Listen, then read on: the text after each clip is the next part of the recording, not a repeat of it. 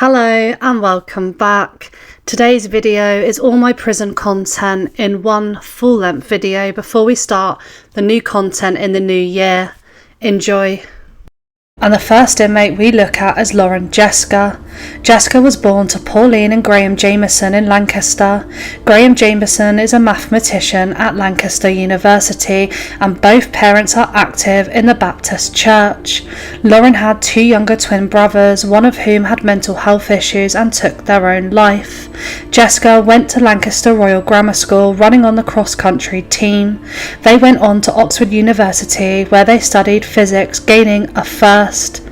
Jessica began studying for a doctorate there but dropped out of the course. They later attended Leeds University, gaining a master's in 2006 in gender, sexuality and queer theory. During Easter of 1998, Jessica came out to her parents as a trans woman and she claimed to have had an orchiectomy in 2000. While at Leeds, she took up fell running, finding success very quickly in the women's category as a runner-up in the Blackshaw Heath fell race in 2008. She later joined Todd Morden Harriers Athletics Club and went on to win the 2010 Three Shires fell race, the 2011 Liverpool Half Marathon, the 2010, 2011 and 2012 English and 2012 British Fell Running Championships. Lauren moved to Wales and joined the Aberystwyth Athletics Club. In June 2015, UK Athletics told Jessica that she would be required to provide blood tests to prove that her hormone levels were within the normal female range. Jessica took exception as she felt it would reveal her transgender status to everyone. She failed to provide the samples required.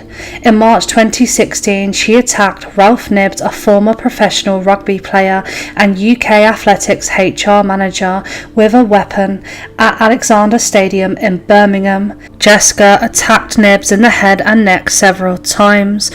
One was a 2-centimetre laceration, which caused life-threatening blood loss and permanent nerve damage. Tim Begley and Kevin Taylor, employees of the UK Athletics who came to Nibbs' aid, were also attacked and injured. In September 2016, Jessica pleaded guilty to attempted murder plus 2 counts of assault occasioning actual bodily harm on Begley and Taylor and weapons charges for knife possession. Jessica feared that UK Athletics would stop her competing against female athletes and strip her of her records. At the trial, it was heard a week before the attack, Mr. Nibbs, who was a UK's Athletics Head of Human Resources and Welfare, went to meet Jessica at her home to discuss the long-term issue with the sporting governing body. On the 22nd of March, she drove from her home in Wales to Birmingham with 2 weapons hidden in a rucksack and walked into the open plan UK Athletics office before launching her attack on Mr. Nibbs. One eyewitness said Jessica looked as though she was trying to skewer meat. Judy Warburton for Jessica told the court she feared further blood tests would reveal her transgender status to the public. She added that Jessica feels awful and was extremely shocked to hear of the effects of her actions. The judge, Simon Drew, said before passing sentence he had considered various psychiatric reports and the nature of the attack, but said it had been planned and executed with chilling precision, meaning Jessica posed a serious risk in the future. It was also heard that Mr. Nibbs suffered a stroke at the scene which blinded him in one eye. He now has limited vision in both eyes, rendering him disabled. His movement is restricted and he has difficulty eating due to his damage to the nerves. On the 15th of November 2016, she was scheduled to be detained in hospital under the Mental Health Act 1983, but the hearing was moved for a month pending future psychiatric reports. Jessica was found during these investigations to have autism. At the trial in 2017, Jessica was jailed for 18 years for the crimes. After the case, Lauren Jessica's parents said they were praying for the full physical and emotional recovery of Mr. Nibbs. During Jessica's mental health crisis, they said she felt traumatized and had flashbacks which caused fantasies of doing something drastic, and had twice asked for help from the NHS but was not referred for psychiatric help. Whatever the technical psychiatric diagnosis, it is clear to us as parents that the assault is only understandable as the consequence consequence of a mental health crisis by the affair with the UK Athletics. Lauren Jessica remains in Foston Hall prison. Our next inmate we look at is Georgina Henshaw, who was 36 years old when she took the life of colleague Philip Rolfe, who was 65, on the 7th of July 2017. Henshaw was in a booze-fueled rage and attacked Philip with a weapon. He then rang the police. He phoned his partner pleading, "Can you help me? I've been stabbed." His partner found him in his car clutching his chest, but later he passed away in hospital from internal bleeding. At her trial, the court heard how Henshaw took the life of him, who she met while working with him at a Toby Carvery pub and restaurant. Detectives found that she then panicked and spoke to a friend on the phone saying, "I've stabbed him. What if I've killed him?" Henshaw also sent a message to her victim and phoned him following the attack before police arrested her at her home near to where Mr. Rolfe was found. When her phone was seized, the police found the text messages sent to a friend just before the attack, and the weapon was also found by officers in a nearby garden. Detective Sergeant Nick Barnes of West Midlands Police said a baton was found at her home, which added to evidence showing she was prepared to use violence on the night.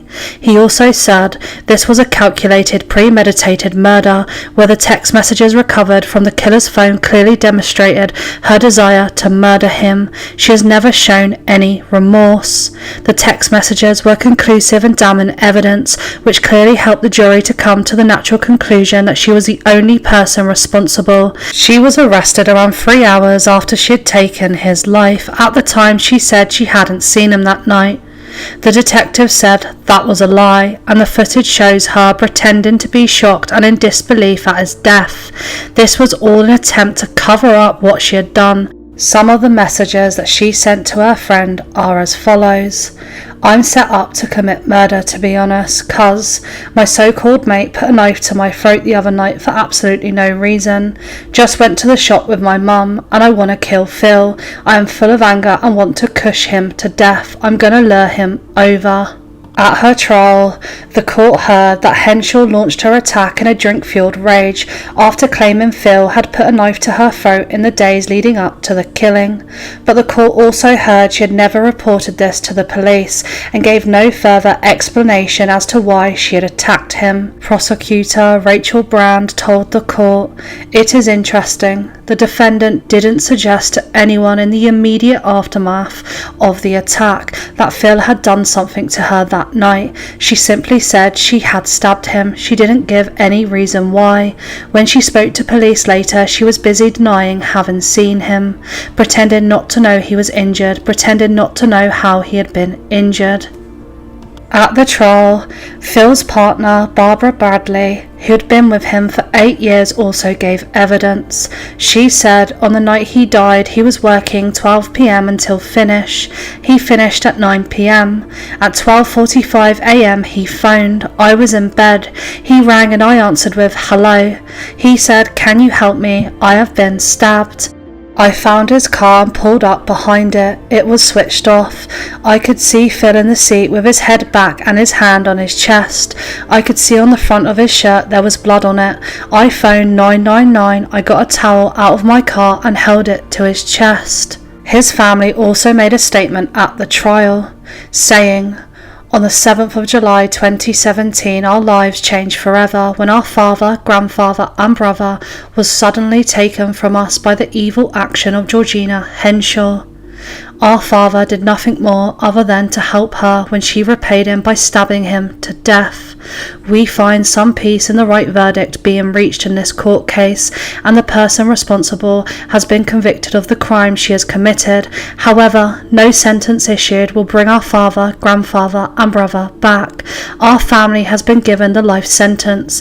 We will never get to see our loved one again or share those special moments." It was also revealed at the trial she had a violent past. She was a heavy drinker and had once slashed a previous boyfriend with a knife. She was handed life in prison and remains there. Now we look at Jessica Linus, who was involved in taking the life of Gemma Hayter. Gemma was born on the 13th of September 1982 and had her life taken on the 8th of August 2010. She was disabled and had her life taken by 3 people she considered to be her best friends in rugby. Jessica was one of those people. As a child, Gemma was found to be autistic. She was never formally diagnosed, but her family suspected she had a mental disability. At the age of 14, she began attending a school for disabled students. This was the first time that such an institution had given her an enrolment space. When she was an adult, an evaluator determined she was not autistic. She had asked the local government for assistance with employment and her general welfare. She was 27 years old when she had her life taken. She was tortured by Daniel Newstead, his girlfriend Chantal Booth, and Joe Boyer. Duncan Edwards and Jessica Linus also conspired in the murder. These wicked people took advantage of Gemma's vulnerability. On the 7th of August 2010, Gemma made a joke about Booth being underage when the group visited a pub. This led them to be banned from the local drinking establishments after it was shared to Pub Watch. The group were angry by this, and this is what motivated the attack. All 5 of them originated from rugby, and the attack began the next day when Gemma visited Chantal Booth's flat. They forced her to drink bodily fluids and threw her against a radiator, which broke Gemma's nose. She was also struck with a mop for a period of time and locked in a toilet. The group then took her out of Booth's flat and told her she was fine and she was going to go home. They instead took her to a railway embankment where the group put a bin liner on her head and then attacked her again. She was then struck in the back once with a knife. The group removed her clothes and attempted to ignite them. Gemma was found on the 9th of August 2010. Newstead, Booth and Boyer were 20, 22 and 18 years old at the time of their sentencing to life imprisonment. Their minimum tariffs were 20, 21 and 18 years. Edwards and Linus received manslaughter convictions. Both of them were 19 years old at the time of their sentencing. Their sentences were 15 and 13 years. The sentencing for all 5 occurred at the Old Bailey. The BBC wrote an article saying that the sentences were longer than expected. The authorities wrote a serious case review, concluding that Gemma had been at risk and suggested that relevant agencies exchange details to prevent similar incidents from happening. Gemma's parents believe that local authorities had not done enough to care for her. The last known movement of Jessica Linus was as of 2017. She was still being held at Foston Hall prison. And now we look at a celebrity, Zara Fippian, who appeared in Doctor Strange.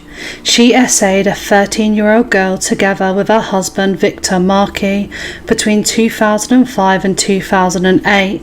They went on trial in 2022. Her husband also essayed a 15-year-old girl on his own. The couple, who married in 2015, appeared at Nottingham Crown Court. Zara, who was 37 at the time, was jailed for 8 years, while her husband, who was 59, was sentenced to 14 years in prison. The judge said the husband was the driving force behind the abuse, but he also addressed the actress, saying, "Whilst you denied in cross-examination that you were besotted with Victor Marquis, on the evidence I have heard, I am in no doubt that your deviance was shaped by the influence that he had upon you from an early age." At their trial, it was heard the couple met when he was a martial arts instructor, and then she went on to have a successful career in martial arts as a stuntwoman and actress. The pair both denied the charges, but they were jointly charged with 14 counts of SA with a child between 2005 and 2008. Her husband was also sentenced to 4 years for abusing a girl on his own and a further 10 years for SA of a second victim. The first victim spoke at the trial, saying that what they did to her nearly broke her mum. In a victim impact statement read to the court, the second victim thanked the first woman for telling the police. She said, "I was a cheeky and socially awkward 13-year-old who was an easy target for the pair. You robbed me of my innocence, corrupted me, leaving me unable to create good and balanced relationships." As the actress was led away to the cell, she waved at the public gallery, where a woman shouted, "I love you, Zara." She remains at Foston Hall prison. The next case we look at is the case of Lorraine Thorpe, who grew up in poverty. She had a very hard childhood, and it's said that because of this she had violent episodes, but was highly manipulative from a young age. Lorraine Thorpe grew up in Ipswich. Like I said, she grew up in poverty. She lived with her father in a number of flats, but sometimes they would live in tents. She became associated with a group of middle-aged alcoholics who often engaged in violence and would fight each other. The group were also thieves and stole in order to be able to pay for their alcohol. She came to the attention of social services, but they could not keep track of her, and every time she was placed in a specially assigned school, she went back to her father. Her father was an alcoholic, and from a young age Lorraine Thorpe had the responsibility of caring for him. Her upbringing was said to have left her as a violent young woman, and like I said, she was known to be highly manipulative. Thorpe and a 41-year-old Paul Clark, who she met through drinking, took the life of a member of their social circle of drinkers in August 2009 after they fell out over a dog. They lured Rosalind Hunt to their flat in Ipswich and then tortured her. After days of this horrific treatment, Rosalind was still alive, so the pair took her life. On the 9th of August 2009, a member of the public rang police to raise concerns about Rosalind. Officers found her with her life taken when they entered her property in Victoria Street. Days after they took her life, the pair decided to take the life of Lorraine's own 43-year-old father, Desmond Thorpe, in order to silence him from implicating them in their first murder. Lorraine smothered her disabled father and then took his life. She later admitted to police that they would find her trainer prints on his head. Desmond was found by police on the 10th of August after they were told a man had died in Limerick Close. He was found only hours after the discovery of Rosalind's. Police immediately announced that they suspected the murders were linked and arrested both Clark and Lorraine Thorpe. On the 25th of August, they appeared in court charged with the murders. Clark and Thorpe were convicted of the murders at Ipswich Crown Court on the 3rd of August 2010. They both denied the charges but gave no evidence during their trial. Prosecution barrister said, "Rosalind Hunt became a prisoner in her own home and died from multiple injuries due to the continuous attacks that she suffered at their hands. Desmond Thorpe, who was killed days later, had been smothered for reasons known only to Clark and Thorpe. As part of the evidence against them, jurors heard evidence from a young friend of Thorpe's who said that she had confessed to her to being a murderer.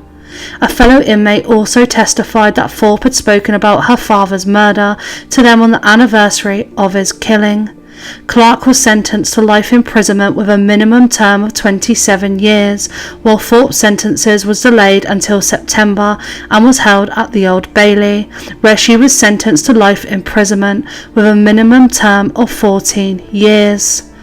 Thorpe and Clark had appeals against their convictions for the murder of Desmond Thorpe turned down in 2011, with judges at the Court of Appeal saying that they had no doubt the convictions were safe. The pair did not challenge their convictions for the murder of Rosalind Hunt. In September 2014, Paul Clark was found dead in his cell at Whitemoor prison. It's believed he took his own life. Lorraine Thorpe has been imprisoned at Foston Hall. In March 2023, it was reported that Thorpe would have her first parole hearing. It was denied in October 2023, but she remains able for parole review in the future. Now we look at Karen Matthews, who at the time was seen as the victim and a heartbroken mother, but it turned out that she was the criminal. She reported her 9-year-old daughter Shannon Louise Matthews missing in West Yorkshire on the 19th of February 2008. The search for her became a major missing person police operation, and it was compared to the disappearance of Madeleine McCann. Shannon was actually found alive and well on the 14th of March 2008. At the time, it was reported that 9-year-old Shannon was last seen at 3:10 on the 19th of February 2008 outside her school, Whitemoor Junior School. After a visit to Dewsbury Sports Centre swimming pool for a swimming lesson, the school was about half a mile away from her home. At 7:10, Karen Matthews rang the police to report her daughter missing after she had not returned home from school. West Yorkshire Police started the search, which involved more than 200 officers. The investigation into her disappearance was led by Detective Superintendent Andy Brennan. West Yorkshire Police questioned 1,500 motorists. They searched 3,000 houses. By the 5th of March, more than 250 officers and 60 detectives, which was about 10% of West Yorkshire's force operational strength, were involved in the investigation. It became the largest police investigation in West Yorkshire since the Yorkshire Ripper case, which happened 30 years earlier. Of 27 specialist victim recovery dogs in the UK, 16 were involved in the search for Shannon. The Sun newspaper offered a reward of £20,000 for information leading to Shannon's safe return. It was increased to £50,000 on the 10th of March, by which time she had been missing for 20 days. A business in Huddersfield, 9 miles away, offered £5,000. West Yorkshire Police created a website, Missing Shannon Matthews Appeal, and on the 7th of March released a photograph of Shannon on the website. The police released the recording of the 999 call made by Matthews reporting Shannon's disappearance. An official website, Help Us Find Shannon, including the Shannon Matthews Appeal, was launched on the 11th of March. Both websites were removed after Shannon was found. In the media, there was a lot of comparisons made to the Madeleine McCann case, saying that the McCanns and the parents and the family were more middle to upper class, they were doctors, and the Matthews were not. It was quoted as saying that Karen Matthews is not as elegant. It also said how the local community had pulled together, but that the hunt appeared less newsworthy than the most minor developments in the search for the McCanns, and that was because of the different social classes. On the 7th of March, Karen Matthews said on GMTV that she was certain that her 22-year-old boyfriend, Craig Meehan, was not involved in the kidnapping and he would not hurt anybody. Meehan was defended by Shannon's father, Leon Rose. Karen Matthews and her boyfriend appeared in an interview on BBC4's Today's programme on the 12th of March. They were questioned about suggestions that Meehan had been violent towards Shannon, and on Karen Matthews having 7 children by at least 5 fathers.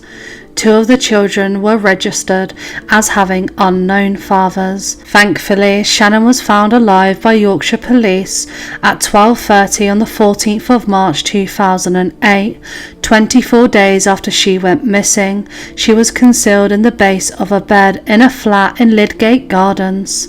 Michael Donovan, the 39-year-old tenant of the flat, was arrested at the scene.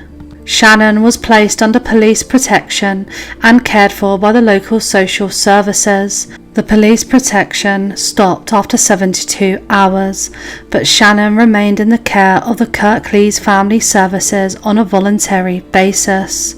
On the 15th of March, the police reported that Shannon had begun to recover after her ordeal. Specially trained officers questioned her to establish what had happened. The questioning lasted for several weeks and took place in 10-minute sessions at a special children's suite resembling a classroom. Donovan was charged with kidnapping, false imprisonment and committing acts intended to pervert the course of justice. On the 17th of March 2008, he appeared before Dewsbury magistrates on the 18th of March and was remanded in custody.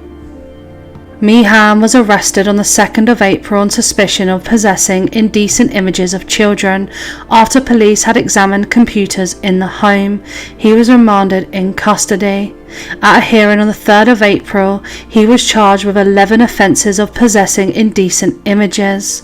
On the 18th of April, he pleaded not guilty and elected to be tried by magistrate rather than by jury. On the 16th of September 2008, he was convicted on 11 counts of possessing images relating to 49 images of level 1, 2, 3 and 4 found on his computer after it was seized from the house he lived in with Karen Matthews. On the same day, he was sentenced to 20 weeks imprisonment but was released as he had spent longer on remand than the length of his sentence. Karen Matthews was arrested on the 6th of April on suspicion of attempting to pervert the course of justice. She was charged with child neglect and perverting the course of justice on the 8th of April. At a hearing on the 5th of September 2008, she was also charged with kidnapping and false imprisonment. Michael Donovan and Shannon's mother, Karen Matthews, staged Shannon's disappearance in a scheme to claim a £50,000 reward. Michael Donovan had given Shannon substances that made her sleepy and hid her in his bed. The plan was then that he had found Shannon and they would claim the £50,000 reward. Michael Donovan passed away in 2024. Karen Matthews was sent to Foston Hall prison, where she only served half of her sentence and was released. The week after Donovan passed away, she was pictured outside of her home. As she left her flat, she said, "I'm innocent, leave me alone." Her boyfriend, Paul Sanders, told a newspaper, "She's over the moon that Donovan is dead. It's the best news she's had in ages. Karen hopes that he rots in hell. We both do. Donovan is scum. We hope that he had a painful death." Her boyfriend insisted on Karen's innocence, saying that it was Donovan who did the crime and that Matthews had nothing to do with it.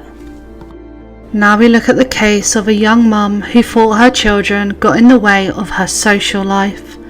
Louise Porton was 22 years old when she took the lives of her two daughters, 3-year-old Lexi and 17-month-old Scarlett. This took place between August 2016 and November 2017, where they lived in Rugby. Porton's landlady said that she spent more and more time caring for the children as Porton socialised instead of looking after them. The landlady testified that Porton would do whatever she could not to have them with her. Porton claimed to be a model and spent a large amount of time on dating apps and offering favours for money. The children's father did not have contact with them and had never met Scarlett. Porton would later admit she found that parenting was not one of the easiest things to do. In January 2018, Porton's daughter Lexi was admitted to hospital several times for illnesses which doctors could not explain. She was first taken to hospital on the 2nd of January, suffering from breathing difficulties, before being taken again on the 4th of January, both times being saved only by the work of paramedics. Her symptoms were consistent with deliberate airway obstruction, but doctors at the time did not consider this suspicion and believed that her condition was a chest infection. While her daughter was in hospital, Porton showed little concern for her child. She sent not safe for work photographs to a photographer from the toilets in the hospital and offered acts in return for money. Only a few days after Lexi had been discharged from hospital, Porton called 999 reporting her daughter was ill again. When the operator asked if the girl was breathing, Porton said no. When help arrived, it was found that Lexi had passed away. Despite the girl's death, Porton again showed little concern about her daughter, spending the next day accepting 41 friend requests on dating app Meet Me and also messaging men on another app, Badoo. She messaged one man, "My little girl passed away yesterday," as they chatted about tattoos. She also spent the day arranging to meet with men. A couple of weeks after Lexi passed away, Porton was heard laughing in the funeral parlour by the funeral arranger, who said she saw her using FaceTime speaking to a man. Only 2 days after Porton was heard laughing at the funeral parlour, her 17-month-old daughter Scarlett suddenly passed away. Porton had called 111, the non-emergency NHS line, reporting that her daughter was unwell, yet despite claiming that her daughter's condition didn't seem very urgent, Scarlett was found passed away. The paramedics arrived 9 minutes later. It was discovered the child had passed away for some time before Porton had called for help. Doctors again found the death was consistent with deliberate airway obstruction, and Porton again showed little concern at the sudden passing. Doctors could not find any natural reason why either of the children, let alone both, had passed away. Porton claimed that Scarlett had the flu. Suspicion was then raised on Porton, and police discovered that she made a series of incriminating internet searches throughout the month of January that indicated that she had taken the life of her 2 daughters and then attempted to cover it up. It was found that she had searched about death, breathing and drowning when she had originally admitted Lexi to hospital on the 2nd and 4th of January. She also researched how long it took bodies to go bad. After Lexi was then successfully treated and discharged, Porton searched, "Can you actually die if you have a blocked nose and cover your mouth with tape?" Police said it was clear from the evidence that Porton had twice tried to take the life of her daughter before eventually succeeding on the 15th of January. The evidence heavily indicated that the 2 children had passed away as a result of someone deliberately interfering with their breathing. Porton was brought to trial in 2019 for both of the murders and found guilty by the jury. The judge described Porton's actions as evil and calculated and said she was sure Porton had been responsible for events leading to Lexi's earlier admissions to hospital on the 2nd of January and the 4th of January, when her life was only saved by skilled paramedics.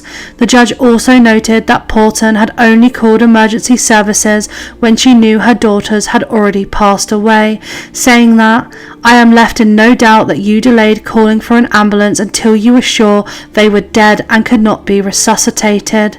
It was concluded that she had taken the lives of her 2 daughters because they had got in the way of her life. She was given a minimum tariff of 32 years imprisonment. She has never showed any remorse for her actions. She was sent to Foston Hall prison. In February 2020, Porton's case was put into the news again after her mother, who had been tormented over the deaths of her grandchildren and had disowned her daughter, was found dead. It's believed that she took her own life. She remains in Foston Hall prison.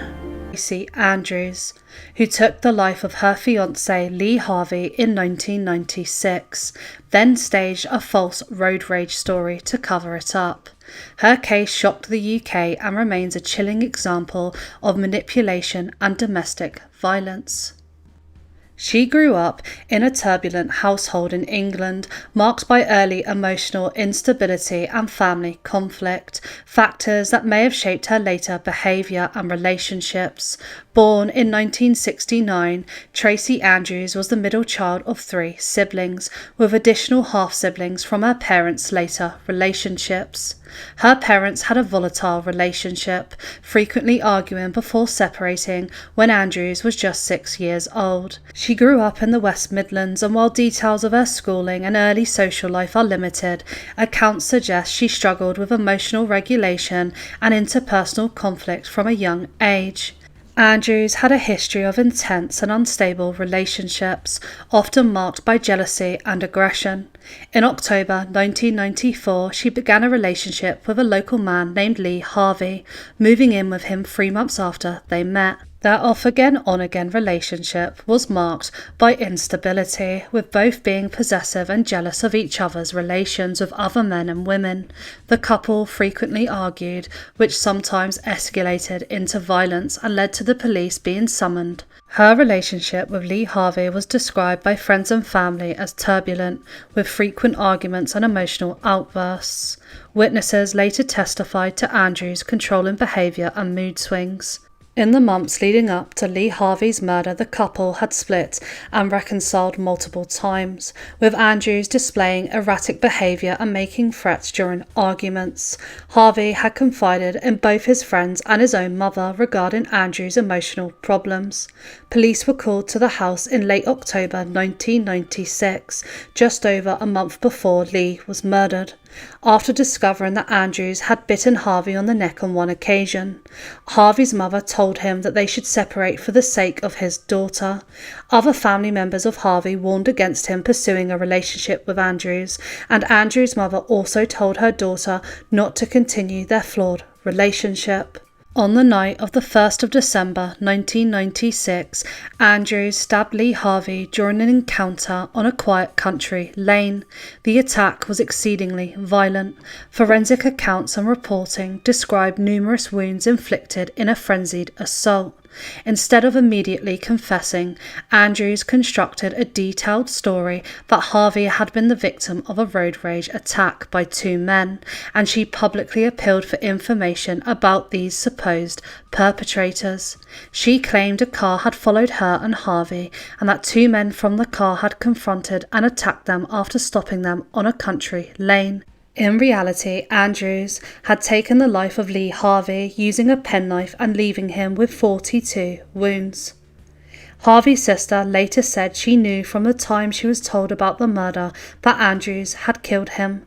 At a press conference on the 3rd of December 1996, Andrews elaborated on the supposed attack, saying that a fat man with staring eyes had taken the life of Lee Harvey after getting out of a Ford Sierra in which he was a passenger. The couple's car had stopped near a cottage, and the commotion had alerted a male resident living metres away who discovered Harvey on the road with Andrews standing by him. He immediately ran back to his house to call the emergency services. Police noted that Harvey's car had apparently not stopped on the road in any hurry, but had been neatly parked on the side of the road. Police quickly found inconsistencies between Andrews' account and forensic evidence. Witness statements, physical evidence from the scene, and inconsistencies in her behaviour and timeline all undermined the road rage narrative. Her highly visible media appearances, including an emotional public plea, became part of the case against her when investigators and prosecutors argued the performances were calculated attempts to mislead the public and obstruct justice. Andrews seemed to contradict her original statement, given different times to her original story, and police had to step in and stop her while she told her story to the press. Police also noted that Andrews had a lot to say for a person who was supposedly in shock. After the press conference, police began to question Andrews' story. A witness statement from a child in a cottage said she could clearly hear an argument between a man and a woman after the car had parked up that night. The police did not find any evidence that a second car had overtaken Lee Harvey's car to stop it before the attack. In Harvey's hand were found more than 80 strands of Andrews' hair, which pathologists determined would have had to been taken from her head with considerable force, i.e. through a physical struggle. Most notably, two witnesses came forward after Andrews' press conference to say that they had seen Harvey's white Ford Escort car driving past them on the lane Harvey was murdered on that night, but that no car was following it and that no other cars had been seen by them on that lane that evening. With suspicion mounting on Andrews, she attempted to take her own life the day after the press conference by taking pills. Andrews' attempt and the confirmation that no road rage incident could have occurred convinced police of the need to arrest her. She was still in hospital 2 days later when police first arrested her and questioned her about the murder. After being discharged from hospital, she was charged with the murder of Lee Harvey on the 19th of December 1996 and released on bail. Police then discovered a penknife-shaped stain and impression in Andrew's boot, convincing police that she had carried the murder weapon in her boot after the murder and had disposed of it at hospital. Andrews had spent long periods of time in the toilet at the hospital for unknown reasons, apparently to dispose of the weapon. In July 1997, Andrews stood trial for murder. The prosecution presented evidence of a volatile relationship, the forensic picture at the scene, and the deliberate fabrication of the road rage story. The jury found Andrews guilty and she was sentenced to life imprisonment with a recommendation that she serve at least 14 years. Andrews appealed the sentence, claiming that she was the victim of a miscarriage of justice because of the damaging publicity surrounding her case. In October 1998, the appeal was denied. Andrews was released in July 2011. She was banned from travelling within 25 miles of her victim's family without supervision. When plans to release her were announced, a fellow female inmate and former prison lover of Andrews said that Andrews had continued to act possessively and aggressively in a relationship while in prison, revealing that Andrews had attacked her after seeing her speaking with her ex-girlfriend. The woman said she was opposed to Andrews' release and warned she would kill again. After her release, Andrews changed her name to Tia Carter and altered her appearance, undergoing £5,000 worth of surgery through the NHS to change the shape of her distinctive jaw, and later changed her name again to Jenna Stevens Goldsworthy. In 2017, she married bouncer Phil Goldsworthy. Lee Harvey's relatives publicly expressed continuing distress and anger at her release, and the case remains a touchstone in discussions about sentencing, parole, and the emotional dimensions of closure for families bereaved by intimate violence. Next, we look at sisters Lisa and Michelle Taylor. They were two sisters at the centre of one of Britain's most publicised murder trials of the early 1990s. They were convicted in 1992 for the killing of 21-year-old Alison Shaughnessy, who had her life taken in the stairwell of her flat near Clapham Junction on the 3rd of June 1991. The victim, Alison, was born Alison Blackmore in London in 1969 and was raised in the city as part of a large Irish family. In 1986, she was working as a clerk at Barclays Bank in London and met her future husband, John Shaughnessy. He worked at the Churchill Clinic in Lambeth and had recently immigrated from Ireland. The couple became engaged in April 1989 and married on the 23rd of June 1990 in Piltown. Among the guests at the wedding was Michelle Taylor, a work friend of John, recorded on video being kissed by him on the cheek. Michelle and John lived in the same staff accommodation at the Churchill Clinic, 2 rooms apart from each other. After their wedding, Alison moved into her husband's staff accommodation. John and Michelle spent more and more time together after the wedding, and this started to be noticed by others. In January 1991, John and Alison moved to 41 Vardens Row in Battersea. On the 3rd of June 1991, Alison finished work at 5 p.m. as usual and made her way home to Vardens Road. She had told colleagues that she was planning to soon have children with John. She wanted to move away with John to Ireland to start a family there. Later that evening, John was given a lift home from the Churchill Clinic to the flat by Michelle Taylor. Michelle came in with him supposedly because she wanted to say hello to Alison, and at 8:30 p.m. they entered, revealing Alison had had her life taken. She had been attacked and had 54 wounds. John was found to have a cast-iron alibi for the murder, having been at work at the time, and so was eliminated from inquiries. Police inquiries quickly established that John and Michelle Taylor were having an affair at the time of the murder. Michelle later said he was her first true love. Alison had not been aware of the affair, although she strongly disliked Michelle. It was discovered that John had spent the night before his wedding to Alison having S with Michelle, and Michelle later claimed that they had also had S on the morning of the wedding. Michelle had even organised and paid for John's stag night, and John paid for her flight and hotel when she came for the wedding. On the 24th of July 1991, police searched Michelle's room at the Churchill Clinic, where they found a diary in which she recorded her daily thoughts. One extract stood out to the police. My dream solution would be for Alison to disappear as if she never existed. The police questioned her, and when asked if she knew if John had any extramarital affairs, she did not disclose hers and instead claimed he had affairs with other women. She claimed that she did not really know John or Alison and had certainly never been to the flat before. This was later found to be a lie. When she entered the flat with John, Michelle picked up Alison, meaning that any forensic evidence on the body that linked Alison to Michelle could now be explained by this action. Police believe that this was intentional. However, fingerprints from Michelle and her 18-year-old sister Lisa were found on the inside of the front door. This was despite the fact Lisa claimed to have never been to the flat, which further incriminated the sisters, who had supposedly been together all that afternoon. On the 7th of August 1991, the Taylor sisters were arrested on suspicion of murder. Michelle initially complied in interviews and discussed her relationship with John openly. When asked how she felt about Alison, she responded, "When you see a person and you don't see the other person with them, it doesn't really enter your head. So you still feel like your boyfriend and girlfriend and there's no one else there."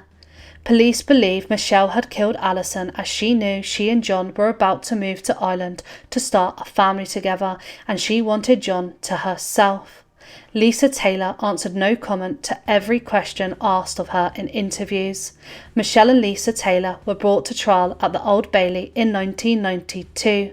Police developed a case built on witness evidence, diary entries, and what was presented as forensic material such as bloodstains on a jacket, Michelle's diary, including a line interpreted by prosecution as expressing a wish that Alison disappeared, which prosecutors used to suggest motive. The sisters were convicted at trial. On appeal, the sisters successfully challenged their convictions. It emerged that police had failed to disclose material evidence that could have undermined key witness accounts, and that aspects of the forensic and eyewitness case were less secure than presented at trial. The Court of Appeal quashed the convictions, and the judges criticised how press coverage may have affected the original trial, commenting that tabloid reporting had likely influenced the jury.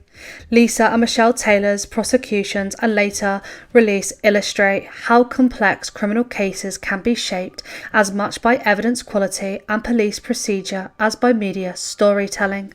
Their case remains a cautionary example of the consequences when investigative failures and intense publicity intersect in a murder trial. The Taylor sisters have since married and have their own children and have started new lives. John also remarried and has children. In September 2000, the Metropolitan Police began an 18-month reinvestigation into Alison's murder. No new evidence or suspects were found, and it was decided to no longer investigate the case as no more could be done. In 2005, the law on double jeopardy was changed in England and Wales, allowing individuals in certain circumstances to be retried for crimes after a previous acquittal. The Blackmore family hoped that the Taylors could be retried for their daughter's murder, but the police informed them that this could not happen without any new evidence materialising. Now we move on to inmate Sarah Fulton. Sarah Fulton lived with her husband Malcolm, who was described at trial and in campaigning accounts as a violent alcoholic who assaulted her and threatened her and her daughter. Sarah sought help from medical and social services during the relationship and had contacted the police on multiple occasions. Malcolm was due to appear in court on an assault charge 10 days after the fatal incident. On the 12th of June 1989, Malcolm Fulton died after being stabbed at the couple's home. Sarah did not deny causing his death, but claimed the killing occurred during an argument and in the context of long-term physical and psychological abuse.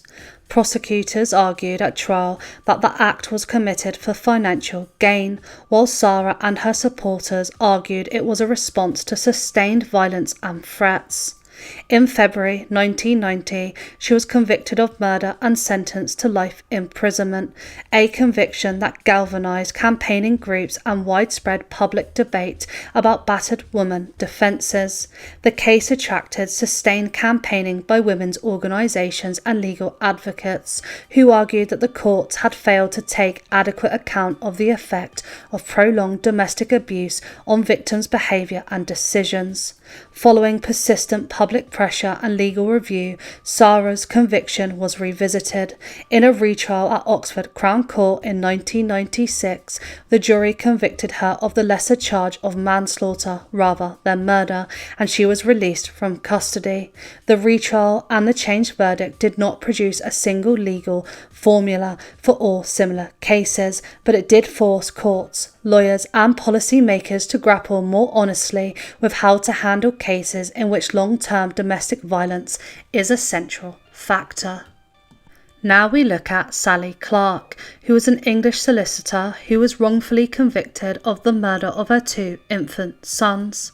Sally's first son died in December 1996, a few weeks after birth, and her second son died in January 1998 in similar circumstances. The defence argued both deaths were cases of sudden infant death syndrome, but a sequence of investigative, medical and court errors led to her arrest and trial for murder.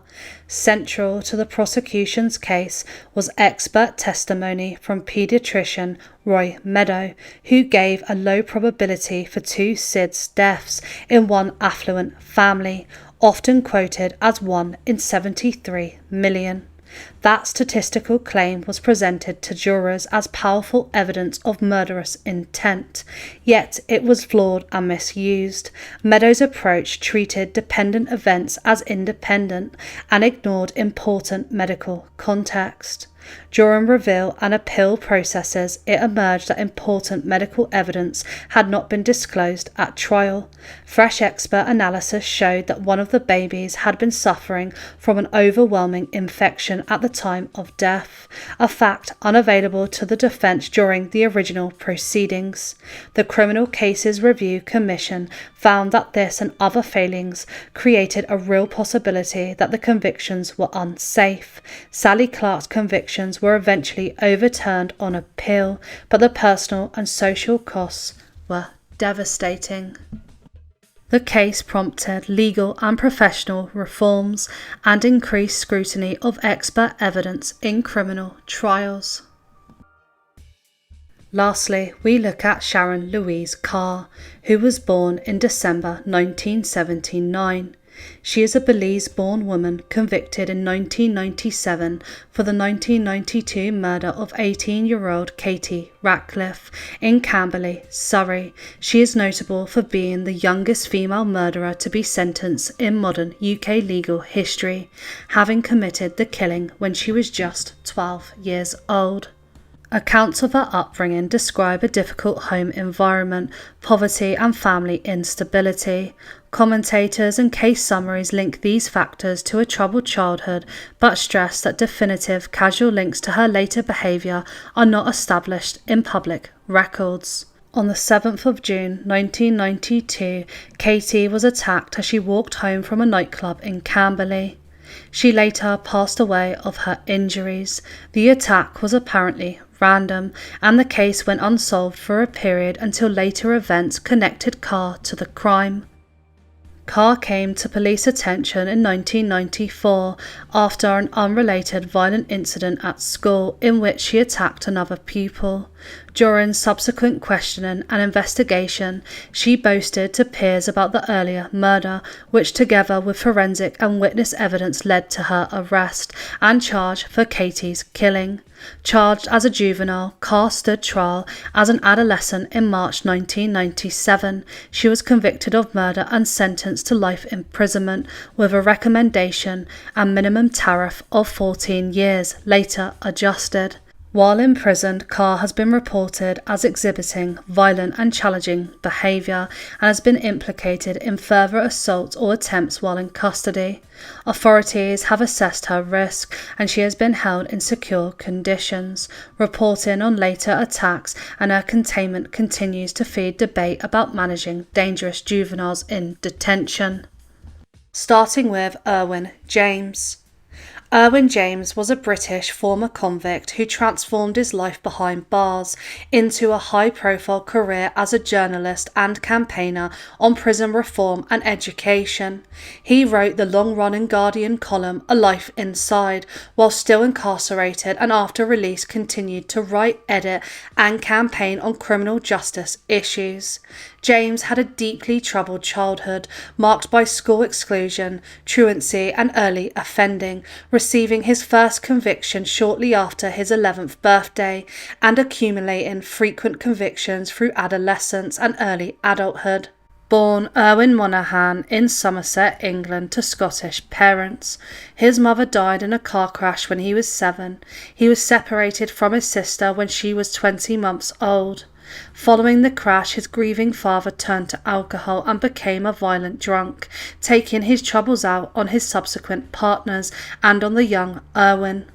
Erwin, like I said, committed his first crime at 11 years old, breaking into a sweet shop. He eventually accumulated 53 criminal convictions. By his late 20s, he faced trial for double murder and was serving a life sentence, a period that initiated profound personal change.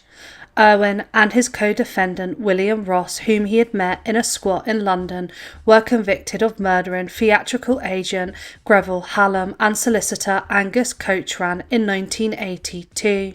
Hallam was found with his life taken in his home in London. Coachran was murdered 3 months later after being mugged.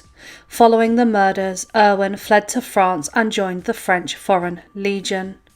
The judge that was proceeding over the case described Erwin as brutal, vicious and callous, and sentenced him to life imprisonment with a minimum term of 14 years, subsequently increased to 25 years by the Home Secretary. Ross was also sentenced to life imprisonment. He was released from prison to a hostel in March 2014. While Erwin was serving his sentence at Wakefield and other prisons, he began engaging with education and psychological support, notably through the encouragement of a prison psychologist, which led him to enroll in classes and discover reading and writing as transformative tools. Education became central to his rehabilitation, giving him intellectual confidence and a new sense of purpose. In 1998, James began writing the Guardian column A Life Inside, the first regular national press column written from within a British prison. It brought rare, sustained inside testimony about prison life to a wide audience and established him as an authoritative voice on penal policy. He authored memoirs including Redeemable and A Life Inside, charting his journey from crime and violence to reflection, remorse and practical proposals for reform. James was released in August 2004 after serving roughly 20 years of a life sentence, and subsequently continued journalism, editing, including work with Inside Time and charity work focused on prisoners, ex-offenders and education in custody. His writing and public appearances helped shift public conversation about rehabilitation, prison education and the possibility of change, while also provoking complex debate about responsibility, remorse and victimhood. Next we look at Winston Silcott. Winston Silcott is a British man whose wrongful conviction for the murder of police constable Keith Blakelock during the Broadwater farm riot in North London became one of the most prominent miscarriages of justice in recent UK history. Silcott was born in 1959 to Caribbean parents and grew up in a social and political climate marked by racial tension and strained relations between some black communities and the Metropolitan Police. Tensions in Tottenham had been building through the 1980s, influenced by stop and search practices, policing styles and economic marginalisation, and high-profile deaths in custody that inflamed community anger. On the night of the 6th of October 1985, rioting erupted on the Broadwater Farm estate following the death of Cynthia Jarrett during a police search and the earlier killing of PC Derek Wyatt in Tottenham. During the unrest, PC Keith Blakelock was killed. In the chaotic aftermath, 3 men, Winston Silcott, Mark Braithwaite and Engine Raghip, were arrested and later convicted. The prosecutions rested heavily on statements obtained during repeated interviews and on contested identifications and allegations that later proved deeply problematic. Silcott and the other 2 men were convicted in 1987. Reviews and scientific testing revealed serious flaws. Evidence suggested that confessions had been fabricated or coerced and that interview procedures had been misapplied.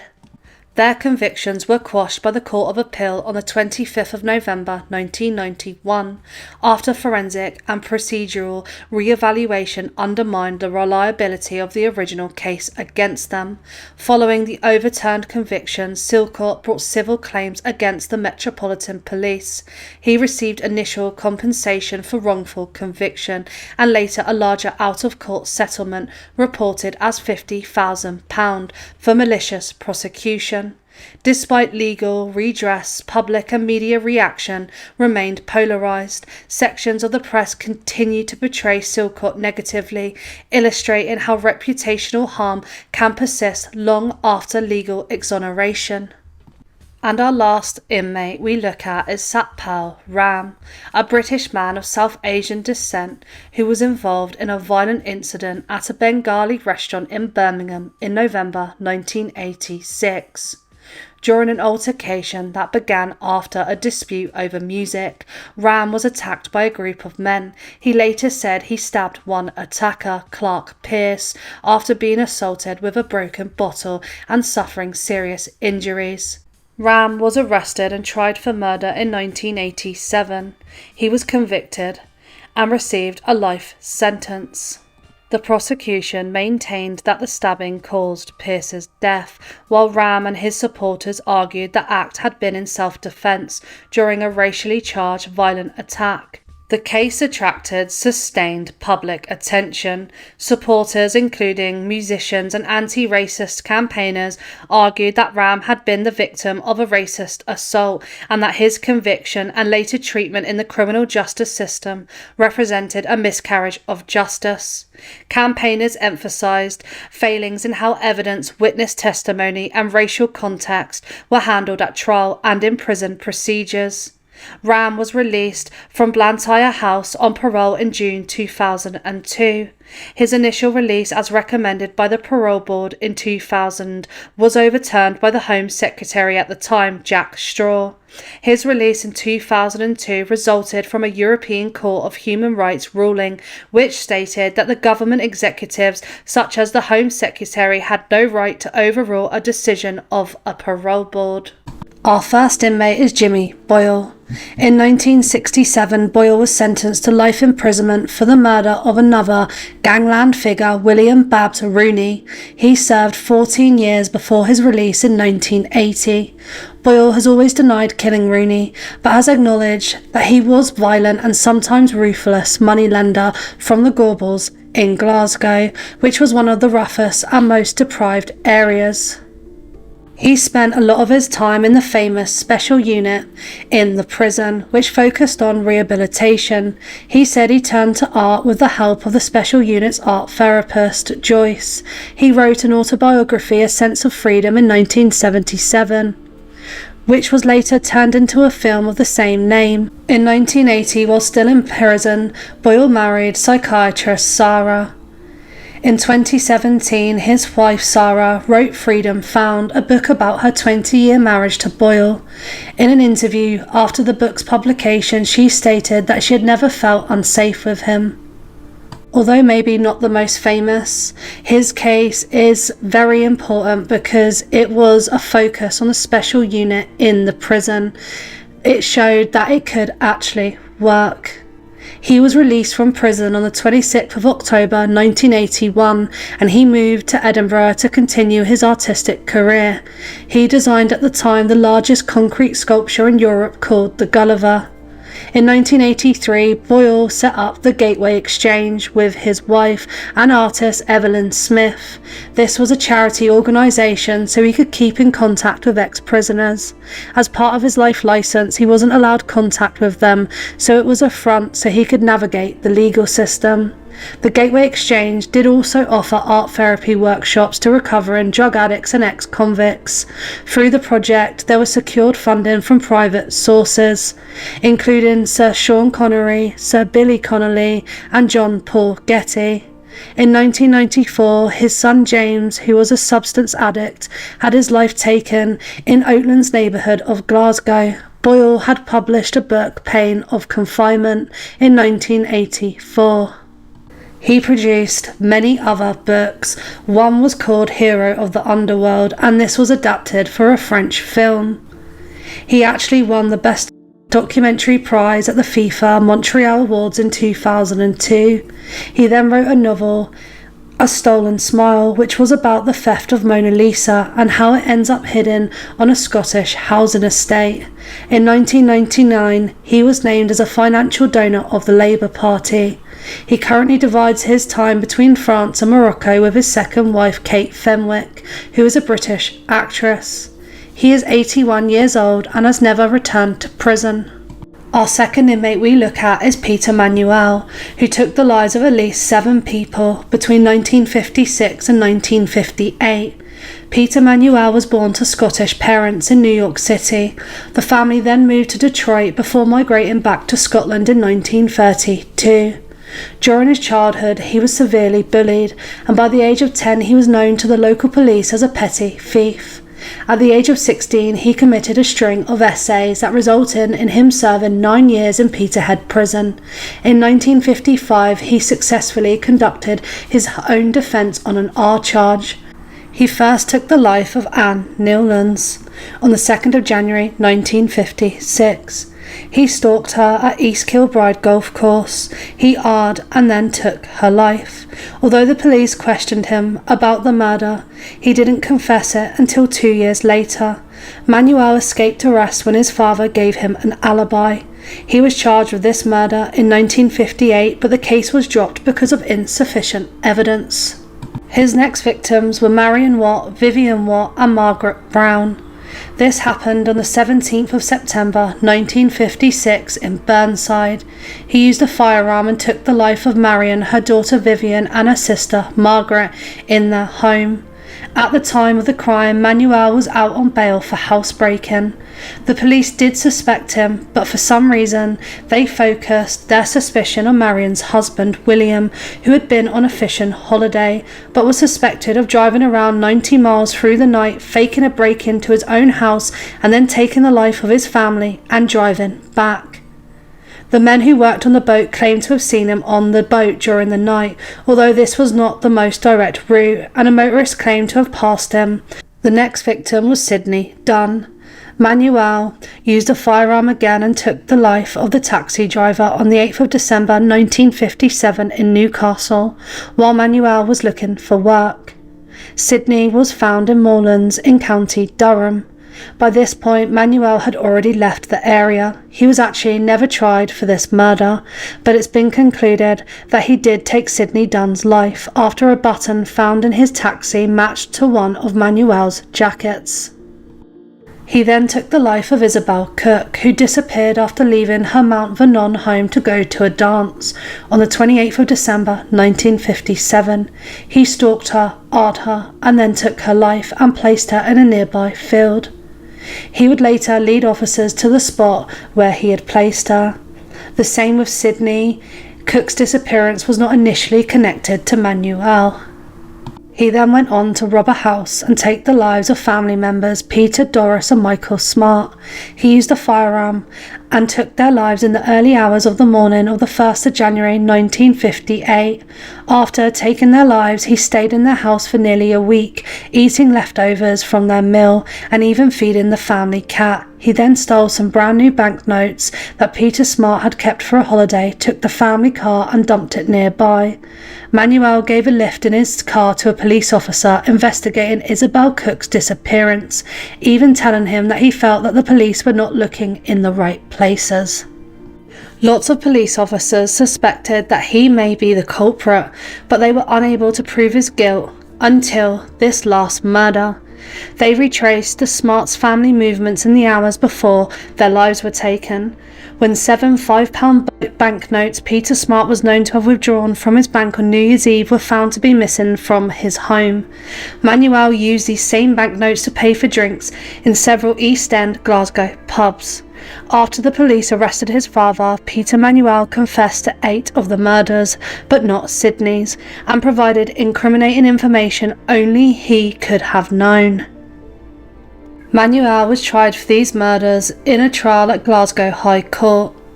He made a very unusual move. He sacked his lawyers and conducted his own defence. At one point, William Watt was called as a witness.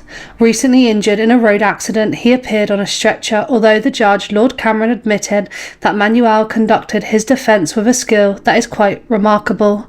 Manuel was unable to convince the jury of his innocence and was found guilty of all charges, except for that of murdering Anne Newlands, which had been dropped due to a lack of evidence.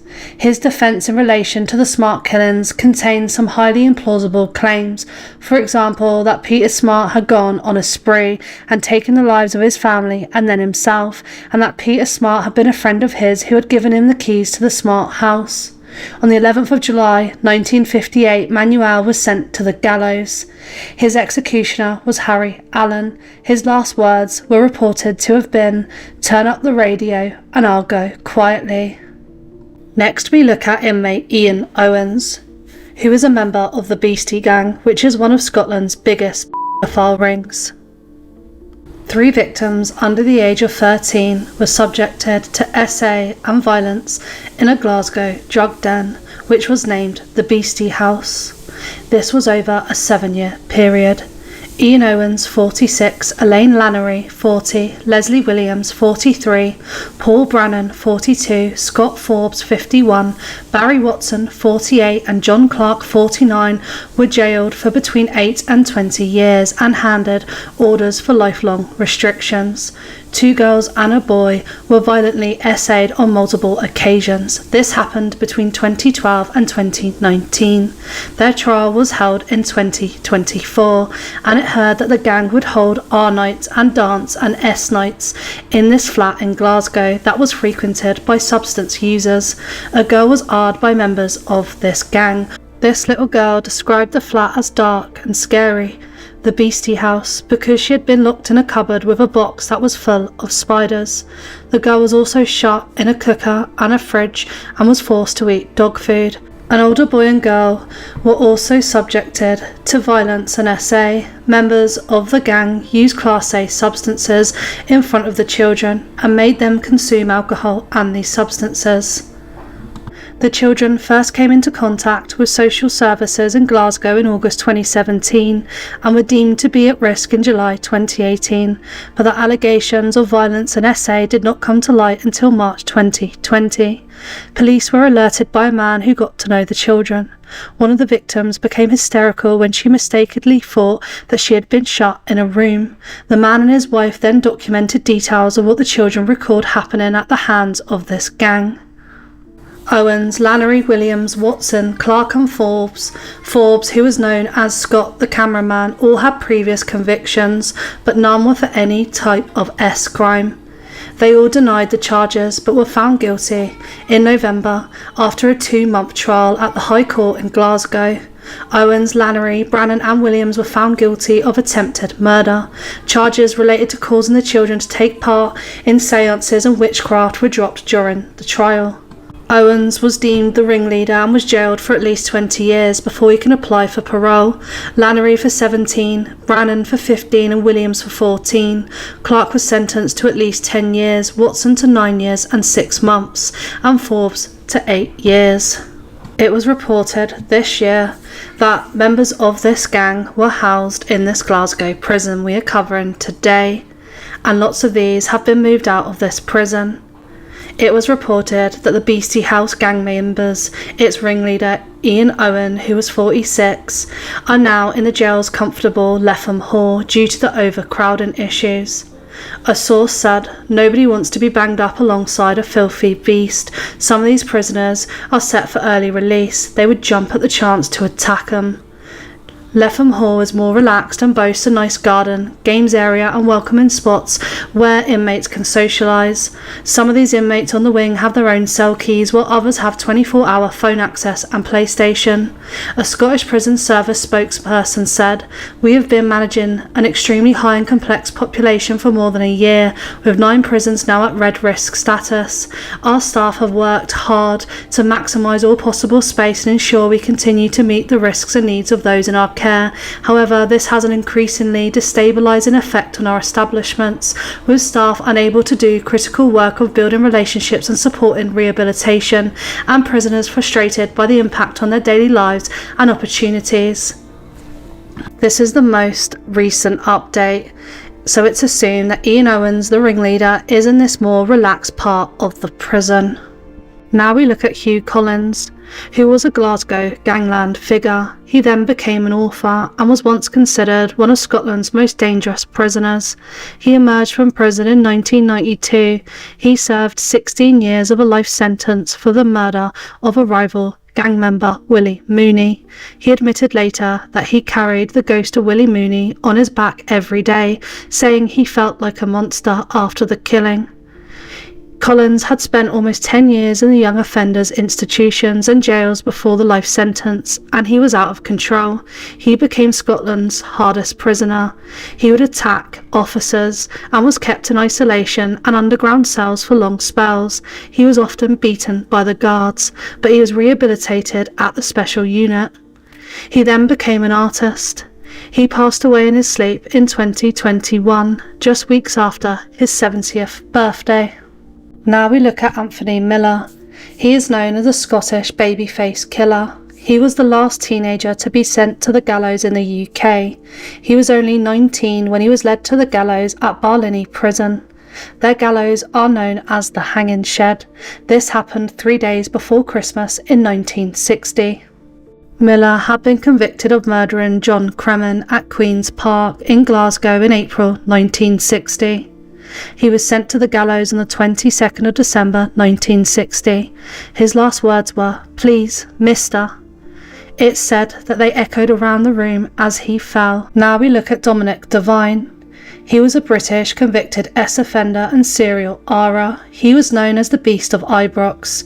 He was linked to R's of 8 women between 1979 and 1987, although the police suspect that he may have had other victims who were too afraid to come forward. He would make sure that large periods of time had passed between attacks in order to lull victims into a false sense of security. His attacks were characterised by extreme violence. He would attack them with a hammer. He did go to prison for the attempted R of a sister-in-law, but after he was released he continued with his attacks. His final attack took place in 1987. He abducted a young woman from a bus stop, dragged her to a railway and R'd her for several hours before trying to take her life. Although she was badly injured and suffering from hypothermia, she survived the attack and managed to flag down a police car, which drove her to the General Hospital. During the drive, the victim provided a description of her attacker, saying that he was about 30 and had a beard. Although later on, she didn't mention him having the beard.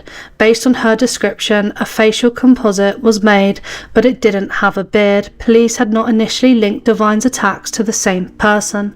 After the final assault, the head of the Govan CID noticed similarities between the incidents and ordered a review of all unsolved Rs since 1979. This resulted in 7 other women who described being assaulted by a man resembling Devine. After concluding that all 8 attacks were done by a serial RA, the police appealed for information. The 31-year-old Devine was arrested after multiple people reported that he matched the description. The most recent victim could not identify him as he had shaved off his beard after R-ing her to avoid recognition. Another woman who he had R'd the previous year was able to pick him out of a police lineup. He was charged with the woman's R and was remanded in custody. Over the next few days, he was identified by other victims and himself confessed to several of the Rs, including the 1987 attack. Later that year, he appeared at Edinburgh High Court. He was found guilty of 4 counts of R, 1 count of attempted R, and attempted murder. He was sentenced to life imprisonment. He was successful in being able to have early release, and he was given a work placement outside the prison and was allowed to go free 5 days a week to help him prepare for life outside prison in the event of his parole as part of training for freedom programme. Devine and fellow inmate Billy Stewart were exploiting the work release programme to smuggle substances into the prison and possess mobile phones that they used to organise the deals. The 2 men were removed from the Training for Freedom programme but did not face criminal charges. In 2009, he was transferred to a different prison. He was entered in the Training for Freedom programme again. He had served 23 years of his life sentence. He was once again removed from the programme after being caught smuggling substances into prison and was transferred to another facility. He passed away in his cell on the 6th of August 2023. The Scottish Prison Service confirmed his death on the 9th of August. Now we look at Paul Ferris, who was born on the 10th of November 1963 in the Blackhill district of Glasgow. He was the youngest of 6 children. He was bullied for several years by members of a local criminal family, the Welshes. He delved into crime at a young age. As a teenager, he would do a series of revenge attacks on the Welsh brothers and was arrested at the age of 17 for assault and robbery. He was sent to a remand centre. He was bailed after several weeks and while awaiting trial fled from a police car after a car chase. After several weeks on the run, he was captured by the police and returned to await trial. At his trial for the assault and robbery charges, he was sentenced to 3 months in a detention centre. After his release, he returned to court to face charges relating to the car chase and was sentenced to a year in a young offenders institution. When he was released, he continued to take his revenge on the Welsh brothers, which brought him to the attention of a Glasgow underworld figure, Arthur Thompson, who was known as the Godfather. He soon became part of the Thompsons' crime empire. At the age of 19, he became an enforcer, collecting debts on behalf of Thompson. He was arrested just a year later, following an incident where shots were fired at Willie Gibson and 4 of his relatives as they were walking home from the pub. Gibson's cousin John Hogg sustained a bullet wound to his leg. The 3 relatives failed to identify him at an identity parade, but Gibson picked him out as the man who fired the shots. He was charged with 4 counts of attempted murder.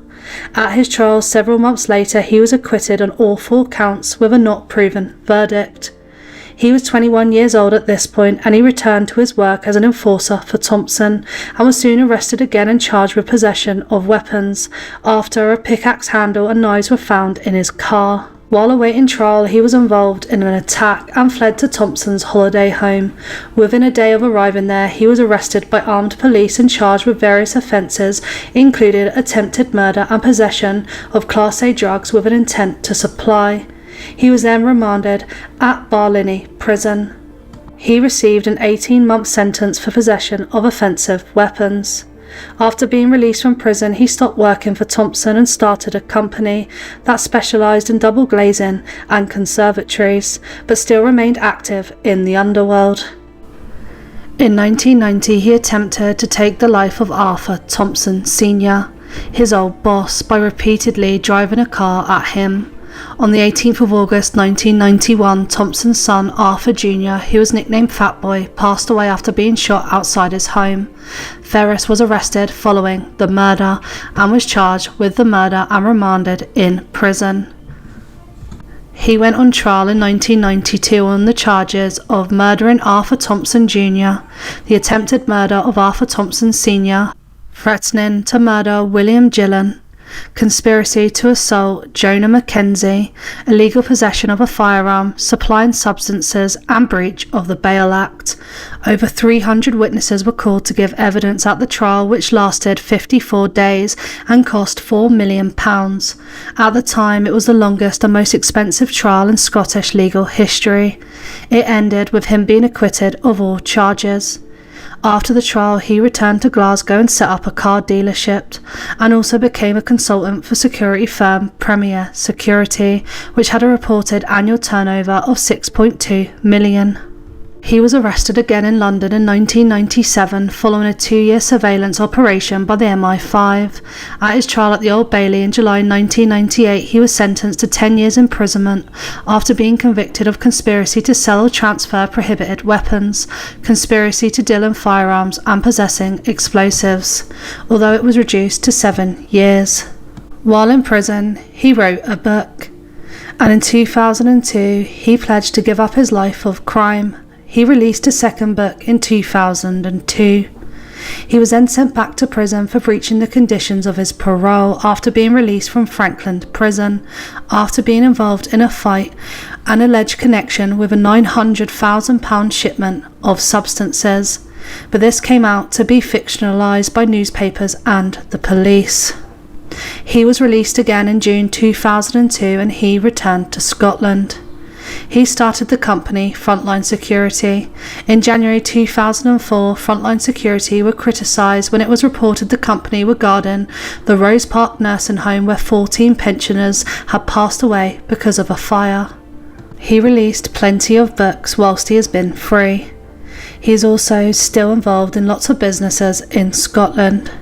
A film based on his life, The Wee Man, was released in 2013, and another book entitled Unfinished Business, which was written and was released in October 2018.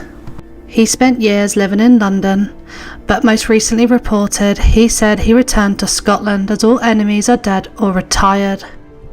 He is 61 years old. And first we start with Matthew Fulder. He was born on the 24th of October 1988 in Cheshire.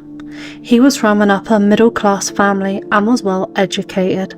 Throughout his school life he excelled. He attended Clare College of the University of Cambridge. He specialised in oceanography and he earned a master's and a doctoral degree. He was working as a researcher and lecturer at the University of Birmingham. He had a decent family life and a good group of friends. He was described as sociable, funny and outgoing, but there was another side to him. As bubbly as he was, behind closed doors he liked to delve into the internet.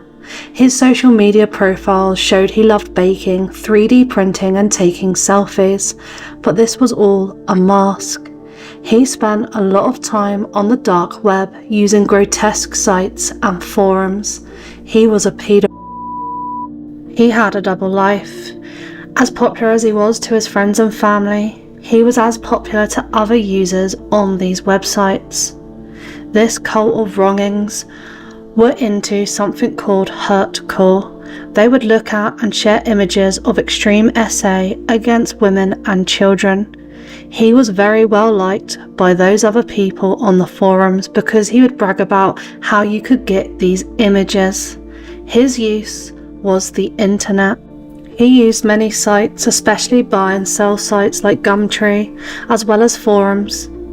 He would pick his victims carefully, using his fake profile, posing mainly as a girl called Liz, but he had at least 70 different profiles. He interacted on forums that were used by those who were in bad circumstances, those that were vulnerable. On Gumtree, he would contact minors offering babysitting or dog walking. Instead, he would offer thousands of pounds for a not safe for work photo, claiming he needed life drawings to sketch for his therapy. He made it more believable by saying Liz was depressed and an artist. After receiving these images from the minors, he would then blackmail them, telling the children he would send the photos to friends, schoolmates, or their family. To prevent this from happening, he would make them send him humiliating photos. This included the blackmailed victims eating dog food and licking toilets. He would also constantly message the victims, letting them know there was no escape from him, with the threat of releasing these images online or to friends and family if they didn't send the photos he wanted. What he didn't know is that the FBI were closing in. Agents first began in the United States in 2013. The FBI worked to expose users of the dark web. Specialists built their own websites on the servers which hosted the offending sites to track what was being said and done on them.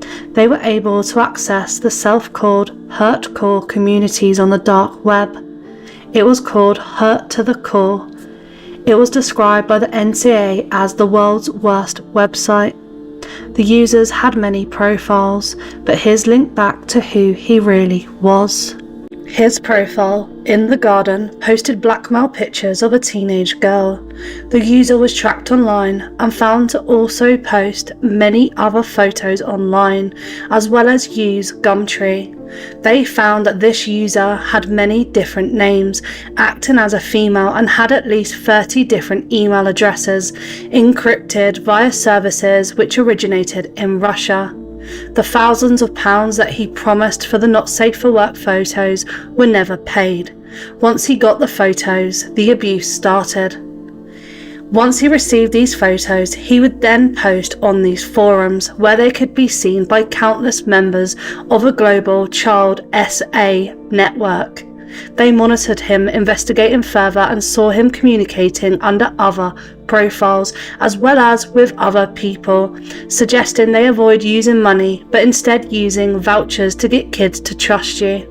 They found lots of victims of In the Garden were based in the UK and had already reported it to the police, but there was not enough evidence to identify who was behind the username. His other accounts on the dark web were 666devil, and he used a picture of a young girl as his icon on the forum, claiming she was his daughter.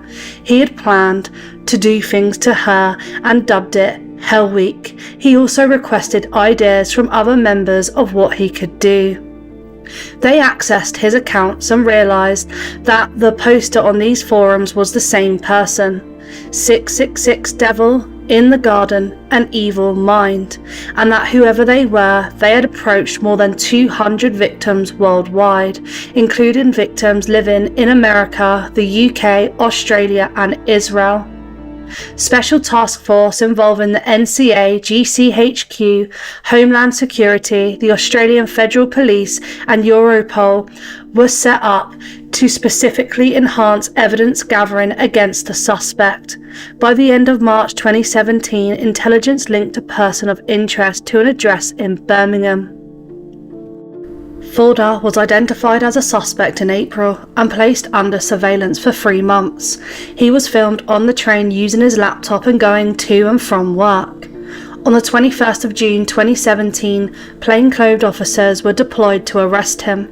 They arrested him at his workplace. He was handcuffed in his office at the University of Birmingham. He described the charges against him as the rap sheet from hell. 2 of his devices were immediately seized, revealing what the NCA called significant evidence. They showed that his offending went back to 2009, when he was a 21-year-old student. Police found these early voyeurism offences took place on a total of 8 occasions, involving 13 victims. When they entered his home to search, it was absolutely chaotic. It was a complete mess. A PC and laptop were also found, and they had double layers of encryption. Speaking with victims, at least 4 tried to take their own lives. The organisations from around the world worked together, eventually deciding to prosecute him in the UK. On the 16th of October 2017, he was charged with 137 offences, making him one of the country's most prolific paedophiles. He was given 32 years in prison. He was ordered to serve a further 6 years on extended licence after his release. If the parole board believes that he continues to pose a danger to the public or to children, he may have to serve the full 32 years in prison. He appealed his sentence and, shockingly, it was granted. In 2018, his term was reduced from 32 years to 25 years. He remains in Birmingham prison. Now we look at Lawrence Jones. He was born on the 1st of August 1968 in North Wales. At 7 years old, he won a scholarship and he attended Durham School. He left home at the age of 16 and moved to Manchester. He had previously worked as a hotel pianist. When he moved to Manchester, he formed UK Fast with his wife Gail in 1999. It was a cloud hosting business operating a data centre complex in Trafford Park. The business grew bigger and bigger with 350 employees. In 2013, the business turned over 23.4 million. Jones acquired a Swiss ski resort in September 2014. In June 2017, Jones launched a podcast offering business advice and sharing inspirational stories from people that included Gary Neville and Sir Richard Branson. In 2018, a 30% stake of UK Fast was sold to a private firm. On the 31st of October 2019, the news reported Lawrence Jones quits UK Fast following misconduct allegations. This mogul's empire started to crumble. It was then reported that Gail Jones, his wife, took over his responsibilities. Then in May 2020, it was reported that both had now left the business, and this was because of his criminal activity. This report stated in 2019, Jones faced multiple allegations by former employees of bullying, harassment and SA. Many of the allegations included claims of unwanted physical contact and verbal abuse in the workplace whilst on trips abroad. On the 1st of November 2019, Greater Manchester Police confirmed that they had interviewed Jones in relation to 2 allegations of SA and that inquiries were ongoing. In January 2021, Jones was charged with 1 count of R and 4 counts of SA. In April 2021, he was charged with a further count of R. His trial began in November 2023 at the Manchester Crown Court in relation to 2 counts of alleged R, said to have taken place in the 1990s. On the 1st of December 2023, he was sentenced to a total of 15 years in prison and was ordered to sign the S-Offenders Register for life. All in all, he received a 14-year sentence for one of the R's, a 7-year jail term for the second, and a 12-month consecutive sentence for the SA. He was actually previously convicted in January 2023 of assaulting a female employee. He is being held in Birmingham prison. Third on this list is Fred West, who is probably one of the most infamous criminals in the UK alongside his wife Rose West. He was born on September 29, 1941. He was one of 6 children and was reported to be his mum's favourite. There have been theories he was SA'd as a child by his mother, but this was never confirmed. Actually, the only thing West told police was that his father did this to his sisters, but again, this was never proven. He was described as a nice boy with a very cheeky side. He left school early as he didn't do well, and by the age of 17 he worked on a farm. He had a motorcycle accident which left him with a metal plate in his head. There have been some theories that this affected his impulse control. He committed petty crimes, but his first real serious allegation was in 1961. He was accused of getting a 13-year-old girl pregnant. She was a friend of the family. He was kicked out of the family home and they never spoke to him again. He went on trial for the R and was charged with child molestation. He got no prison term. His defence was he was suffering fits as a result of his head trauma. His first wife was Rena Costello. She was pregnant with another man's child. His stepdaughter was called Charmaine and was born in March 1963. In 1964, they had their first child together, their daughter Anna Marie. They then made friends with Anna McFall, and at this point they lived in Gloucester and moved Anna there. The marriage broke down and his wife moved back to Scotland and left the two girls with Fred West. Anna McFall lived with West in a caravan and she became pregnant. She wanted West to marry her and divorce his wife. Instead, he took her life and placed her near the caravan park. Throughout this time, multiple SA offences were committed by Fred West, with the description fitting him, but he was never linked undeniably. Rena, his wife, then returned after Anna disappeared, but by 1968 he met Rose Letts, who had become his wife Rose West. Rose's father hated Fred West and even contacted social services, but this didn't matter. Rose became pregnant with their first child. By this point, Rena had returned to Scotland. West was sent to prison on various petty theft and fine evasion charges. Rose was left with her two stepdaughters and gave birth to her daughter Heather in 1970. In 1971, while Fred was in prison, Rose took the life of her 8-year-old stepdaughter, Charmaine. Rena came looking for her daughter. The couple had no explanation why she suddenly disappeared. Fred West then took his first wife's life and placed her in the area of the caravan park near Anna McFall. Rose and Fred West had a second child, May, in 1972 and moved to 25 Cromwell Street. Rose worked as a lady of the night. Fred West used the cellar as a place to commit acts on young girls, with Rose helping him. He'd arred his own daughter, Anna Marie. She was threatened with her life if she told anyone. They employed a nanny, Caroline Owens, who was 17 years old. Before they took her life, she escaped and went straight to the police. In 1973, Fred West went on trial, but he was never charged. He convinced the judges that it was consensual. Rose and Fred received no prison term and got fines instead. Rose then had their son, Stephen, Louise in 1978, Barry in 1980 and Rosemary Jr. in 1982. The last child was Luciana in 1983. It's believed that Fred West may not be the father to all the children because of their activities and Rose being a lady of the night. The children were controlled heavily. They used this to make sure they never told a soul of what they may see inside the house. Over the years, the couple arred and took the lives of 8 young women. Anna Marie, their daughter, moved out as she got older, so the couple turned their attention to their younger daughters. Heather resisted and told friends of what she was suffering, and because of this they took her life and placed her with the other victims at 25 Cromwell Street. They also arred and attacked women, and this eventually led to the police investigating the couple. Detective Constable Hazel Savage led a search at the house in August 1992, and they found images and clear evidence of abuse. Fred West was arrested of R of a minor and Rose for assisting in the R of a minor. The police then stumbled upon the disappearance of Heather and Charmaine. The younger children were taken into care. They then searched the house further and the police found remains.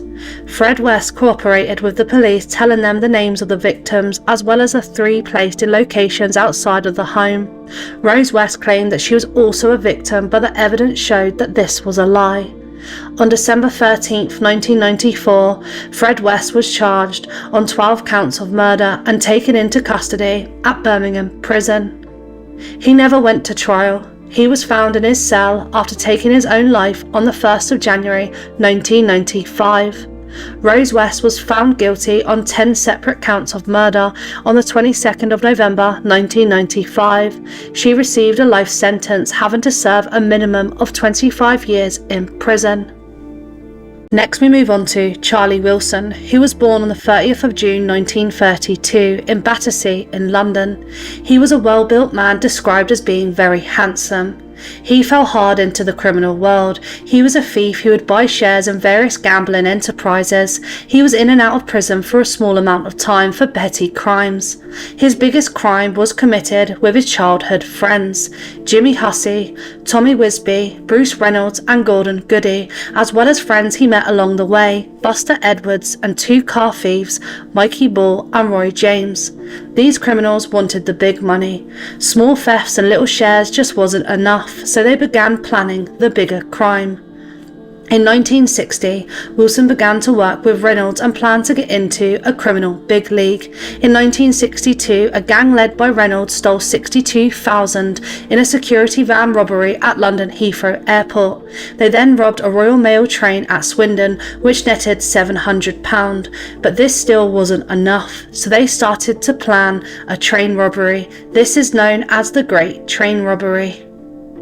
At 6:50 p.m. on Wednesday the 7th of August 1963, the Travelling Post Office Up special train set off from Glasgow to arrive in London at around 4 a.m. the following morning. The gang tampered with line-side signals to bring the train to a halt. The gang, led by Bruce Reynolds, attacked the train. Once the robbers had entered the carriage, the staff couldn't really put up a fight. There were no police officers or security guards on board to assist them. The staff were then made to lie face down on the floor in a corner of a carriage. All but 8 of 128 sacks were transferred in about 15 to 20 minutes. The sacks were placed in a truck. The gang also had 2 Land Rover vehicles, both which had the same registration, to confuse the police. The gang then headed along minor roads listening for police broadcasts on a VHF radio. The journey took around 45 minutes to an hour, and they arrived back at Leverslade Farm at around 4:30. The full shares came to around 150,000 each.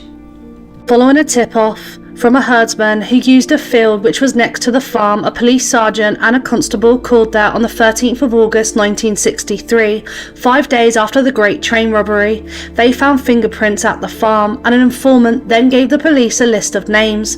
8 of the gang members and several associates were caught. Charlie Wilson was one of them. Wilson was the gang's treasurer who gave the robbers their cut of the money. He was soon captured, and during his trial in April 1964, he was given the name Silent Man, as he refused to say anything at all. He was sentenced to 30 years imprisonment. But just 3 months into his sentence, he escaped the prison. Police claimed Wilson, who was 32 years old at the time, was freed by a gang of 3 men who broke into the prison during the early hours of an August morning in 1964. These gang members said to have stolen a ladder from a nearby builder's yard and climbed over Birmingham prison walls from the neighbouring All Saints Mental Hospital. He then went to Canada to be with his wife and children. Having successfully evaded recapture for 4 years, Wilson was caught on the 24th of January 1968 after his wife telephoned her parents in England. This then enabled Scotland Yard to track them down. Returning to England, he served 10 more years in prison. After serving the 10-year sentence, he moved to Spain with his wife and children. The police suspect he had a huge involvement in smuggling substances. On the 23rd of April 1990, Wilson was at home in Spain with his cousin and his wife. A man unknown to them knocked the door. His wife, Pat Wilson, opened it. This unknown man, in a London accent, asked to speak to Charlie Wilson, as he had a message from Eamon Evans. This unknown man had a baseball cap pulled down, shielding his eyes from view. Pat got him to leave his bike near the front door and let him go out to the back garden to talk to her husband, Charlie Wilson, who was preparing a barbecue dinner to celebrate their wedding anniversary.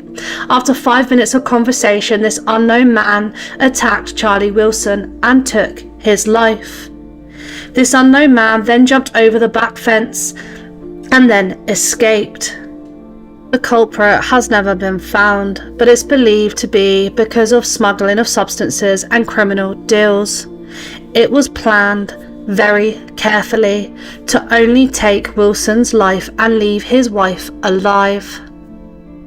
Now we look at our first female case, who we have covered previously, Dorothea Waddingham, who was born on the 16th of April 1936. She was known as a nurse, but she had no qualifications. In 1925, under the name Dorothea Nancy Waddingham, she married Thomas Leach. He was twice her age and very unwell. During their marriage, she served 2 prison terms for fraud and for theft. Her husband passed away and she started seeing Ronald Joseph Sullivan. Whilst living with Sullivan, she began to take in elderly patients and turned her home at 32 Devon Drive into a nursing home. 2 of the patients she looked after were Louisa Bagley, who was 88, and her daughter Ada, who was very unwell. Ada had made a will leaving her estate of £1,600 in trust for her mother after her death, with the rest to be divided between two cousins. This will was destroyed by Ada in May 1935, and a new will was drawn up that left all the money to Dorothea Waddingham and her other half, Ronald Sullivan, when Ada and her mother had both passed away. Louisa passed away and Ada passed away in September 1935, but all was not as it seemed. Before Ada passed away, she had a visit from a family friend, and then the next day Sullivan advised Dr. H. Manfields that his patient Ada was in a coma. The doctor came out and found that Ada had passed away.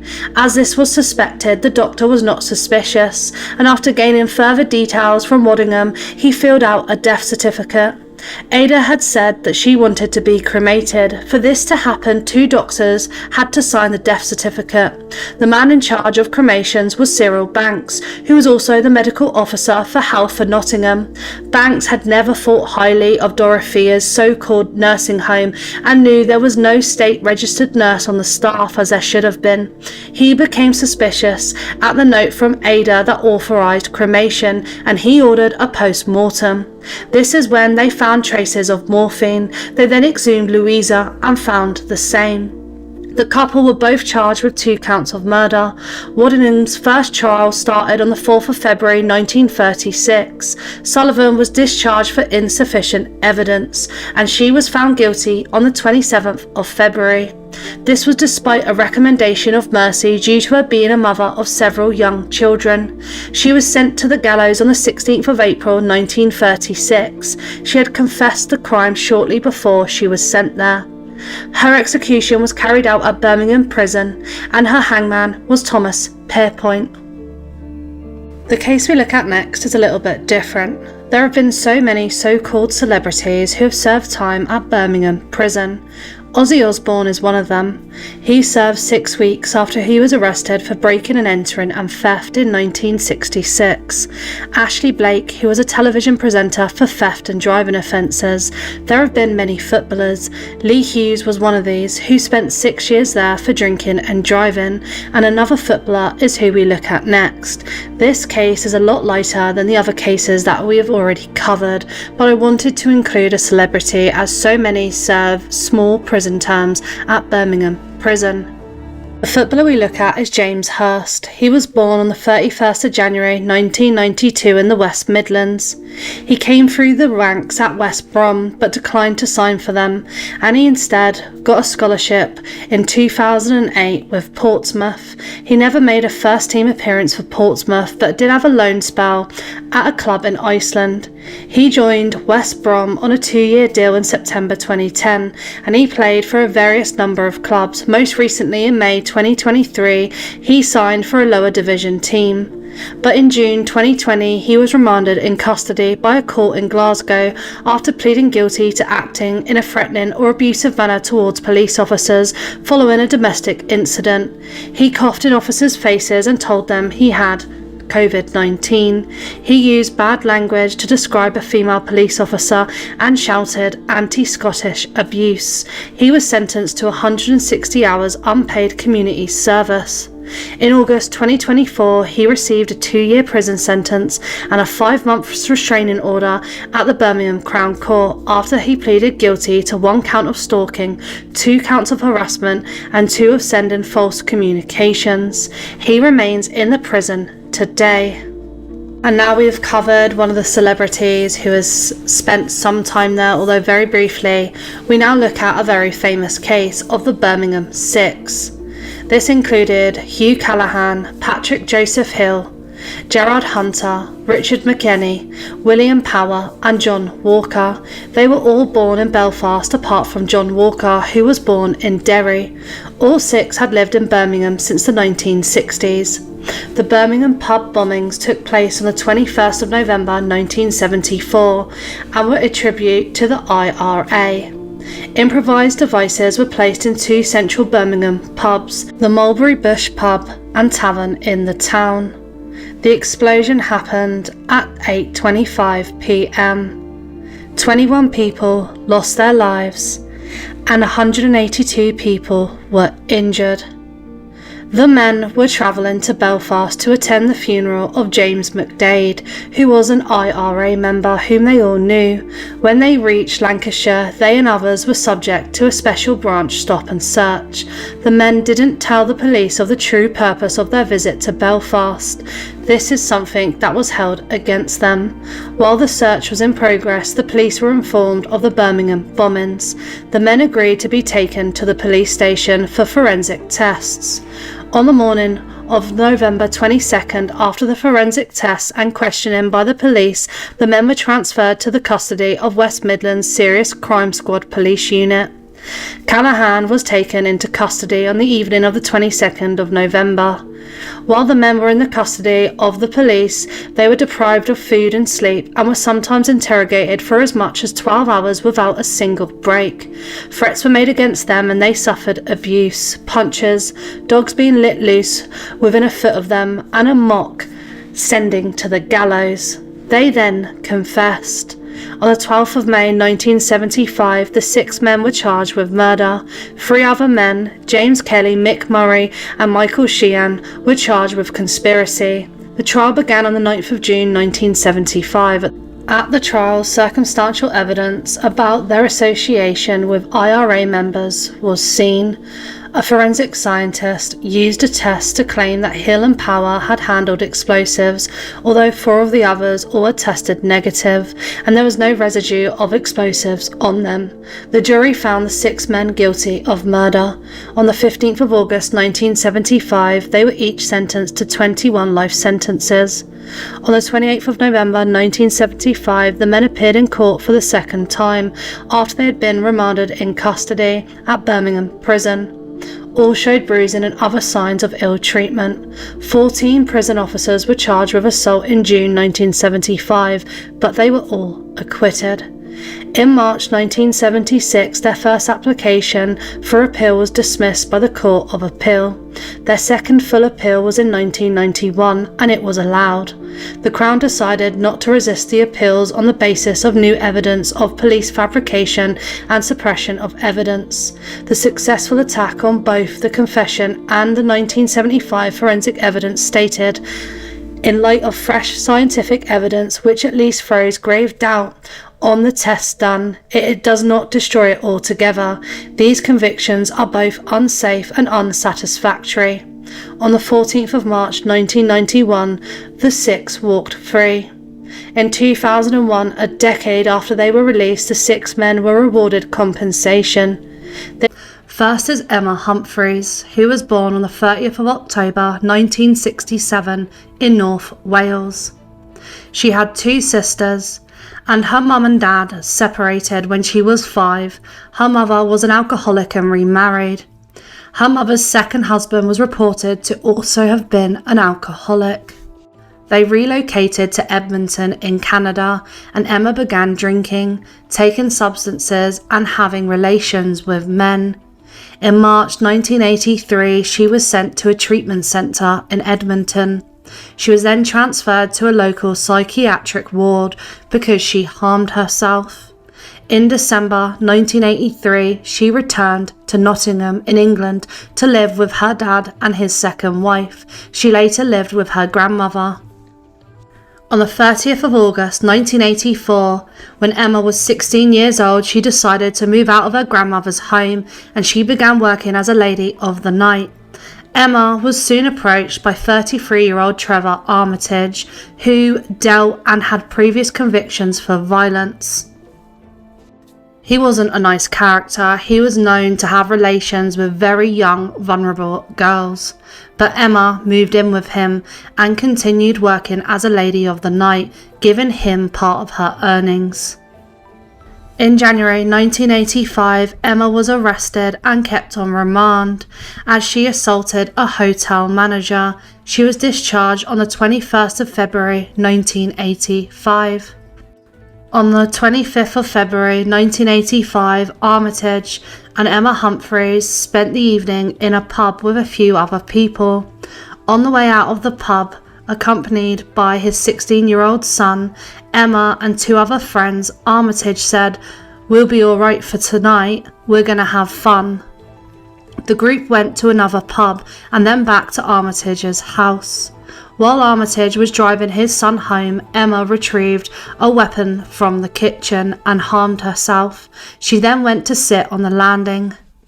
When Trevor Armitage returned home, he went into the bedroom and removed his clothes except for his shirt, then sat on the landing next to Emma. Emma said that she believed his removal of clothing meant that he wanted something from her, something that she didn't want to give. At this point, Trevor Armitage taunted her about her harming herself, saying she had not done a very good job. She then responded by attacking him and taking his life. She was remanded in custody and tried in December 1985 at Nottingham Crown Court. At court, a psychiatrist told the jury that Emma was of abnormal mentality with immature, explosive and attention-seeking traits. And the judge basically told the court that the jury should look at this and ignore what the psychiatrist said and think of it as how a reasonable woman would react in this situation. He told them to consider only the events immediately before the crime and what effect Trevor Armitage taunting would have had on a woman who did not have a distortive and explosive personality. He said it's for you to decide, taking into account all the evidence as to what effect that jeering at her over not having made a good job of harming herself might have had on a young woman who had got herself into that situation but did not have a distorted and explosive personality. On the 4th of December 1985, Emma Humphreys was convicted of murder and sentenced to be detained at prison. She applied for leave to appeal on the 2nd of January 1986, but it was refused. Emma Humphreys was handed a life sentence. In 1991, Justice for Women was formed, and on the 24th of September 1992, Emma Humphreys wrote to Julie Bindle, who was a founder, asking for help. She wrote, "Dear Justice for Women, I hope you don't mind me writing to you. I'll try to keep this brief because you're probably very busy.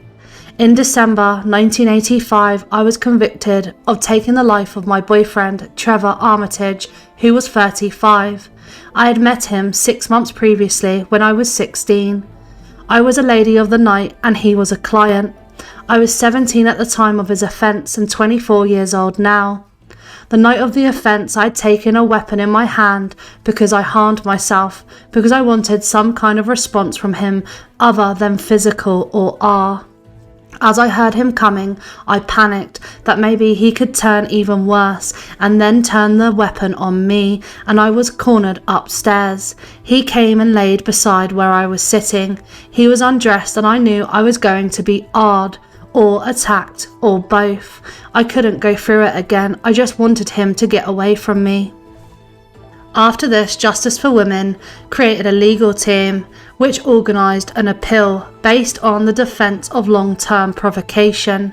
In January 1995, the Court of Appeal granted Emma Humphreys leave to appeal on the basis of new grounds of appeal relating to the judge's direction to the jury. She actually won her appeal. The appeal was based on what I mentioned before, the judge telling the jury to only find a conviction based on what a reasonable woman would do at the time. But at the time, unfortunately, Emma Humphreys wasn't a reasonable woman.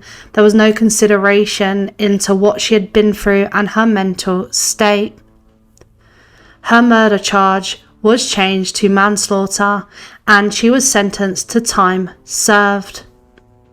She was released after serving 10 years, and just 3 years after being released from prison, in July 1998, she passed away from an accidental OD. She was 30 years old. In her memory, a memorial prize is awarded annually to individuals and groups that raise awareness of male violence against women. Now on to our second case, Ruth Ellis, who was born in Wales on the 9th of October 1926. At some point when she was a child, she moved to Basingstoke with her family. Her first employment was working at a cinema in Reading. In 1944, when Ruth was 17 years old, she became pregnant by Claire Andrea McCallum, who was a married Canadian soldier. She was forced to move into a nursing hospital, and on the 15th of September, she gave birth to her son. Within a year of giving birth, the father stopped sending money. By the end of the 1940s, Ruth Ellis had become a nightclub hostess in Hampstead through modelling work, which paid significantly more than any of her previous jobs. Maurice Conley, her manager at the Court Club in Duke Street, blackmailed his hostess employees into having an inappropriate relationship with him. By 1950, Ruth Ellis was making money as a full-service escort or lady of the night and became pregnant by one of her regular clients. On the 8th of November 1950, Ruth Ellis married 41-year-old John Johnston Ellis, who was a divorced dentist with 2 sons. He was very violent and jealous. He was an alcoholic who became convinced that his new wife was having an affair. Ruth Ellis left him several times but always returned. She gave birth to her daughter Georgina in 1951, and her husband refused to acknowledge that he was the father. They separated shortly afterwards and then divorced.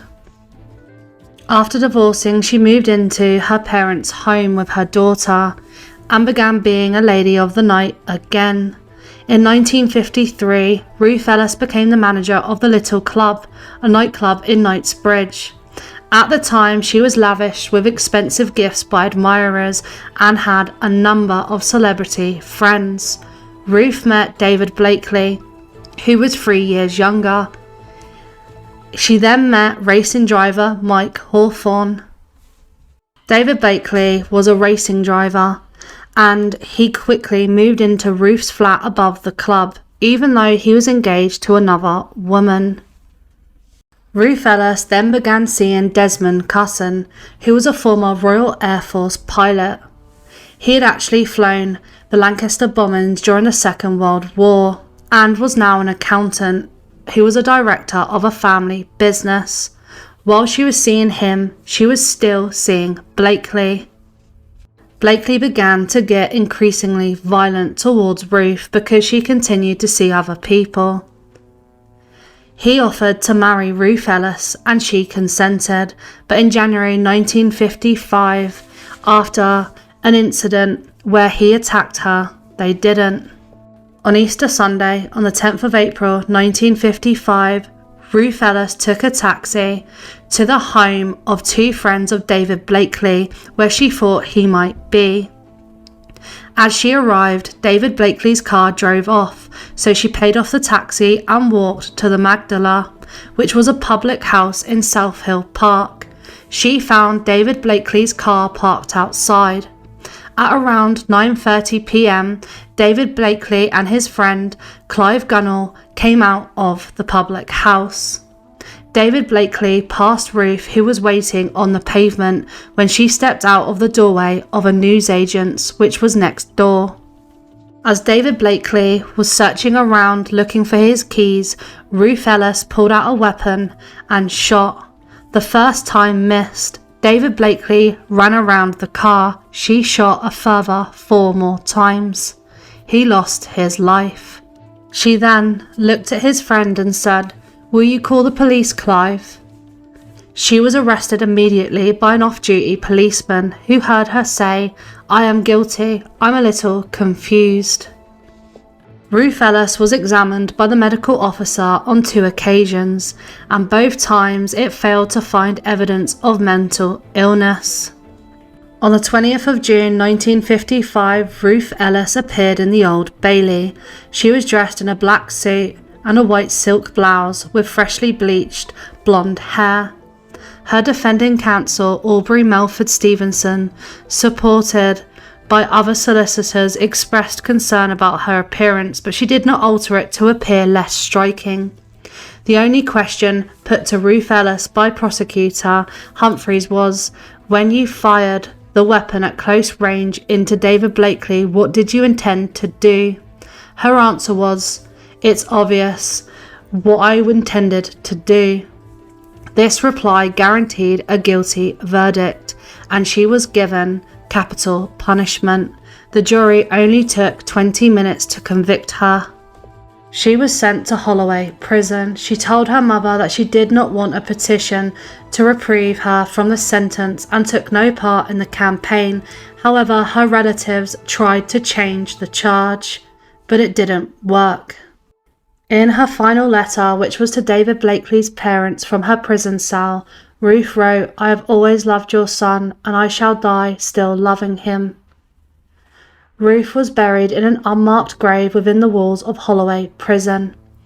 In 1970, the remains of those that got capital punishment at Holloway were exhumed for a burial elsewhere. Ruth Ellis, which was directed by her son, was reburied in the churchyard of St Mary's Church in Buckinghamshire. Next we move on to Sarah Reed. Sarah Reed was born on the 22nd of June 1984, and her mental health problems began in 2003 when her baby girl suddenly passed away.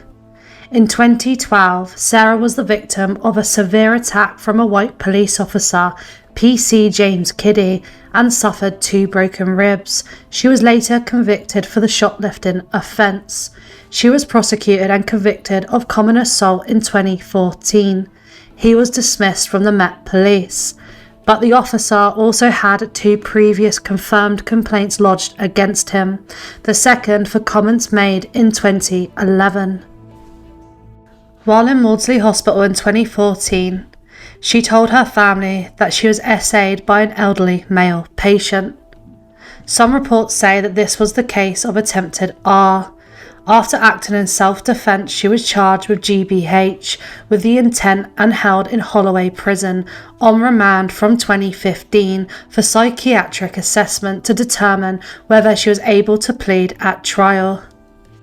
Her antipsychotic drugs were reduced out of other health fears, but nothing was substituted. Her health worsened. The staff's monitoring of her was reduced from twice to once an hour when she was moved to a different unit.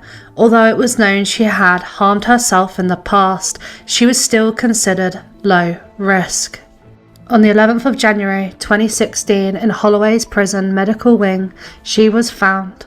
She had taken her own life. It was found that the report to confirm whether she could plead at trial had not been written, and there hadn't been a letter sent to ensure her transfer to a more appropriate, secure psychiatric facility. A vigil was held outside Holloway prison in February 2016 on the day of Sarah's funeral. An inquest was also launched. It was decided that she had passed away when her mind was unsound, but they were unable to determine whether her passing away was intentional. Unacceptable delays in medical care contributed to her passing away. Sarah was the last person to pass away in Holloway prison. A report in October 2016 highly criticised the prison's slow transfer of women with mental health issues to secure hospitals. Holloway Prison had reports of racist treatment of prisoners dating back to the 1980s. Sarah was failed by so many.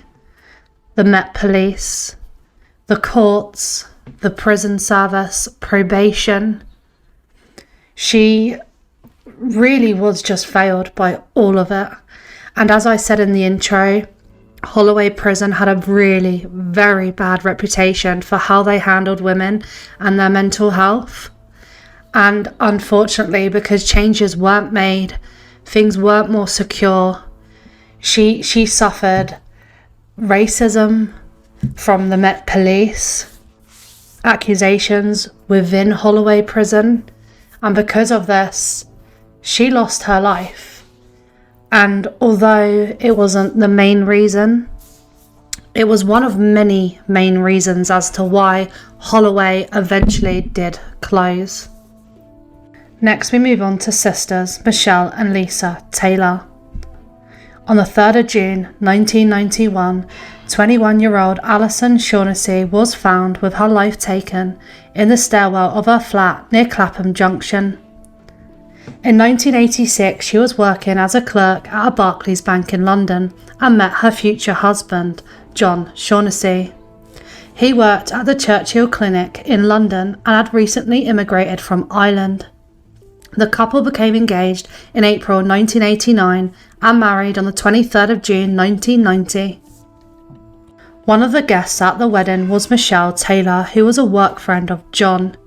Michelle and John lived in the same staff accommodation at the Churchill Clinic, 2 rooms apart from each other. After Alison and John got married, Alison moved into her husband's staff accommodation. John and Michelle spent more and more time together after the wedding, and this started to be noticed by others. In January 1991, John and Alison moved to 41 Vardens Road in Battersea, near Clapton Junction. On Monday the 3rd of June 1991, Alison finished work at 5 p.m, as usual, and made her way home. She had told colleagues that she was planning to soon have children with John. She wanted to move away with John to Ireland to start a family. Later on that same day, in the evening, John was given a lift home from the Churchill Clinic to his flat by Michelle Taylor.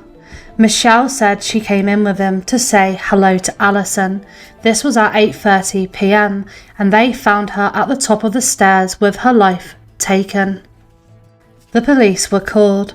The pathologist concluded that the attack was committed by a woman, as there wasn't strength in the injuries that Alison sustained.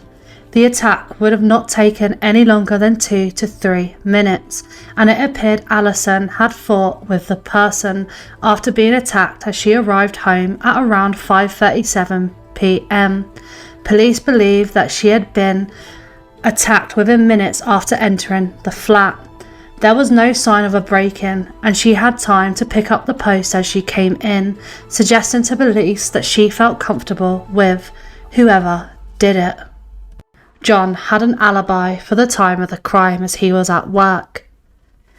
It emerged after the police investigating that Michelle Taylor and John were having an affair at the time of the crime. It emerged that Michelle saw John as her lover and believed that they would have a long-term relationship. Michelle actually said that John was her first true love. Alison had not been aware of the affair, although she strongly disliked Michelle. It was discovered that John had spent the night before his wedding to Alison with Michelle, and Michelle also claimed that they spent time together on the morning of his wedding to Alison. Michelle had even organised and paid for John's stag do, and John paid for her flight and hotel when she came to the wedding. On the 24th of July 1991, police searched Michelle's room at Churchill Clinic, where they found a diary in which she recorded her daily thoughts about John and their secret relationship together. She also recorded her feelings towards Alison. My dream solution would be for Alison to disappear as if she never existed. For police, this indicated that Michelle Taylor was a prime suspect. In her first 3 statements to police, she made no mention of the affair. When asked if she knew if John had any extramarital affairs, she did not disclose hers and instead claimed he had affairs with other women. She claimed that she did not really know John or Alison and had certainly never been to their flat before. This was found to be a lie. When she entered the flat with John, Michelle picked up Alison, meaning that any forensic evidence on the body that linked Alison to Michelle could be now explained by this action. Police believe that this was intentional. Fingerprints from Michelle and her 18-year-old sister, Lisa Taylor, were found on the inside of the front door. This was despite the fact Lisa claimed to have never been to the flat, which further incriminated both the sisters.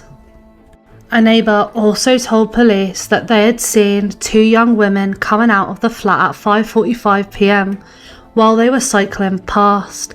One had a ponytail, a hairstyle which was favoured by Lisa Taylor, and he had never seen them in the area before. The neighbour then picked out Lisa Taylor out of an identity parade. A friend of Taylor's, named Jeanette Tapp, came forward to tell police that she had been with the sisters at Churchill Clinic from 5:15 p.m. onwards, apparently giving them an alibi. On the 7th of August 1991, the Taylor sisters and Tapp were arrested on suspicion of murder.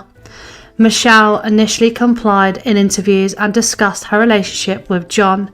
When asked how she felt about Alison, she responded, "When you see a person and you don't see the other person with them, it doesn't really enter your head, so you feel like your boyfriend and girlfriend, and there's no one else there." Police believed Michelle had taken Alison's life, as she knew she and John were about to move to Ireland to start a family together, and she wanted John to herself. Lisa Taylor answered no comment to every question asked of her. Tapp admitted in her police interview that her story was false, and she had provided them with an alibi to cover for her friends. She revealed that she had actually been out shopping with her mother that afternoon and had not returned to her flat until about 7:15 p.m, where she found the Taylor sisters waiting, claiming they had been there since 5:30. After detectives revealed to the Taylors that their alibi had been destroyed, the pair's lawyers got together and agreed that both their clients should answer no comment from then on. On the 6th of September, the Taylor sisters' father was charged with possession of an offensive weapon when the family home was searched on his daughter's arrest on the 7th of August. Police believed that the Taylor sisters had left Churchill at 4 p.m. before driving to Alison's flat and waiting for her to return home. They then claimed they had to collect something from the flat for John, and Alison let them in. After picking up the mail on the doormat, she would have been followed by the sisters upstairs before they attacked her. As they ran out, they were seen by the neighbour. They then sped off in their car, driving the 10 or 11-minute journey back to the clinic, where they were sighted arriving at 6 p.m. They were brought to trial at the Old Bailey in 1992. The prosecution said that Michelle's motive for the crime was clearly indicated by her diary writings. Michelle claimed that the affair between her and John had ended months prior, but John discredited this when he revealed that they had had intercourse as recently as 3 weeks before the crime. Michelle also admitted at trial that she felt jealous of Alison and that she still loved John despite the affair. John and Alison's imminent move to Ireland, the Crown argued, meant that Michelle realised that she only had a short amount of time left to act to try and claim John for herself. The jury found the Taylor sisters guilty of murder. Michelle was sent to Holloway prison and Lisa was sent to a young offenders institute. They then appealed their conviction, the defence saying that the neighbour who actually gave witness statements and placed them at the scene at first said that they could have been black, even though he immediately corrected himself and said they were definitely both white. The defence claimed that this showed that the Taylors could not have been the two women who carried out the crime, and this should have been presented at their trial. It also concluded that the press and media may have influenced the trial. The Court of Appeal acquitted the Taylor sisters and they were released after spending 1 year in prison. The Taylor sisters have since married and have their own children and have started new lives. In 2005, the law on double jeopardy was changed in England and Wales, allowing individuals to be retried for crimes after a previous acquittal. Alison's family had hoped that the Taylors could be retried for their daughter's murder, but the police informed them that this could only happen when new evidence arrives. Next is two other women, Amelia Satch and Annie Walters. Amelia Satch operated a lying-in home in London. She began to advertise that babies could be left and took money for adoptions. The clients, judging from witness accounts, were mostly servants from local houses who had become pregnant and who had employers who were keen for the matter to be resolved discreetly. The charge for lying in and another adoption, a present to future parents, was between £25 and £30. Annie Walters would collect the baby after it was born. She would then take its life. They were caught after Walter's landlord began to become suspicious. He was a police officer. The exact figure is unknown, but it's believed to be around a dozen lives that they took. they were found guilty, and they were the first women to go to the gallows at Holloway prison. This happened on the 3rd of February 1903. Next is Myra Hindley, which is a case that I have covered in various videos before. Ian Brady and Myra Hindley took the lives of 5 children between July 1963 and October 1965 in Manchester. The victims were Pauline Reed, John Kilbride, Keith Bennett, Leslie Ann Downey and Edward Evans, aged between 10 and 17. 4 of them were essayed. 2 of the victims were discovered in Saddleworth Moor. A third was discovered in 1987, more than 20 years after Brady and Hindley's trial. Keith Bennett has never been found. They were charged with taking the lives of 3 of the victims and received life sentences under a whole life tariff. The investigation was reopened in 1985 after Brady confessed to taking the lives of 2 others. Myra Hindley stopped claiming her innocence in 1987 and confessed to all. After confessing to these additional crimes, Brady and Hindley were taken separately to Saddleworth Moor to assist in the search to find the victims.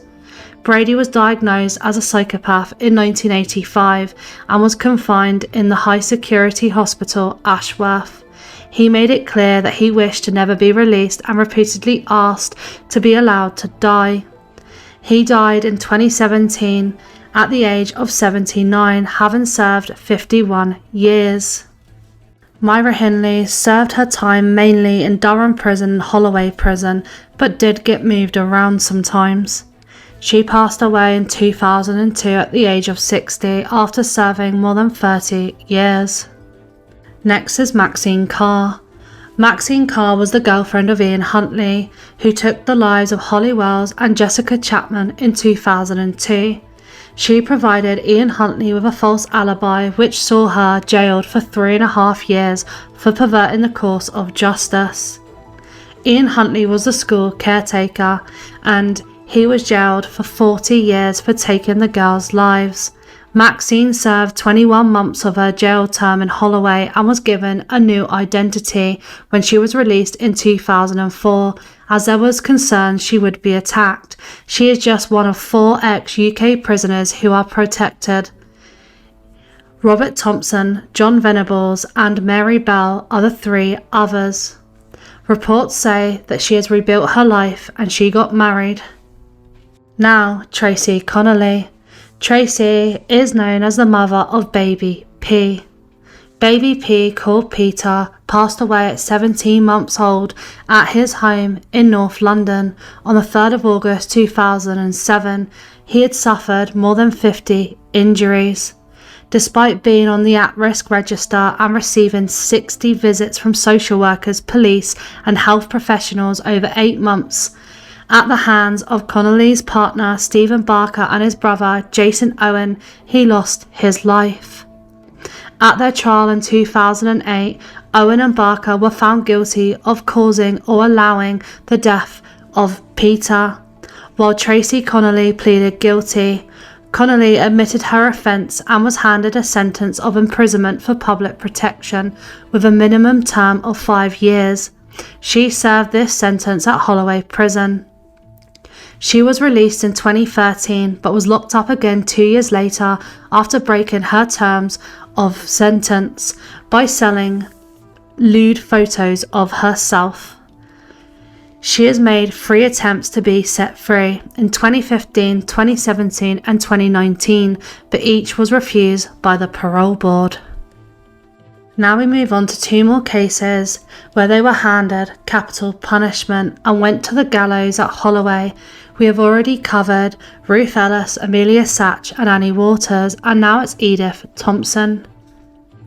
Edith Thompson was born on the 25th of December 1893. After leaving school in 1909, she joined a firm of clothing manufacturers, Lewis, London. She established a reputation as a stylish and intelligent woman and was promoted by the company several times. She became chief buyer and made regular trips to Paris on behalf of the company. At the age of 15, Edith met Percy Thompson, who was 3 years older. After a 6-year engagement, they were married on the 15th of January 1916. At first, the couple lived in Retreat Road before buying a house in Kensington Gardens in a London suburb of Ilford in July 1920. Both their careers were flourishing. They lived a comfortable life. In 1920, the couple became acquainted with 18-year-old Frederick Bywaters. Bywaters and Edith Thompson had met 9 years earlier when Bywaters, who was aged 9, had been a school friend of Edith's younger brothers. Frederick Bywaters had enlisted in the Merchant Navy. 26-year-old Edith was immediately attracted to him. She thought he was handsome and impulsive, and his stories of his travels around the world excited her. They began an affair. Her husband was unaware of this, although he gradually noticed his wife drifting away from him. Matters came to a head barely a month after the affair had started. An incident in the Thompsons' garden triggered a violent row, during which Percy Thompson struck his wife and caused her to fall over. Bywaters intervened and Thompson ordered him out of the house. From September 1921 until September 1922, Bywaters was at sea, and during this time Edith Thompson wrote to him. After his return, they met up again. On the 3rd of October 1922, the Thompsons attended a performance at a theatre in the Piccadilly Circus, together with Edith's uncle and aunt. They left the theatre at 11 p.m. and all went to the tube station, where they separated. The Thompsons caught the 11:30 p.m. train. As they walked along their road, a man jumped out from behind some bushes near their home and attacked Percy. After a violent struggle, during which Edith Thompson was knocked to the ground, Percy was attacked and he passed away. The attacker fled, and neighbours later reported hearing a woman screaming hysterically and shouted, oh don't," several times. By the time police arrived, Edith had not composed herself. At the police station the following day, she was distressed. She was unaware that Bywaters was already a suspect. He was arrested that evening and taken to the police station. The police confronted her with Bywaters. One of the inspectors, Frank Hall, untruthfully told her that Bywaters had already confessed. She then admitted to police that she knew who the assailant was and provided the police with details of her association with Bywaters. The police investigated further and discovered a series of more than 60 love letters from Edith Thompson to Bywaters. The letters were the only evidence linking Edith Thompson to him. They were both charged with murder.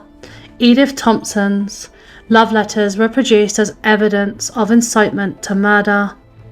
The letters dated from November 1921 to the end of September 1922. On the 11th of December, the jury returned a verdict of guilty against both defendants. Both Thompson and Bywaters were sentenced to death. Edith Thompson became hysterical and started screaming in the court, while Bywaters loudly protested Edith Thompson's innocence, stating, "I say the verdict of the jury is wrong. Edith Thompson is not guilty." On the 9th of January 1923, in Holloway prison, 29-year-old Edith Thompson collapsed in terror at the prospect of having her life taken. She was heavily sedated by the prison governor, almost unconscious, and carried to the gallows. 20-year-old Frederick Bywaters also was taken to the gallows in Pentonville prison. Next is Stella Christophe, who was born in Cyprus. She grew up in a small village and received no formal education. She married and gave birth to a son. Her husband was one of the poorest men in the village, and the family's income came from a tiny olive grove that they owned. Christophe was arrested and charged with taking the life of her mother-in-law. She did this in a very violent manner. She was either found not guilty, or the court found that she had been provoked to such an extent that a criminal penalty was inappropriate. Her son Stavros later left the village to work as a waiter.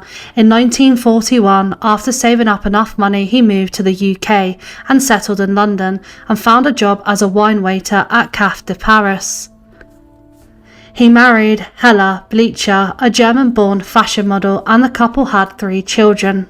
In 1953, Christophe came to London to reunite with her son, whom she had not seen for 12 years. She had trouble adapting to the new lifestyle and began extensively arguing with her daughter-in-law. In particular, Christophe resented the fact that her grandchildren were being raised as typical English children with no regard for the Cypriot heritage. She would frequently criticise Hella's parenting and fly into tantrums. In July 1954, Stavros and Hella agreed that Christophe needed to leave. Hella planned to take the children on a visit to Germany, during which Stavros would try to persuade his mother to return to Cyprus. Christophe, who was probably aware of the plan, soon resolved to take the life of Hella so she could stay and raise the children in the way she wanted. On the evening of the 29th of July 1954, Stavros had left for work and the children had been put to bed. Christophe went to the kitchen where Hella was going about her chores and she attacked her, taking her life. She then took her to the back garden and started a fire. The flames caught the attention of a next-door neighbour, John Young, who was passing by the house walking his dog. He saw Christophe burning things over the fence. However, he believed that the thing that was being burnt was a mannequin and was seeing Christophe was attended to the fire, so believed there was no cause for alarm. The fire soon got out of control and Christophe, who spoke little English, ran into the street to raise the alarm. She eventually found help from a couple in a car parked outside a railway station, to whom she explained, "Please come, fire burning, children sleeping." When they arrived, they called the fire brigade, who summoned the police after finding Hella. Police opened an investigation and found incriminating evidence against Christophe. Hella's body was found to show signs of how she passed away. Furthermore, John Young, the neighbour who had witnessed Christophe setting the fire over the fence, said he believed it was a mannequin. The police soon realised it was actually Hella. Hella's wedding ring was also found to have been removed. It was later found in Christophe's bedroom. During being interviewed by the police, she said, "I wake up, smell burning, go downstairs, Hella burning, throw water, touch her face, not move, run out, get help." Christophe was charged and remanded at Holloway prison. The first prisoner we look at is Peter Cook, who was born on the 17th of August 1928, and he had a long criminal history. He served lots of prison sentences because he was a thief. Cook committed his first R in Cambridge on the 18th of October 1974. He said that he entered the home to rob the place, but was confronted by a young woman. After he was arrested, he told police, "I came to rob and stayed to R." He committed his second R on the 1st of November in Cambridge again, which was less than 2 weeks after he did his first. 2 weeks after that, on the 13th of November at Homerton College, he committed another R, and on the 8th of December he did again. In November 1974, he attacked a woman living in Huntington Road, but she succeeded in repelling him. However, just a month later he returned to the same address and R'd another resident at the property. By his sixth victim, she went to police and she described him as wearing black leather trousers and jacket and a leather hood with eye slits. In April 1975, the detective superintendent was put in charge of 60 officers for the hunt for this person. They were convinced that they were dealing with a local man, and at the time the search for Cook was one of Britain's biggest manhunts. The BBC reported he has generally managed to keep his face hidden, but some victims said they believe he was wearing a wig and a false beard. Cook's spree of attacks came to an end at Owlstonecroft Nurses' Hostel, and he was arrested on the 8th of June 1975 after he attacked a young woman. He actually attempted to cycle away from the scene of the crime but was arrested. He was wearing a long blonde wig. He was also found in possession of women's clothing and lipstick. It's said that after he committed the act, he would use lipstick to write out "sleep tight." Police then searched his home and discovered female clothing, makeup, and as well as ether, which he used to subdue his victims. They also found copies Cook had made of keys to women's hostels. On the 3rd of October 1975, Peter Cook pleaded guilty to 6 counts of R and was given 2 life sentences. He passed away of natural causes in Winchester Prison on the 9th of January 2004. He was 75 years old. Before we move on to the next case, I just want to say that my use of R, SA, CP, whatever it may be, is because YouTube doesn't like those words. I would love to say them properly, but unfortunately, I can't. But let's get into our next inmate. Next, someone who was incarcerated at Wormwood Scrubs was Dennis Nilsen. He was born on the 23rd of November 1945 in Scotland. He's described as a quiet but adventurous child. He said himself that his earliest memories were of family picnics in the Scottish countryside with his mother, siblings and grandparents. He was very, very close to his granddad. Nilsen talked of waiting for his grandfather to come home as he was a fisherman, and on the 31st of October 1951, while fishing in the North Sea, he passed away at the age of 62. After his grandfather passed away, Nilsen became more reclusive. He became very quiet and very withdrawn.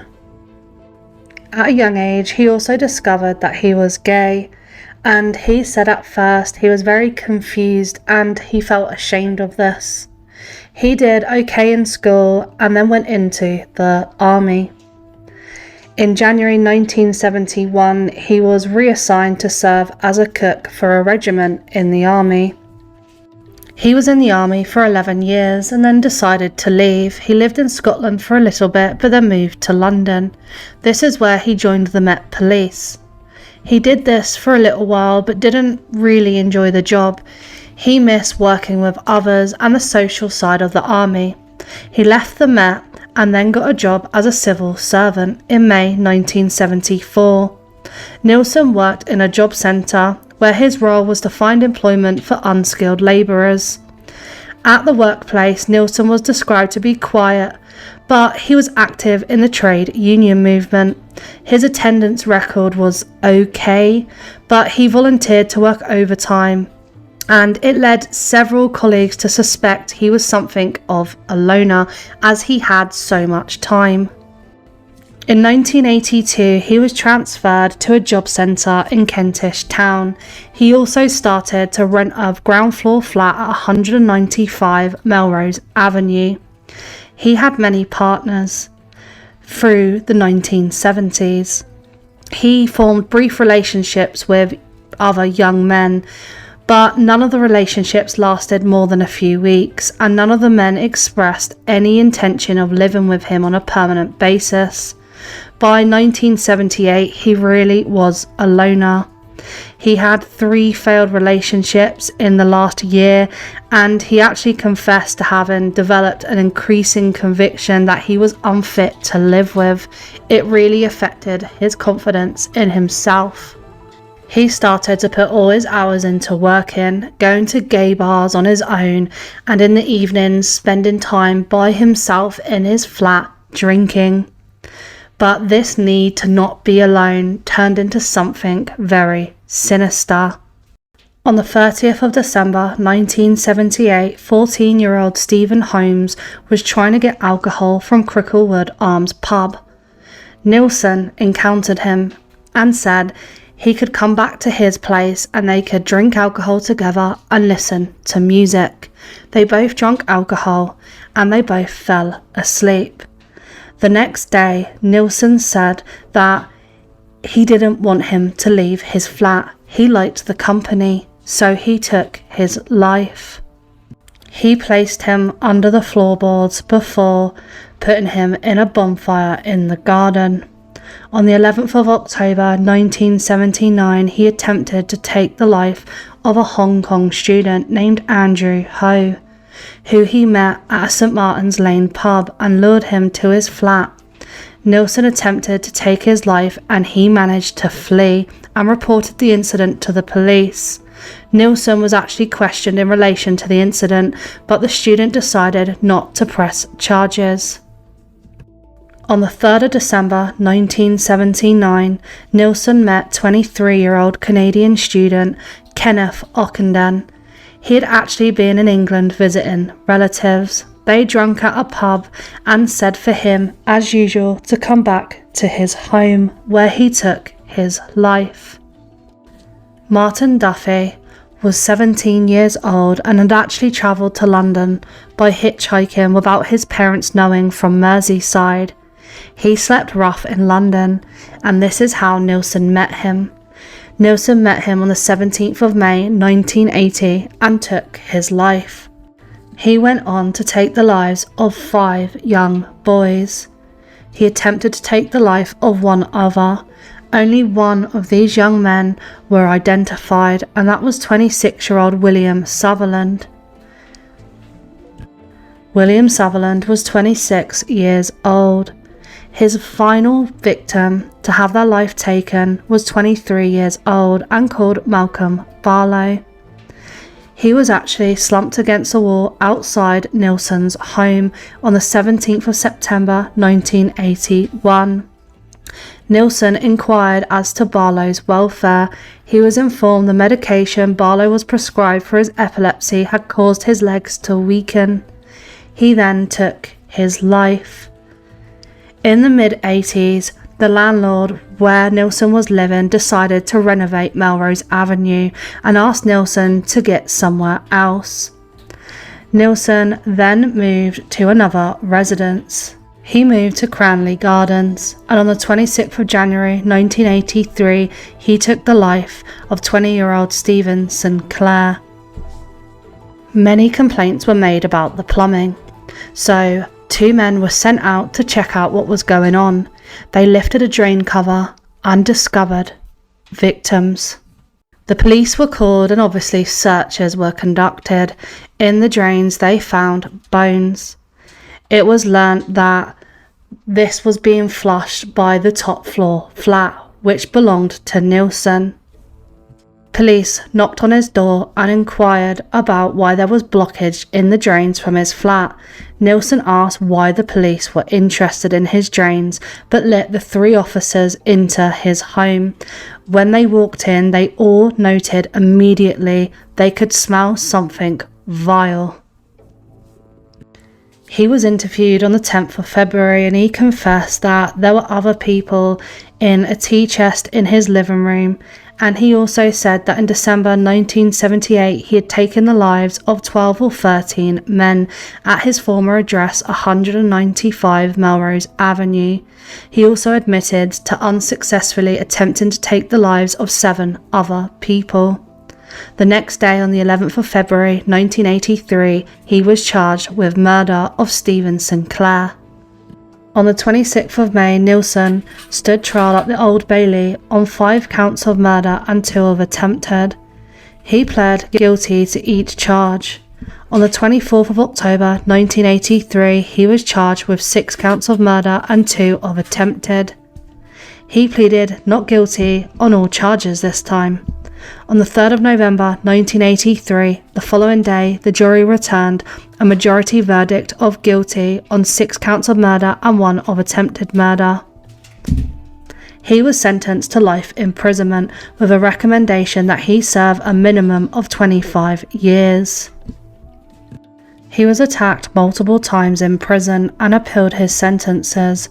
He also challenged perceived abuses of prison rules by prison officers and petitioned to the Home Office. He then petitioned to the European Court of Human Rights with complaints, but this went nowhere.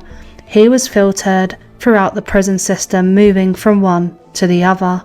On the 10th of May 2018, Nilsson was taken from Full Sutton Prison to York Hospital after complaining of severe stomach issues. There was a complication in surgery and he passed away on the 12th of May 2018 at the age of 72. Next we move on to Ian Brady, who was born in Glasgow and then moved to Manchester.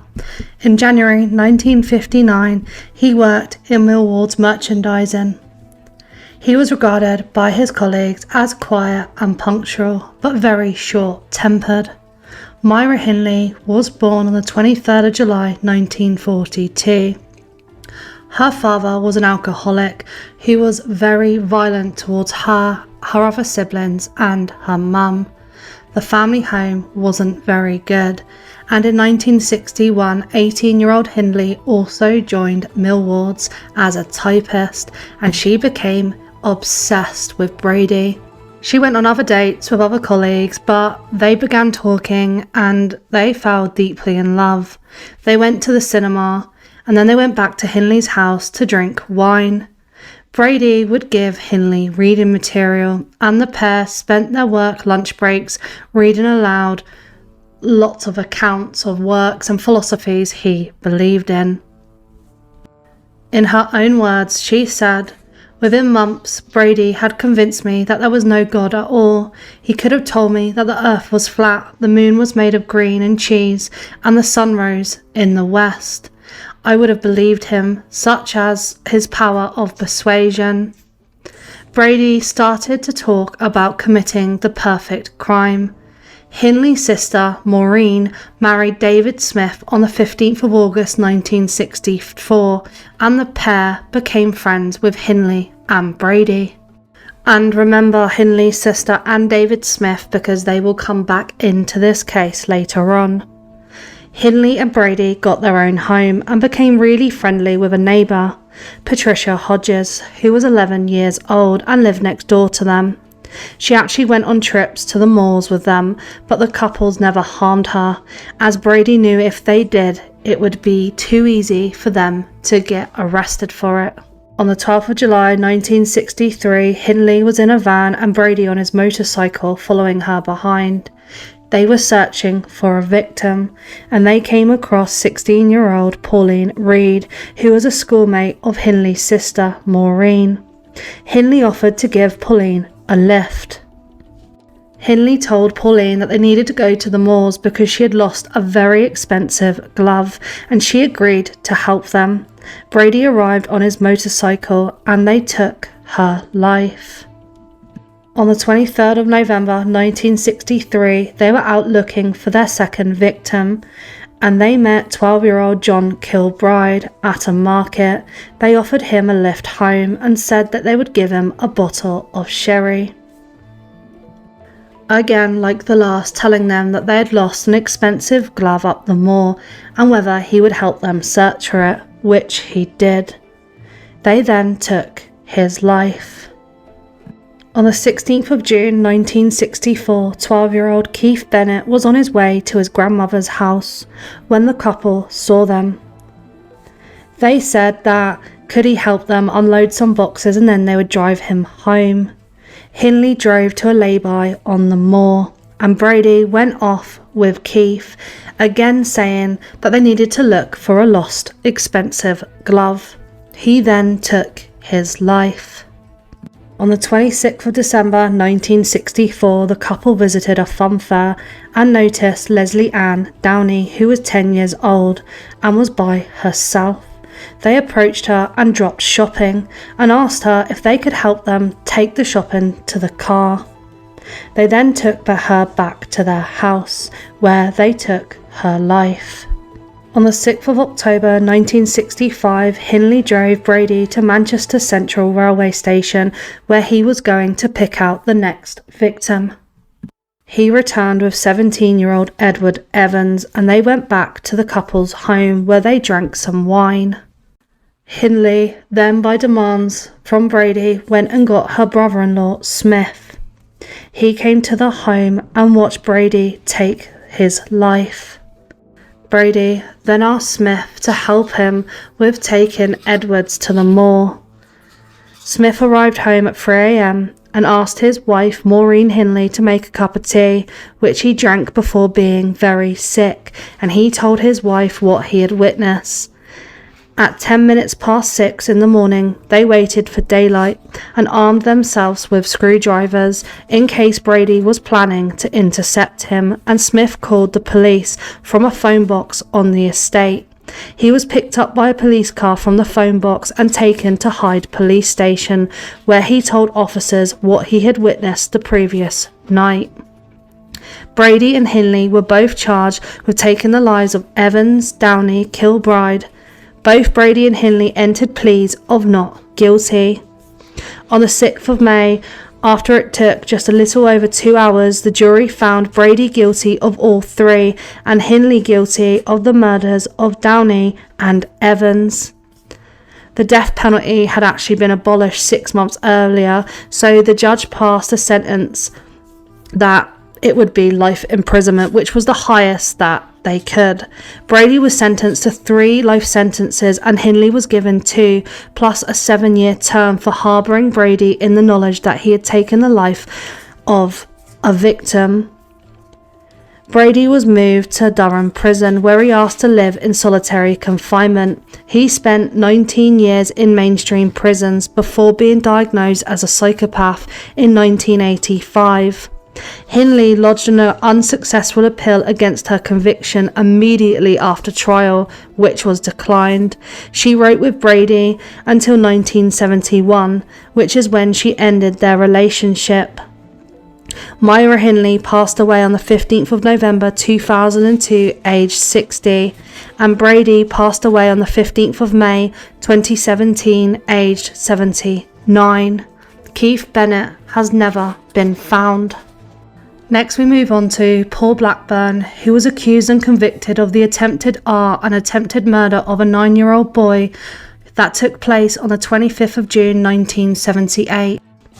Paul Blackburn was 14 years old when the crime was committed. He was interviewed by police on the 3rd of July 1978 after he had turned 15. His second police interview was 10 days later, and during this he gave a different account of his locations on the day of the crime. In a third interview, Paul Blackburn was questioned without being cautioned on the inconsistencies in his 2 accounts and was told that the description of the offender matched him. During the interview, Paul Blackburn refused to take part in an identification parade or to provide forensic samples and verbally abused the police officers.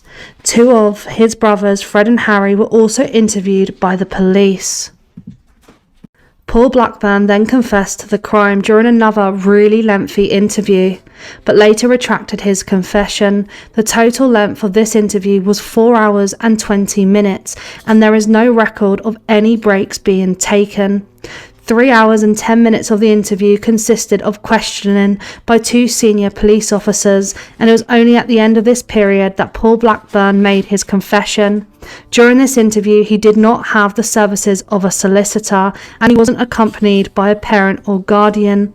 He was accompanied by an adult, but during the appeal it was decided that this accompanying adult did little to support his interests.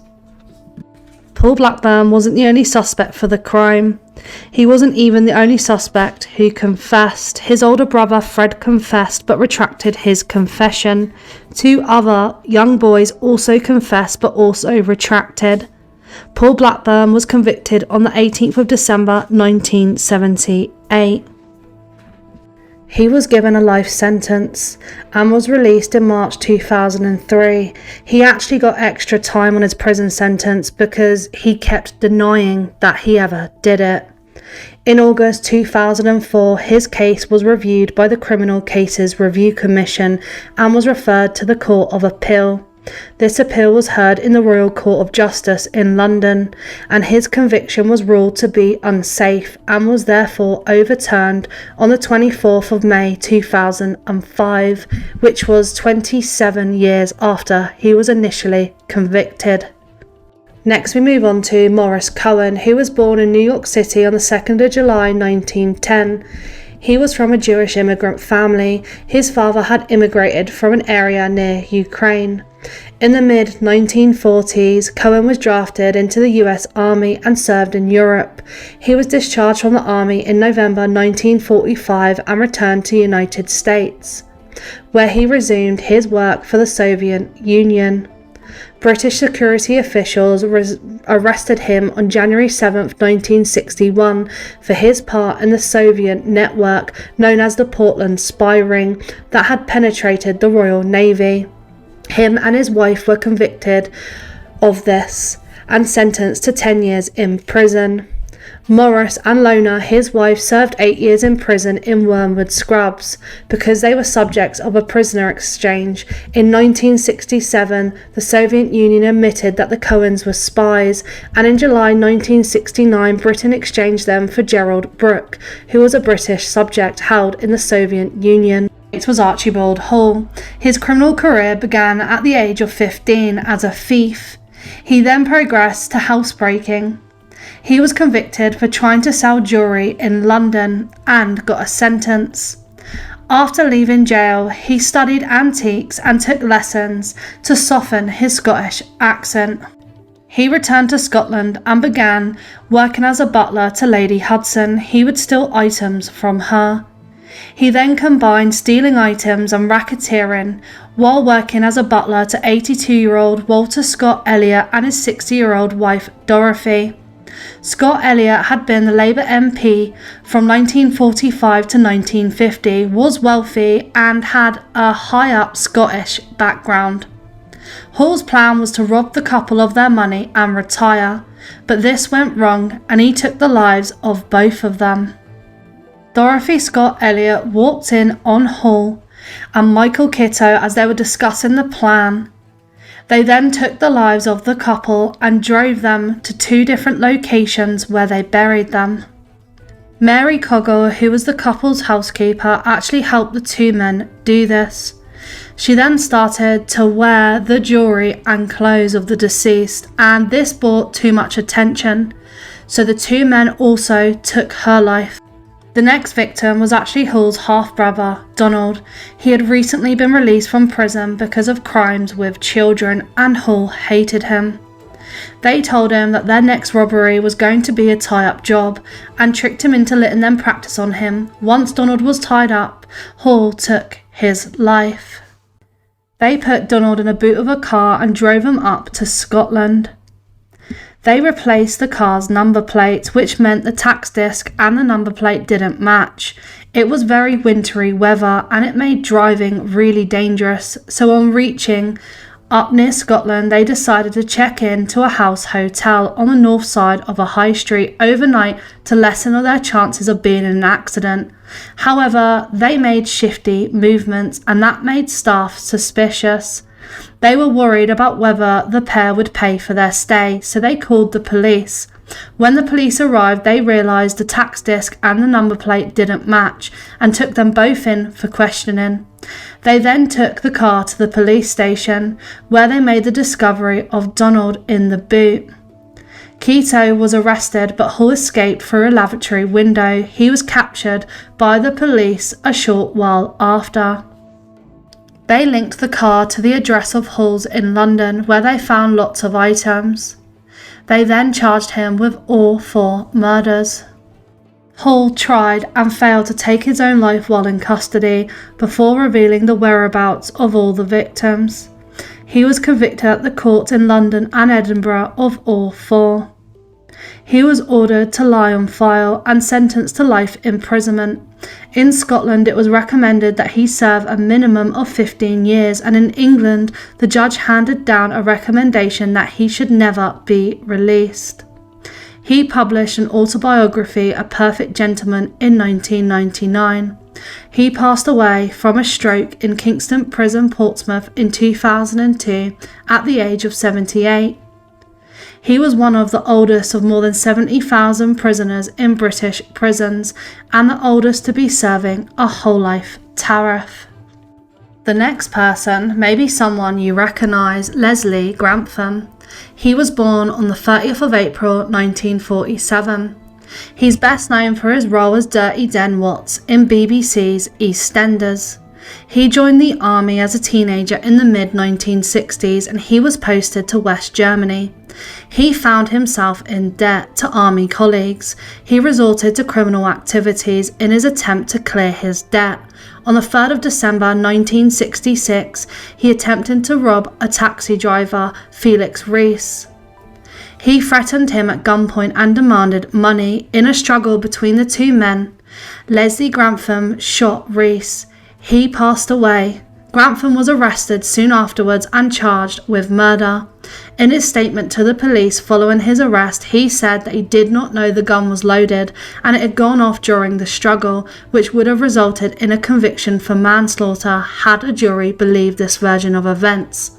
However, at the trial in April 1967, he was convicted of murder and sentenced to life imprisonment. Although this happened in Germany, he served his sentence in British prisons. He was paroled in 1977 and served just 10 years of his life sentence in Kingston Prison. Stefan Kisko was an inmate at Gloucester Prison. He was a 23-year-old tax clerk from Eastern Europe. He actually immigrated from Soviet Ukraine. He became the prime suspect in the murder of Leslie Anderson, when 4 girls, Maxine Buckley, Catherine Burke, Debbie Brown and Pamela Hind, together claimed that he had indecently exposed himself to them the day before Leslie's life was taken. The police quickly set their sights on him, even though he had no criminal record and his social life really didn't involve lots of friends. He was with his mother and aunt. A psychological evaluation showed that he had a mental and emotional age of just 12 years old and had an unusual hobby of writing down registration numbers of cars that annoyed him, which the police believe supported their suspicions. Investigators pursued evidence which might incriminate him and ignored other leads that may have taken them in any other direction. He was the only person in the police's sights.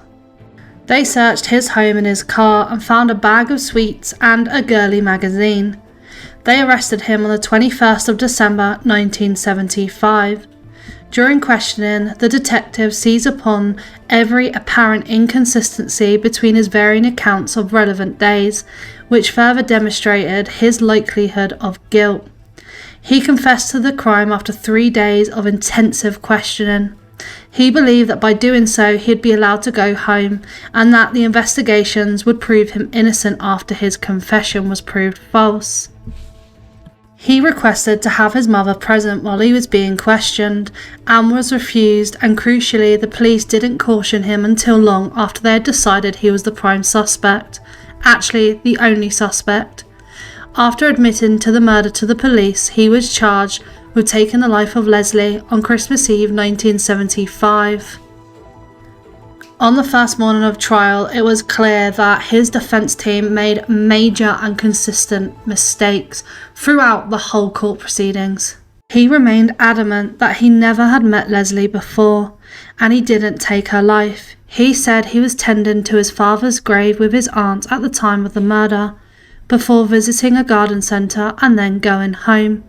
When asked why he confessed, he said, "I started to tell these lies and they seemed to please them, and the pressure was off as far as I was concerned. I thought if I admitted what I did, the police would then check out what I had said, find it untrue, and would then let me go." He was found guilty on the 21st of July 1976 and was given a life sentence. While in prison, he was hated by most inmates, and he received multiple taunts and threats in the first months after his conviction. He was physically attacked on 4 occasions. His mum continued to profess her son's innocence, but was ignored by politicians, including Cyril Smith and Margaret Thatcher. In 1984, she contacted Justice, the UK human rights organisation which at the time investigated many miscarriages of justice. 3 years later, she was put in touch with solicitor Campbell Malone, who agreed to take a look at the case. In February 1991, the case was finally reopened. When looking through the case with the help of a private investigator, there was many errors. They said that his innocence was demonstrated through medical evidence. He had a medical condition which rendered him infertile, which contradicted forensic evidence obtained at the time of the crime. There was also someone who said they had seen him with his aunt tending his father's grave on the day and the time that the crime took place. The witness said they couldn't understand why they had not been called to give evidence at trial. Someone else also said that they had been in a shop around the same time as him and saw him at the garden centre. The 4 girls who gave evidence at the trial now said that their evidence was false and they had lied for a laugh because at the time it was funny. In May 1991, Kenneth Baker ordered his case to go to the Court of Appeal. On the 19th of December 1991, he was bailed to a hospital. On the 17th of February 1992, the investigation into his conviction began. It was heard by 3 judges. The forensic evidence was sent to labs to be tested again, and it proved that he was innocent. He had spent 16 years in prison and was released in March 1992. In 1993, unfortunately, he passed away on the 23rd of December from a severe heart attack at his home. He was supposed to have received $500,000 in compensation for the years he spent in prison, but neither he nor his mother ever received the full amount they were awarded. Herbert Armstrong was born on the 13th of May 1869 and was a solicitor. He is the only solicitor in the UK ever to receive capital punishment. He poisoned a solicitor who was in competition with him. He was also charged with taking the life of his wife. He received capital punishment on the 31st of May 1922.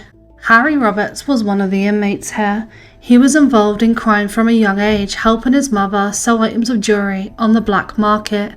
He went in the army for some time, but when he came out, he went back to criminal activity. He had a partnership with his friend Jack Whitney and carried out dozens of armed robberies that targeted bookmakers, post offices and banks. He is quoted as saying, "The most I earned was $1,000 from a single job.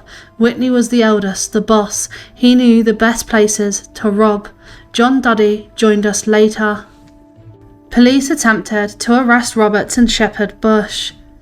He fired a gun and shot at 41-year-old police constable Geoffrey Fox, Detective Sergeant Christopher Hudd, and 25-year-old temporary detective constable David Wombell in West London. He then got a tent and hid in Fawley Wood near Bishop Stortford until the winter set in and he moved inside farm buildings. He was familiar with the area as he grew up there as a child. A £1,000 reward was offered for information leading to his arrest. Roberts used his military training to evade capture for 96 days, but was finally caught by police while sleeping rough in a disused airfield hangar. He was convicted of all 3 murders and sentenced to life imprisonment with a minimum term of 30 years. While in prison, he made several attempts to escape, and in 2001 he was moved to an open prison, but this was cut short and he was returned to a closed prison within months after allegations that he was involved in drug dealing and smuggling. He was interviewed by an author and she said that he showed no remorse for his victims. After many failed appeals, in October 2014, the parole board approved his release on an unspecified later date. He was released on the 11th of November 2014 after serving 48 years in prison. He was 78 years old. Richard Reed is also another person who spent time in the prison. He was born to a father who had a huge criminal career and he converted to Islam as a young man in prison after years as a petty criminal. He became radicalized and went to Pakistan and Afghanistan, where he trained and became a member of the Al-Qaeda. On December 22, 2001, he boarded an American Airlines Flight 63 between Paris and Miami, wearing shoes packed with explosives, which he unsuccessfully tried to detonate. Passengers subdued him on the plane, which landed at Logan Airport in Boston. He was arrested and charged and indicted. In 2002, he pleaded guilty in a US federal court to 8 federal criminal counts of terrorism based on his attempt to destroy a commercial aircraft. He was sentenced to 3 life terms plus 110 years in prison without parole. He was transferred to a super maximum security prison in Colorado. Is Michael Stone, whose criminal record dated all the way back to when he was the age of 12, and this continued into adulthood. He left the care system and developed an addiction to substances, which cost him $1,500 a week.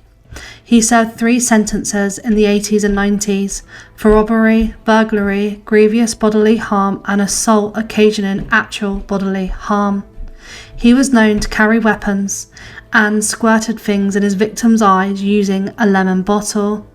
He became a big figure in the criminal underworld of Kent. Police suspect that he took the life of Francis Chagall, who was found in a park in Maidstone in 1976. He was 65 years old and from Guernsey and was a former policeman. The motive for the murder appeared to be robbery, since he always carried large amounts of cash, yet when he was found only had £3 on him. He accidentally took the life of his partner by injecting too much drugs, which caused an overdose. Police also questioned him about the death of a friend who fell under a London tube train as he stood next to Stone. Stone later boasted of pushing the man. He was also initially questioned regarding taking the life of 64-year-old Mary Town, but this was ruled out as another man was later convicted. On the 9th of July 1966, in a country lane in Kent, Lynn Russell, aged 45, and her 2 daughters, 6-year-old Megan and 9-year-old Josie, and their dog Lucy, were tied up and attacked while walking home from a swimming event.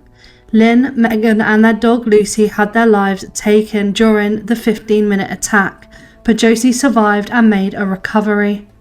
The 3 had walked past a parked car on the lane before a man got out wielding a hammer and demanded money. Lynn said that they didn't have any and offered to go home and get some, but the man refused before tying them up and attacking them. Lynn urged Josie to run home and get help, but the attacker caught her, blindfolded her with strips of her swimming towel and tied her to a tree before attacking her. Lynn had also been blindfolded. After attacking the girls, the attacker then drove off hastily in his car. In the week after having their lives taken, Stone and another man were known to have carried out a robbery in Gillingham, near where it happened. In July 1997, the police arrested him for the crimes after a tip-off resulting from a reconstruction on the Crime Watch TV programme.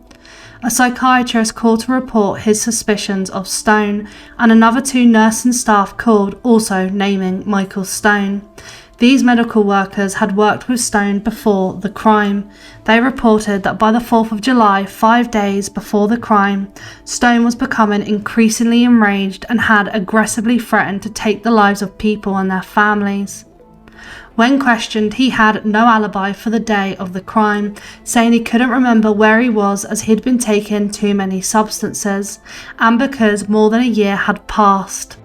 At the crime scene, a fingerprint was found on the lid of Josie's lunchbox, as well as a black bootlace that had a stain on it and was used in the attack. Michael Stone was known to use a bootlace to raise the veins in his arms. These were scientifically tested using the techniques available at that time, and no link was found to Stone.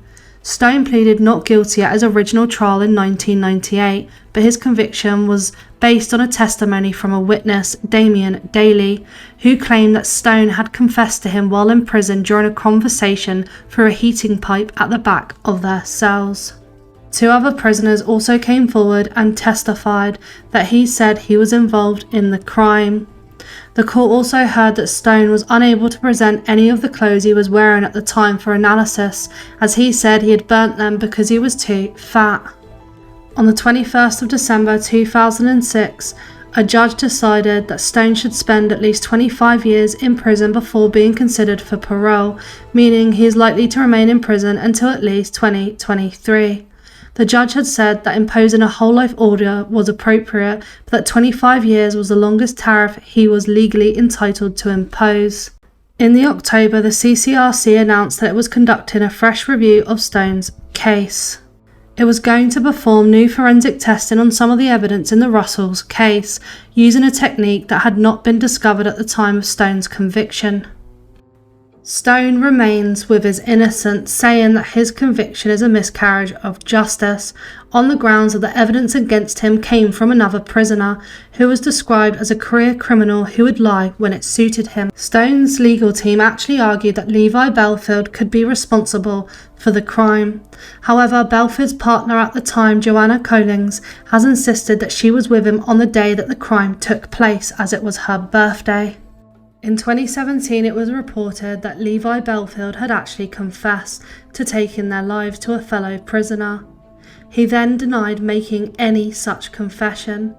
In February 2022, Stone's solicitor Paul Bacon stated that Belfield had admitted to the crime. It contains detail which Bacon suggested would only be known to the person who did it. Last year, Belfield's lawyer claimed that Levi Belfield had admitted to the crime during a conversation with a prison psychologist. Stone's lawyer declared that a signed confession by Belfield had been handed over to the CCRC. Belfield later retracted his confession and said that he sent the letter to Kent Police because he wanted the £5,000 cash payment. The CCRC are still conducting their new review of Stone's conviction and the case, but in May 2021 it came to light that Kent Police had relocated the lace found at the scene of the attacks, which had been lost, and that Stone's defence team had asked for it to be analysed for DNA traces, hoping it could lead to the overturning of his conviction. He remains in prison. Two other inmates served time here were the Cray twins, Ronnie Cray and Reggie Cray, and I'm sure we all know who they are. They were gangsters and were huge organised crime figures in London. They were identical twin brothers, and they were big in the crime world from the 1950s until they were arrested in 1968. Their gang was known as the Firm, and it was based in Bethnal Green. In their crime world, they committed armed robbery, arson, protection rackets, gambling, assaults, and taking the lives of other gangsters. By the 1960s, they were really well known across the UK. They were on television and they hung around with prominent members of London society. On the 8th of May 1968, they were arrested and they were convicted in 1969. The detective who led the case was Detective Leonard Nipper Reid. Each was sentenced to life imprisonment. Ronnie was classed as insane and was committed to Broadmoor Hospital in 1979, and he passed away on the 17th of March 1995. Reggie was released from prison in August 2000 and passed away 5 weeks later. Mary Bell was someone who was sent to Red Bank. She was 10 years old and took the lives of 2 children in her area in Newcastle in 1968. On the 25th of May 1968, the day before her 11th birthday, Bell took the life of 4-year-old Martin Brown in an upstairs bedroom of an abandoned house. On the 31st of July 1968, 3-year-old Brian Howell had his life taken by Mary Bell. He was last seen playing down the street with one of his siblings, the dog Mary Bell and Norma Bell. Norma Bell was Mary's friend, but they weren't related. Mary was taken in for questioning, like the other children last seen playing with him.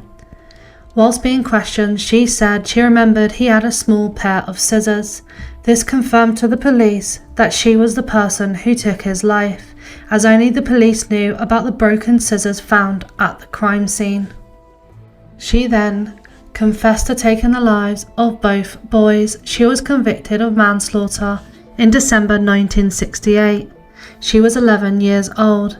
Her actions were judged to have been committed under diminished responsibility.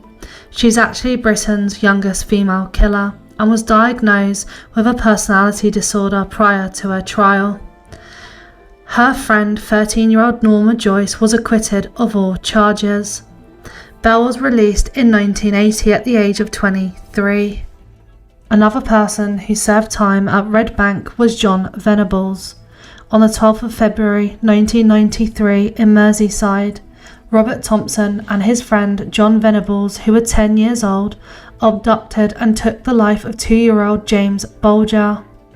Thompson and Venables led James away from a shopping centre after his mum took her eyes off him for just a few seconds. He was found in Walton, Liverpool 2 days later. They were both charged on the 20th of February 1993 with the abduction and murder of James. They were found guilty on the 24th of November, making them the youngest convicted murderers in modern British history. They were sentenced to indefinite detention at Her Majesty's pleasure and remained in custody until a parole board decision in June 2001 recommended their release on a lifelong licence at age 18. Venables was sent to prison in 2010 for breaching the terms of his licence and was released again on parole in 2013, and in November 2017 was again sent to prison for possessing images on his computer. He remained in prison in 2023 after his appeals for parole were rejected. As of today, John Venables remains in prison and Robert Thompson remains free. 1. John Cannan. John Cannan was a car salesman and said himself that he was very charming. At age 14, he indecently assaulted a woman and was placed on probation. He was married and had a child by 1980, but was an alcoholic and his marriage was on the ropes.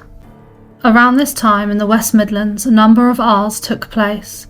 Homes on the market through estate agents were targeted. No one was ever charged for this, but the police suspect it was John Cannan. In 1980, he yarded and attempted to take the life of his wife. This is when their relationship ended. In 1981, he robbed a petrol station and later that year robbed a ladies' knitwear shop.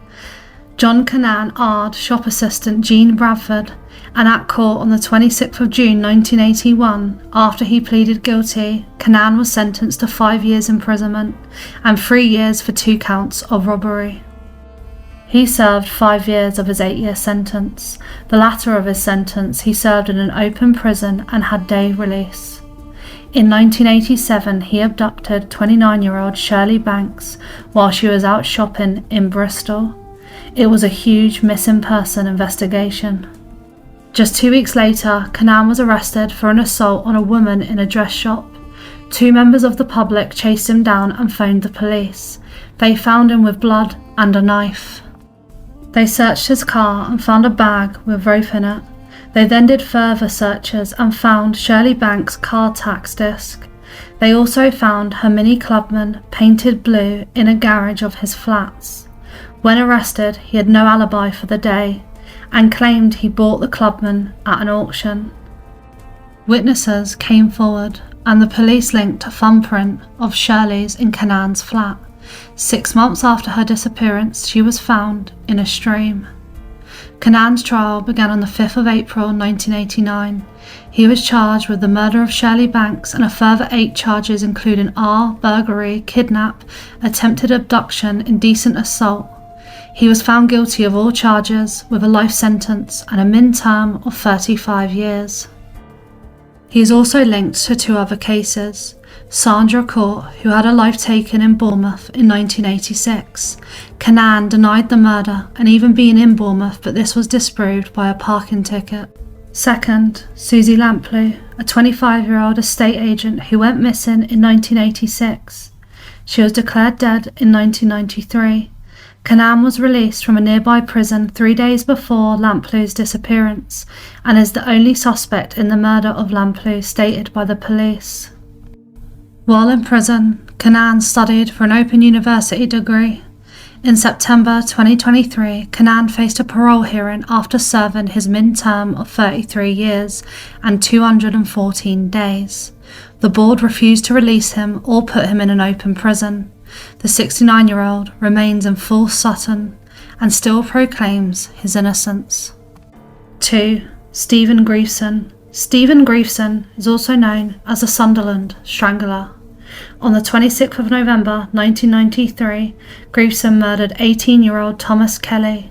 On the 4th of Feb 1994, he murdered 15-year-old David Hanson, and then murdered 15-year-old David Grief on the 25th of Feb 1994. All the boys went to the same school, which led the police to the conclusion that all three knew their murderer. He was initially arrested on the 11th of March and charged with an attempted burglary, but police further investigated and arrested him for all three murders. In 1996, he was handed 3 life sentences for the murders. He was ordered to serve a min of 35 years in prison. It was stated at his trial he murdered the 3 boys in order to conceal evidence of his homosexuality. While serving his 3 life sentences in full Sutton prison, he was then questioned of the May 1990 murder of 14-year-old Simon Martin. In June 2004, he wrote a letter which admitted murdering 3 victims in 1993 and 1994, but he admitted his culpability in the murder of Simon Martin. As such, he was not charged with Martin's murder at the time. He was then convicted of Simon Martin's murder on the 24th of October 2013. The 52-year-old remains in full Sutton prison. 3. Danilo Restivo. Italian Danilo Restivo lived in Bournemouth, and in May 2002, on the 12th of November, he took the life of Heather Barnett, his neighbour. He was taken into the station for questioning, but produced a bus ticket to support his alibi that he was on his way to a computing course. He was put under close surveillance using electronic tracking and listening devices. He was observed on repeated visits to a park where he covertly filmed as he apparently stalked lone women. On the 12th of May 2004, the surveillance team became alarmed. An ununiformed police officer was ordered to stop and search Restivo. When searching his car, they found a change of identical clothing, a knife, scissors, a balaclava and gloves. In June 2004, a schoolgirl identified him as the man who had cut her hair on a bus. In November 2006, he was rearrested and his home was searched. Police found a lock of hair.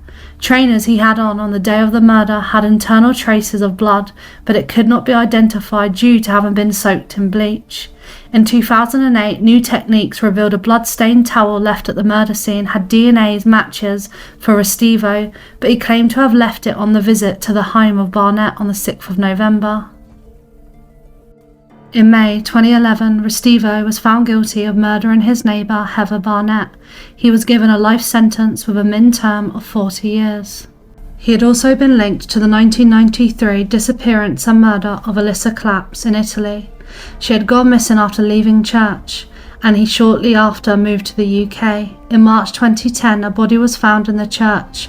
Strands of Claps' hair had been cut from her head shortly after her death and placed near her hands the same way Heather's was. Italian investigations found DNA and other evidence indicating Restivo was the murderer of Claps. He is also the suspect in the murder of South Korean student Jong Oki-shin in Bournemouth. She was found with a clump of hair in her hand. In 2014, Restivo appealed against a decision he should be deported, the Home Secretary having ordered his transfer to Italy, where he would be jailed for life. He is still appealing this. He is due for a deportation court hearing in May 2024, but currently remains in full Sutton prison. 4. David McCulhey. David McCulhey and John Duffy were lifelong friends from school. In 1982, a woman was arred by 2 men near Hampstead Heath railway station. 18 more women were attacked over the next year, mostly late at night, in quiet places, often near railway stations in and around North London. Further attacks occurred during 1984, and then 3 women were arred on the same night in 1985. On the evening of the 29th of December 1985, Alison Day, aged 19, was on her way to meet her boyfriend. Duffy and McCaughey had been driving around several railway stations and ended up at Hackney Wick, where they saw Alison Day exit the train. Duffy threatened her with a knife and both men essayed her.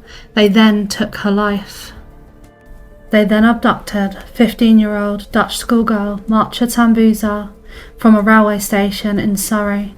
They then took her life on the afternoon of the 17th of April 1986. Just a month later, 29-year-old secretary Anne Locke was abducted and her life taken after she got off a train. Duffy was identified as a suspect by the police. He was known to the police as he had been charged with the art of his estranged wife. Evidence found in his parents' house linked Duffy to the other victims. David McCaughey was questioned, this because of his close friendship with Duffy. He was released without charge. Police knew that Duffy had not committed the offences alone, but Duffy was not forthcoming about his accomplice, but he did eventually admit to his friend also committing the crimes alongside him. In Feb 1988, Duffy was convicted of 2 murders and 4 Rs. He was given a minimum term of 30 years by the judge. This was later extended to a whole life order. Duffy chose not to appeal against his sentence, later claiming that he regretted his crimes and considered the sentence justified. McCaughey was tracked for several months by the police. In 1999, DNA tests proved his involvement, supported by evidence from a search of his home. In 2001, McCaughey was convicted of 3 counts of murder and 7 counts of R and was given 3 life sentences, with a min 30-year recommendation. He was given 24 years imprisonment for each R offence. There is a website in the name of David McCaughey copyrighted. It was made in 2011, arguing his innocence and hoping for a retrial. David McCaughey remains in full Sutton prison and Duffy is in Frankland prison. 5. Richard Huckle. Richard Huckle was arrested by Britain's National Crime Agency in 2014 after a tip-off from the Australian Federal Police and convicted in 2016 of 71 charges of offences against children, committed while he posed as a Christian teacher and freelance photographer in Malaysia. In June 2016, he was sentenced to life imprisonment with a min term of 25 years. He was held at Belmarsh prison and then sent to Full Sutton prison, where the 33-year-old's life was taken by another inmate, Paul Fitzgerald. 6. Darren Osborne. On the 19th of June 2017, Darren Osborne committed a terrorist attack by driving his van into pedestrians in Finsbury Park. He caused 1 death and injured at least 9 people. This occurred in London, near the Muslim Welfare House, just 100 yards from Finsbury Park's mosque. On the 21st of December 2017, Darren Osborne pleaded not guilty to charges of terrorism-related murder and attempted murder. His trial was held in January 2018, and he was found guilty on both counts. He was sentenced to life imprisonment with a min term of 43 years. He remains in Full Sutton prison. 7. Charles Bronson. He was first arrested as a petty criminal and was convicted and sentenced in 1974 to 7 years imprisonment for armed robbery. Further sentences were imposed because of attacks on prisoners and guards. He was returned to prison in 1988 on convictions concerning another robbery. He's a violent prisoner and has taken numerous hostages in the course of confrontations with guards, resulting in sentences of life imprisonment. He has been held at times in each of England's 3 special psychiatric hospitals. In 2023, his application for parole was rejected. He served some time in Full Sutton prison, but now serves his sentence in Wood Hill prison. 2 other notable inmates, which we've previously covered, are Dale Cregan, who killed 2 police officers and 2 others. He was given a whole life sentence in 2013. It was reported that Cregan was on a hunger strike at Full Sutton prison. He was moved to Ashworth Hospital near Liverpool. He was then transferred back to Manchester prison in March 2018, where it was reported he had boasted about his workout regime and access to snooker and tennis, and that is where he remains. And serial killer Dennis Nilsen.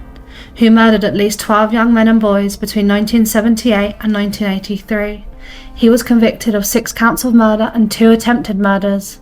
He was sentenced to life imprisonment on the 4th of November 1983. He served his time at Full Sutton Prison, where he died at the age of 72 in 2018. Paul Clark. Paul Clark used to drink on the streets of Ipswich, and through this drinking the 41-year-old met 15-year-old Lorraine Thorpe. They fell out with a woman, Rosalind Hunt, who was part of this drinking crowd. They argued over a dog, and in early August 2009, the pair lured 41-year-old Rosalind Hunt to their flat in Ipswich. They tortured her, and after a few days, they then took her life. On the 9th of August 2009, a member of the public rang the police to raise concerns about the safety of Hunt. Officers found her in her property. Days after the murder of Rosalind Hunt, the pair decided to take the life of Lorraine's own 43-year-old father, Desmond Thorpe, in order to silence him from implicating them in the first murder to police. Desmond's body was found by the police on the morning of the 10th of August after they were told a man had passed away in Limerick Close. His body was found only hours after the discovery of Rosalind Hunt's. Police immediately announced that they suspected the murders were linked and arrested both Paul Clark and 15-year-old Lorraine Thorpe. They were both convicted of the murders on the 3rd of August 2010. Paul Clark was sentenced to life imprisonment with a min term of 27 years. Lorraine Thorpe was sentenced to life imprisonment with a min term of 14 years. Thorpe officially became Britain's youngest female double murderer, being only 15 at the time. Lorraine Thorpe went to her first parole hearing in March this year. The parole board stated, "We can confirm that a panel of the parole board refused the release of Lorraine Thorpe. The panel also refused to recommend a move to an open prison. She remains in Foston Hall prison." In September 2014, Paul Clark was found dead in Whitemoor prison. It's believed that he took his own life. 2. Douglas Samuel. In November 2012, Douglas Samuel attacked and took the life of his girlfriend, Gaynor Bale, in their Hackney home. Neighbours called the police after hearing the screaming and shouting. When they arrived, they found her slumped in the hallway. Douglas Samuel said he hadn't meant to cause so much harm, but he had regularly beaten and abused her. In 2013, he was initially sentenced to 20 years in prison, which was brought down to 18 on appeal. He was sent to Whitemoor. In 2019, he attacked a prison officer, fracturing his skull, and got 2 years for the assault. The 45-year-old remains in Whitemoor prison. 3. Royston Jackson. In 1989, Royston Jackson took the life of Stephen Raven. He was given a life sentence and served 16 years. He was released in 2006.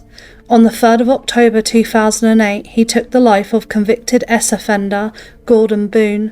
They had met in a bail hostel. In March 2010, he went to trial and was convicted of the murder. He was given a whole life order.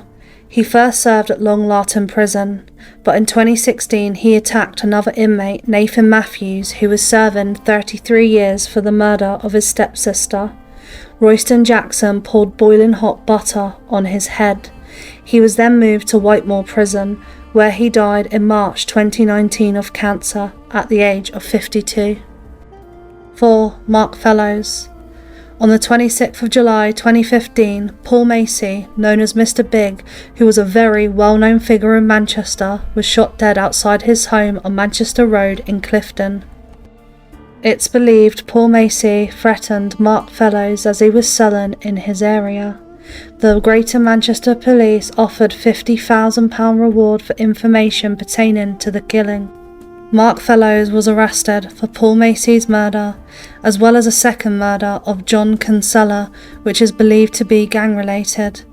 Along with him, his fellow criminal, Stephen Boyle, was also arrested.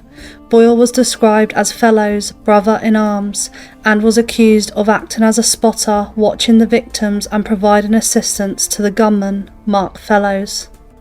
At the trial, evidence from a Garmin fitness watch with a GPS function found in Mark Fellowes' house was used to show that he had travelled from his home to a field opposite Paul Macy's home. Mark Fellowes was found guilty of the murders of both Paul Macy and John Kinsella and was given a whole life order. Stephen Boyle was convicted of the murder of John Kinsella.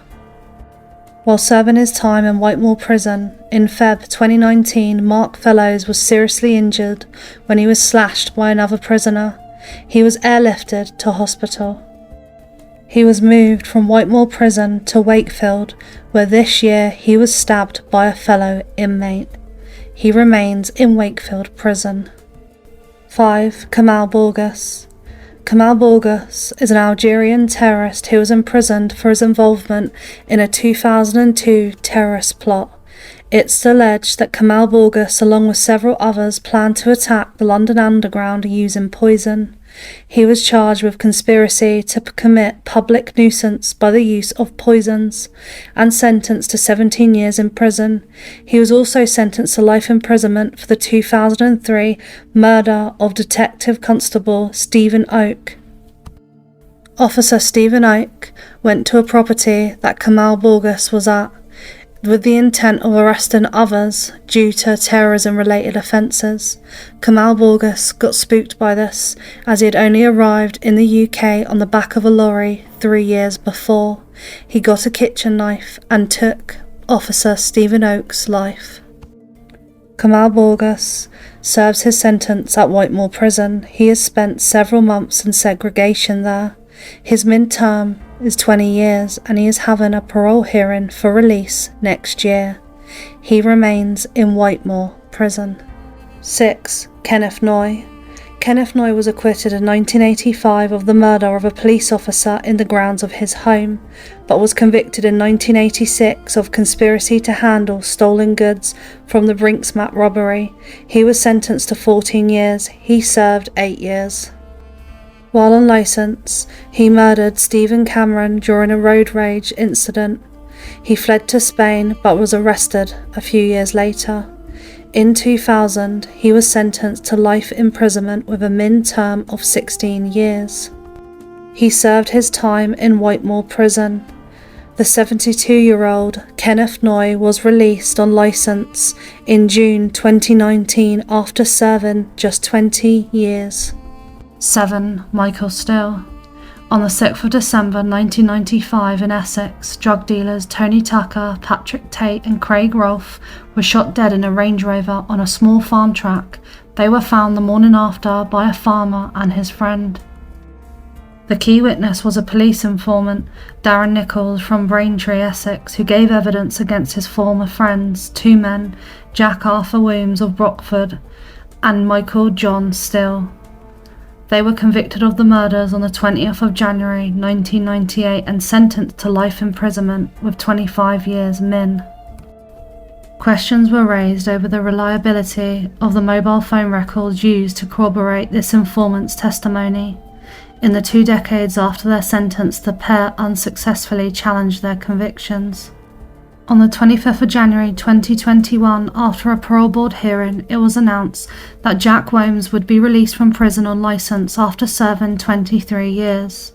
His 25-year sentence was reduced by 2 years in 2018 due to his good conduct while incarcerated. A new parole hearing was to be had this year, but it was delayed for Michael Still until later next year. Both men have always proclaimed their innocence in the Essex boys' murders. 80-year-old Michael Still remains in Whitemoor Prison. 8. Usman Khan. Usman Khan's home in Stoke-on-Trent was raided by counter-terrorist police in 2008, but there was insufficient evidence to charge him. In 2010, on return from Pakistan, Khan was one of a group of 9 men arrested. They all pled guilty to Al-Qaeda-inspired terrorism offences. Khan received a min term of 8 years.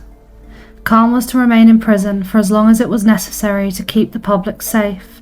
Khan's sentence was changed to a 16-year term, which allowed him to be automatically released after serving 8 years.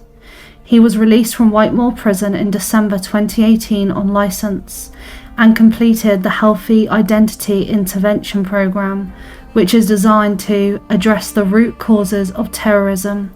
He was considered a success story. He was used as a case study and was friends with the Cambridgeshire University rehabilitation team. They argued that less than 5% of terrorists such as Khan would attack again.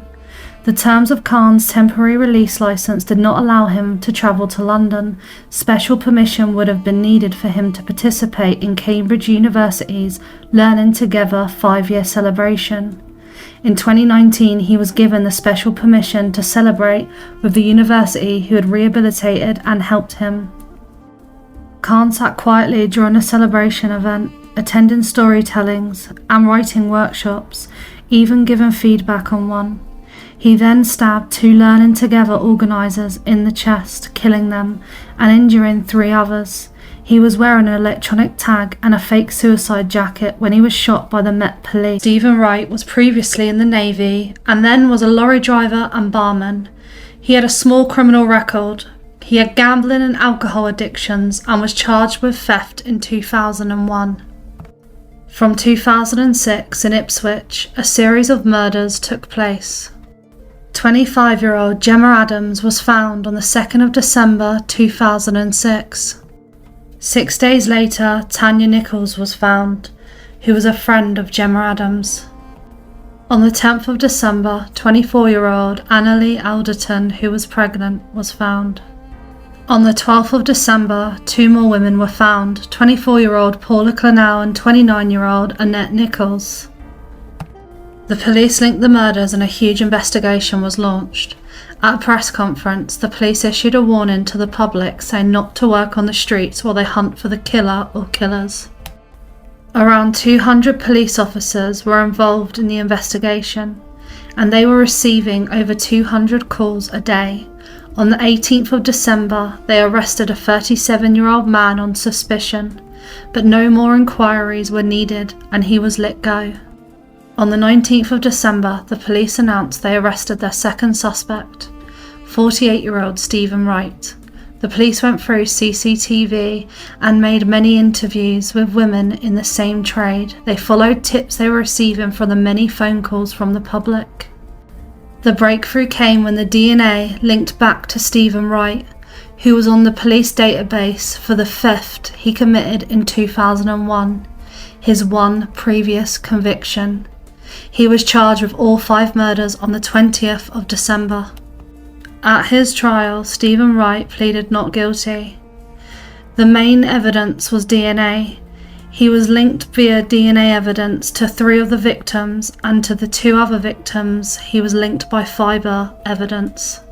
Just to note, during the trial, prosecutor Peter Wright suggested that Stephen Wright may not have acted alone, as the remains of one of the victims was found some distance from the road, but there was no evidence that her body had been dragged by one person.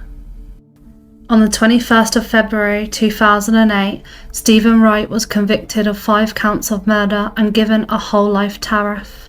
He will never be released from prison. The police reopened and re-examined 4 cold cases to establish whether Wright could be responsible and questioned Wright about them, but currently the investigation is still ongoing. The 65-year-old still remains in Long Lartin prison. 2. Charlie Cray. When Charlie Cray was 6, his mother had 2 identical twins, Ronnie and Reggie Cray, who you probably know. Like the Cray twins, older brother Charlie was brought up on the streets and did amateur boxing. He actually boxed for the Navy, but was discharged due to migraines. Charlie Cray didn't have an aggressive reputation like his younger brothers, but he was part of the family's criminal enterprise. When his brothers were being investigated, so was he. He was released from prison in 1975 after serving 7 years. But he was sentenced again in 1997 for conspiracy to smuggle £39 million worth of cocaine into the country. He was charged in an undercover drug sting. He served his time at Long Lartin prison. Shortly after this, in 2000, Charlie Cray died from heart complications at the age of 72.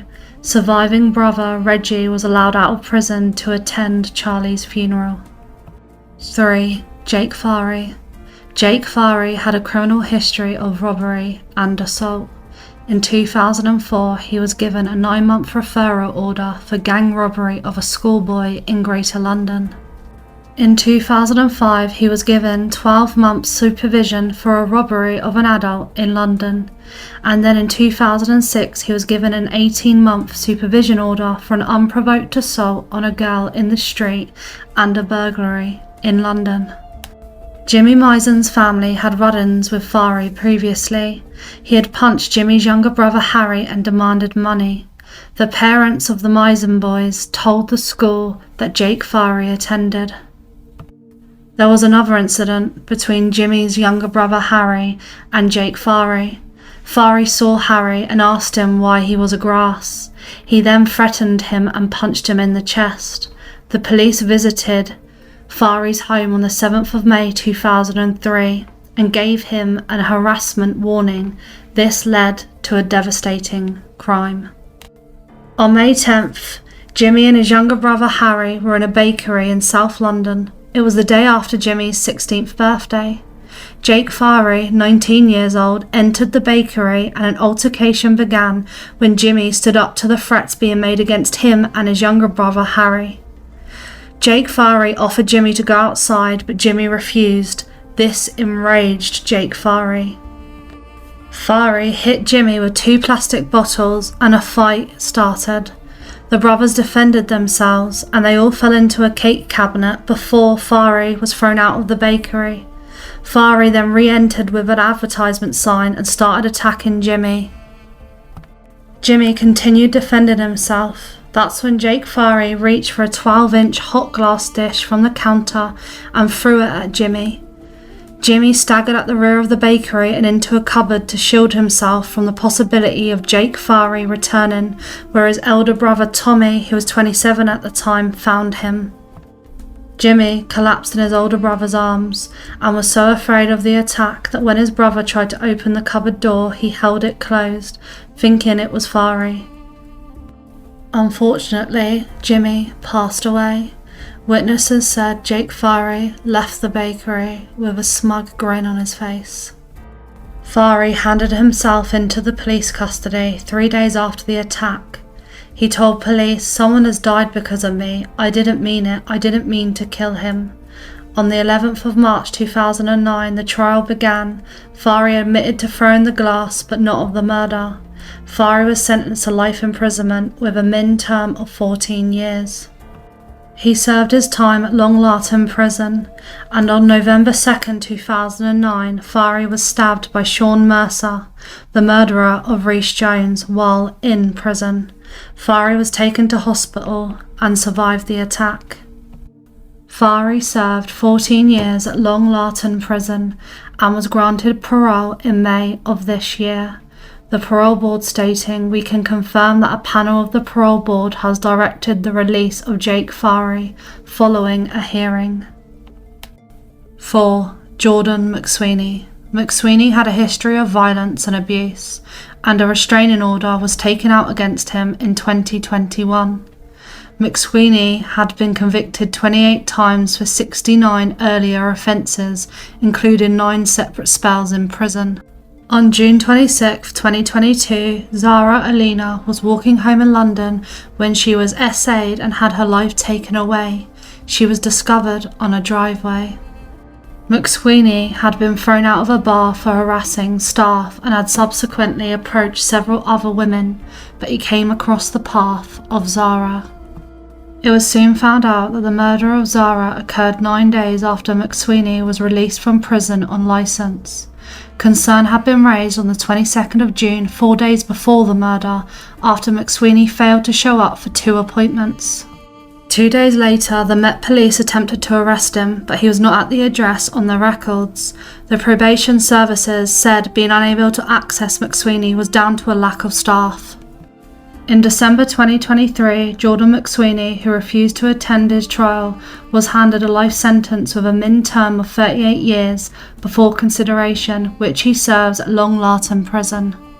McSweeney appealed his conviction last month, but walked out halfway through and said he had had enough. His sentence still stands and he remains in Long Lartin prison. 5. Carl Dobson.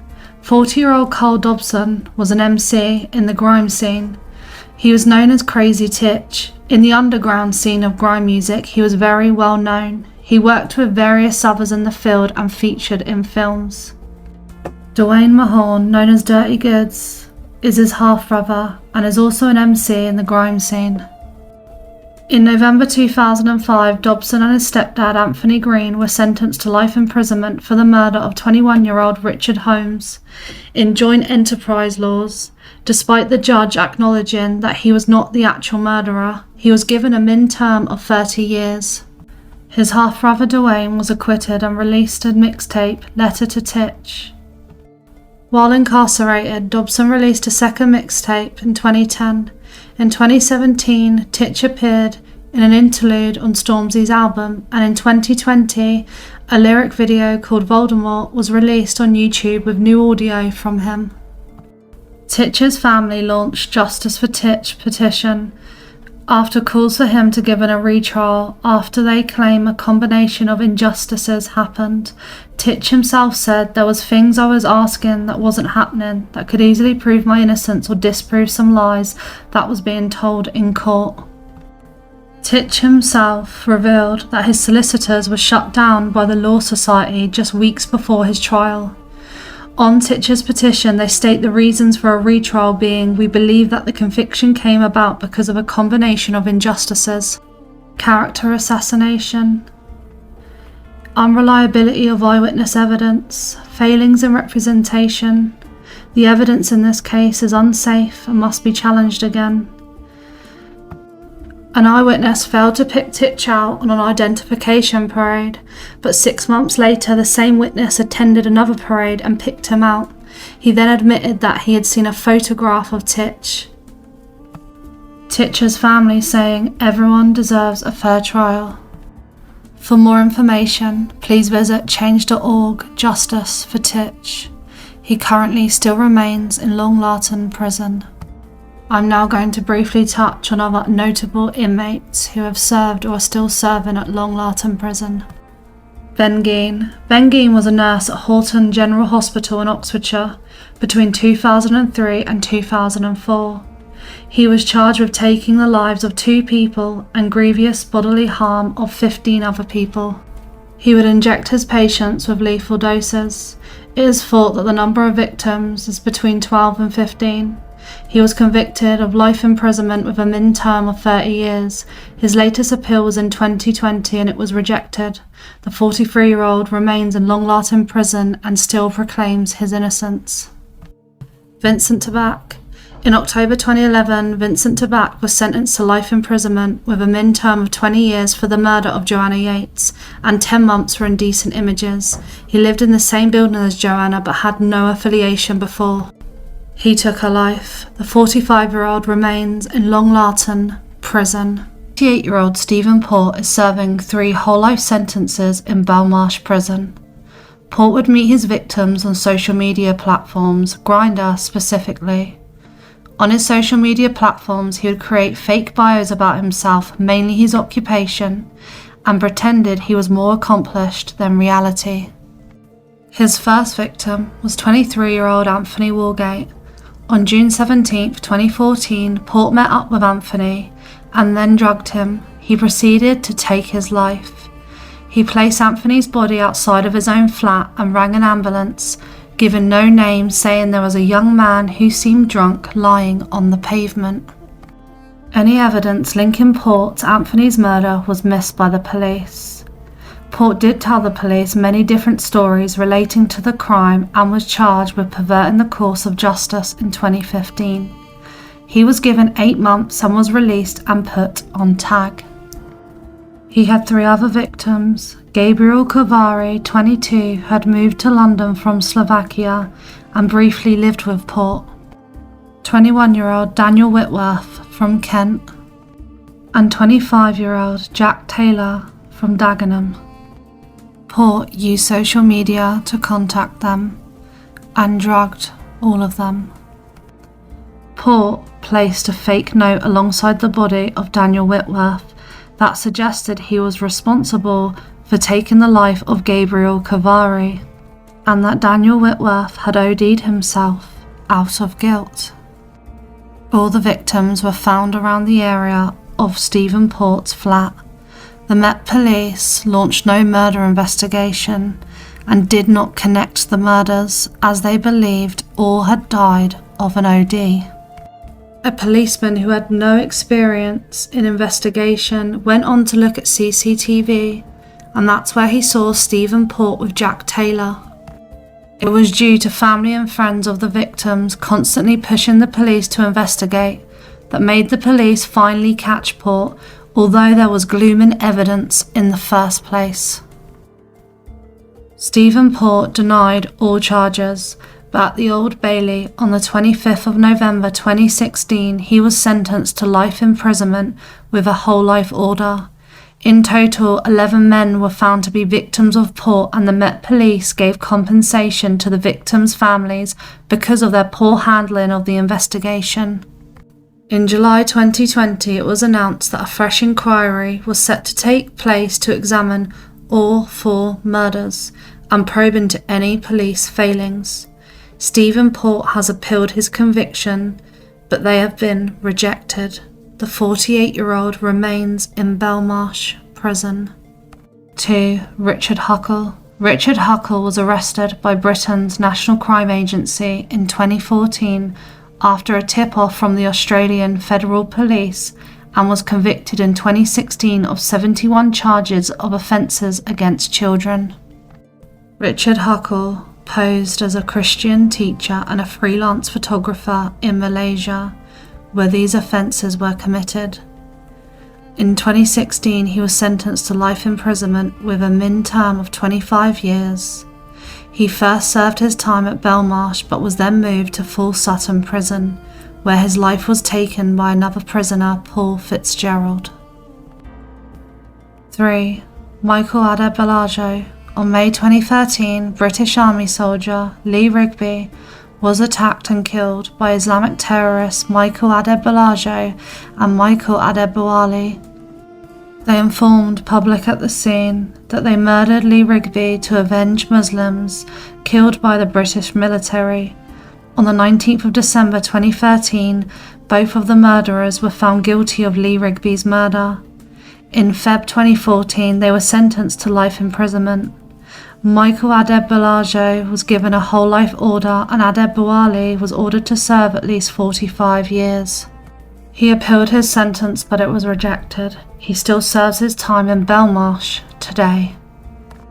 4. Paul Ballard. Paul Ballard was a British television host known as Des. He is probably best known for his Saturday morning kids show Dig It. His last acting role was in 2002. In Feb 2020, he caused an 8-car pile-up in Essex, which resulted in the death of 2 people. On the 14th of July, he pleaded guilty to 2 charges of causing death by dangerous driving. He was sentenced to 9 years in prison. In July 2021, he was also found guilty of attempted assault, criminal damage and threats to kill after an incident at a hotel in Hatfield Heath in 2020. He serves his sentence at Belmarsh Prison today. 5. Daniel Khalif.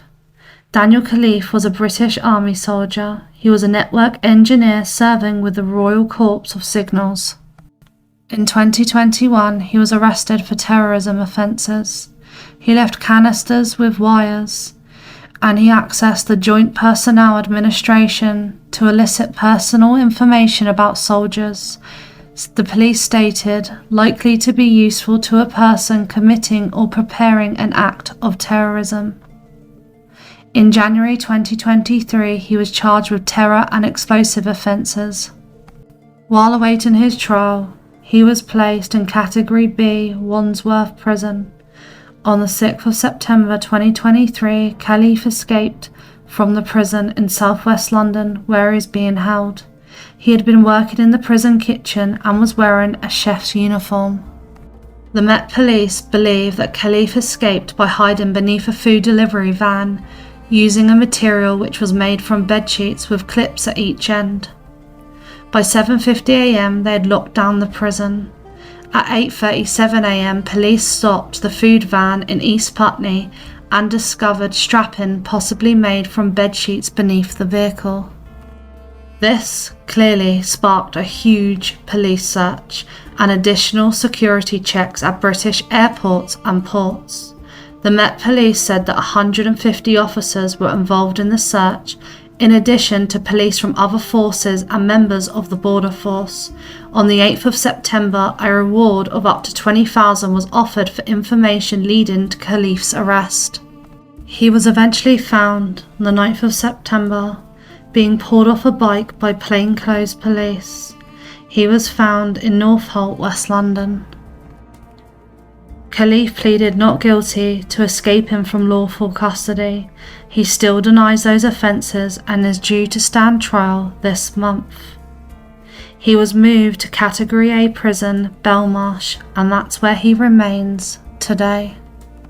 6. Ali Harvey Ali.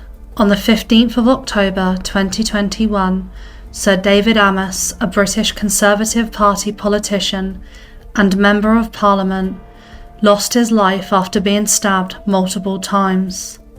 Ali Harbour Ali, a 25-year-old British man and Islamic State sympathiser, was arrested at the scene. He was found guilty of murder and the preparation of terrorist acts in April 2022. He was sentenced to life imprisonment with a whole life order. He serves his time in Belmarsh prison today. 7. David Copeland. In 1999, there were a series of nail bomb explosions in London over 3 weekends between the 17th and the 30th of April. Each bomb contained up to 1,500 4-inch nails. They were left in holdalls that were left in public spaces. The bombs killed 3 people and injured 140 people, 4 of whom lost limbs. On the 2nd of May the same year, the Met Police Anti-Terrorist Branch charged 22-year-old David Copeland with the murders. He became known as the London Nail Bomber. He was a former member of the British National Party and the National Socialist Movement. The bombings were aimed at London's Black, Bengali and LGBTQ+ communities. On the 30th of June 2000, Copeland was convicted of 3 counts of murder and planting bombs. He was given 6 life sentences. The judge doubted that it would ever be safe to release him. In March 2007, the High Court decided that Copeland should remain in prison for at least 50 years.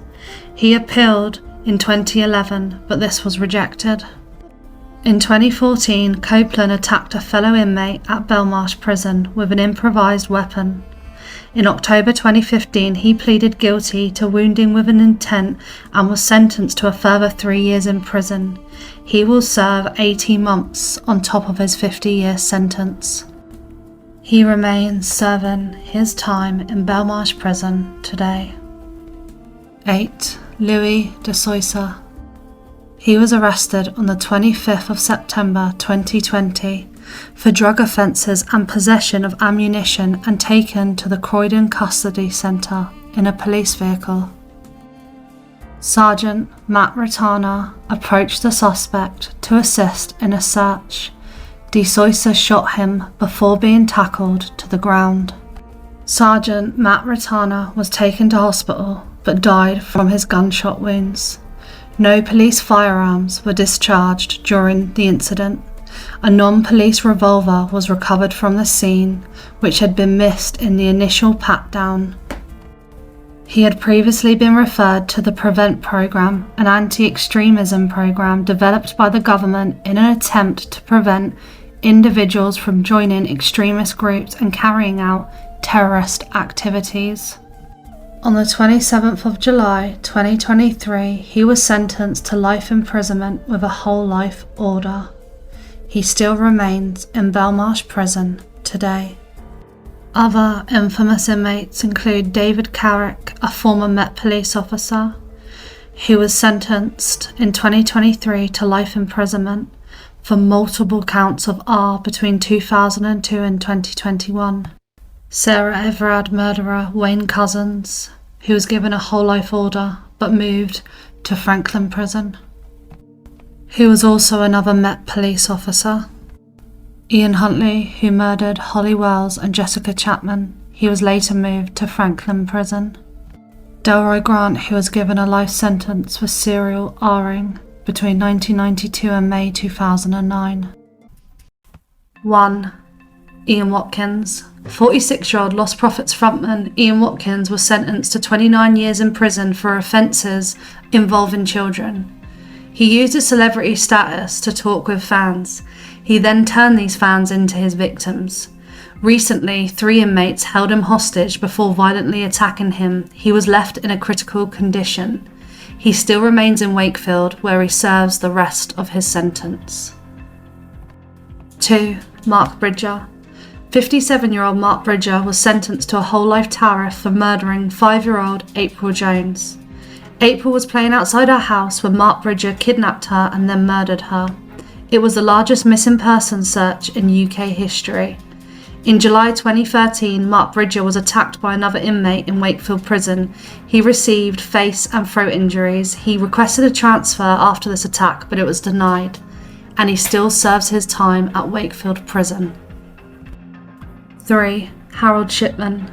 Harold Shipman was a general practitioner and serial killer. He has an estimated 250 victims. He would inject his patients with lethal injections and then write on their death certificate natural causes. He went on trial and was convicted of 15 of the murders and sentenced to a whole life tariff to be served at Wakefield prison. He ended his own life at age 57. 4. Klaus Fuchs.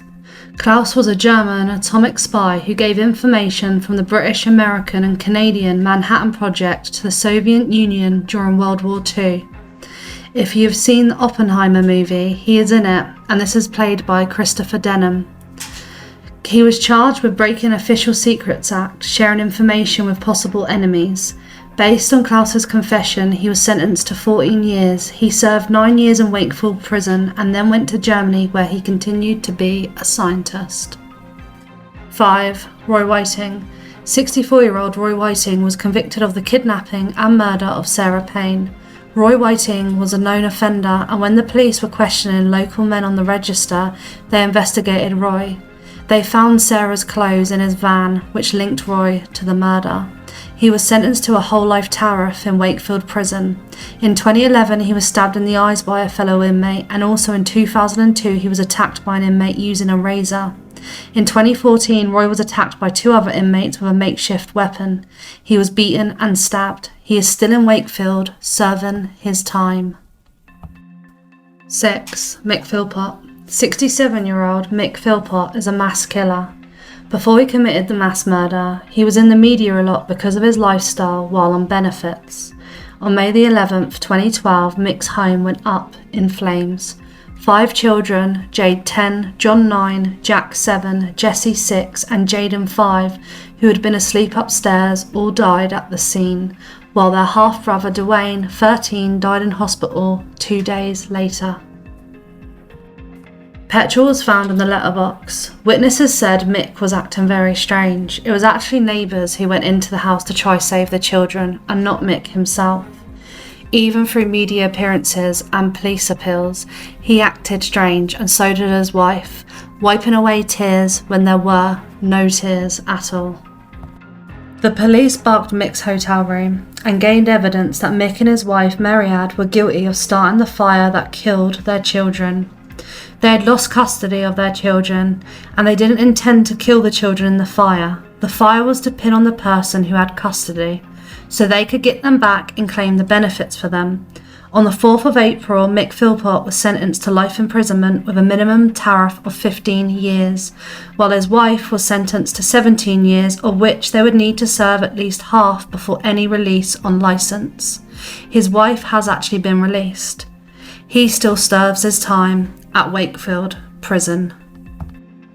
7. Sidney Cook. 96-year-old Sidney Cook is a predator and suspected serial killer. He was the leader of a ring suspected of murdering up to 20 young boys in the 1970s and 1980s. Sidney and 2 other members were convicted of 3 murders. While in prison, Sidney would not take part in any rehabilitation programs. He was given a 5-year term before consideration of parole. Since his 5-year minimum term expired in January 2004, Cook has been refused parole on 10 separate occasions. He was refused parole most recently in October 2021, aged 94. He will never be released from prison. 8. Jack Renshaw. 28-year-old Jack Renshaw is a convicted terrorist. He was a spokesperson for extreme far-right group National Action. On the 12th of June 2018, Renshaw and 5 others were tried for alleged membership of National Action. The 5 of them denied this. However, Renshaw did plead guilty to other things. He pled guilty to purchasing a machete and conducting a plan to kill Labour MP Rosie Cooper. He also pled guilty to threatening to kill a police officer who had been investigating him concerning child offences. On May 17, 2019, the judge sentenced Renshaw to life imprisonment with a minimum term of 20 years. For both these things he pled guilty for. He still serves his time at Wakefield Prison. 9. Colin Island. Colin Island was a serial killer. He committed crimes from a young age. He was married twice and said he was not gay, but he pretended he was to target his victims. He would go to gay clubs to seek men to murder. When his case came to the Old Bailey on the 20th of December 1993, Island admitted to all charges and was given 5 life sentences for each of the murders to be served at Wakefield Prison. Island also died at Wakefield Prison on the 21st of February 2012. 10. Ian Huntley. 49-year-old Ian Huntley murdered Holly Wells and Jessica Chapman. His girlfriend was their teacher, and it is thought he lured the girls into his house by saying his girlfriend Maxine was inside. He was quickly a suspect. He did strange media interviews and he had visible scratches on his face. His alibi fell apart. There was lots of forensics evidence and circumstantial evidence, and it was found that he had murdered both girls. He was sentenced to life imprisonment at Wakefield Prison. He has attempted to take his life on numerous occasions. In 2005, Huntley was scalded with boiling water by a convicted spree killer, Mark Hobson. On another occasion, his neck was slashed. These incidences happened whilst he was serving time at Wakefield Prison, so he was moved to Frankland Prison in Durham. It's said that he is at a constant risk of attack from other prisoners. 11. Kamal Borges. On the 14th of January 2003, police officer Stephen Oak and other officers went to a flat in an area of North Manchester. It was part of an immigration operation. The resident was not expected to be there, but the police found 3 men, including Algerian illegal immigrant Kamal. He had arrived in England in the back of a lorry 3 years before. He was not recognised by the other police officers, even though he was wanted in connection with a bioterrorism plot to attack the London Underground. The police officers didn't see him as a threat, so he was not handcuffed. The police raid spooked Kamal, and he thought the officers had identified him in connection with the terrorist plot. He made an attempt to escape, and in the process of doing so, punched one officer and picked up a kitchen knife. Officer Stephen Oak, who was unarmed and not wearing protective clothing, went to restrain the suspect but was stabbed 8 times in the chest and upper body. Despite his injuries, Stephen Oak still tried to help his colleagues. 3 other officers suffered stab wounds before Kamal was eventually detained.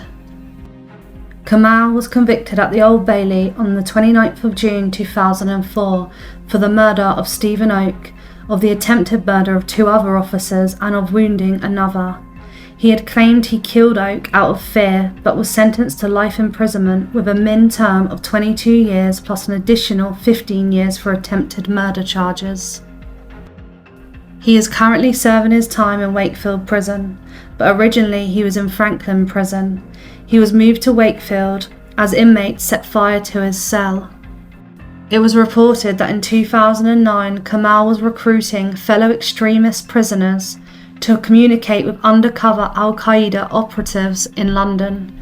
He remains in Wakefield prison today and is segregated from other inmates. 12. Jeremy Bamber.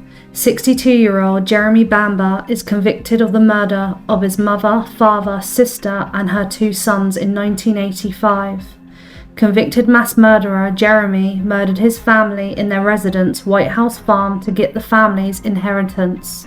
He placed a gun in his sister's hands. His sister Sheila was a schizophrenic. He had hoped it looked like she had a frenzy and committed the murders. He is serving a whole life tariff with no possibility of parole. He claims his innocence still now, but the extended family believe he did commit the murders. He remains in Wakefield. 13. Damien Bendel. Damien Bendel was sentenced to a whole life order after admitting to murdering his pregnant partner, her 2 children, and a school friend who was over for a sleepover. Before the killings, he had previous allegations of domestic abuse and convictions of robbery and assault. At the time of the murder, he was actually on licence for an arson attack. It's seen as a major fault of the probation services, as he should have been in prison, preventing these murders from ever happening. He still serves his time in Wakefield prison. 14. John Cooper. 79-year-old John Cooper is a Welsh serial killer. On the 26th of May 2011, he was given a whole life order for the 1985 double murder of siblings Richard and Helen Thomas and the 1989 double murder of Peter and Gwenda Dixon. It is suspected there is up to 5 other victims. In April 2023, he made an application to the Criminal Cases Review Commission requesting a review of his convictions. He is currently still serving his time in Wakefield prison. He was also diagnosed as a psychopath. Ian Brady. Ian Brady, along with his partner Myra Hindley, took the lives of 5 children between 1963 and 1965. Known as the Moors murders, Keith Bennett is the only victim still not to be found. Ian Brady did not serve a sentence at Strangeways for these horrific crimes. He actually only served a 3-month sentence at Strangeways before these ever took place. Ian Brady was in and out of court as a youngster. He was caught smuggling sacks full of lead from a market and was sent to Strangeways for 3 months at 17 years old. 5 years later, he committed the Moors murders. Hindley and Brady were given life imprisonment. The death penalty was abolished just 6 months before. Following his conviction, Ian Brady was sent to Durham prison, where he asked to live in solitary confinement. He spent 19 years there before being diagnosed as a psychopath and being sent to Ashworth Hospital. Brady went on hunger strikes and was force-fed. He rarely spoke with psychiatrists in the hospital, but he did speak with journalists. Brady died at the age of 79 in Ashworth Hospital on the 15th of May 2017. The last cruel act of Ian Brady and Myra Hindley was to not tell Keith Bennett's family where he was. I hope the search continues and one day Keith is found for the Bennett family and for his late mum Winnie, who never gave up and is now, hopefully, reunited with her son. 2. Mark Bridger. On the 1st of October 2012, April Jones was playing outside her house with her friend. Her parents had last seen her riding her pink bicycle at around 7 p.m. She was then not seen again. At around 7:30, her parents phoned the police and reported her missing. Witnesses said they saw April climbing into a grey van. The police immediately upgraded the investigation to a critical incident and launched a massive search. 24 hours after April went missing, 46-year-old Mark Bridger, who lived local to April, was arrested. He became a suspect because he matched a description of the man and the vehicle, a left-hand drive Land Rover Discovery, which an eyewitness had seen April entering following having a conversation with the man. On the 6th of October, Mark Bridger was charged with child abduction, murder, and attempting to pervert the course of justice. He was held at Strangeways prison. On the 14th of January 2013, Mark Bridger pleaded not guilty to the charge of murdering April Jones, but accepted that he was probably responsible. Mark Bridger had a string of convictions, stretching back to when he was 19 years old. He was convicted of firearm offences and theft. He moved to Wales in the 1980s, where he was convicted of 3 separate driving offences. In 2004, he was convicted of battery and threatening behaviour, and in 2007, he was convicted of assault. At his trial, an expert told the court that fragments of human bone consistent with a younger individual had been found in the fireplace of Mark Bridger's cottage. Blood was found in several parts of the cottage, which matched April's DNA. Bridger's defence was that he had accidentally run over 5-year-old April in his car and could not remember disposing of her body due to alcohol and panic. On the 30th of May 2013, Bridger was found guilty of abduction, murder, and perverting the course of justice. He was sentenced to life imprisonment with a whole life order. After his conviction, it was revealed that Bridger had confessed to the Strangeways prison chaplain that he had disposed of April's body in the river that flowed past his cottage. The Welsh police believe that he scattered April's remains across the countryside near his house. He served his time at Strangeways before his trial, but after was sentenced to serve his time at Wakefield prison. In 2013, just a few weeks into his sentence, he was attacked by a fellow prisoner with an improvised weapon, resulting in facial and throat injuries. In 2013, Bridger appealed against his whole life order, but dropped the appeal a few days before it was due to be heard. He remains in prison. 3. Thomas Cashman. Thomas Cashman had 18 previous convictions for 33 offences and was a known drug dealer based in Liverpool. On the 22nd of August 2022, Cheryl Corbell opened her front door as she heard a disturbance outside of her house. Her 9-year-old daughter, Olivia, was stood behind her. Joseph Nee, a 35-year-old, well-established organised crime group member, was fleeing from an unknown gunman, attempting to force himself into her home. While Nee attempted to enter their house, the gunman, who was wearing a balaclava and a black jacket, approached the house and shot 4 times.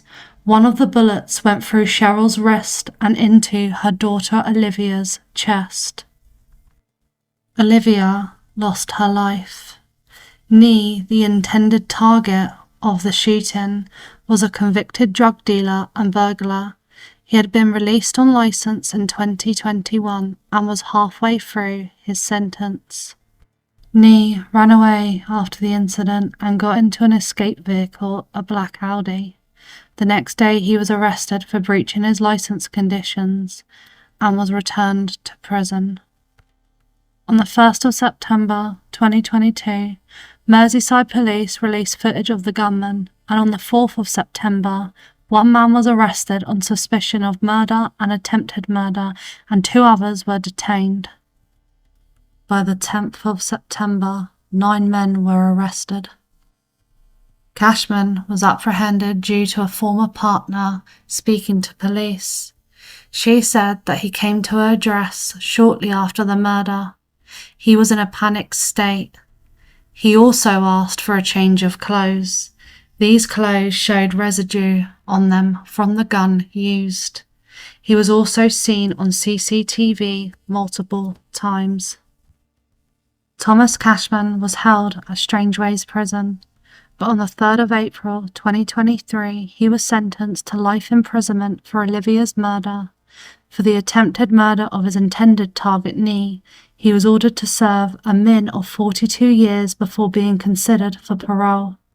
He was sentenced to 10 years for the wounding of Olivia's mother and received 2 18-year sentences for both counts of possession of a firearm with intent to endanger life.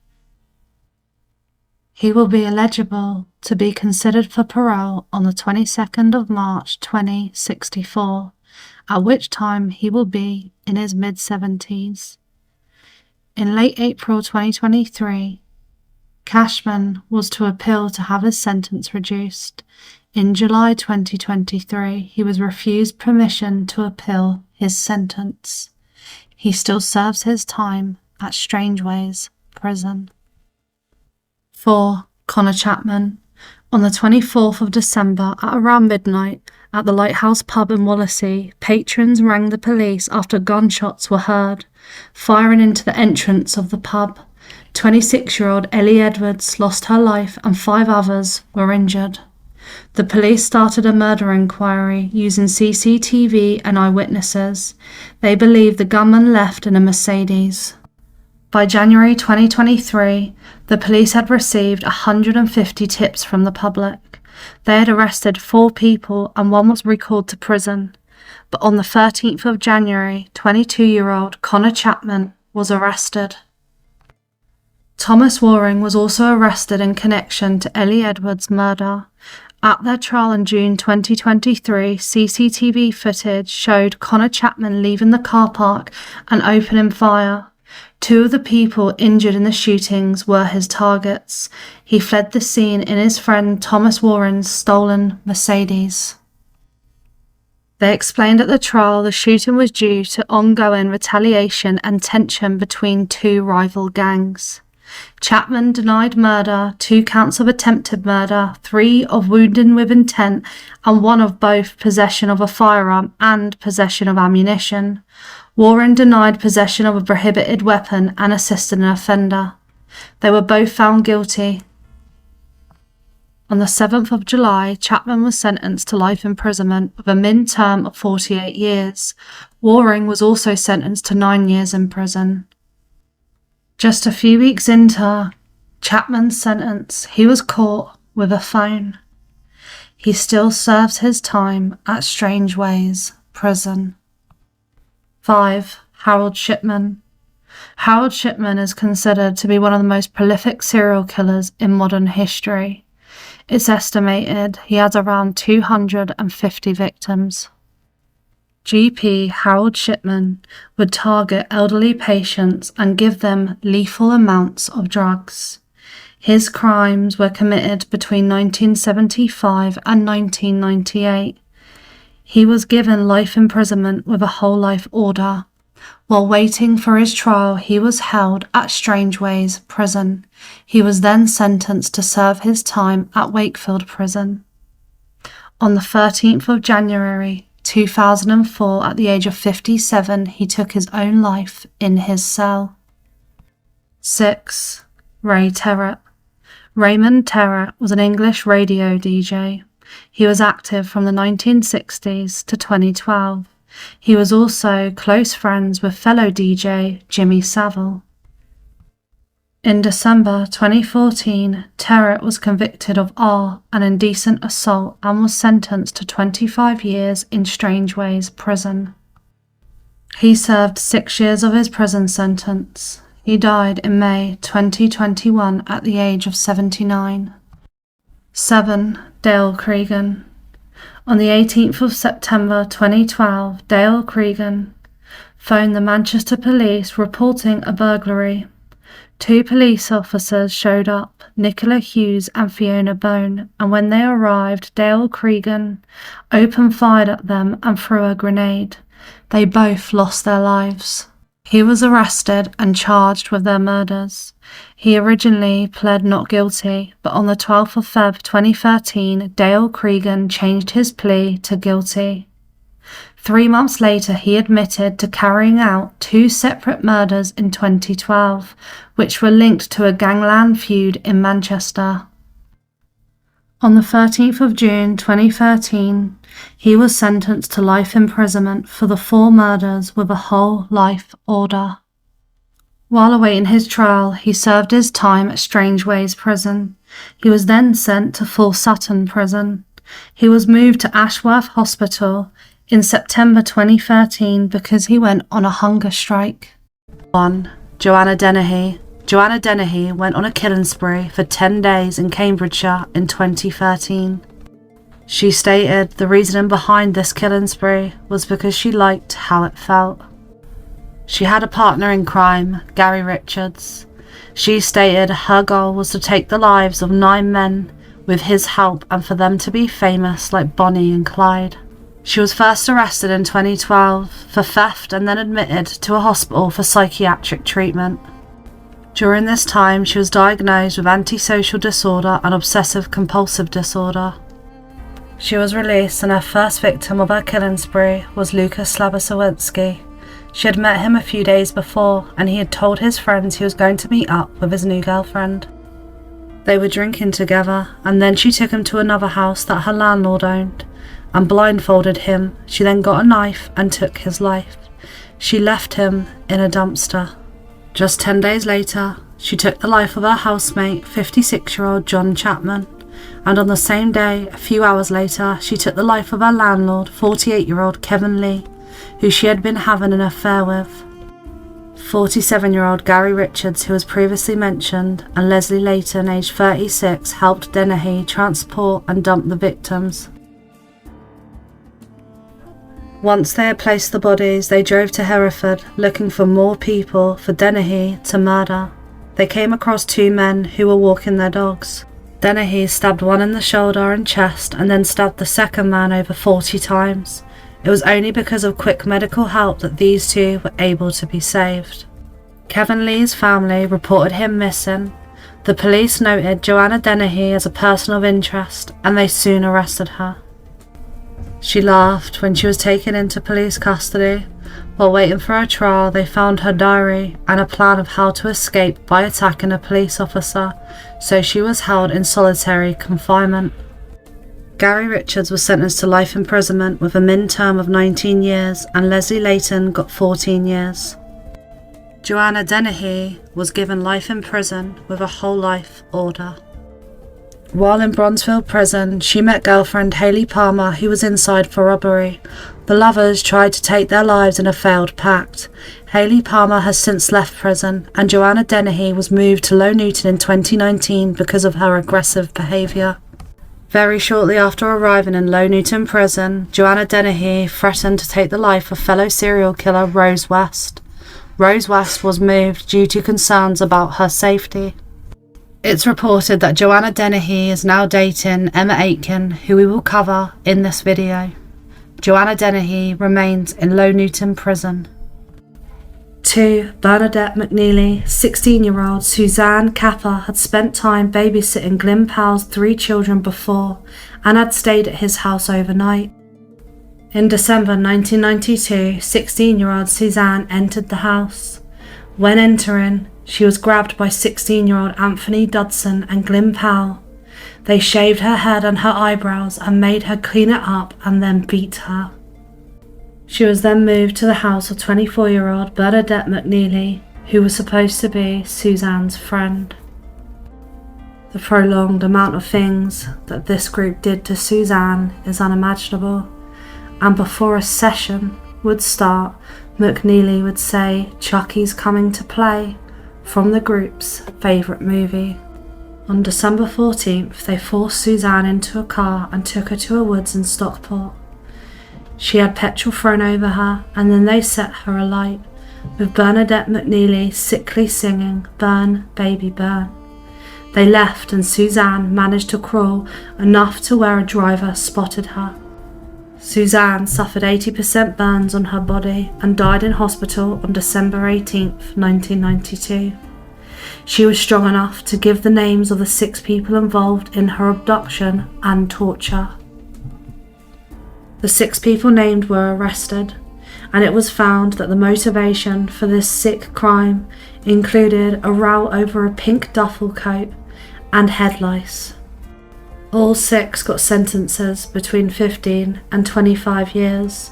Bernadette McNeely was found guilty of murder and sentenced to life imprisonment with a min term of 25 years. This was reduced by 1 year in 2013 upon appeal. She served her time at Low Newton Prison. But in 1996, letters were uncovered which revealed McNeely had been having an affair with the prison governor, Mike Martin. The married officer resigned his position before disciplinary action could be taken. McNeely was sharing a wing with Rosemary West and Myra Hindley, but was immediately transferred to Newhall Prison. Of the 6 people that were sentenced for the murder of Suzanne, all 6 are now free. McNeely was paroled in 2015, being described as a model prisoner. 3. Tracy Connolly. Tracy Connolly was convicted of deliberately attacking her son Peter Connolly, who was nicknamed Baby P by the media. The case shocked the media as well as the British government because of how severe Peter's injuries were. Stephen Barker was Tracy Connolly's partner, and he was given the longest sentence related to baby Peter's death. He received a min prison term of 12 years. He also received a 10-year sentence for R-ing a 2-year-old girl in a separate case. He still remains in prison. Jason Owen, Barker's older brother, moved into the home with a 15-year-old girl just a few weeks before baby P's death. He was in his late 30s at the time. He received a min 3-year sentence connected to baby P's death. Peter's injuries had gone unnoticed by child welfare officers. Tracy Connolly was convicted of causing or allowing the death of 17-month-old Peter and was jailed in 2009. She was sentenced to an indefinite imprisonment with a min term of 5 years to be served and was immediately sent to Low Newton Prison. She was released from Low Newton Prison in 2013 but later recalled after breaching her parole conditions in 2015. She remained inside for another 6 years. She received a second parole in 2022 and is currently free. 4. Emma Aitken.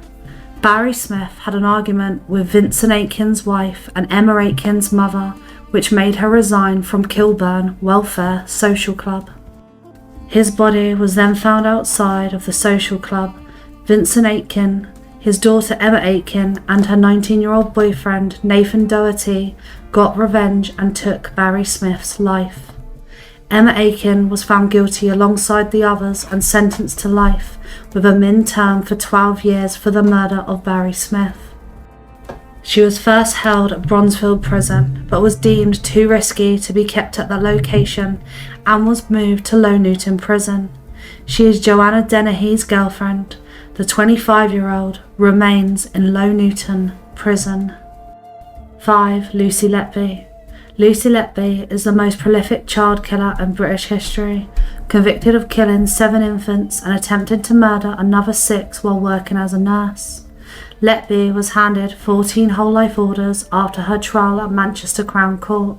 She refused to attend her sentencing. Letby was transferred from Bronzefield Prison to Low Newton and immediately placed in solitary confinement and placed on a watch. Medication errors were initially blamed for the children's deaths. However, further investigation shows Lucy Letby was responsible.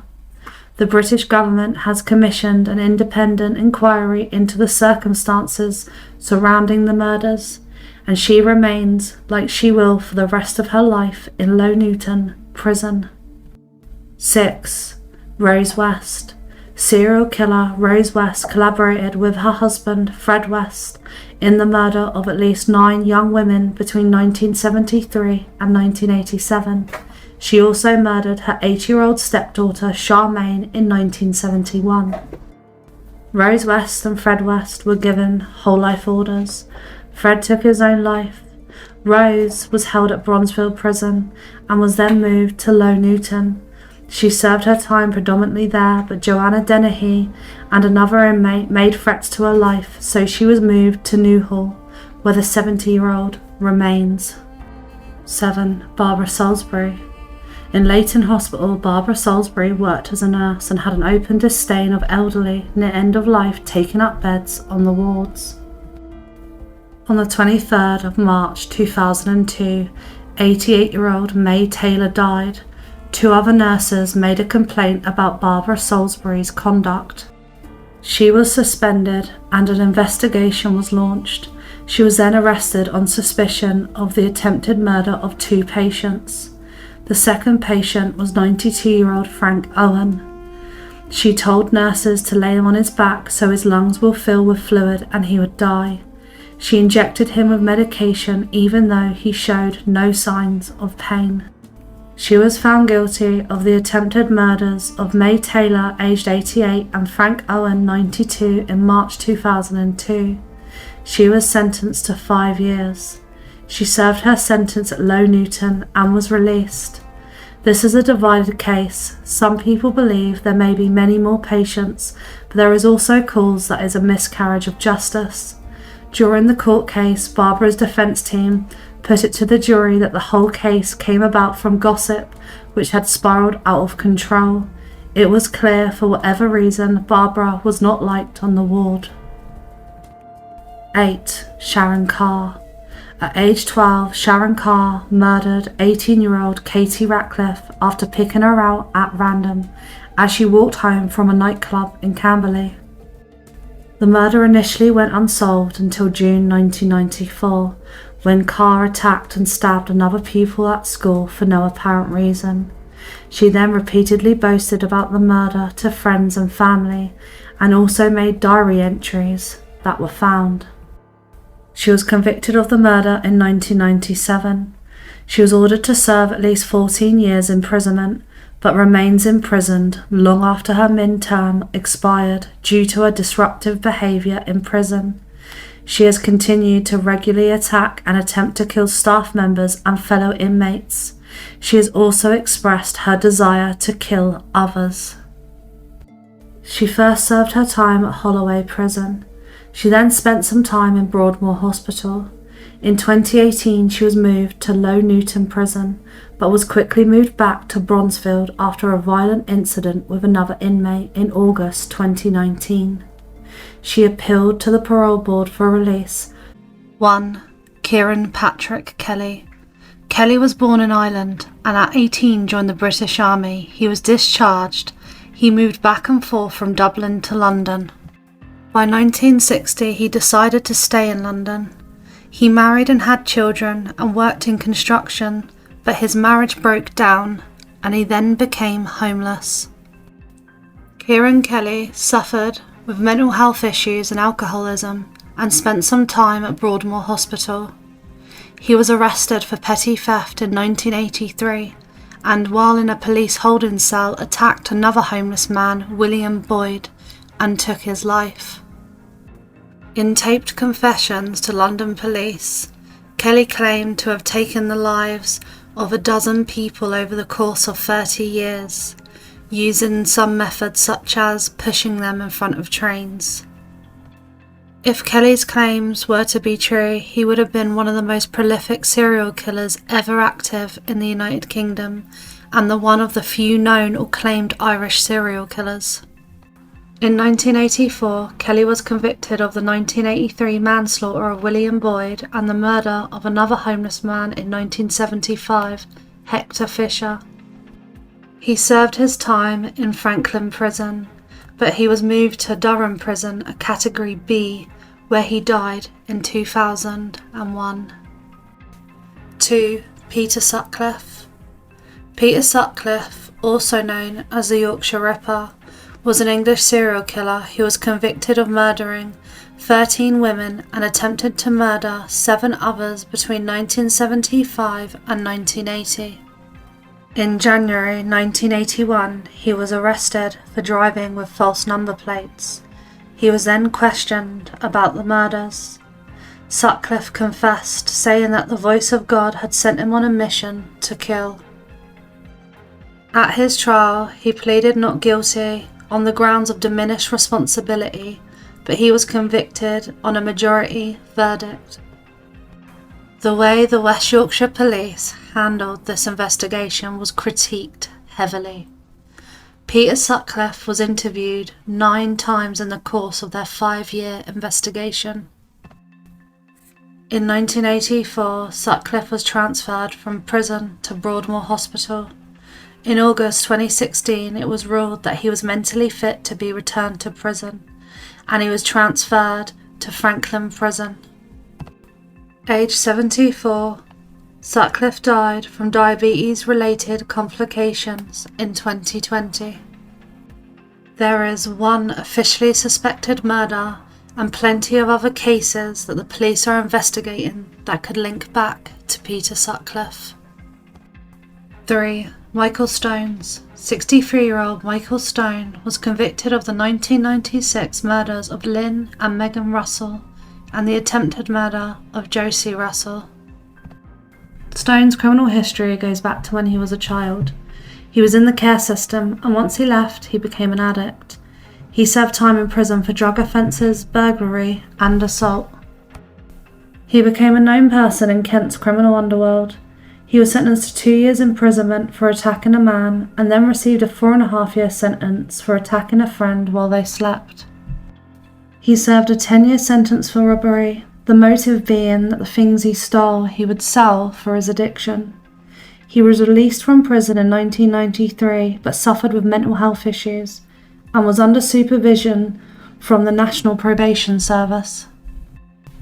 He had been sectioned before and had medication, but because of his addiction problems, his needed medicine was compromised. He is suspected of having killed a man who was found in a park in Maidstone in 1976, the motive being robbery. He's known to have accidentally killed his partner of an overdose, and he was also questioned about the death of a friend who fell under a London tube train as he stood next to Stone. But on the 9th of July 1996, in a country lane in Kent, Lynn Russell, aged 45, her 2 daughters, 6-year-old Megan and 9-year-old Josie, as well as their dog Lucy, were walking home from a swimming gala when they were attacked. Lynn, Megan and their dog Lucy's life was taken during this attack. Josie survived and made a recovery. In the week after the murders, Stone was known to have carried out a robbery in Gillingham, near to where the murders took place. Police arrested Stone for the crimes after tip-offs resulting from a reconstruction on the television programme Crime Watch. 2 nursing staff and a psychiatrist, as well as other medical workers who had seen Stone before the attacks, reported their suspicions, saying that just 5 days before the murders, Stone was becoming increasingly enraged and had aggressively threatened to kill people. He also threatened his probation officer with a hammer, the same weapon that was used on the Russell's murders. Stone had no alibi for the day of the murders, saying he could not remember where he was, and told the police he had never even heard of the area. But his friends testified that he knew the area like the back of his hand. Police also discovered a lawnmower that had been stolen from a cottage on the same day of the murders, just 200 to 400 yards away from the scene. There were a lot of witness statements. One woman who was driving on the road said they'd seen a man come out of a bush in a beige car. Another witness recounted driving past a man acting strangely, not in a vehicle but holding a hammer. A third witness also testified seeing a beige car parked by bushes nearby. At the time of the crime, Stone did not own a beige Ford, he owned a Toyota, and there were no records saying that he was an owner of a beige car like the witnesses had seen. Although his friend said he did once drive a beige car. The only witness who is known to have definitely seen the attacker is surviving victim Josie Russell. She maintained that the attacker had been in a red car, and Stone himself said that he had owned a red car. A full DNA profile was compiled from the hairs found at the scene by police, but no match was made with any known person. It's not known for certain whether the hairs belonged to the attacker, as they could have got onto the girls' clothing when they were at the swimming gala. The day after the attack, friends noticed that Stone's clothing was blood-stained and he refused to go into their home. They also noticed bloodstains on his toolbox in his car and on a blue sweatshirt. Stone claimed this was a result of him being in a fight, although no marks on Stone were seen. Shortly after this, his friends alleged that Stone removed the bloodstained items from his car and changed his clothes. He later told police that he burnt the clothes. At his original trial in 1998, Stone pleaded not guilty. His conviction was based on the testimony from a witness, Damien Daly, who claimed that Stone had confessed to him while in prison during a conversation through a heating pipe at the back of their cells. Two other prisoners, Mark Jennings and Barry Thompson, also testified at his trial that Stone had suggested to them an involvement in the crime. As a result, the conviction was based upon alleged cell confessions to Damien Daly because there was no forensic evidence linking Stone to the Russells' crime. The case was otherwise based on circumstantial evidence. The jury took nearly 15 hours over 2 days to find Stone guilty by a 10-2 majority verdict. The Court of Appeal ordered a retrial on February 2001 after 2 out of the 3 prisoners had their evidence discredited. Within 24 hours of the first trial, Barry Thompson admitted that he had lied and he retracted his evidence. It was also found that the second prisoner, Mark Jennings, had been paid £5,000 by the Sun newspaper and promised a further £10,000 before he gave his evidence, so his statement was also deemed unreliable. Stone was convicted a second time in 2001, the jury taking less time than in the first trial to find him guilty. Stone appealed again in 2004, with his lawyers claiming Daly's testimony was unreliable. This second appeal was rejected in 2005. On the 21st of December 2006, a High Court judge decided that Stone should spend at least 25 years in prison before being considered for parole. Stone's legal team have argued that Levi Belfield could be responsible for the killings. However, Belfield has an alibi, as his partner at the time, Joanna Collins, insisted that she was with him on the day of the murders. This year, Belfield's lawyer claimed that Levi Belfield had admitted to the murders during a conversation with a prison psychologist. Stone's lawyer declared that a signed confession by Belfield had been handed over to the CCRC. In July 2023, the CCRC announced that Stone's case would not be referred to by the Court of Appeal as there was no real possibility that the court would overturn his conviction. However, this month the CCRC announced that it would be conducting a fresh review of Stone's case. 63-year-old Michael Stone still serves his time in prison today. 4. David Fuller. 68-year-old David Fuller was convicted in 2021 of the murders of Wendy Neal, 25, and Caroline Pierce, 20.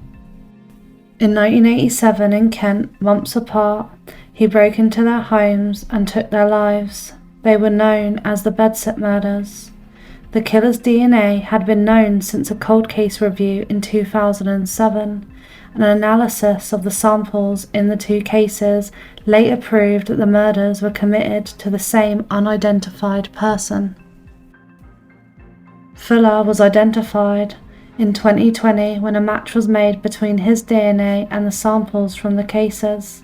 When finally apprehended, Fuller also received 12 years for incidences he committed in a mortuary while working as an electrician in hospitals nearby in Kent and Sussex. He was sentenced to life imprisonment with a whole life order on the 15th of December 2021. He will serve his life sentence without the possibility of parole in Frankland prison, and that is where 68-year-old remains today. 5. Peter Chapman.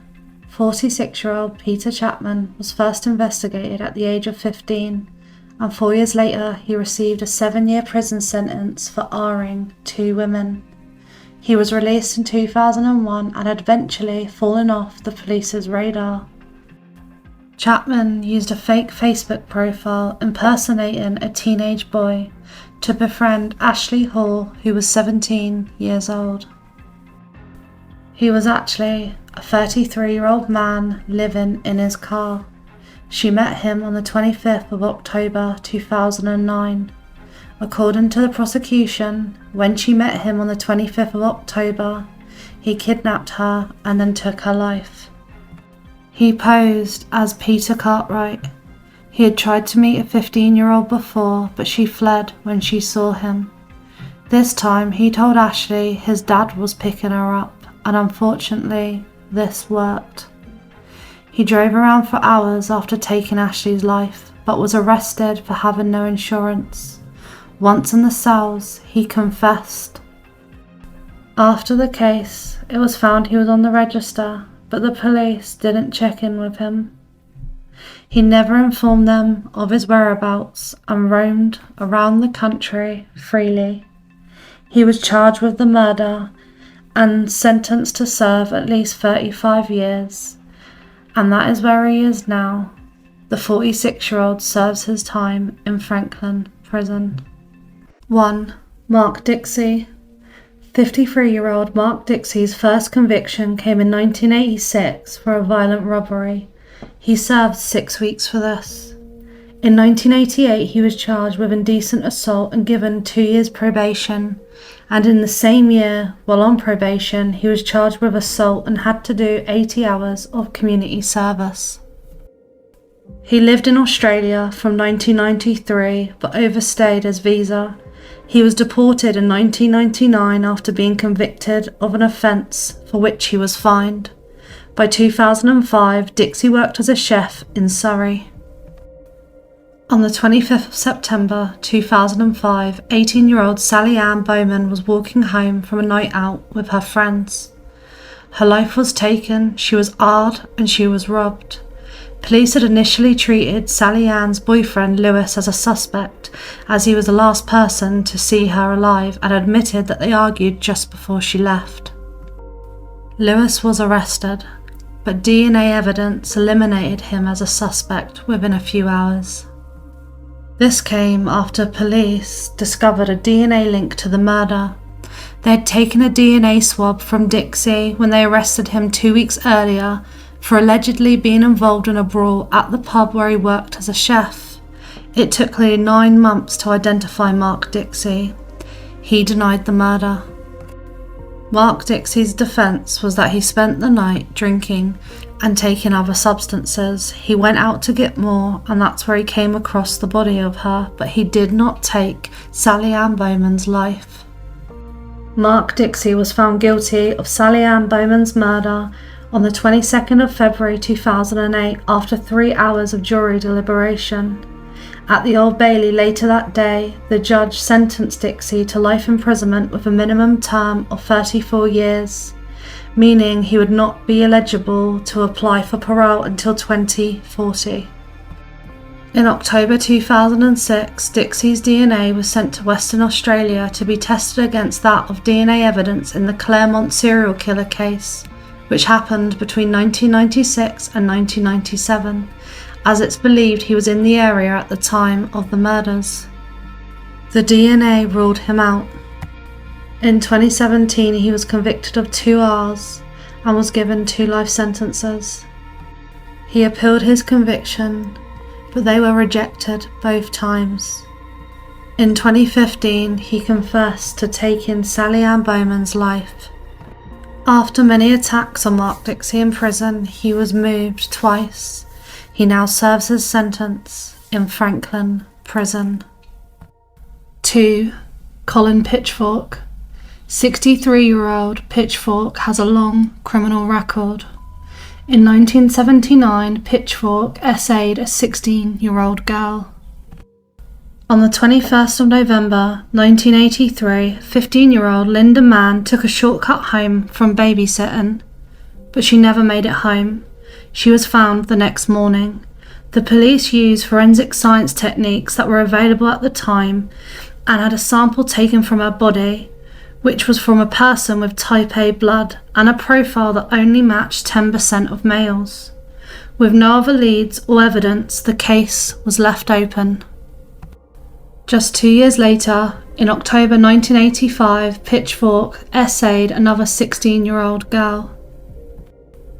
On the 31st of July 1986, 15-year-old Dawn Ashworth left her home to visit a friend's house. Her parents expected her to return around 9:30 p.m. When she failed to do so, they called the police and reported Dawn missing. 2 days later, her body was found in a wooded area. The MO matched Linda Mann's and so did the sample. And in 1985, Alec Jeffreys, a genetics researcher at the University of Leicester, developed DNA profiling along with Peter Gill and Dave Werrett of the Forensic Science Service. And the FSS then undertook an investigation in which more than 5,500 local men were asked to volunteer blood or saliva samples. This took nearly 6 months and no matches were found. But one of Pitchfork's colleagues at the bakery he worked at, Ian Kelly, told fellow workers that he had taken the blood test while pretending to be Pitchfork. He said Pitchfork had told him that he wanted to avoid being harassed by the police because of prior convictions. One of these colleagues reported this to the police, and on the 19th of September 1987, Pitchfork was arrested. During questioning, Pitchfork admitted to exposing himself to more than 1,000 women. During his interviews with the police, he admitted his crimes, but lied about the level and nature of them. At his trial at Leicester Crown Court, Pitchfork pleaded guilty to the 2 Rs and murders, in addition to essay of 2 other girls and conspiring to pervert the course of justice. In January 1988, he was sentenced to life imprisonment for the 2 murders and 10 years for R-ing the victims. He was also sentenced to 3 years for each count of essay and 3 years for perverting the course of justice.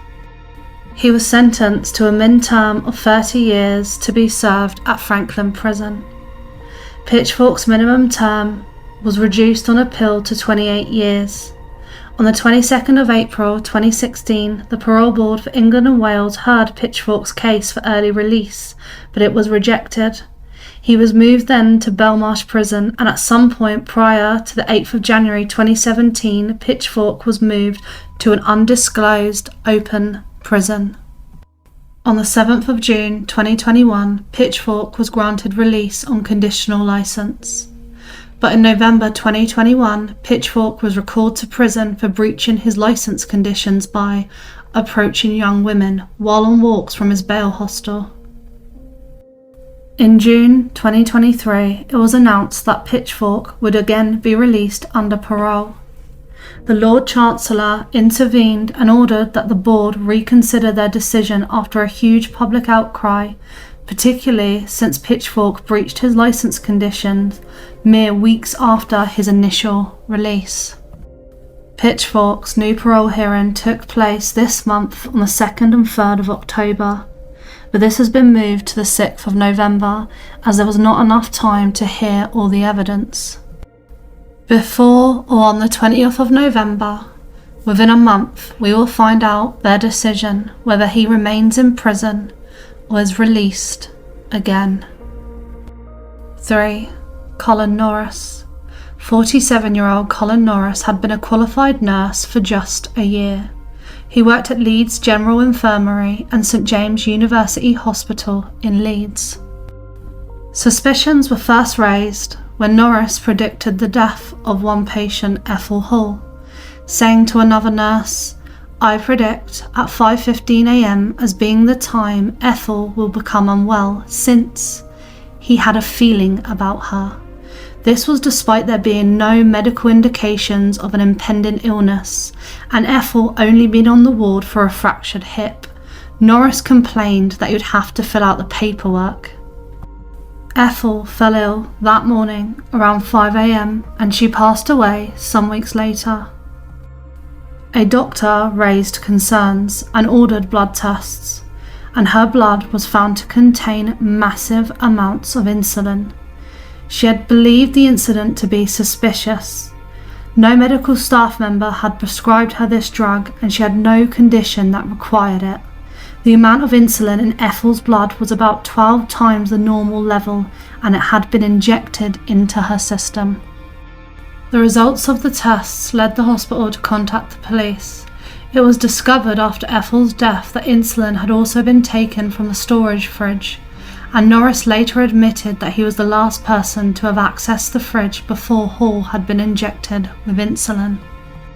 The police became suspicious and decided to investigate the deaths of 72 people who had died on the ward while Norris was working, and a special medical panel decided that 18 of the 72 deaths should be reviewed by independent medical experts.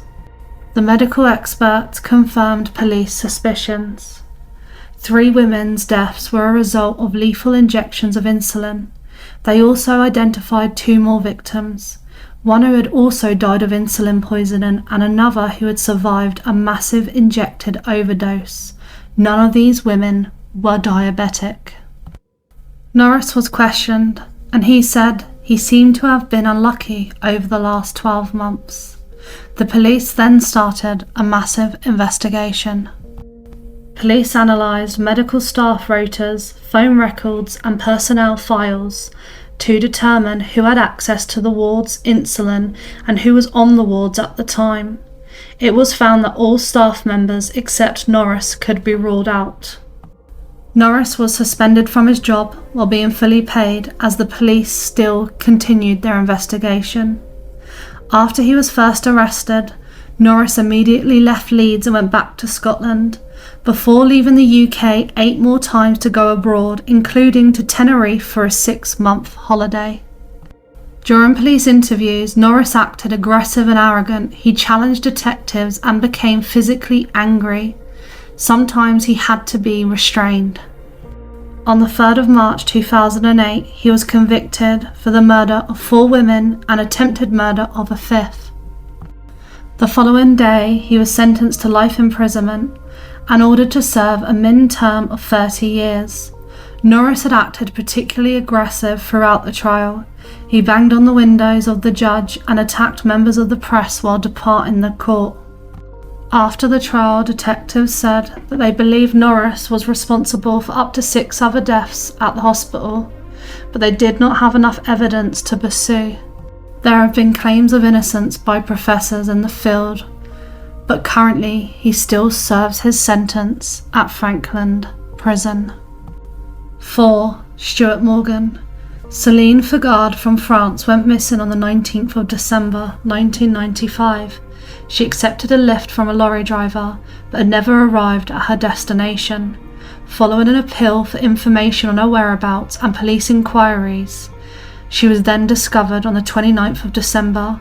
The case received extensive news coverage in the UK around the Christmas and New Year period, amid fears that it could be linked to a series of killings around the English Midlands, which police called the work of a Midlands Ripper. The murder investigation included the UK's first national DNA screening programme in the hunt for a murder suspect, covering over 5,000 people. Morgan was a 36-year-old lorry driver from Dorset. He was arrested in February 1996 after a colleague recognised his image from a photo fit. Morgan initially denied meeting her, but after he was picked out in an identity parade, he claimed he and Céline had met. He admitted giving Céline a lift on the afternoon of the 19th of December and that she was smiling and happy.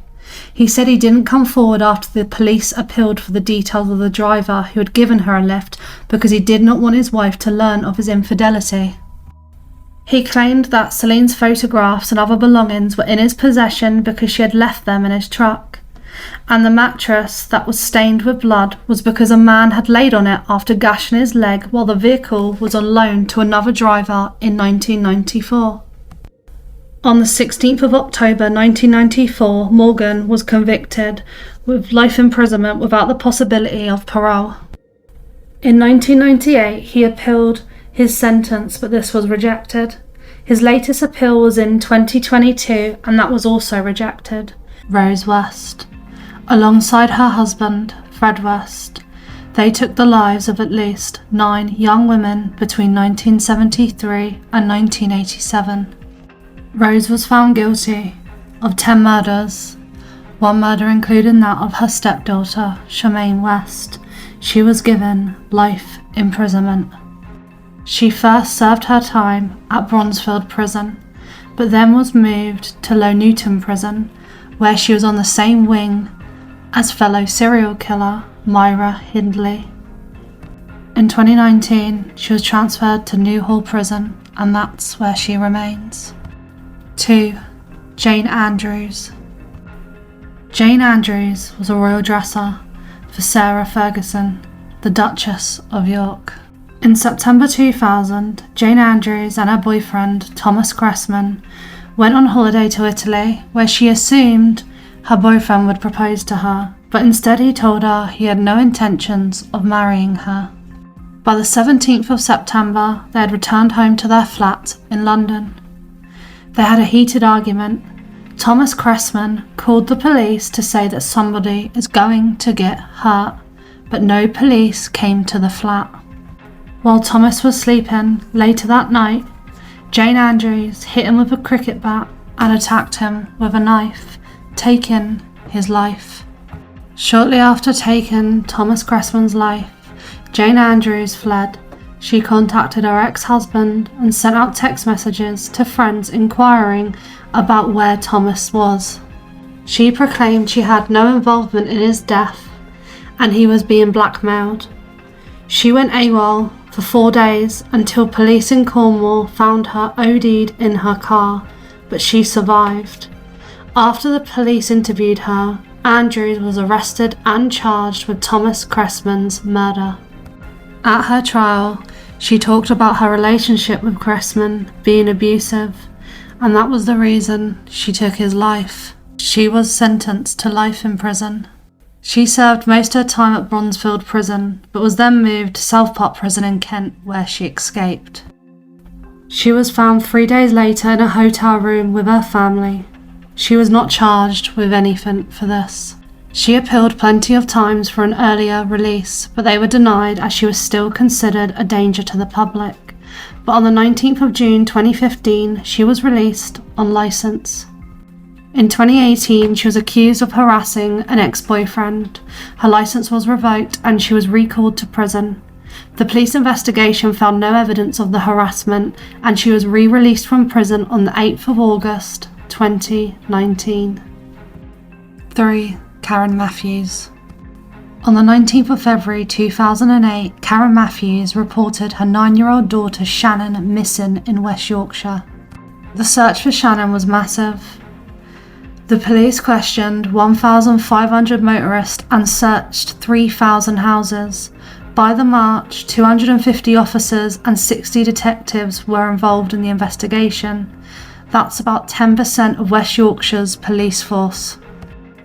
It was the front page of every newspaper in the UK, many of them offering huge awards for finding Shannon. On the 14th of March 2008, 24 days after she went missing, the police found her alive. Shannon was concealed in a bed in a flat owned by Michael Donovan. The police soon learnt that Shannon's kidnapping was planned by her own mum, Karen, and Donovan. This was to generate money from the publicity. On the 8th of April 2008, Donovan was charged with kidnapping. Karen was charged with child neglect and perverting the course of justice. They were both given 8 years. Matthews served half her sentence in Bronzefield prison and was released in April 2012. Donovan had already been released. She reportedly has now become a born-again Christian. 4. Roshanara Chaudhry. On the 14th of May 2010, Labour MP Stephen Timms was stabbed. She said she attempted to kill him because he voted yes for the Iraq War. She told the police that she was heavily influenced by things she had watched on YouTube. Because of this, YouTube removed a lot of the named content. She was found guilty of attempted murder with a recommendation that she served a minimum term of 15 years. After her sentence was announced, a group of men in the public gallery began shouting Allahu Akbar and British go to hell. A small demonstration also took place outside of the court. She remains serving her time at Bronzefield prison. 5. Nicola Edgington. On the 4th of November 2005, Nicola Edgington stabbed her 60-year-old mother, Marion, and took her life. She was convicted of manslaughter due to diminished responsibility, as she had been diagnosed with schizophrenia and emotionally unstable personality traits. She received treatment and psychiatric evaluation and was released in September 2009. She moved to a flat in Greenwich. In September 2011, Edgington sent a message to her brother and did not get a good response. She went to find help at the Universal Church of the Kingdom of God, which is the same place she sought help before taking her mother's life.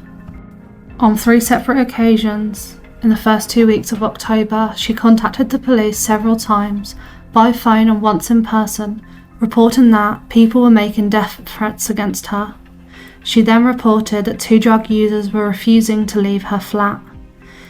Her calls were graded as serious and requiring police attendance, but no police were dispatched to investigate.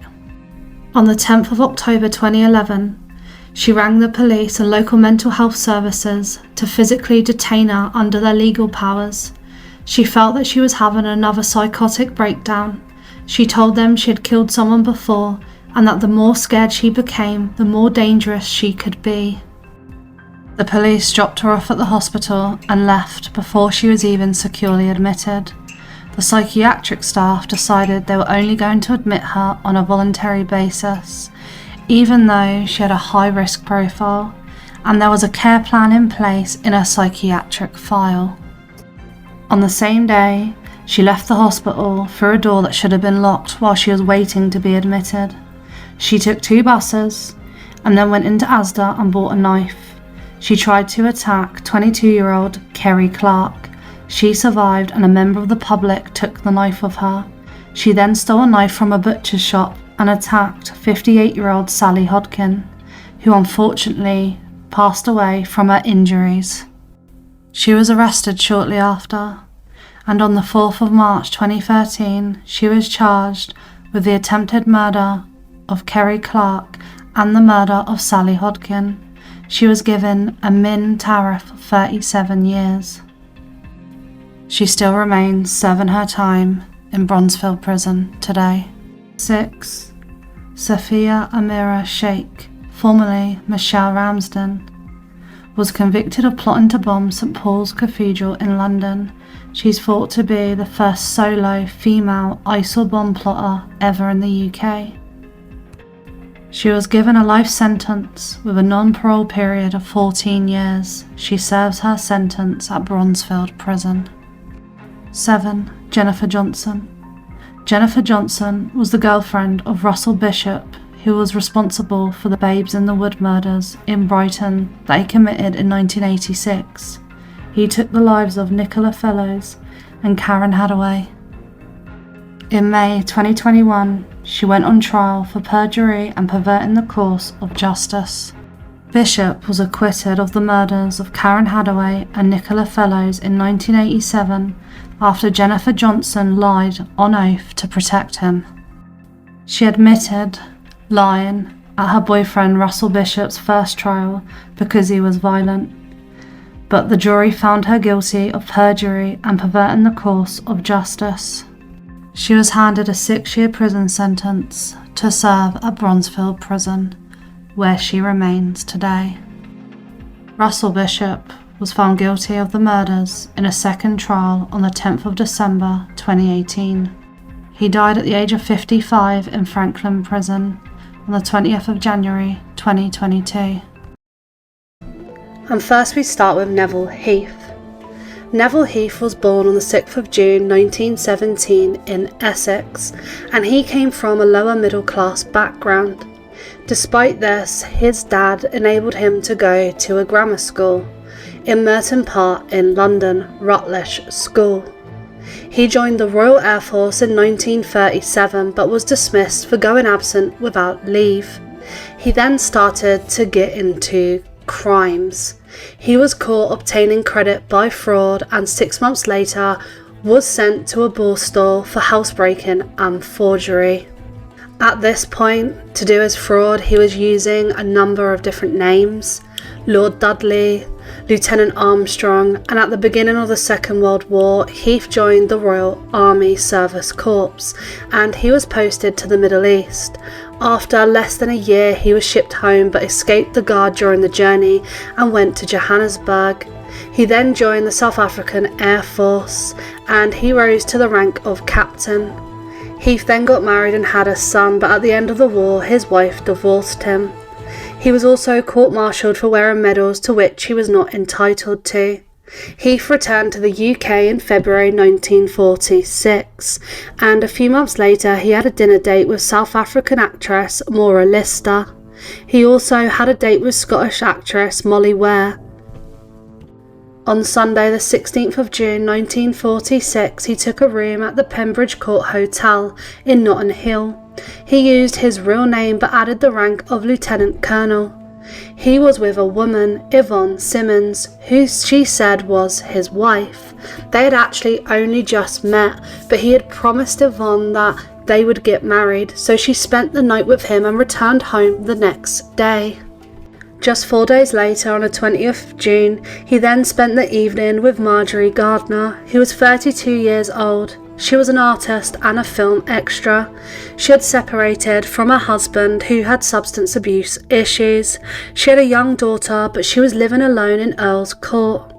They had been dancing together at the Panama Club in Kensington. The following day, the assistant manager at the Pembridge Court Hotel entered his room after the maid had been unable to gain entry. When the staff entered the room, they found Marjorie Gardner with no clothes on, with her life taken. She also had her ankles bound. She had many injuries. The police determined that she lost her life between midnight and the early hours of the morning. They then found out that Heath and Yvonne had arrived at the hotel at around midnight and that nothing had been heard until a door slammed at 1:30 a.m. Heath had left the hotel and went to Worthing to spend time with Yvonne Simmons, who he had said he would marry.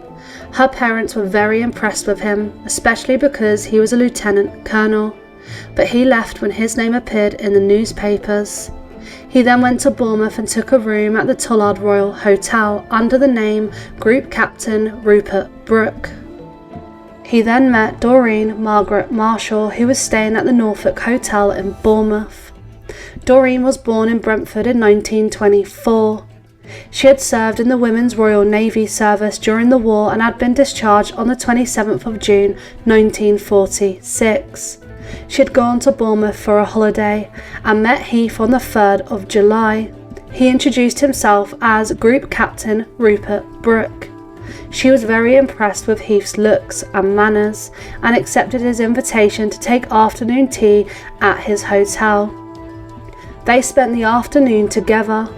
She accepted his further invitation to dine with him that evening. After dinner, Heath took her to the hotel lounge to listen to dance music.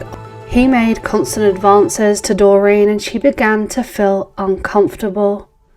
She asked another guest to call a taxi for her, claiming she was tired. Heath cancelled the taxi and offered to walk her home. When they left the hotel, Heath told the porter that he would be half an hour. Doreen corrected him and said he would only be a quarter of an hour. This was the last time Doreen was seen alive. Doreen's disappearance reported to police by the manager of the Norfolk Hotel on the 5th of July. He also contacted the manager of the Tollard Royal, knowing that she had dined there on the night she disappeared. The manager of the hotel told Heath to contact the police in case he had any information that could help in the disappearance. He contacted Bournemouth Police and offered to help. He went to the police station and from a photograph identified Doreen as a woman he had been with, but claimed he had left her in the gardens in central Bournemouth. Later that day, Doreen's father and sister, Charles Marshall and Joan, arrived at Bournemouth police station and by chance met Heath. He introduced himself as Brooke, and they all joked about how similar he looked to Neville Heath, who was wanted for murder. The police officer felt sure that he was the man wanted by Scotland Yard. He asked him, "Isn't your name Heath?" This was denied. He said he wanted to return to his hotel for his coat. The police then went to get his coat for him. After finding his coat, they found a railway cloakroom ticket, which in turn led them to a suitcase containing a riding whip with a diamond pattern weave, which was the same item used to take the life of Marjorie. Under questioning, he then admitted his real name, and the next day he was transferred to London, where he was charged with the murder of Marjorie Gardner. Doreen was found on the 7th of July with her life taken. His trial began on the 24th of September 1946. He told his counsel, J.D. Caswell, to plead guilty, but when Caswell questioned this he said, "Alright, put me down as not guilty, old boy." Caswell chose not to call Heath to give evidence and relied on the defence of insanity, calling William Henry Herbert, an experienced criminal psychiatrist, to testify as an expert witness. He testified that he believed Heath knew what he was doing, but not that it was morally wrong. 2 prison doctors testified that although Heath was a psychopath, he was not insane. He was found guilty and sentenced to go to the gallows. This happened on the 16th of October 1946 at Pentonville prison. A few minutes before this, it was custom he was offered a glass of whiskey by the prison governor. Heath replied, "While you're about it, sir, you might make that a double." He wrote one last letter to his parents, which said, "My only regret at leaving the world is that I have been damned unworthy of you both." We now move on to the case of John Christie, who was born on the 8th of April 1899 in Halifax. He had 6 siblings. He had a troubled childhood and he did not get on with his father. His father displayed little emotion towards any of the children and would punish them for anything. He was also bullied by his mother and older sisters. On the 24th of March 1911, his grandfather, David Halliday, passed away at the age of 75 in the household. He later said that seeing his grandfather laid out on the table gave him a feeling of power and well-being. A man he had once feared was now dead. Christie was a very intelligent boy. At the age of 11, he won a scholarship to Halifax Secondary School. His favourite subject was mathematics and he was also very good at history. He had an IQ of 128. He was described as a flamboyant lad who kept himself to himself. His attempts at intercourse were failures and he was branded "Can't Do It, Christie." In September 1916, during the First World War, he was enlisted in the British Army. He was called up on the 12th of April 1917 to join the 52nd Nottinghamshire and Derbyshire Regiment to serve as an infantryman. In April 1918, the regiment was dispatched to France, where Christie was second to the Duke of Wellington's regiment as a signalman. During the following June, Christie was injured in a mustard attack and spent a month in a military hospital. He was demobilised from the army on the 22nd of October 1919 and he joined the Air Force on the 13th of December 1923 but was discharged on the 15th of August 1924. During this time, on the 10th of May 1920, he married Ethel Simpson, and although being married, he still used ladies of the night. Early in their marriage, Ethel suffered a miscarriage, and after 4 years the couple separated. Ethel moved to Bradford to be with her family, and he moved to London.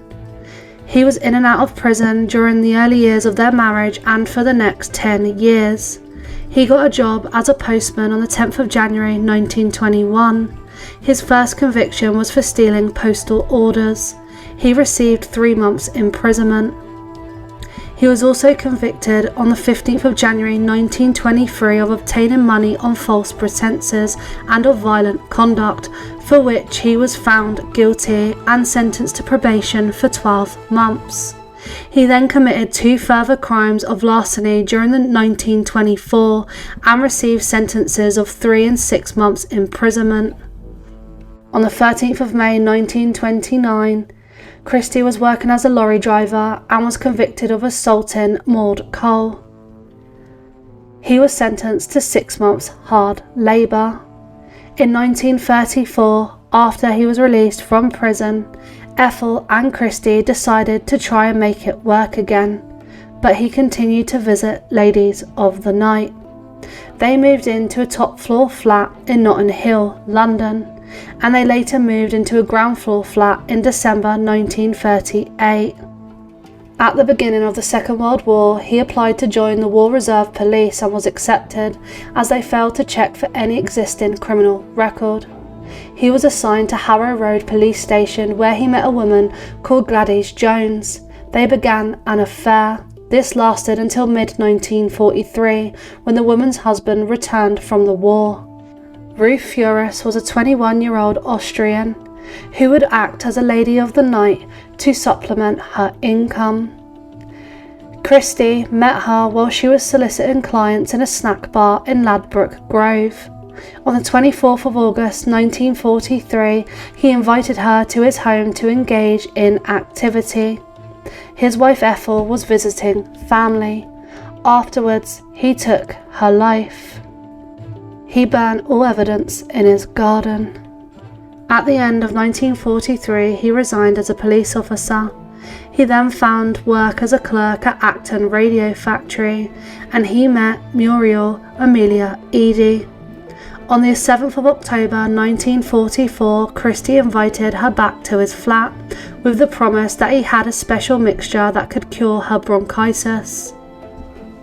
She was breathing the mixture in from a tube with her back turned. Christie inserted a second tube into the jar connected to a gas tap. As she continued breathing, she inhaled the gas, which then made her unconscious. He then AR'd her and took her life, before placing her in the garden next to Ruth. In 1948, the Christies had new neighbours. Timothy Evans and his wife Beryl moved into the top floor flat at 10 Rillington Place. Beryl gave birth that October to their daughter. In late 1949, Timothy rang police to say his wife was dead. A police search of the building failed to find her, but a later search revealed that she was in the outdoor wash house with her life taken. But it wasn't just Beryl they found. Their daughter, Geraldine, also had her life taken. Timothy Evans told police that Christie had taken the life of his wife and daughter, but police questioning eventually produced a confession.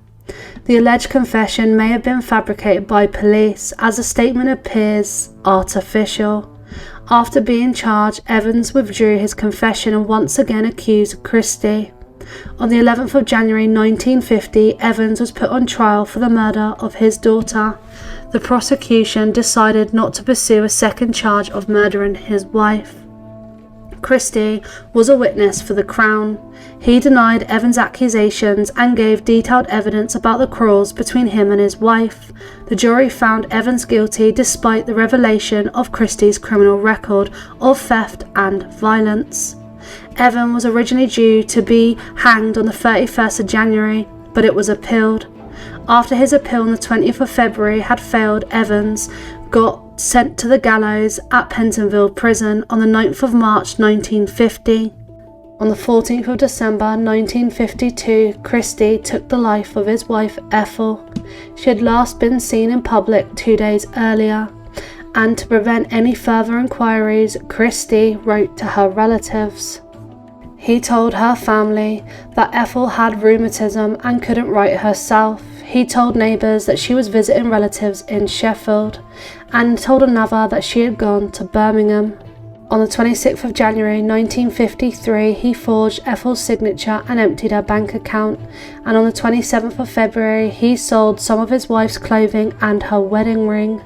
Between the 19th of January and the 6th of March 1953, he took the lives of 3 more women, who he invited back to 10 Rillington Place: Kathleen Maloney, Rita Nelson and Hectorina McLennan.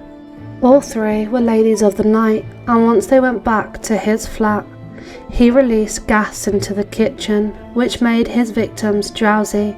He then armed them and took their lives. He moved out of 10 Rillington Place on the 20th of March 1953, after he was caught subletting his flat to a couple.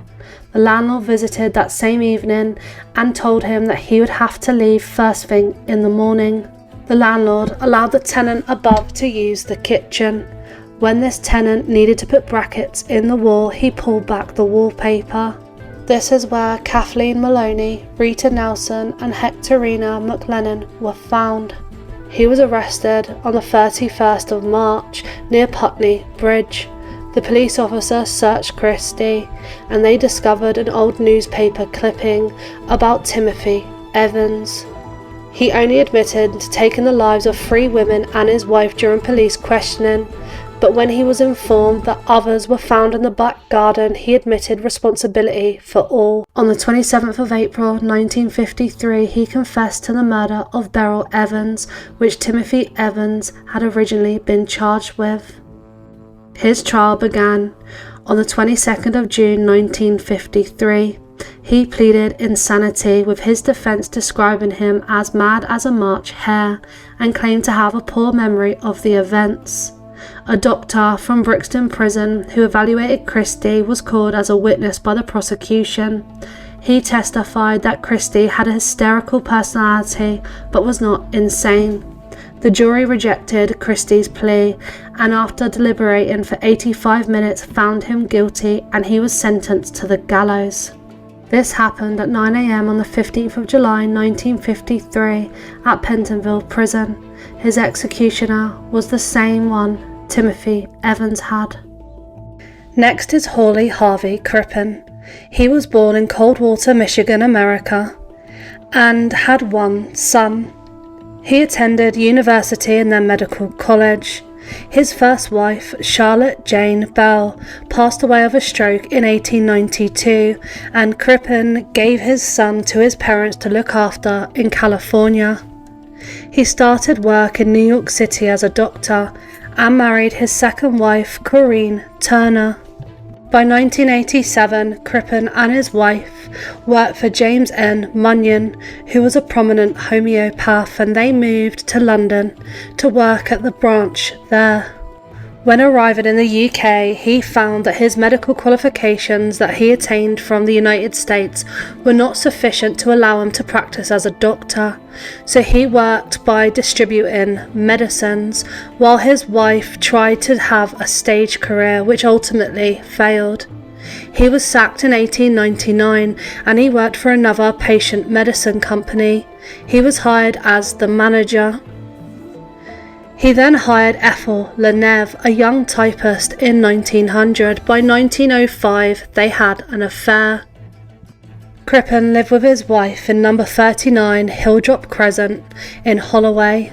They took in lodgers so they could have more income, and his wife, Corinne Turner, her stage name known as Belmarsh, started to have an affair with one of the lodgers. The marriage had completely broken down. Obviously, he himself already had a mistress, being Ethel, the young typist that worked alongside him. On the 31st of January 1910, Corinne Cora disappeared following a party at their home. Crippen claimed that she had returned to the US and later added that she had passed away and had been cremated in California. While this was happening, his mistress, Ethel, moved into their home and began wearing Cora's clothes and jewellery. Cora's friend, Kate Williams, told the police that she had been missing. Other friends, including the actress Lil Hawthorne and her husband John Nash, also told the Scotland Yard. The house was searched, but nothing was found. Crippen, when questioned, admitted that he had fabricated the story about his wife having passed away, claiming that he did so to avoid personal embarrassment because she had in fact left him and fled to the US with one of her lovers, a musical actor named Bruce Miller. Crippen and Ethel began to panic, and they went to Brussels that day. They spent one night at a hotel there and then boarded the Canadian Pacific liner to head to Canada. The police actually believed Crippen's story, but because the couple disappeared, this led the police to perform further searches at the house. During the fourth search, they found that she was buried under the brick floor of the basement. By this point, Crippen and Ethel were crossing the Atlantic aboard the Montrose. Ethel was disguised as a boy. Captain Henry George Kendall recognised the fugitives, and just before steaming beyond the range of his shipboard transmitter, he had telegraphed Lawrence Ernest Hughes and sent a wireless telegram to the British authorities.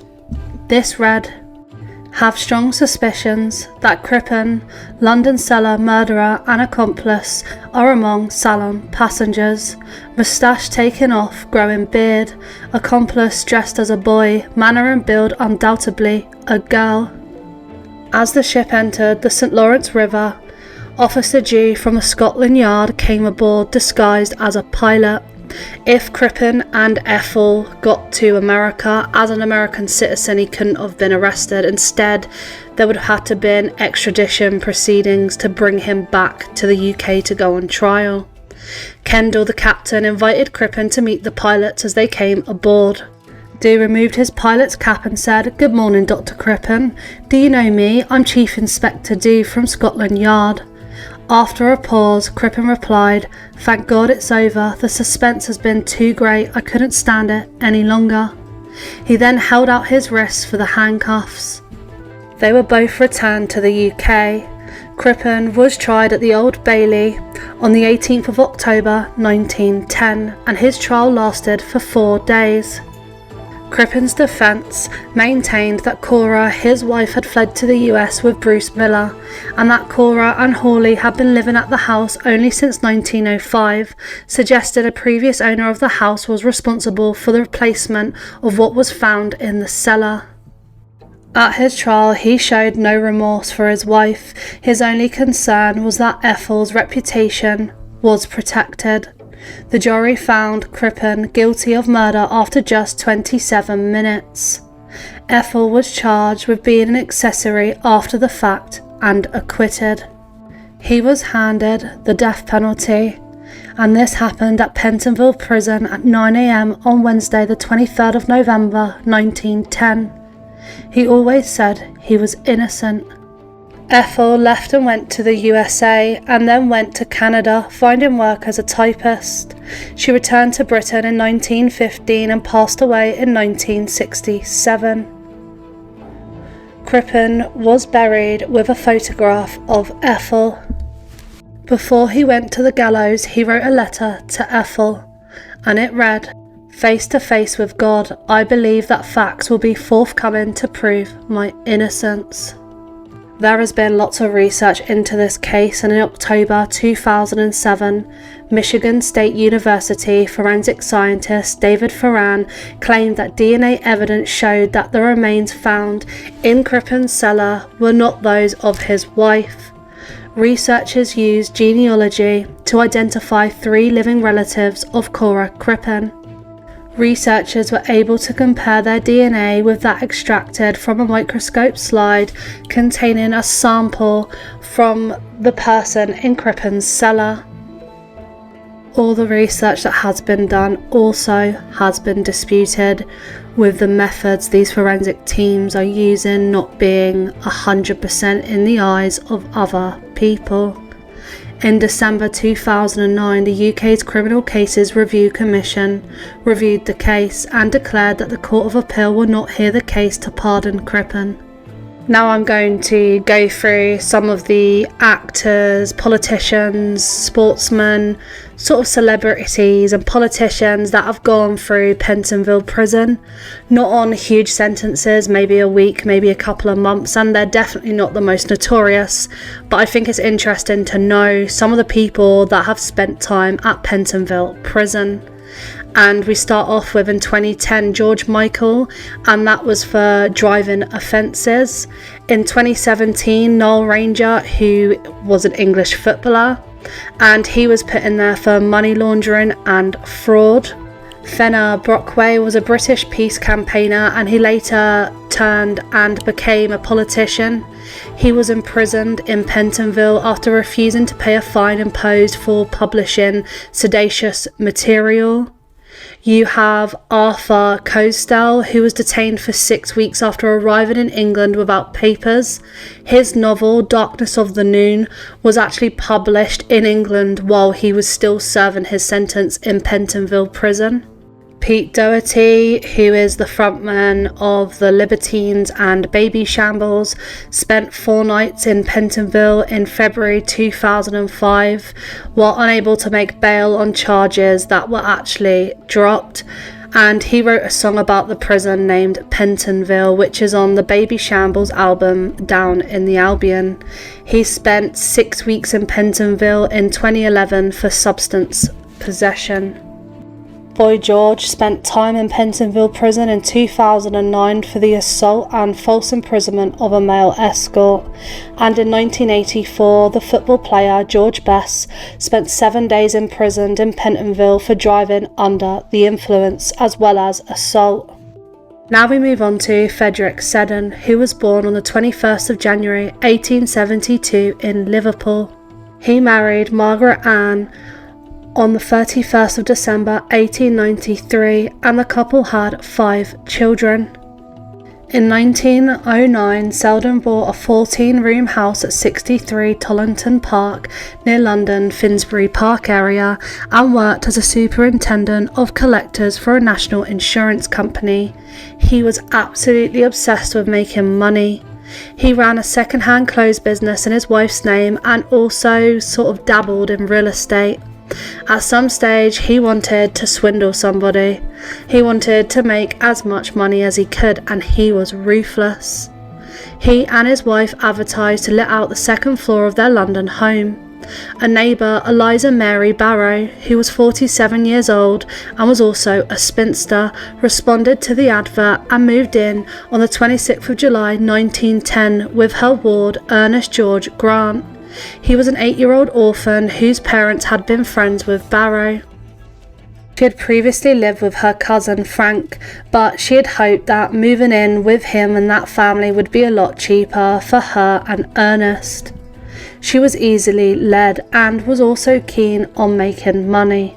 Barrow was quickly persuaded by him to sign over her controlling interest in all her savings, including 1,500 of India stock, in return for which he would take care of her for the rest of her life, giving her a small amount of money and allowing her to live in his home rent-free. In August 1911, the Seddons, Barrow and a young ward went on holiday together to Southend. On their return, Seddon's daughter, Maggie, was sent to buy a packet of flypaper from a local chemist. Shortly after, Barrow began to suffer from agonising stomach pains. The local doctor was called and she was prescribed with morphine. On the 9th of September, he visited her again, but by the following Monday her condition had deteriorated, but she refused to go to hospital. She improved slightly for a few days, but was confined to her bed, and on the 13th of September she made a will, dictated to and executed by Seddon. On the morning of the 14th of September, while being looked after by his wife, Barrow passed away. Seddon then went to the doctor, who issued a death certificate without seeing her, claiming that he was unable to attend due to too much work. On the 15th of September, he went to the undertaker and arranged a cheap funeral, keeping the small commission for himself. Barrow's burial took place in a common burial plot, although her family had a vault in Highgate Cemetery, West. He later explained that this was because Barrow's family had snubbed his family during an earlier visit, and he was not prepared to allow his family to be treated in the same way again. Barrow's family missing the funeral may teach them better manners for the future. Immediately after the funeral, the family left for Southend for a 2-week holiday. Barrow's cousin, which I mentioned previously, Frank, who she had lived with, was suspicious over the suddenness of her death. He arrived to take over possession of her estate. However, he was informed that nothing was left, as he had paid the funeral expenses and the cost of Ernest Grant's upkeep himself. The family then went to the police and voiced their suspicions. She was exhumed on the 15th of November 1911. The examination was taken up by Sir William Wilcox, who was the same pathologist who helped in the Crippen trial we just previously covered. He found that there was about 2 grains of arsenic in her, and she was poisoned. Seddon and his wife became the main suspects, and it was now a murder inquiry. They had their trial at the Old Bailey. At the trial, it was shown that Margaret Seddon had previously bought a large amount of flypaper which contained arsenic. The prosecution suggested that the poison used to kill her had been obtained by soaking the flypaper in water. The defence was that she hadn't even been poisoned, and Seddon insisted on giving evidence in his own defence. It's reported that he turned the jury against himself through his arrogant and condescending attitude. His case was not helped by him representing himself. Margaret, his wife, was acquitted of having anything to do with the murder. Seddon was sentenced to death. This happened at Pentonville prison on the 18th of April 1912. After this, his widow Margaret returned to Liverpool, where she married James Donald Cameron on the 4th of November 1912, less than 7 months after his execution. She then moved to Cameron to the United States and took her 5 children with her. Now is the case of Charles Peace. Charles Peace was born on the 14th of May 1832 in Sheffield. He was the youngest son of a shoemaker, and his mum was called Jane, who was a naval surgeon's daughter. He attended school and then went on to do an apprenticeship at Mill Sands in Sheffield. At age 14, he was permanently crippled in an accident at a steel rolling mill. In 1854, he was found guilty of multiple robberies and sentenced to 4 years in prison. In 1859, he married a widow named Hannah Ward. Afterwards, he committed a major robbery in Manchester, nearly taking the life of a police officer who came to arrest him. He was sentenced to 6 years in prison. After he was released, he concentrated on his picture framing business. He began working at North Eastern Railway after moving back to Sheffield. He made an acquaintance of a civil engineer who was named Dyson. In Manchester, Peace was seen by 2 policemen entering the grounds of a house on the 1st of August 1876 at around midnight. One of the officers, police officer Nicholas, intercepted him as he was trying to escape. Peace took out his firearm and warned the officer to stand back. The policeman still approached him. Peace fired deliberately wide of him, but the policeman still tried to pursue him. Peace then fired his firearm at him. The officer Nicholas lost his life on the 2nd of August. In the dark, he escaped, and 2 brothers living nearby, John and William Harbron, were arrested and charged with taking the life of Nicholas. John Harbron was acquitted for lack of evidence, but William, his brother, was sentenced to death, but this was later commuted to be served in prison. Peace actually made a point of attending the trial to confirm that he was not a suspect before returning to Sheffield.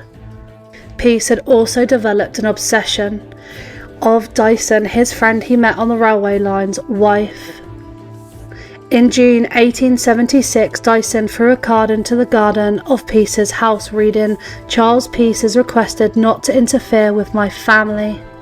On the 1st of July, Peace approached Mrs. Dyson and threatened to take her life and her husband's. So the Dyson family took out a summons against him and moved to a different area. On their first day in their new house on the 29th of November, Mrs. Dyson was accosted by Peace, who said, "You see, I am here to annoy you, and I'll annoy you wherever you go." On the same evening, just after 8 p.m, Peace watched Mrs. Dyson coming out from her back door and entering a nearby outhouse. When she emerged, he confronted her with a firearm, shouting, "Speak or I'll fire." In terror, she retreated to the outhouse and her husband came out to investigate. Peace then fled down the passage, where Dyson followed him. Peace fired at Dyson and he passed away.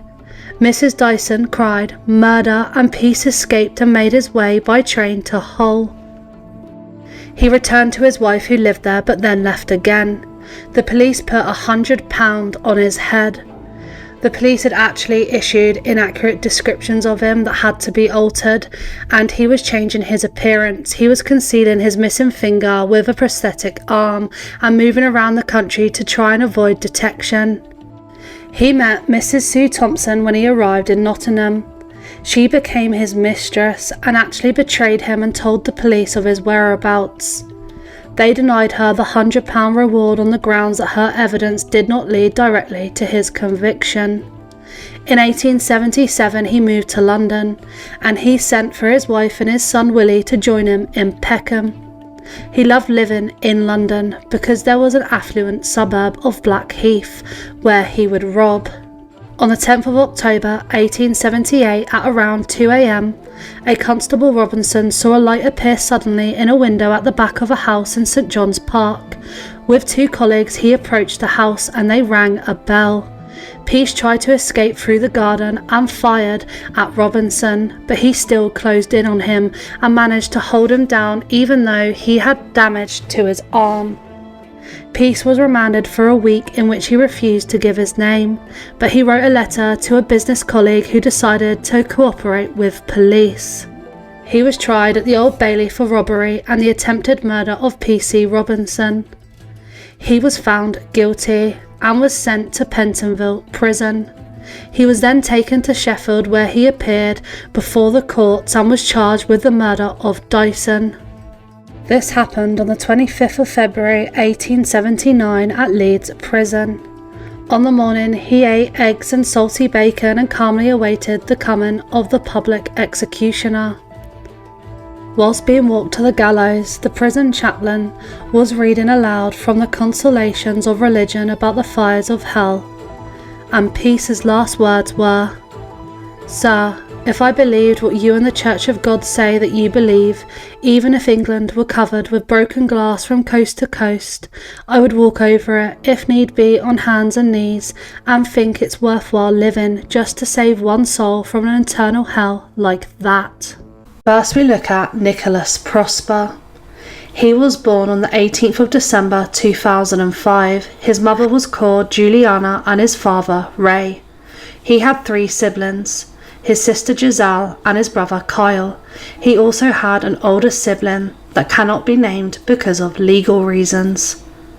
Juliana lived with Nicholas, Giselle and Kyle after she had split with Ray. Nicholas Prosper was diagnosed with autism spectrum disorder traits, and he was described as being a shy, geeky boy. He loved computers and he loved gaming. In his younger years, he had a group of friends with the same interests, but as he got older, he became more isolated. He fell into the internet instead. He became increasingly obsessed with taboo and, quite honestly, vile topics. Some of the topics he became obsessed with were crimes where lots of lives were taken, especially crimes that take place in American schools, and I'm not allowed to say. He visited lots of adult websites. His parents contacted his GP and his school, not because they knew the morbid topics that he would obsess over, but the isolation. But nothing really changed. He then dropped out of college and he fell further into the obsession of crimes at American schools. He also fantasized about being one of the infamous criminals and committing the same crime in his own primary school. He also became consumed with the game Telltale's The Walking Dead. The main plot of this game was there was a zombie apocalypse. Lee Everett, a convicted criminal, rescues a young girl called Clementine, whose parents had travelled to Savannah. They join with other survivors, and Lee promises to reunite Clementine with her parents while teaching her the rules of survival. In the game, you can make choices along the way, and this changes how you embark throughout the game and what ending you will receive. Nicholas became protective of the in-game character Clementine, and some of the choices would be taking the lives of characters in front of her, and he hated this. He liked to think that him and Clementine had a real relationship and connection together, and it wasn't healthy for her. In 2024, he was on lots of forums, and he was banned for supporting relationships between a minor and an adult, or relation with someone who had passed away. He went on to moan about the moderators and arguing he shouldn't have been banned. His comments were purely for educational purposes, but the ban remained. But by this point, he had already been planning an attack on his primary school. He idolised American criminal Adam Lanza, who was the culprit of Sandy Hook. He wanted to do the same, take the lives of his own family and then make his way to his old primary school. He said he wanted to take a minimum of 34 lives, so he was the highest in the world. He started to devise a plan in 2023. He pretended to be a parent who was new to the area and got information of the timetables at St Joseph's School, his old primary school. He also walked around the school to monitor the gates and movement of the children and staff. He wanted to steal a firearm, but backed away from this idea. In June 2024, he forged a firearms licence, and on September the 12th he purchased a firearm, just in time before Friday the 13th, which is when he wanted to commit his crime. In the night and into the early hours of that day, he researched the same dark topics. From midnight until around 4:32 a.m, he looked at very extreme topics. The first shots he fired were a test shot targeted at a teddy bear in his bedroom. His mother awoke not at her usual time but a little earlier because of the practice, at around 5 a.m. She fought with her son, and unfortunately he took her life. He then went into his sister's room. He uploaded a video onto a site called Mega as well as his YouTube, declaring himself to be a follower of Clementine, who was the fictional character from the Walking Dead game series. He was showing contempt for his sister Giselle for a specific in-game choice that she had made several months ago. Giselle woke up putting her glasses on after hearing the commotion. He then took her life. His brother Kyle was woken up. He grabbed a weapon to protect himself, but unfortunately this didn't help. He crawled out of the flat to get help, and then Nicholas took his life. Prosper then fled from the tower block between 5 and 6 a.m, and police arrived 30 minutes later as neighbours called them. He hid in a local area and assumed that they knew that he wanted to attend his old school, and decided to hand himself in to the police. He was mistaken because the police knew nothing of his plot. The arresting officers, who had been on their way back to the station from the scene of the crime, noticed Prosper and arrested him after seeing stains on his face. During his arrest, Prosper said, "It's not murder." He was charged with 3 counts of murder, purchasing or acquiring a firearm without a certificate, and possession of a bladed article in a public place. Indecent images were also found on his phone, but due to the other charges, he was not charged in relation to them. In questioning, he responded no comment to everything. He was not regretful, and he was completely cold with no emotion. On his first court appearance on the 16th of September 2024, his father Ray Prosper shouted, "I still love you, son. It's not your fault, okay?" before bursting into tears.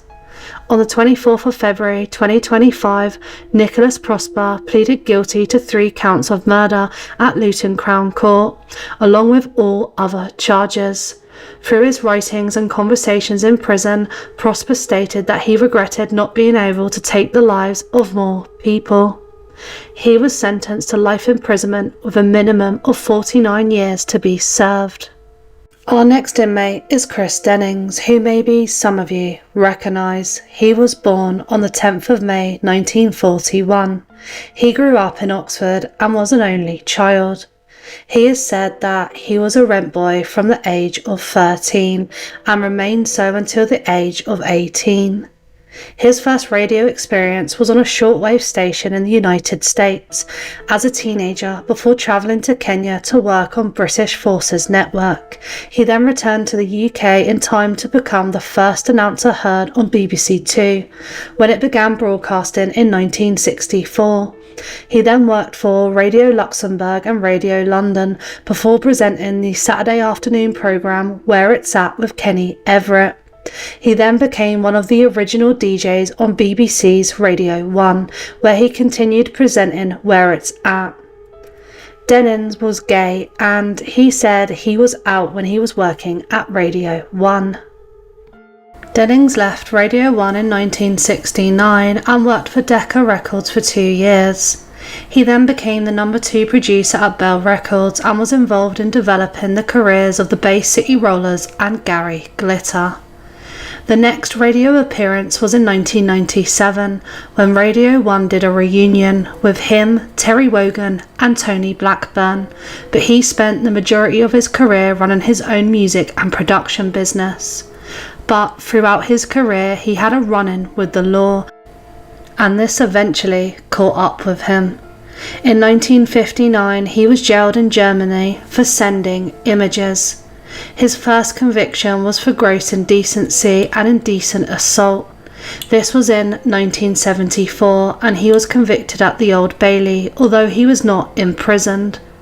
Before his conviction, he had been working for Jonathan King for UK Records, but King sacked him after the guilty verdict.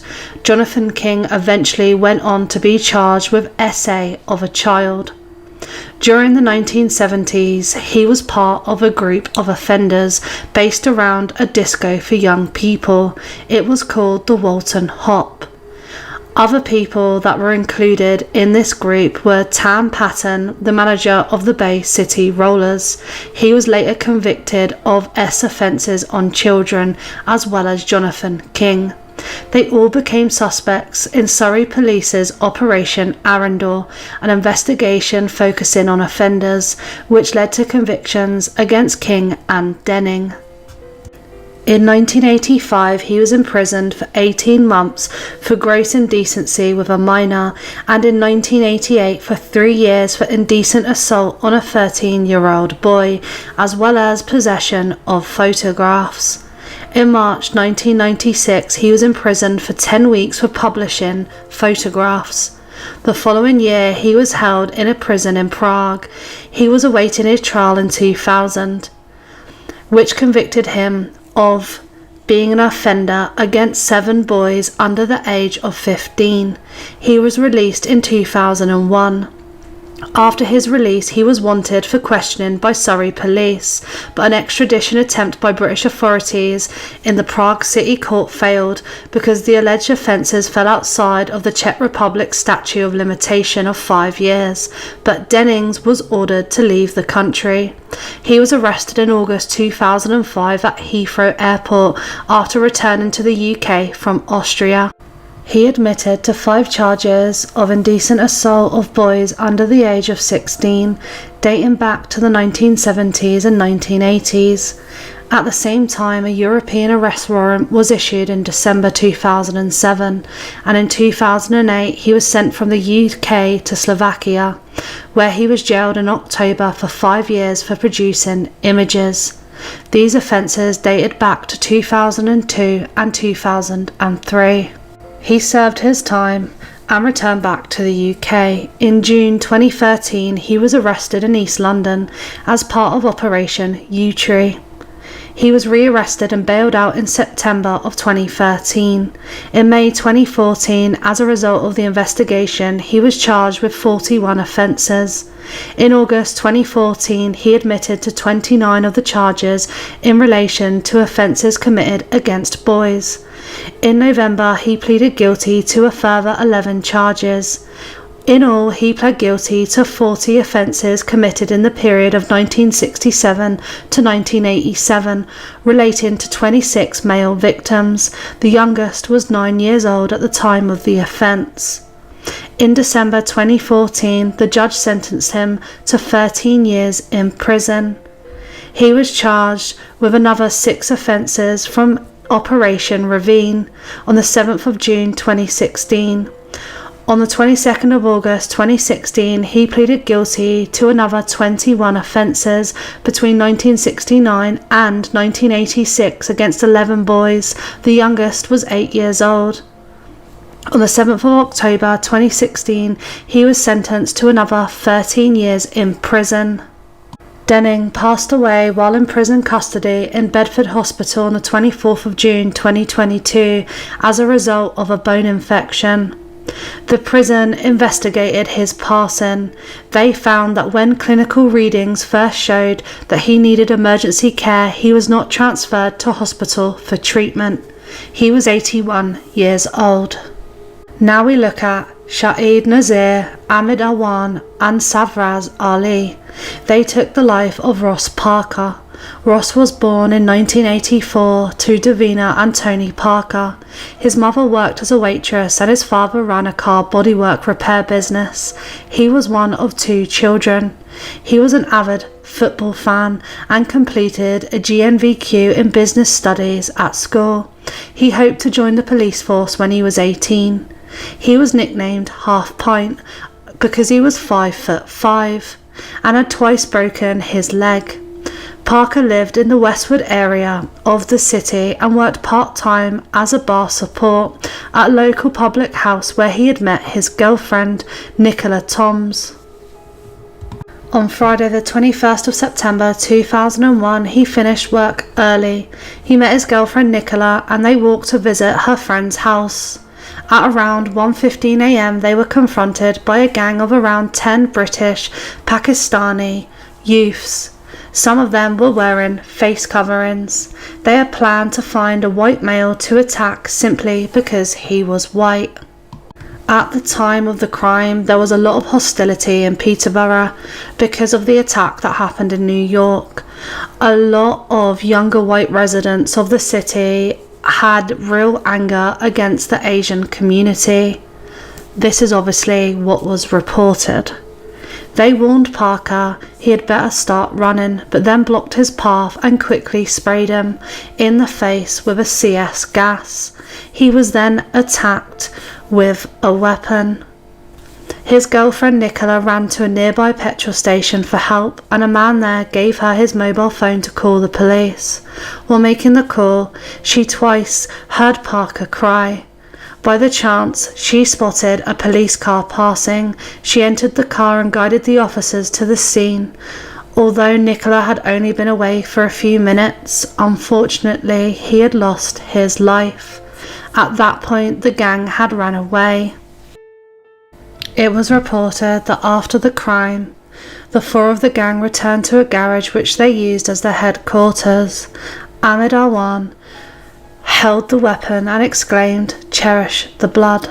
The police informed the Parker's family that Ross had passed away at 4:30 a.m.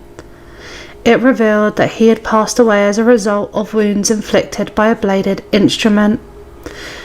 This crime sparked, which became one of the police's biggest inquiries in that city. During the weekend following the crime, 12 suspects of Pakistani descent were arrested on suspicion of murder. Members of the local Muslim community posted a £1,000 reward for information leading to the arrest of the killers. This was later increased to 1,500. The police said that the city's Muslim community were brilliant for their involvement in capturing the criminals. On the 26th of September 2001, Safraz Ali, Ahmed Ali Awan and Shahid Nazir appeared in court charged with the murder. However, by March 2002, all 4 had been released on bail. Ross's sister stated, "We can't begin to comprehend why they've been allowed out of the prison at this stage.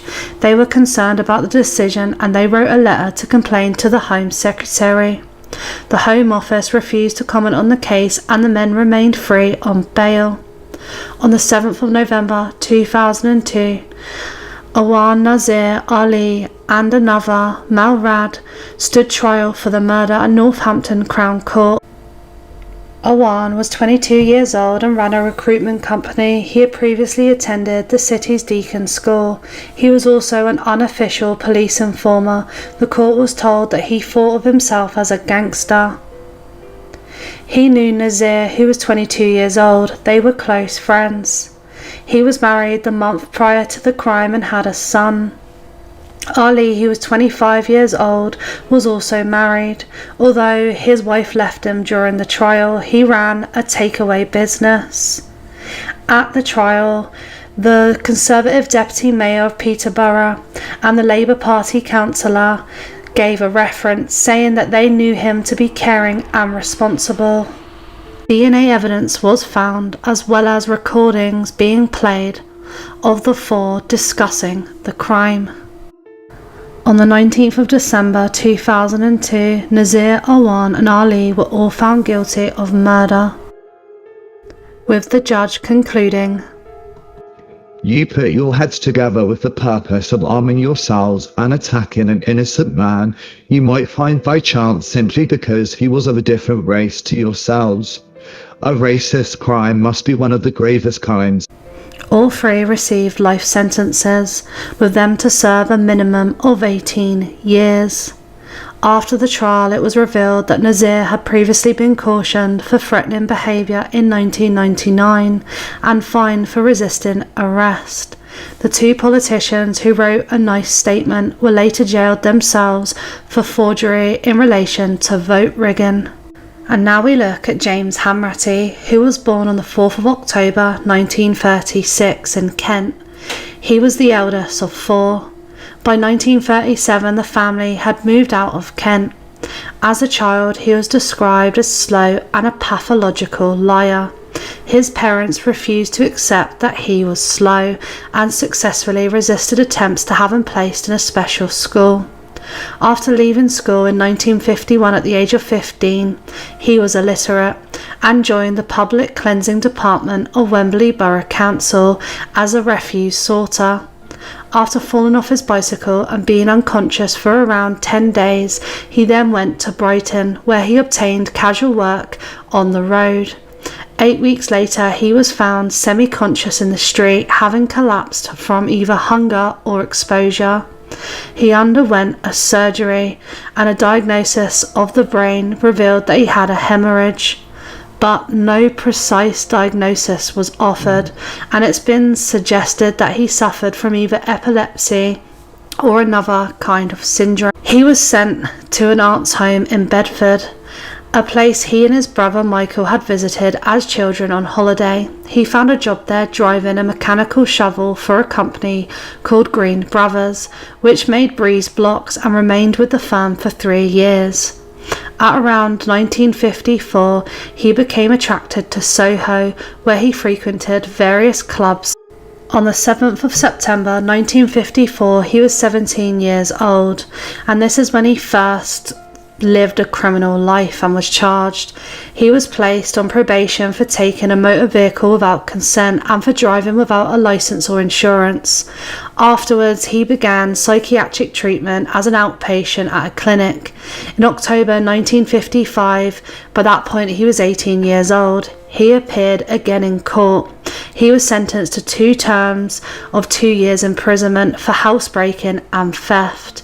He was dispatched to the youth wing of Wormwood Scrubs. He harmed himself and was placed in a prison hospital.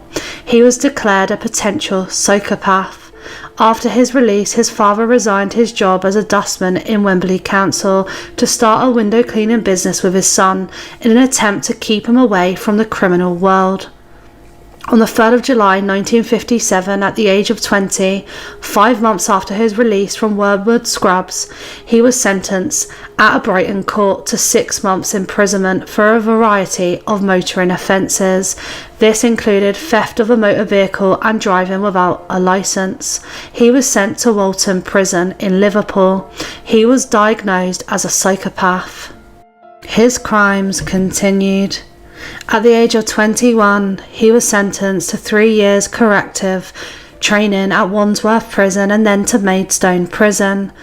While at the prison, he came to the attention of a researcher who lived and worked alongside the inmates. He was later reported as saying that he had gross social and emotional immaturity.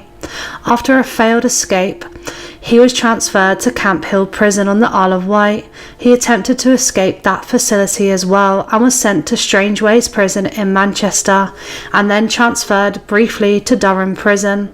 He was then returned to Strangeways after he served his full time.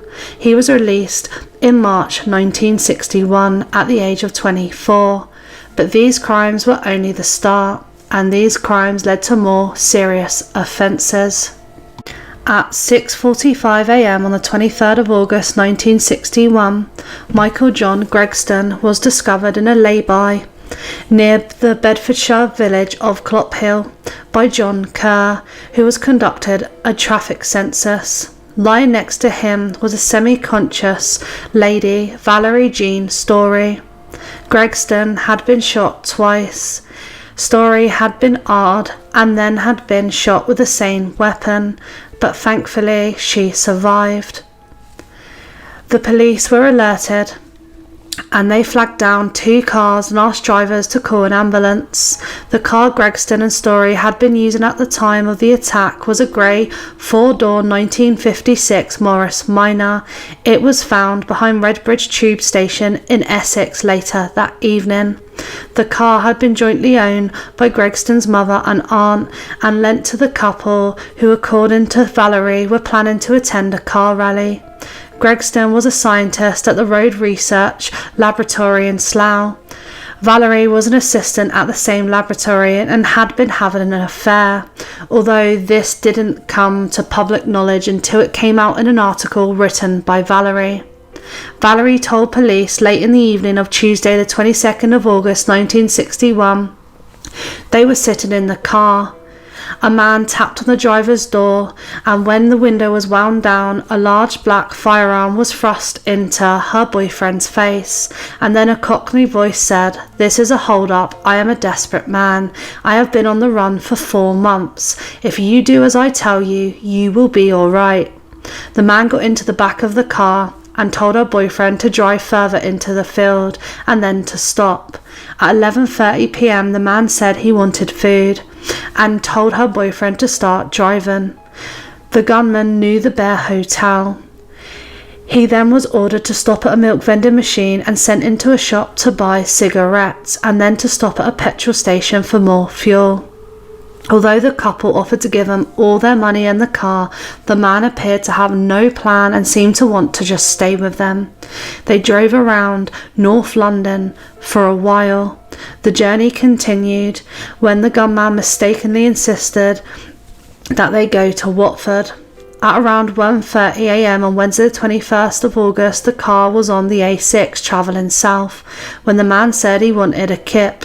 Twice he told the boyfriend to turn off the road and then changed his mind, and the car returned to the A6. At Dead Man's Hill, the man ordered her boyfriend to pull into a lay-by. At first, her boyfriend refused, but the man became aggressive and threatened him with a firearm. The man said he wanted to sleep and that he would have to tie them up. The couple pleaded with him not to take their lives. The man tied Valerie's hands behind her back and then took Michael's life. On the evening of Thursday the 24th of August, the firearm was found under the back seat of a 36A London bus, fully loaded and wiped clean of fingerprints, with it being wrapped in a handkerchief, which provided DNA evidence which would come in handy many years later. The police issued an appeal to boarding house keepers to report any unusual or suspicious guests. The manager of the Alexandra Court Hotel reported a man who had locked himself in his room for 5 days after the crime, and the police picked him up. Falsely identified himself as Frederick Durant.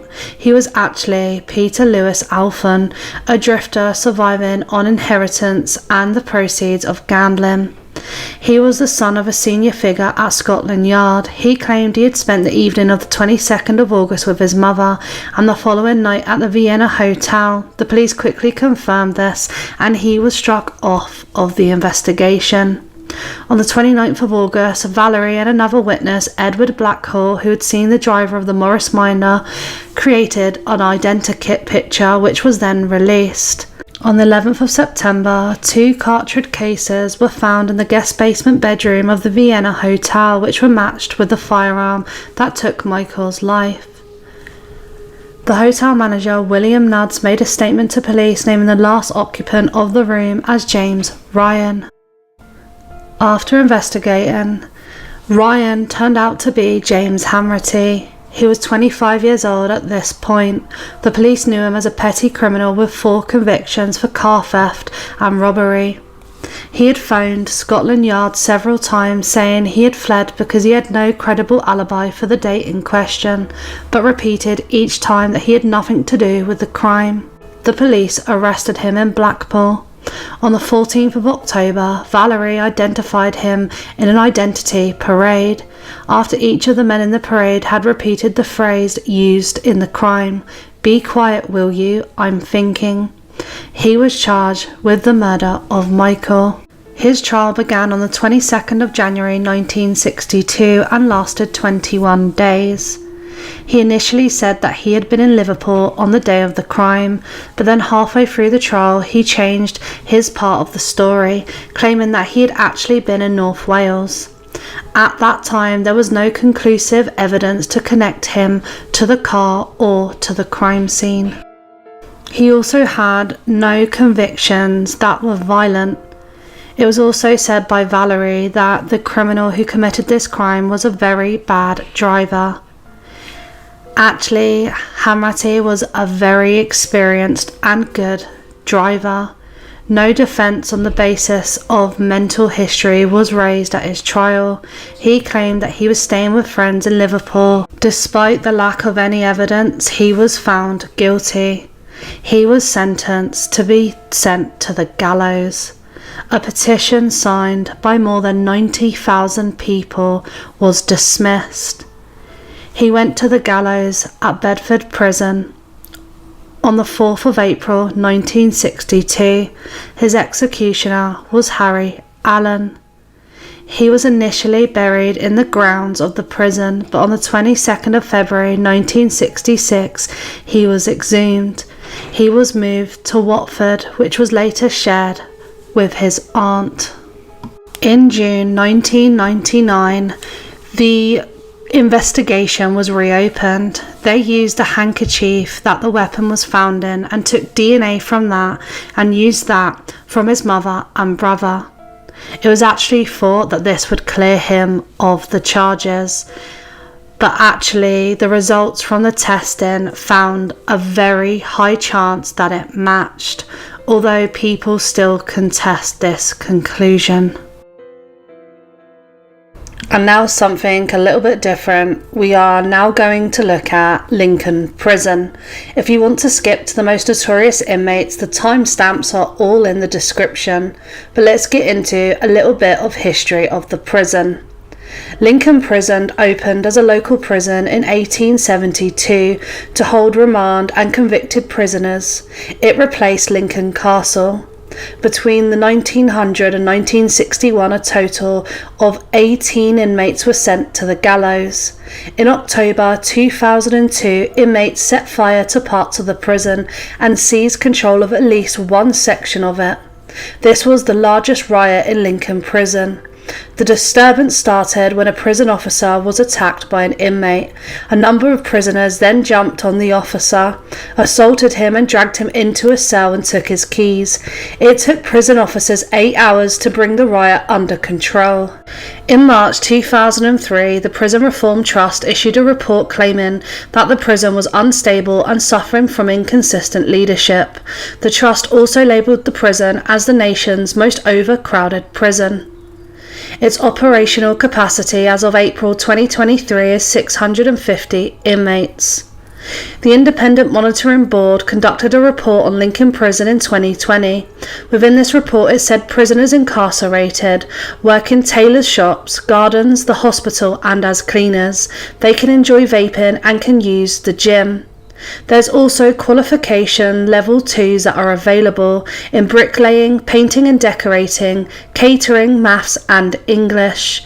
Prisoners can even sit their theory test. There are also 2 well-stocked libraries with some books and CDs available in up to 50 languages. Overall, the prison is well run with a positive emphasis on the humane treatment of inmates and notes steady progress and improvements in the past 3 years, although it wasn't all positive. Inspectors remain concerned about the high level of self-harm. 614 cases in the reporting period, and access for disabled prisoners due to the prisoner's age, as well as the prison's age. Another issue is the high level of homelessness of discharged prisoners. The prison's operational capacity was reduced from 729 to 664 at the end of January, but adds that 80% of cells being shared by 2 prisoners when they were originally designed for 1 inmate. As it stands, Lincoln is a Category B local prison holding adult male remand and convicted prisoners from the local courts. Accommodation at the prison is spread across 4 residential wings, A, B, C and E, and a segregation unit.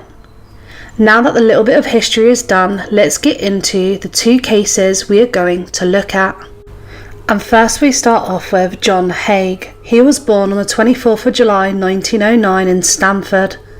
He was an only child and his parents were very religious and had a very strict upbringing.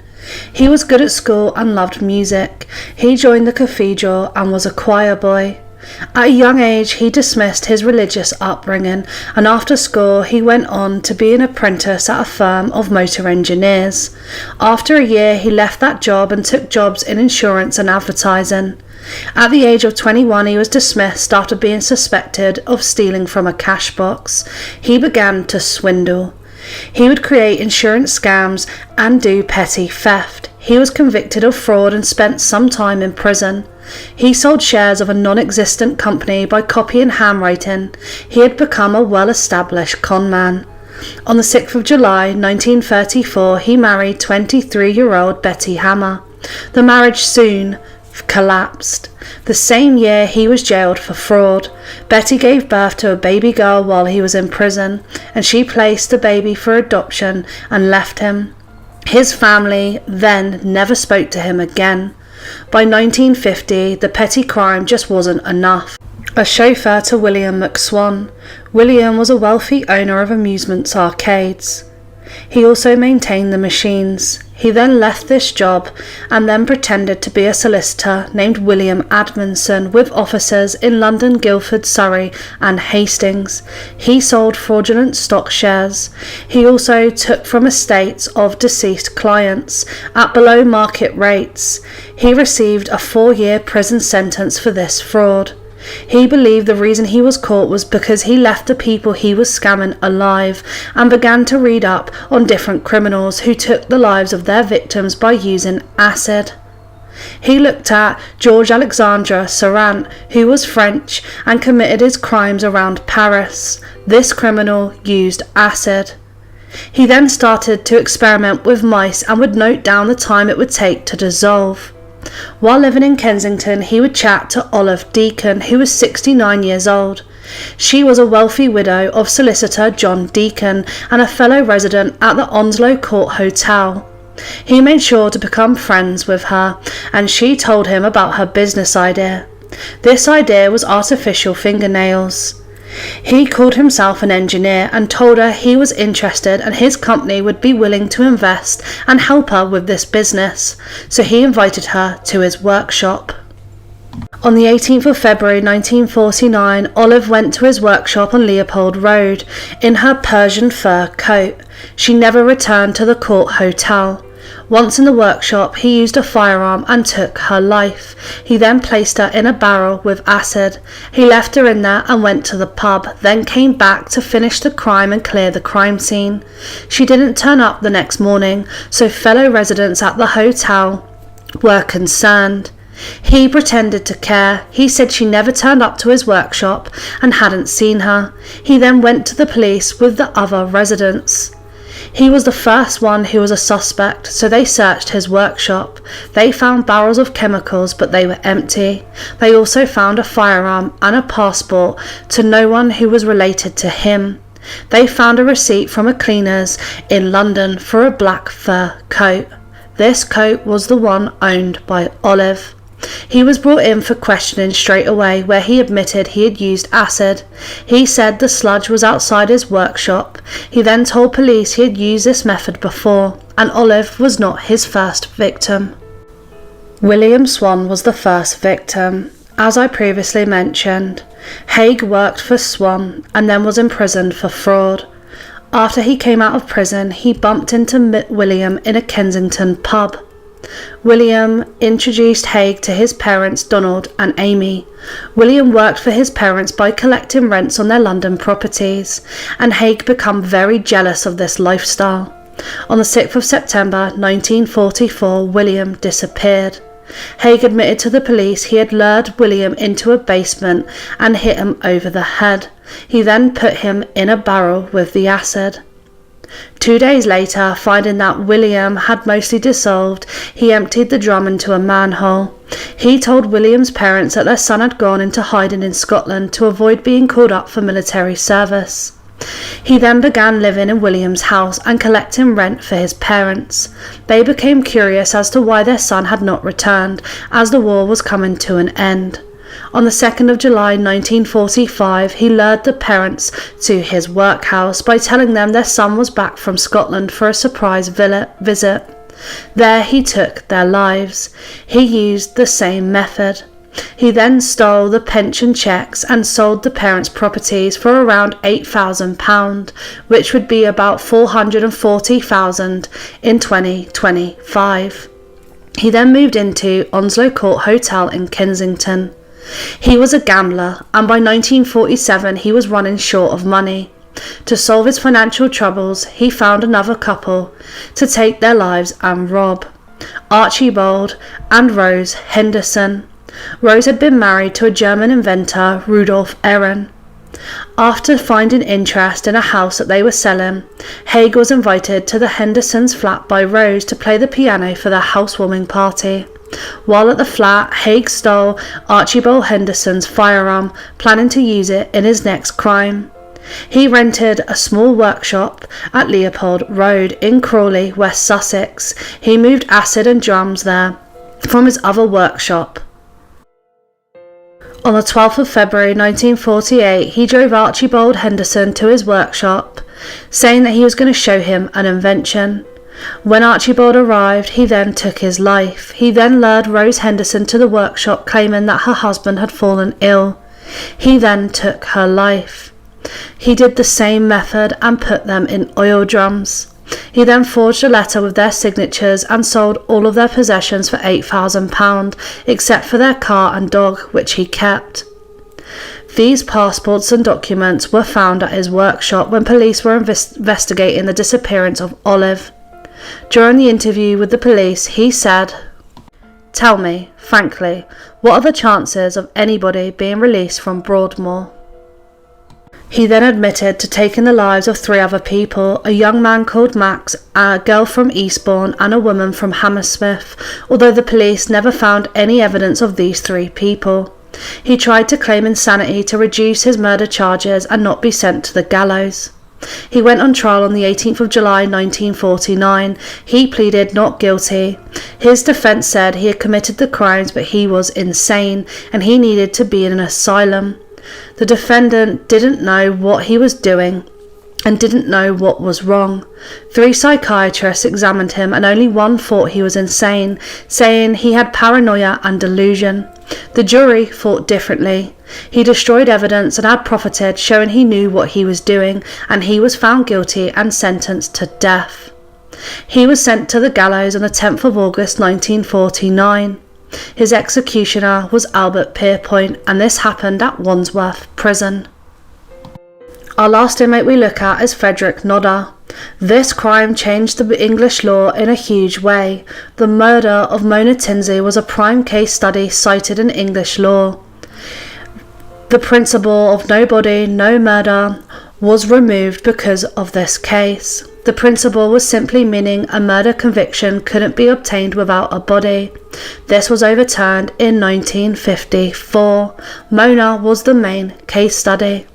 Today, the current law in the UK allows for murder convictions even without the body of the victim, as long as there is sufficient circumstantial evidence to prove the crime. But let's get into the case. On Tuesday the 5th of January 1937, Mona made her way home from school, which was just a 20-minute walk. By 5 p.m. she had not made it home, so her father, Wilfred, knocked at friends' houses and local neighbours. Mona's parents then reported her missing. The next day she failed to return home, so the police launched a huge missing person investigation. Hundreds of volunteers looked at rivers and knocked most doors in the local areas, along with a massive police presence. Early on, 2 witnesses came forward and told police they saw Mona at the bus station with a middle-aged man. A third witness said that he was the former lodger of the Tinsleys. Investigators also spoke to a bus conductor. He said Mona had got on the bus with a middle-aged man, but only he purchased a return ticket for himself. The parents let the police know that the lodger, Frederick Hudson, had dated Mona's auntie for a while. The parents had him staying at their home, but he didn't pay rent, so they kicked him out. But there was no argument, and their children called him Uncle Fred. His real name was Frederick Nodder, and he was 49 years old. He worked as a mechanic in Retford, but drank a lot and would be out of employment. They went to Retford, where he was working, and they were given his address. The police questioned him on the 6th of January. They asked if he knew the child, and he said he used to know her, but not for a long time since his eviction. The day before, he admitted he was in the area but only looking for work and was on the bus alone. His own neighbours said they saw a young girl at his address on the day of the crime. His house was searched and his property was emptied, but they found nothing. Inside his house, a tissue was discovered to have been Mona's and children's drawings. A fingerprint found matched Mona's. In the bedroom, they found sweets. The next day, there was an identity parade, and every witness picked him.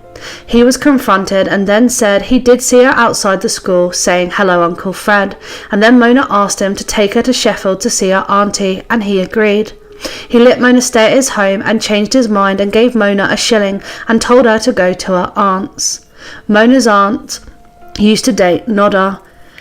He was charged with the abduction of Mona as they didn't find her. He maintained he was the only person to see her, and after 3 weeks they decided to contact Scotland Yard.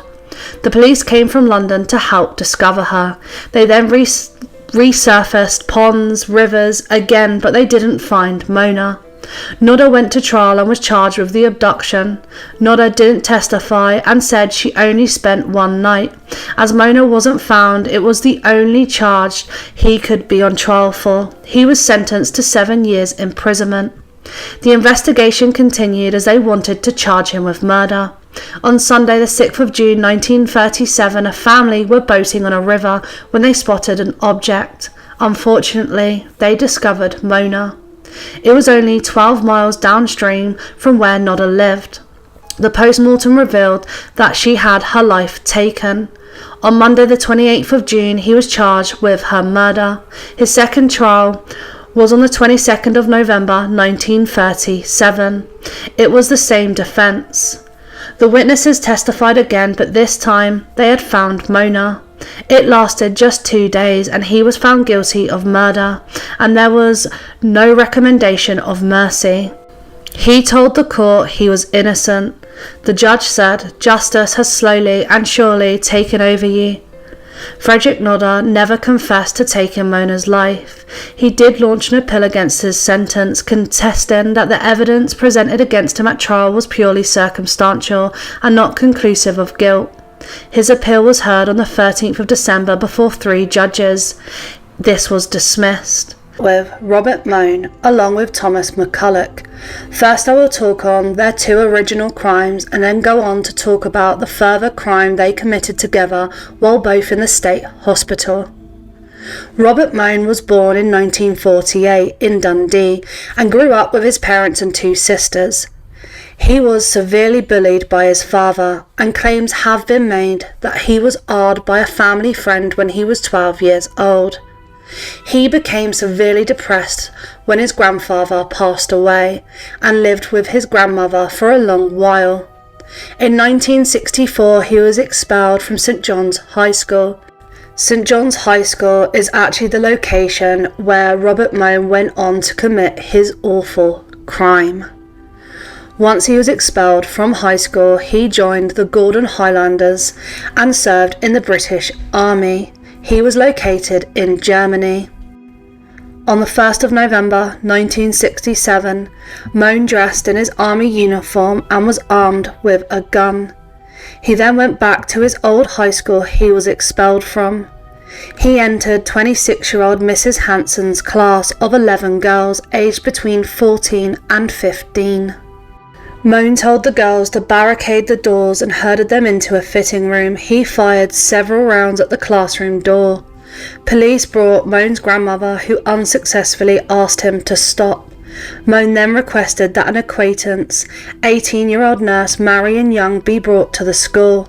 During the standoff, Mohn armed one girl, essayed another, and shot at both women, but the gun misfired. The two women persuaded Mohn to release the girls. They pleaded with Mohn to allow that the teacher be taken to hospital, and Mohn told her dismissively that she could do what she wanted. As 26-year-old pregnant teacher Nanette Hanson lined up to get out of the room with her pupils, he told her he wanted her to stay there. He then told her to turn around, where he fired the weapon into her back at 4:30 p.m. Mohn was arrested and Nanette Hanson was taken to hospital, where she passed away from her injuries. He was soon arrested. In 2017, a retired police officer claimed that a police sniper had Mohn in his sights but was denied permission to shoot. The teacher who lost her life, Nanette Hanson, was credited with saving the lives of the 12 girls in her class. She was awarded the Albert Medal, which later became the George Cross. For her actions at the school, Marion Young also was awarded the George Medal at Buckingham Palace. Mohn was charged with taking the life of Nanette Hanson at St John's High School and the R and SA of two young girls. On the 23rd of January 1968, he was found to be insane and sent to the state hospital. When he was handed his sentence, 19-year-old Mohn looked down at his shoes and muttered, "Good for you." He was ordered to be detained without limit. He broke his silence over his awful crime and arrogantly admitted that he pulled the wool over everyone's eyes. He said, "I knew what I was doing, but I didn't want to plead guilty. After it happened, I just wanted everything to stop. It was all over for me now, and I knew that I didn't want to go to court. I just wanted everything to stop." Before we move on to Thomas McCulloch, after Mohn was convicted, his own father, Robert Christopher Mohn, took the lives of his aunt and two other women in Dundee. In 1983, 3.5 years to his life sentence, he had his life taken by a fellow inmate. McCulloch was originally sent indefinitely to the state hospital in 1970 after attempting to take the lives of two hotel staff members in an argument over not getting enough butter on his bread. He shot the chef at the hotel and then shot the manageress in the shoulder. The two victims survived, but he was found to be a murderous psychopath. I mentioned briefly in the intro how the state hospital now has high security and does tests once a month to make sure the local areas and towns know if a patient has escaped, and that's because of the crimes these two criminals committed once they were in the state hospital. Mohn and McCulloch were lovers, and on the 30th of November 1968 they broke out of the state prison. The two had planned the escape for 6 months and assembled a rope ladder, weapons, fake ID and cash.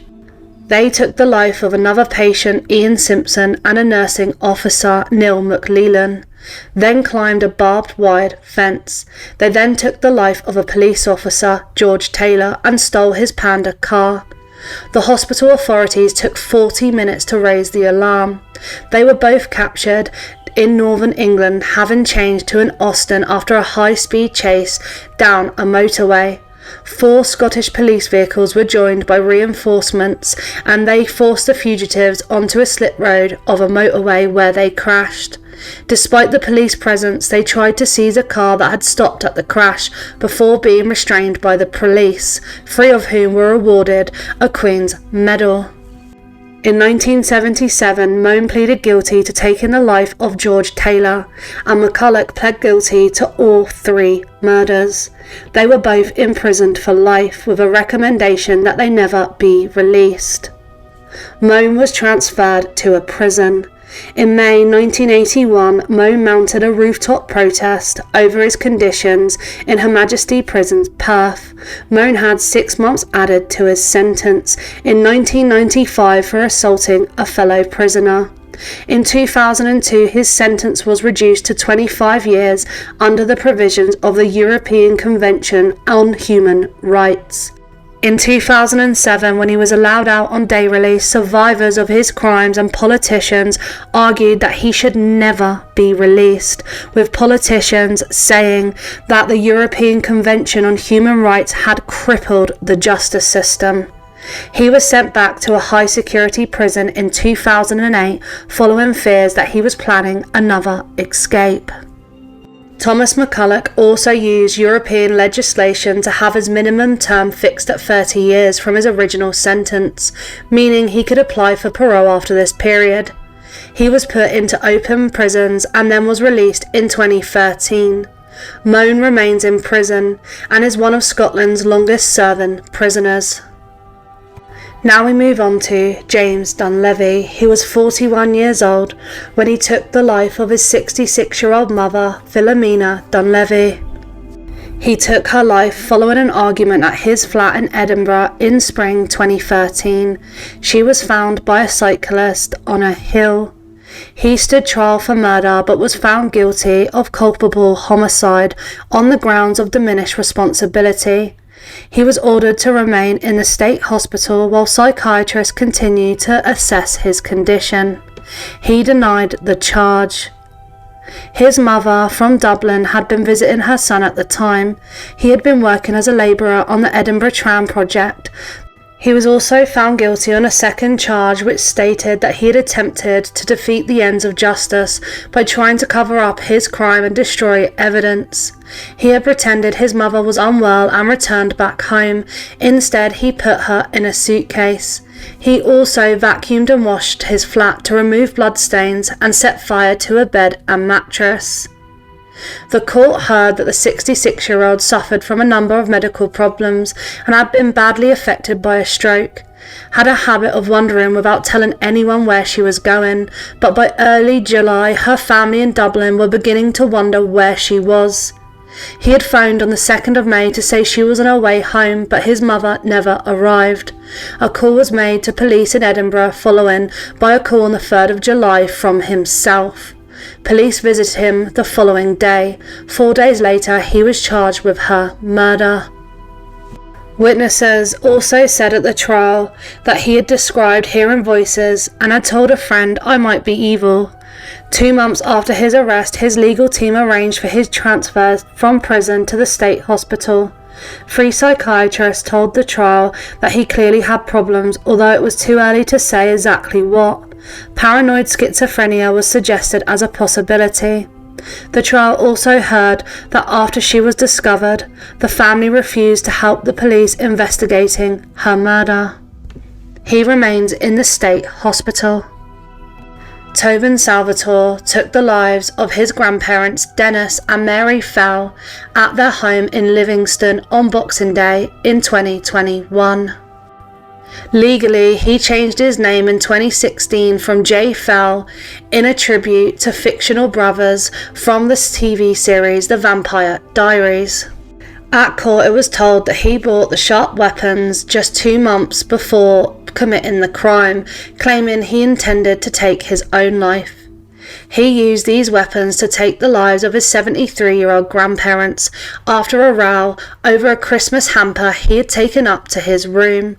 After committing the crime, he changed out of his clothing and had a bath before going to the local police station and confessing, "I've murdered someone, my grandparents."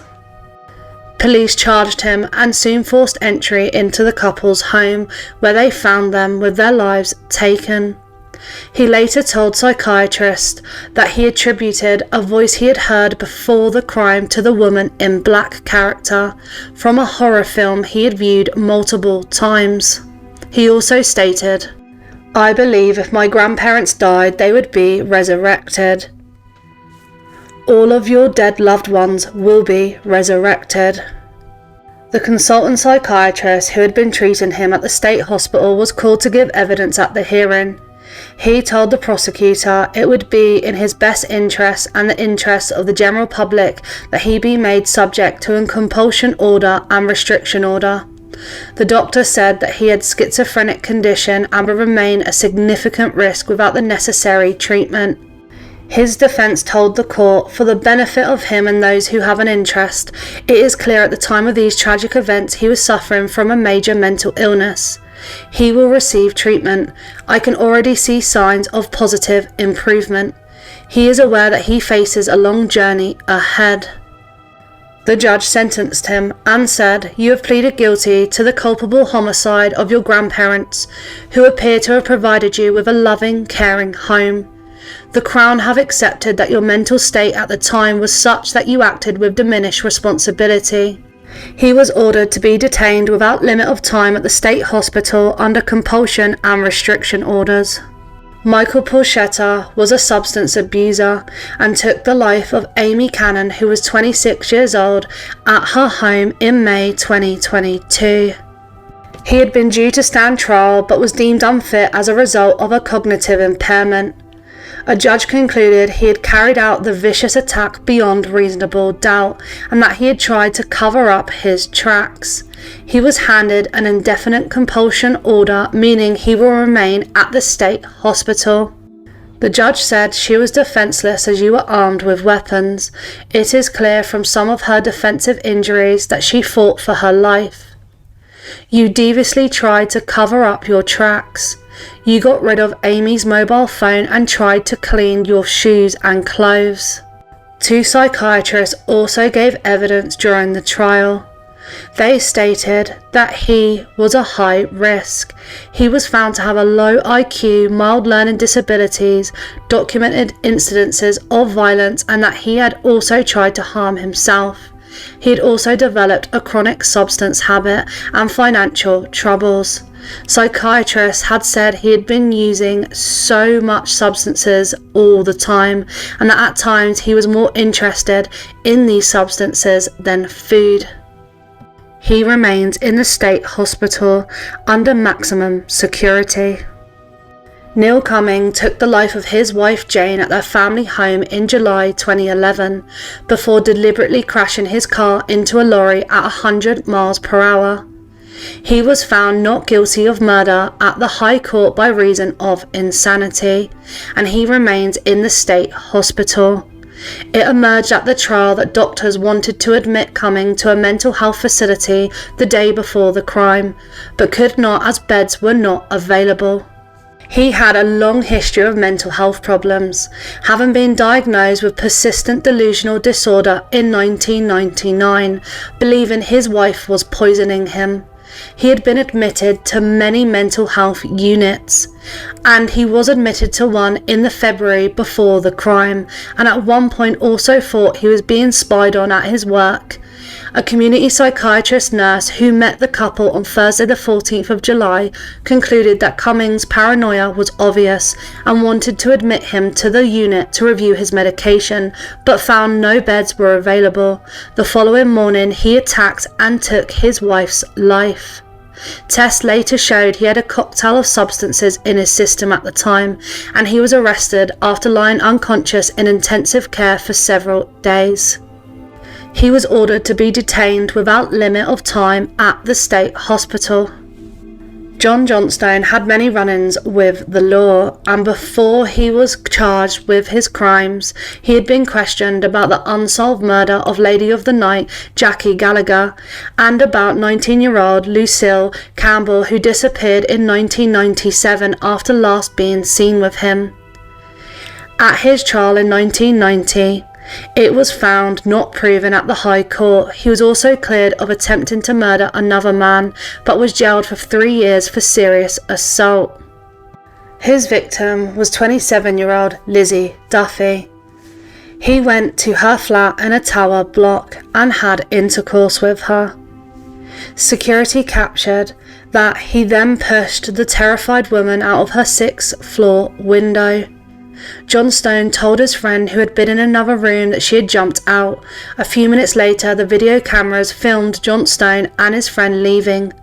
Jurors saw him smiling as he looked at her before walking away.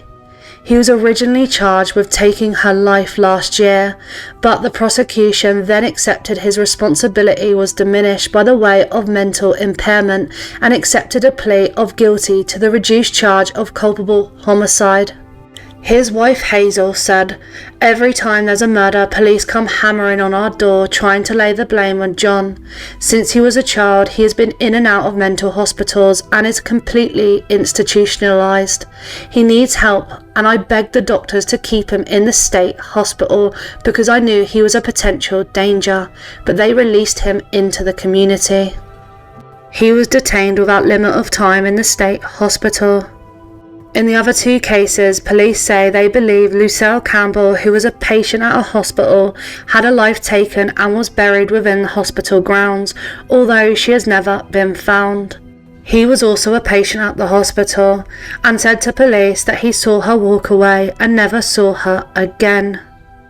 A police spokeswoman said he was interviewed in relation to Jackie's disappearance, but that was back at the time in 1996, and he won't be re-interviewed for that. He was also quizzed at the time about Lucille Campbell, but he won't have any further interviews unless or until new information comes to light on both cases.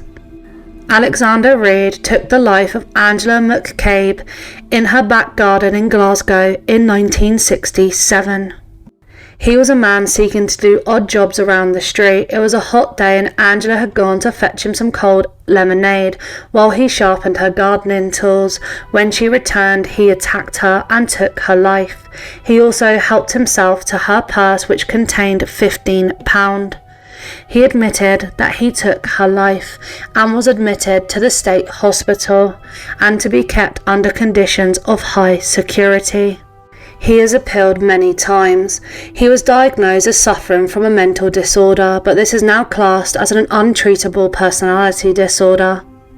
His case has been referred back to the High Court by the Scottish Criminal Cases Review Commission on the grounds that the original sentence was unjust.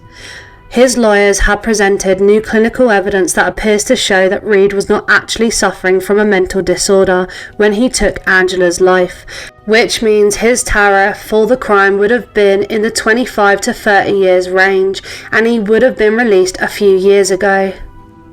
Criminal psychiatrists for 20 years have described Reid as being very highly likely to re-offend if he is released from the hospital. His legal team actually successfully argued that the change in diagnosis amounted to new evidence, allowing Reid to appeal. The judges decided to quash the 1967 decision to send Reid to the state hospital and substitute a life sentence. Reid will now be able to apply for parole. 27-year-old Gary Stevenson took the life of 25-year-old Katie Rourke at the flat they shared in Glasgow after they had been drinking on the 29th of December 2015. Katie was originally from Dundee. She rented a room in the flat where hospital laboratory assistant Stevenson was the tenant. When Katie failed to turn up for work, her manager was so concerned that she phoned her mother, who made an appeal on Facebook for her to get in touch. 3 of Katie's friends went to her flat and saw her car parked outside. They went out into the back garden and noticed one of the rear windows of the flat was opened and a light was on. As the three friends waited, they saw two officers on patrol and explained the situation to them. After the officers forced entry into the property, they found Katie in her bedroom with her life taken. Stevenson told police that he and Katie had been drinking and claimed that they had intercourse. He told officers that after he woke up, he asked her to do it again, and she refused because she had work in the morning. He told police she started fighting back, and that's when I took her life. I've never been in trouble for violence, but when I did lose control, it just felt like there was nothing to stop me. There were no moral boundaries left in my life. He was found guilty and charged with murder. He was told he must serve a minimum of 17 years before he can apply for parole. He has also served time in the state hospital. Kevin Marks was 48 years old when he started a blaze in Anne Drummond's car near Bathgate on the 25th of June 2019. He stood over her as she rolled around on the ground in a bid to put out the flames. Paramedics rushed to the scene and took her to hospitals. Medics later found that 85% of her body was injured by burns, and she passed away in the hospital. In the hours before she lost her life, she was so concerned by her partner's poor mental health, she met with him as he was released on bail in connection with other charges. Police later arrested Marks and charged him with murder. He had been arrested earlier in the same week in connection with other alleged offences. Officers were so concerned by Mark's mental health that he was twice assessed by community forensic nurses. However, they concluded that he was fit to be released, and he later appeared at the Livingston Sheriff Court and was granted bail. At the trial, it was heard Anne told paramedics in the ambulance that he had poured petrol on her and set her alight. She said that she had got out of the car, and while she was rolling on the ground trying to put the fire out, he was standing over her, laughing. After the crime, he was also taken to hospital as he suffered from some burns. He told paramedics that they had both spoken about dying together. The Crown accepted that Mark's health was so poor at the time of the offence he wasn't responsible for his actions. He pled not guilty on the basis that he is not criminally responsible for his conduct due to his mental disorder. He was ordered to be detained at the state hospital. A fatal accident inquiry was actually conducted and heard that Mr. Marks had contact with Police Scotland and the NHS in the lead up to the assault on the 25th of June 2019, but medics didn't consider him to be a danger to others or psychotic. It heard that Anne and Mr. Marks had been in a relationship for over 2 years, which had ended a week before she had her life taken. Marks, who has been diagnosed with paranoid schizophrenia after the attack, had previously made a threat against Anne and had a history of domestic offending. The inquiry found that Anne's death could have been avoided if Police Scotland had shared concerns over the mental state of Marks with NHS staff, as well as a threat he had made against Anne days before and his previous history of domestic incidents. David Johnstone was a substance user and committed a spree of violence, taking the life of Frank Kinnis and injuring 2 other victims who needed hospital treatment. The attacks were carried out 40 minutes apart. On October 21st, 2019, he attacked Frank Kinnis at Linkwood Farm. He attacked him and took his life. He then went on to attack 2 police officers, Mitchell Dixon and Ian Meggett. He repeatedly punched 1 officer in the face. He pled not guilty to the offences on the basis that he was not criminally responsible for his conduct because of a mental disorder.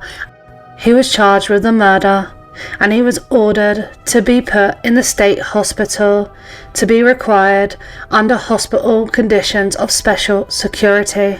It was heard that his parents had twice contacted the NHS in a bid to have their son sectioned because of concerns about his well-being. A family doctor had also made an urgent referral to a psychiatrist for him, but he did not attend the meeting and a letter of appointment was unopened.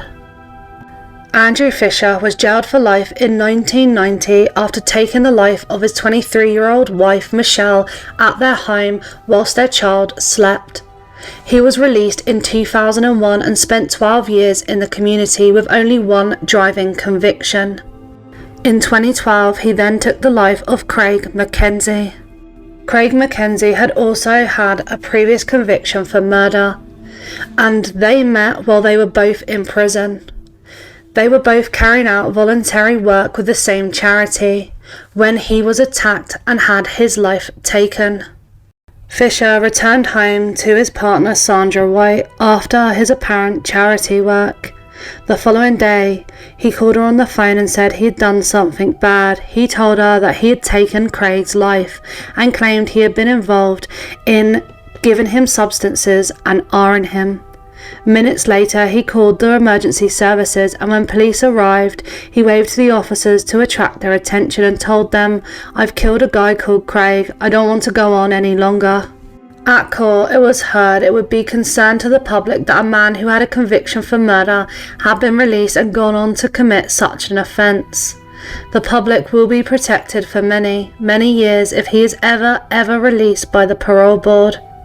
He said that if Fisher, whose life sentence licence was revoked within days of the killing, was deemed fit to leave a psychiatric hospital, he would be returned to the mainstream prison system. The Crown accepted his plea to the lesser charge of culpable homicide on the basis of diminished responsibility. Jennifer Bird was originally charged with taking the life of her 84-year-old mother, Anne Bailey Scott, at her mother's home on the 19th of October 2003, but later the Crown accepted her plea of guilty to a reduced charge of culpable homicide. Her mother, Anne Bailey Scott, was the daughter of a famous Arctic explorer. She was also a popular teacher of modern languages at a private school for 22 years until she retired. Jennifer Bird met her husband while they were both studying in France, and they soon got married. She then returned home in the summer from Birmingham, Alabama after a bitter divorce. Only 24 hours before taking her mum's life, she cancelled 2 of her mother's engagements without explanation. On the 19th of October, Anne Scott's home help, Sheena Granison, and her husband Tom received a phone call from a distraught Bird, saying that she had found her mum lying on the bed. She has never offered no explanation as to why she took her mum's life.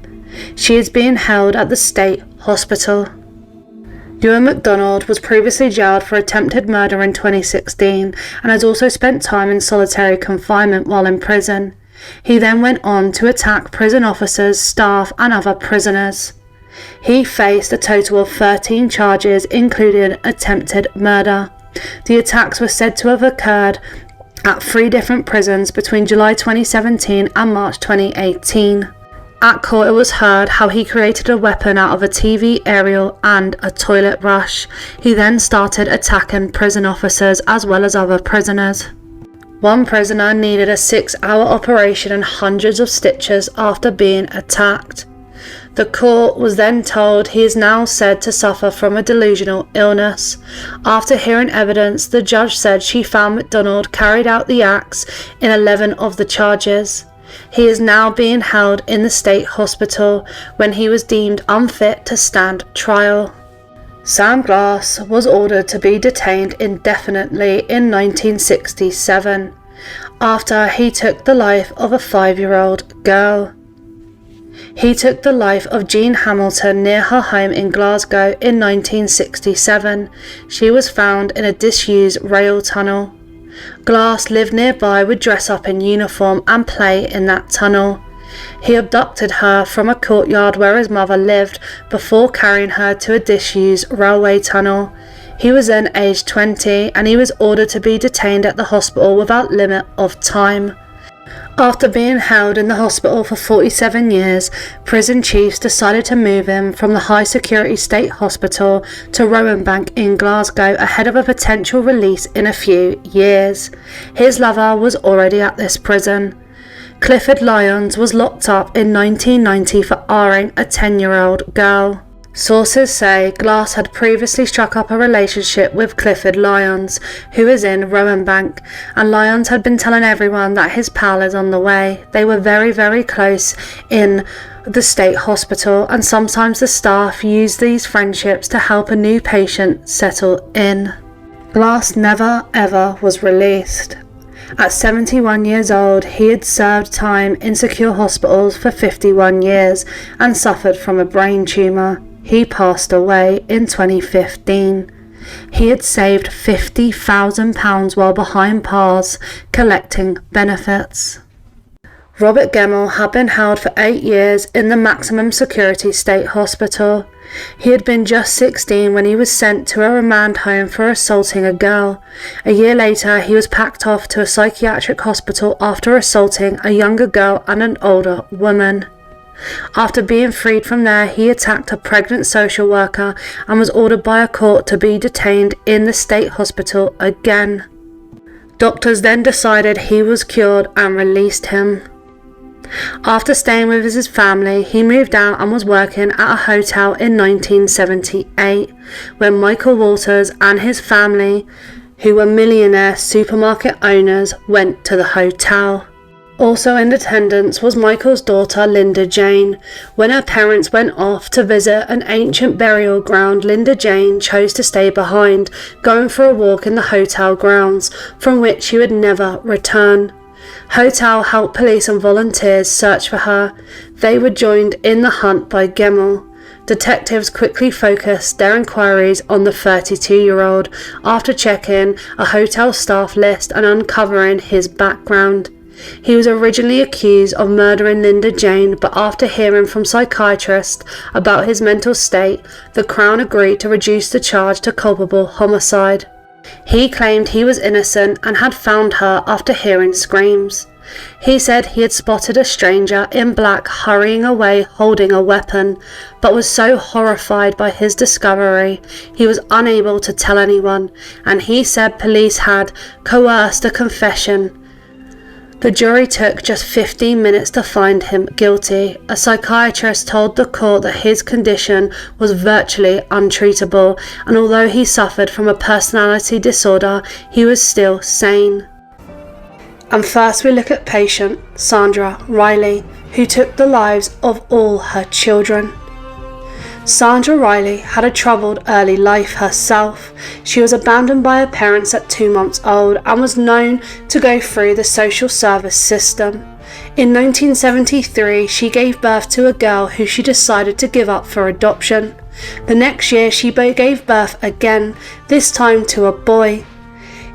He passed away shortly after he was born, and this was recorded as cot death. In December 1976, she gave birth to another boy called Andrew with her recent husband Stanley. A few days later, they rushed him to hospital and he was found to have a fracture.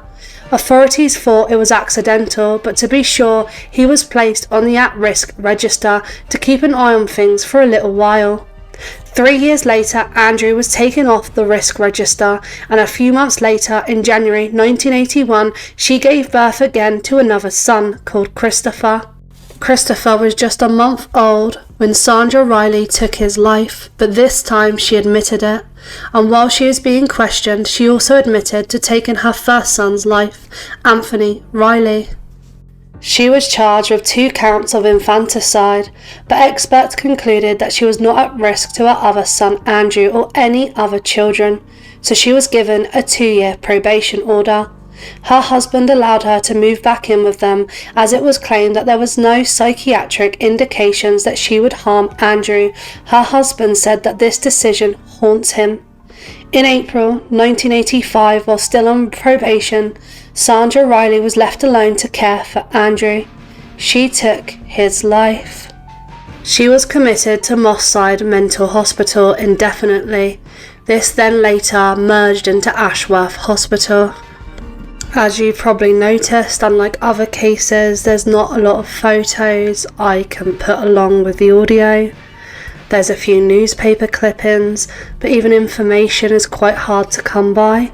I actually submitted a Freedom of Information request to the National Archives, but I haven't got a response.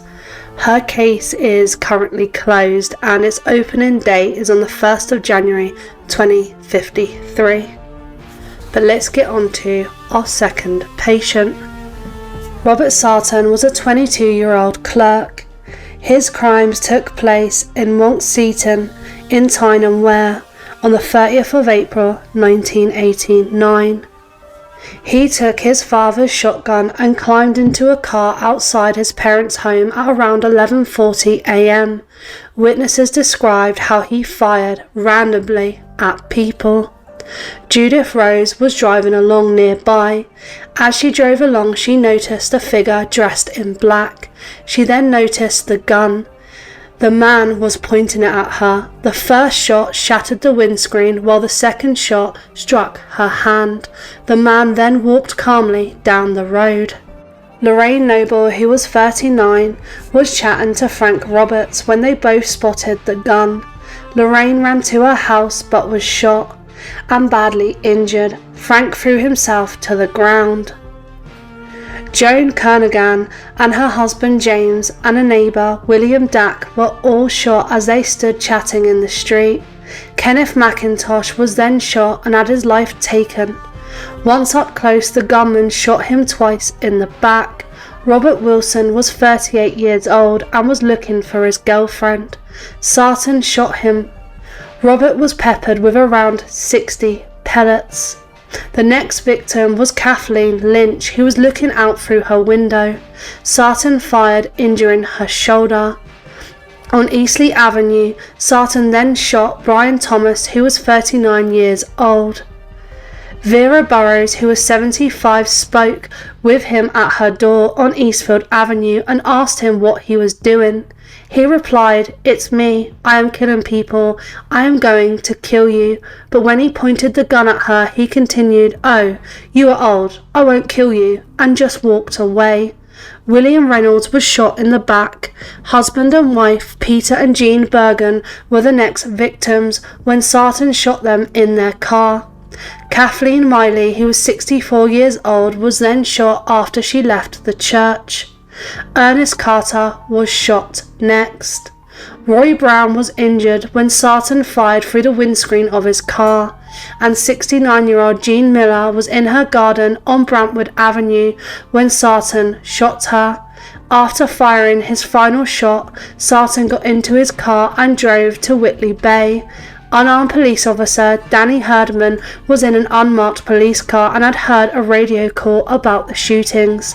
He saw Sutton's car and followed it, travelling at around 60 miles per hour.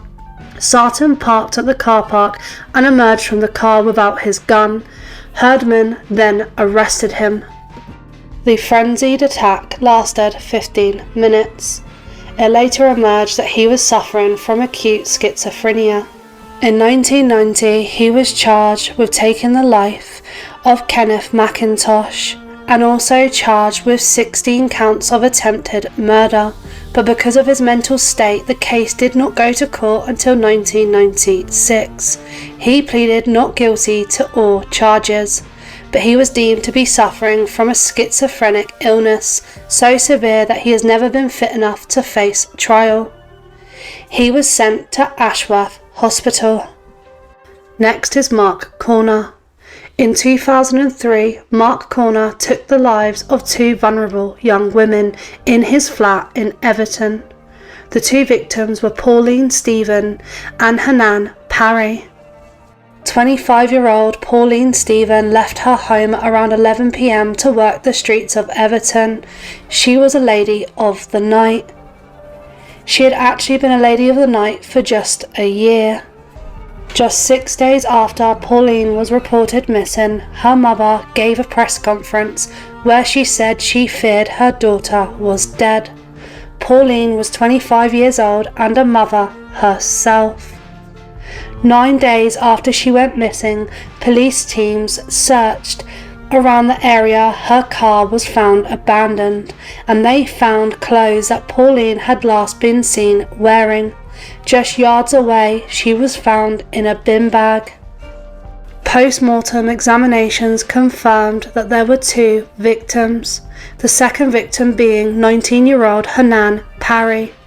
Police opened a huge investigation and continued searching. During this investigation, a man called Ian Corner walked into Crosby Police Station and told officers his brother, Mark Corner, was responsible for the 2 murders. Detectives raided Mark Corner's flat and found traces of blood in the bathroom and tools used in the crime. Mark Corner was arrested in connection with the discovery of the 2 women in the alleyway. More evidence was found in Stanley Park and in his freezer unit. He hired them and then took their lives. He began plotting crimes shortly after leaving his mother and father's house and moving into his own flat. He had intercourse with Hanan Parry and then took her life. The next morning he began planning his next crime.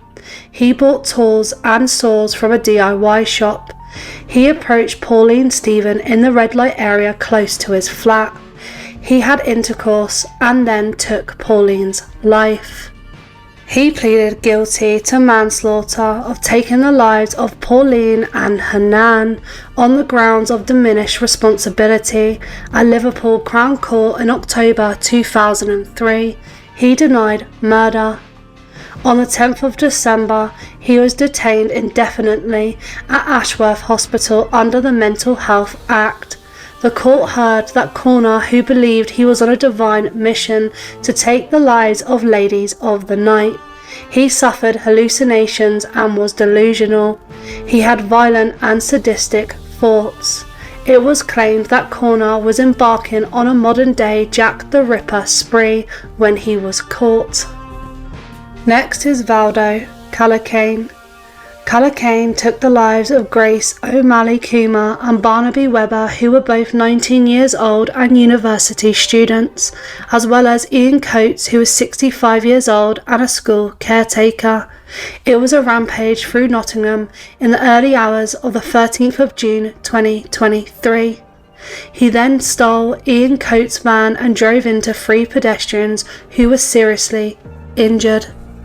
Callacane was referred to mental health services when he was arrested in May 2020 for breaking down the door of a neighbour's flat. He was assessed and sent home, but arrested again just an hour later after breaking into another flat, where the woman was injured by jumping out of the first floor window to escape. Over the course of the next few years, he was hospitalised on 4 different occasions, each time displaying threatening and assaultive behaviour as a result of psychosis.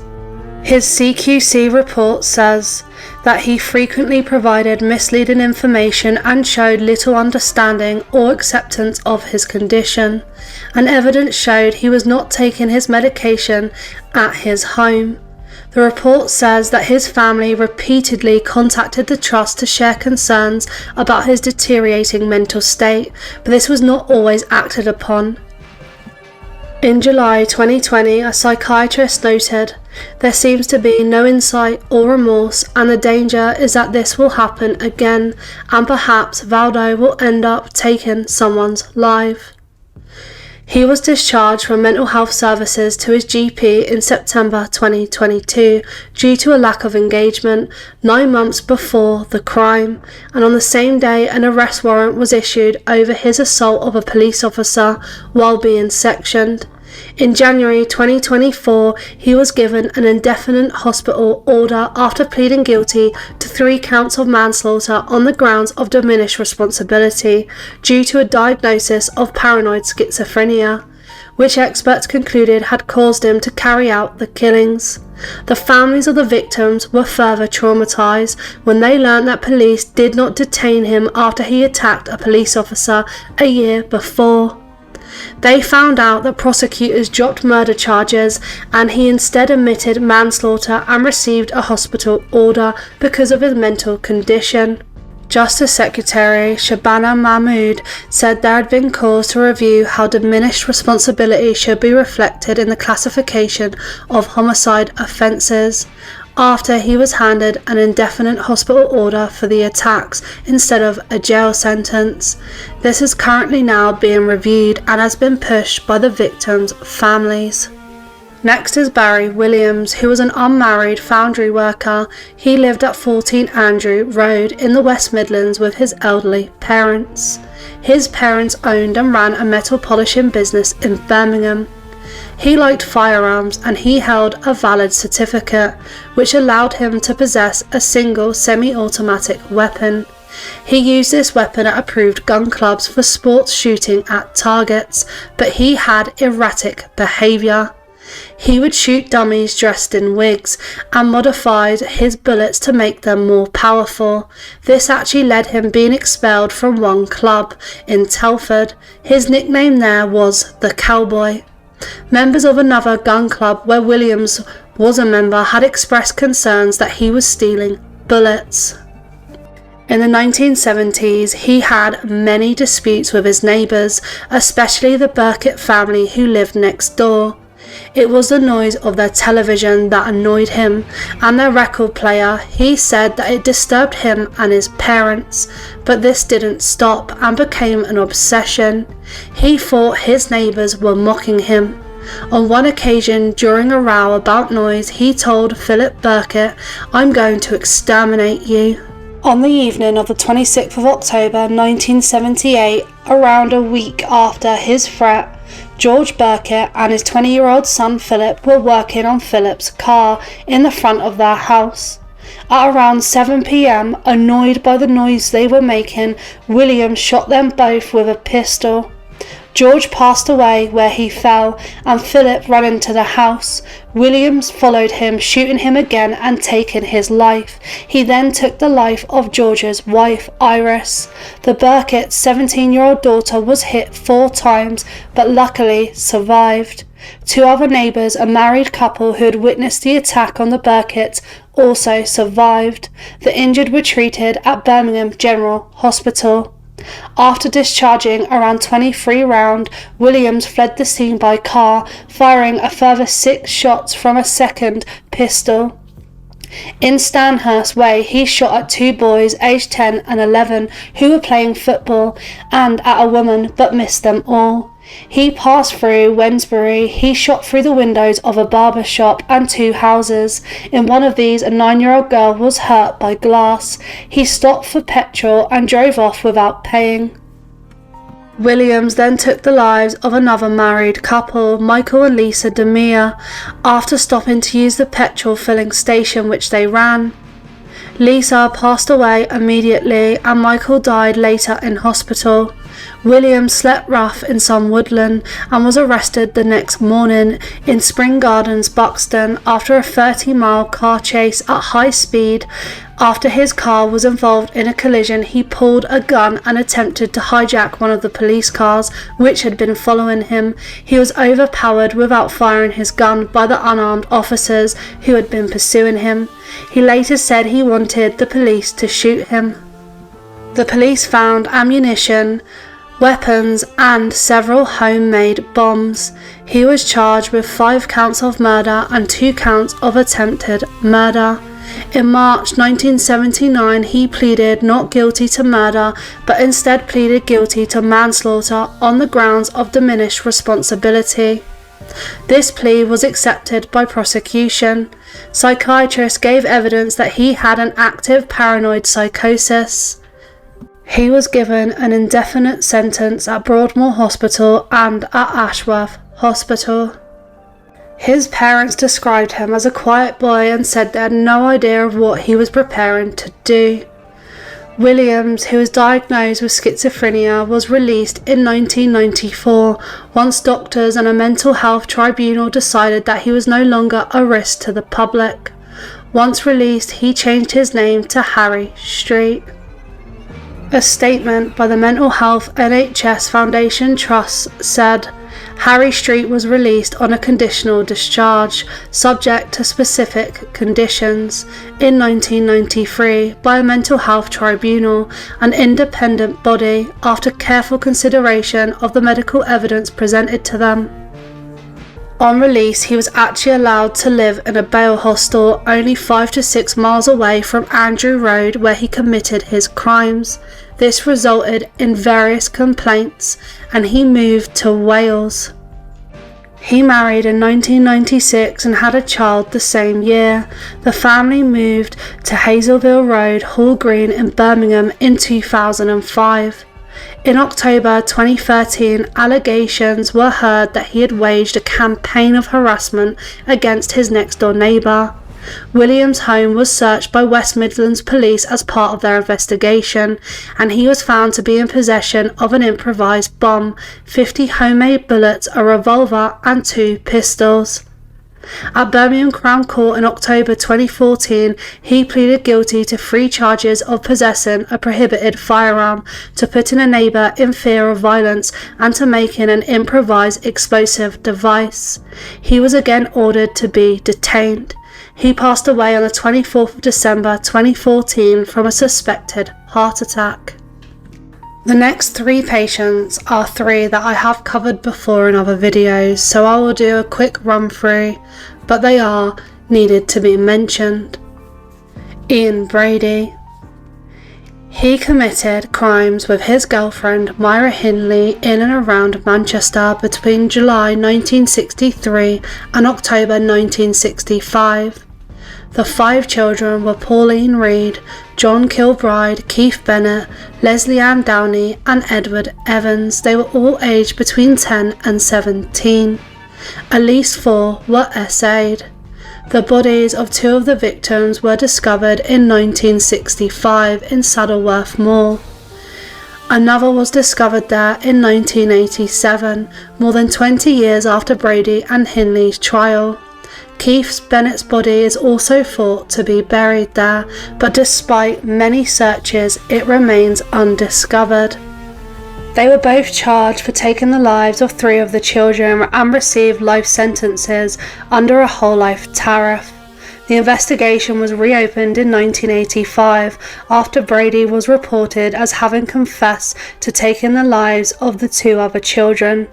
Hindley stopped claiming her innocence in 1987 and confessed to all the murders. After confessing to these additional murders, Brady and Hindley were taken separately to Saddleworth Moor to assist in the search for the graves. Hindley made several appeals against her life sentence, claiming she was a reformed woman and no longer a danger to society, but she was never released and died in 2002 at the age of 60 after serving 36 years in prison. Ian Brady was diagnosed as a psychopath in 1985 and confined in the high-security Ashworth Hospital. In 2015, a security guard who worked at Ashworth Hospital was jailed for 20 months after he smuggled a camera into the hospital and tried to take photographs of Brady. Nurses who worked with Brady said he was an exceptionally difficult patient and refused to be treated. One nurse said that he only wanted a ready supply of paper and pens and had no interest of being rehabilitated. He constantly asked to be allowed to die and wished to never be released. He died in 2017 in Ashworth Hospital at the age of 79. He served 51 years. Next we look at Charles Arthur Salvador, also known as Charles Bronson. He is a British criminal and had a violent and notorious life as a prisoner. He has spent periods detained in Rampton Hospital, Broadmoor Hospital and Ashworth High Security Psychiatric Hospital. He was first arrested as a petty criminal and was convicted and sentenced in 1974 to 7 years imprisonment for armed robbery. Further sentences were imposed because of attacks on prisoners and guards. He was released in 1987 and he began a bare-knuckle boxing career in the East End of London. His promoter thought he needed a more suitable name and suggested he changed it to Charles Bronson. He was returned to prison in 1988 on the conviction concerning another robbery. He's a very violent prisoner and has taken numerous hostages in the course of confrontations with guards, resulting in sentences of life imprisonment. He has been held at times in each of England's 3 hospitals like previously mentioned, but also has been held in many prisons. Bronson has been featured in books and interviews and studies of prison reform and treatment. He said, I'm a nice guy, but sometimes I lose all my senses and become nasty. That doesn't make me evil, just confused. He has spent years in segregation from other prisoners. He has wrote books about exercising in confined spaces, and he is an artist who does paintings and illustrations of prison and psychiatric hospital life. They have actually been exhibited and he won awards for them. In 2014, he changed his name to Charles Salvador in honour of one of his favourite artists. The Charles Salvador Art Foundation was founded to promote his artwork and help those in positions even less fortunate than his own to participate in art. He has appealed plenty of times, stating that he has never taken someone's life but has been given a life sentence. In 2023, his application for parole was rejected. Our final case is that of Dale Cregan, who was born on the 6th of June 1983. He is one of 3 siblings. His father left the family home and married a former policewoman with the Greater Manchester Police. At school, he began dealing cannabis and developed a bad fetish for knives. He spent 18 months living with his sister in Tenerife, and when he returned, he began collecting firearms, and he possessed around 10 weapons, including machine guns. He became a dealer and claimed that he was earning around £20,000 a week in profit, but always gave his job as a plasterer. He's known as One Eye due to his missing eye. It's believed to have been taken out under circumstances unknown. He has always told friends it was a result of a brawl in Thailand.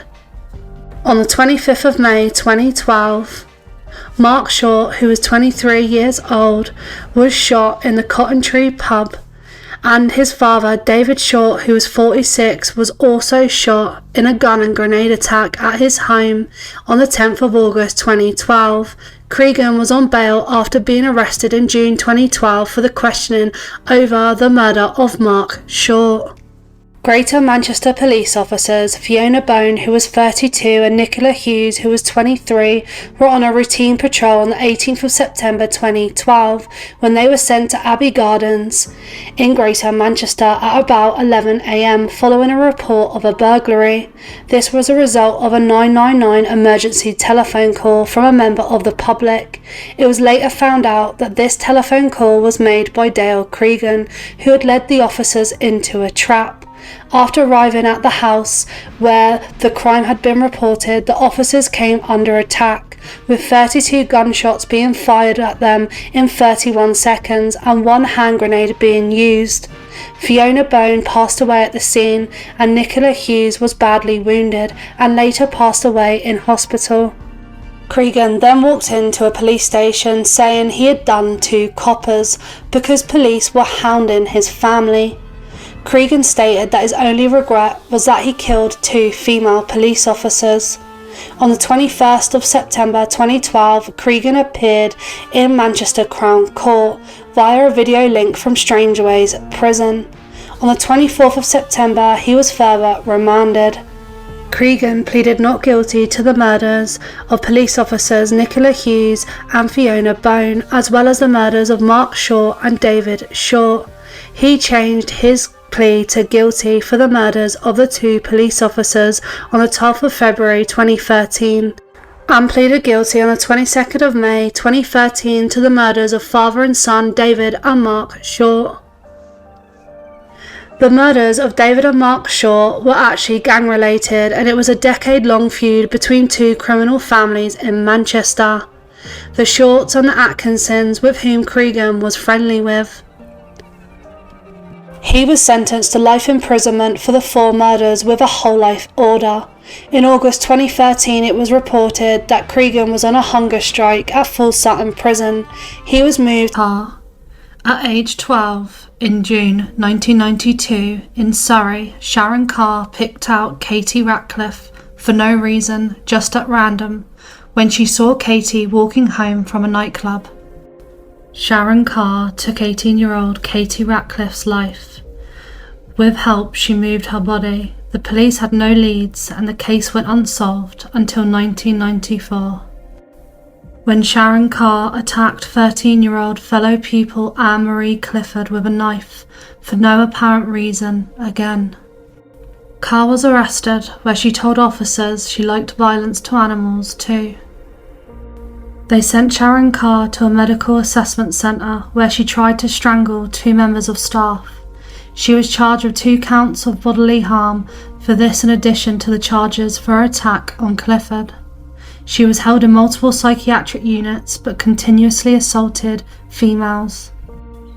In December 1994, she was sentenced to be detained in a prison. She was transferred to Bullwoodhall, which was all boys.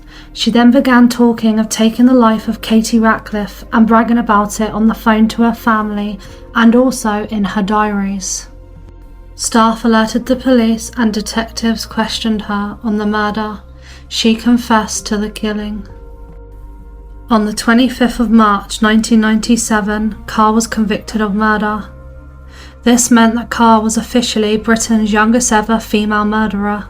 Mary Bell was famously 11 years old, but she was convicted of manslaughter. She received a min term of 14 years imprisonment.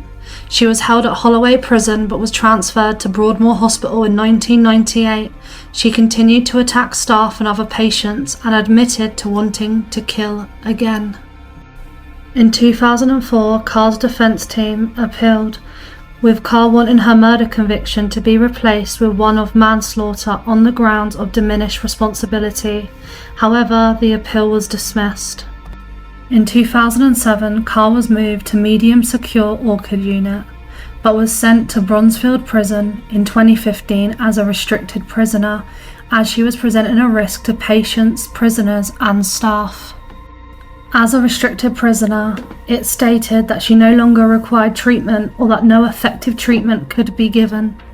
In December 2018, she was moved to Low Newton prison, but was quickly moved back to Bronzefield after a violent incident with another inmate. Carr had 2 appeals that were rejected, most recently in 2020. It's reported that Carr will have another parole hearing. She has served way beyond the 14 years min.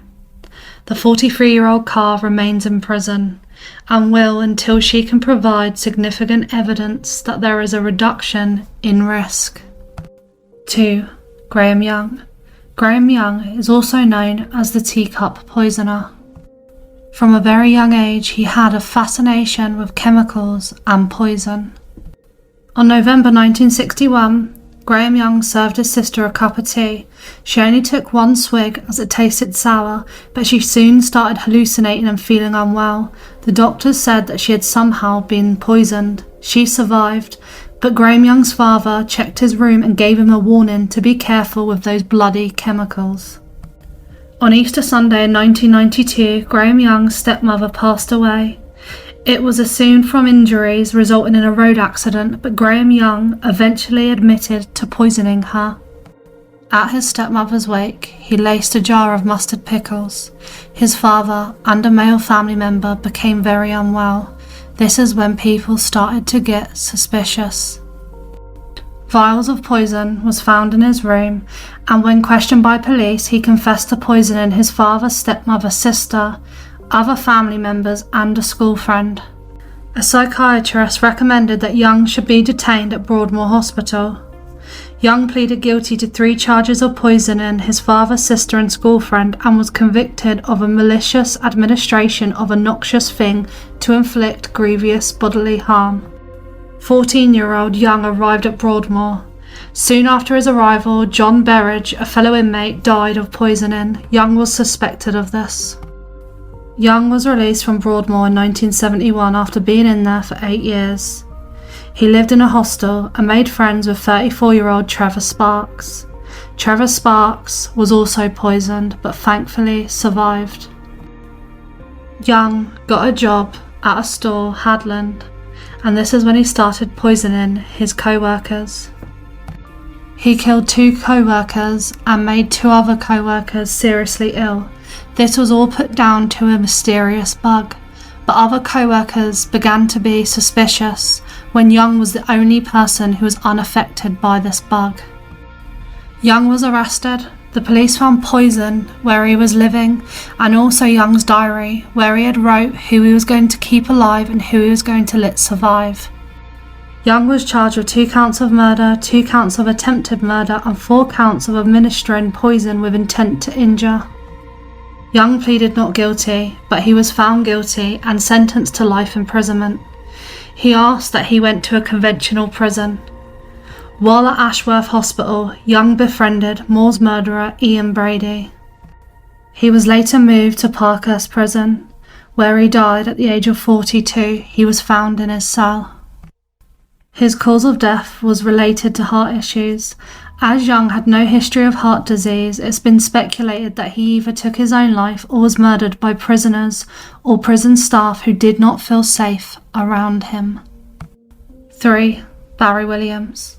Barry Williams, who changed his name to Harry Street, was a foundry who lived with his parents, and in a little over an hour, on the 26th of October 1978, he shot 8 people in the Midlands. He took the lives of 5 and injured 3 others. He was arrested in 1979 and was convicted of manslaughter on the grounds of diminished responsibility. He was detained in Broadmoor Hospital. After being given a conditional release in 1994, he changed his name to Harry Street, moved to Wales and married. In 2014, following allegations of harassment against his neighbours, he was convicted of further firearm offences. He was again ordered to be detained in a secure hospital, with little likelihood of release. At the age of 79, he died while being detained. 4. Michael Adebowale. Michael Adebowale's mother was a probation officer and his father a member of staff at the Nigerian High Commission. At some point he converted to Islam. In regards to a criminal record, he was convicted of drug dealing offences in 2009 and was sentenced to 15 months imprisonment. On the 22nd of May 2013, a British Army soldier, Fusilier Lee Rigby of the Royal Regiment of Fusiliers, was attacked and killed by Islamic terrorist Michael Adebowale and another Islamic terrorist near his barracks. The police were called. Armed with a cleaver and showing a gun, they charged at the police, who fired shots and wounded the 2 Islamic terrorists. They were apprehended and taken to separate hospitals. On the 19th of December 2013, both of the attackers were found guilty of Lee Rigby's murder. On the 26th of February 2014, they were both sentenced to life imprisonment. Michael Adebowale was ordered to serve at least 45 years. He was moved from prison to Broadmoor Hospital, where he still remains today. 5. Callum Wheeler.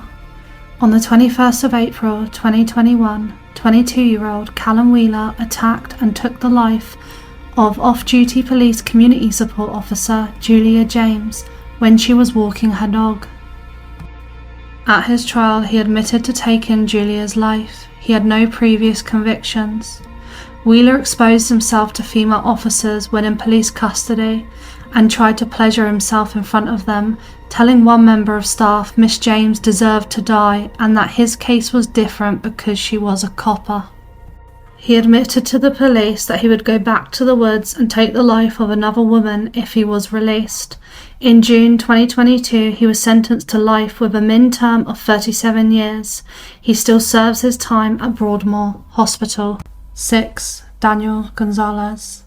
Daniel Gonzalez was obsessed with horror films, specifically Friday the 13th and A Nightmare on Elm Street. On September 15, 2004, Gonzalez told 61-year-old Peter King, who was walking his dog with his wife in Hilsey, Portsmouth, that he was going to kill him. He was fought off and he fled to Hove. While in Hove, he took the life of 76-year-old Marie Harding while wearing a hockey mask, similar to Jason in the movie Friday the 13th. When the mask was taken for evidence, it had Harding's DNA on it. 2 days later, Gonzalez travelled to Tottenham. He attacked 2 separate people, leaving them for dead. He then broke into elderly couple Derek and Jean Robinson's house and took their lives. He was arrested on the 17th of September 2004 after a witness saw him running naked, covered in blood, from the Robinsons' house. Before his trial, he was held at Broadmoor Hospital. Gonzalez tried to bite himself and was so violent that he was accompanied everywhere by officers in riot gear. At his trial in 2006, Gonzalez tried to claim that he was not guilty by reason of insanity, although this was rejected. He was given 6 life sentences, but he only served 1 year at Broadmoor, as he took his own life in 2007. 7. Robert Torto. Robert Torto had a history of assault. He set out to target Hindus and Muslims in London. His first attack was on a newsagent. On the 14th of April 2006, he threw a petrol bomb into the shop and caused serious burns to a customer. 4 days later, he attacked an off-licence, leaving the owner with severe burns. Then on the 27th of April, he firebombed a food and wine shop. Of the 4 people that were in the shop, 2 were able to escape, even though they had to run through flames and suffered burns. But staff members Kazar Hayat and Hamadullah Hamidi were trapped and lost their lives. The police were told by witnesses that Torto was laughing as he ran from the scene. The police used CCTV to track him, and they arrested him at his home. When the police searched his home, they found a handwritten list of targets: gay clubs, hospitals, and members of all non-Christian religions, including Muslims, Hindus, and pagans. Torto refused to explain why he had carried out his hate crimes and did not express remorse. The judge at Torto's trial ordered Torto to be detained indefinitely under the Mental Health Act. He was sent to Broadmoor Hospital. The 49-year-old still remains there. 8. Kenneth Erskine. Erskine's criminal career began with a number of burglaries. He was able to open 10 separate bank accounts with the proceeds of his crimes. Erskine served time in Feltham Prison, but then his crimes went to a higher level. In 1986, when Erskine was in his early 20s, he broke into people's homes and murdered at least 7 elderly people. He was able to be identified by his fingerprints and photographs of him that were already on the police record. During his trial, he was seen pleasing himself. Police suspected Erskine of 4 other murders, but there was not sufficient evidence to charge him. In 1988, he was sentenced to life imprisonment with a min term of 40 years. In the same year, he was transferred from prison under sections of the Mental Health Act to Broadmoor Hospital and has been held there since. He is unlikely to be freed until at least 2028. In July 2009, following an appeal, Erskine's murder convictions were reduced to manslaughter on the grounds of diminished responsibility. The 60-year-old still remains in Broadmoor Hospital today. 9. John Strafen. In 1947, while living in Bath, Strafen would enter unoccupied homes and steal items, but never took them or sold them. He just hid them. Then on the 27th of July 1947, a 13-year-old girl reported to the police that a man called John had assaulted her. Strafen was arrested. He was also under suspicion for burglary, and in his police interview cheerfully confessed to it and many other incidents to which he had not been connected. Strafen was remanded in custody in Holloway prison. As Strafen had only been under investigation for the burglary, it was stated that he was not violent or dangerous. He was also well behaved with the other inmates. As a result, in July 1949, he was transferred to a lower security hostel in Winchester. On the 15th of July 1951, Strafen visited the cinema. On his route, it took him past the house of 5-year-old Brenda Goddard, who lived with her foster parents. According to Strafen, he saw Brenda gathering flowers and offered to show her a better place. He then took her life. He then simply continued to the cinema to watch the film Shockproof and returned home. Although Bath police had not previously suspected Strafen was violent, he was considered a suspect in the murder and interviewed by police on the 3rd of August. Meanwhile, the police had visited his employer to check on his movements. This resulted in Strafen being dismissed on the 31st of July. In a later interview with a prison psychiatrist, Strafen said that he knew he was under suspicion and wanted to annoy the police because he hated them for shadowing him. On August 8th, Strafen was again at the cinema, where he met 9-year-old Cicely Batstone. He took Cicely to a different cinema to see another film and then went on the bus to a meadow. Then he took her life. Lots of eyewitnesses had seen Strafen with the girl. The bus conductor recognised him as a former workmate. A courting couple in the meadow had seen him very closely, and a policeman's wife had also seen the two together. She mentioned it to her husband, and then the alarm was raised. Strafen's trial was on the 17th of October 1951. Because of his medical history, it was stated he was unfit to plead. Strafen was transferred to Broadmoor Hospital. He was given a job as a cleaner, and on the 29th of April 1952, Strafen managed to climb Broadmoor's 10-foot wall by climbing onto the roof of a shed during work detail. He was wearing civilian clothing under his work clothes. A few hours later, he killed 5-year-old Linda Bauer, who was riding her bicycle in Farley Hill. He was captured not long after. The police interviewed him, and he said, "I did not kill her." Before the police mentioned anything about a bicycle, he proclaimed, "I did not kill the little girl on the bicycle." He was charged with the murder of Linda and sent to Brixton prison, awaiting trial since Broadmoor had failed to hold him. He was given the death sentence, and the date for his execution was in September. However, it was announced that the Home Secretary had recommended to the Queen that Strafen be reprieved.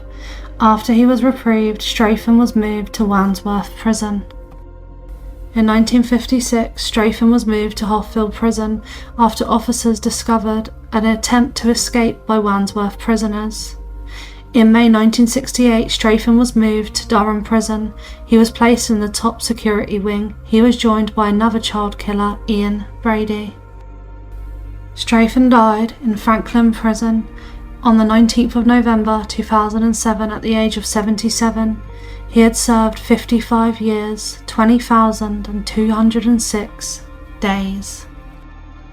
10. Harun Aswat.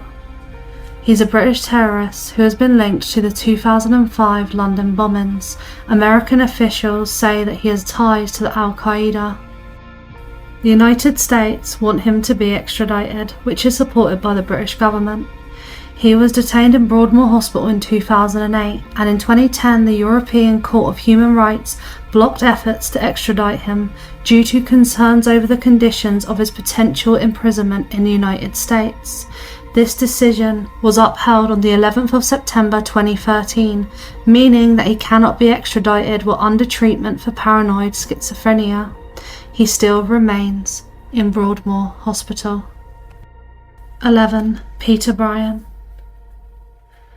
In 1987, police were called when Peter Bryan attempted to throw another resident from a 6th-floor window. In 1994, Bryan was sent to Rampton Secure Hospital after admitting to the murder of the 21-year-old shop assistant, who was killed in 1993. By February 2001, the staff thought he had made great progress in regards to his behaviour, attitude, maturity, relationships, anger and insight. Because of this, he was transferred from Rampton in June 2001 to the John Howard Centre after a 6-month trial leave project agreed by the Home Office. He was released into the care of a psychiatrist and a social worker. By 2002, Bryan was moved to a hostel in North London, where he was allowed to come and go as he pleased. In 2003, psychiatrists said that he had continued to improve in his mental health state and talked of plans to move him to be more independent.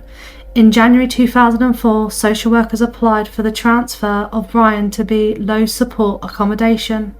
Instead, Brian was transferred to an open psychiatric ward at Newham General Hospital for his safety after allegations that he had indecently assaulted a 16-year-old girl. A month later, Brian killed friend Brian Cherry, just hours after being discharged from the mental health unit. Brian was remanded to Broadmoor Hospital after appearing in court over Cherry's death. On the 25th of April, he killed fellow patient Richard Loudwell, who was aged 59 while still in Broadmoor. Brian said that if he had not been interrupted, he would have eaten him. An inquest ruled that Brian had not been watched properly and had not been assessed by Broadmoor staff properly. On the 15th of March 2005, Brian pleaded guilty to 2 counts of manslaughter on the grounds of diminished responsibility.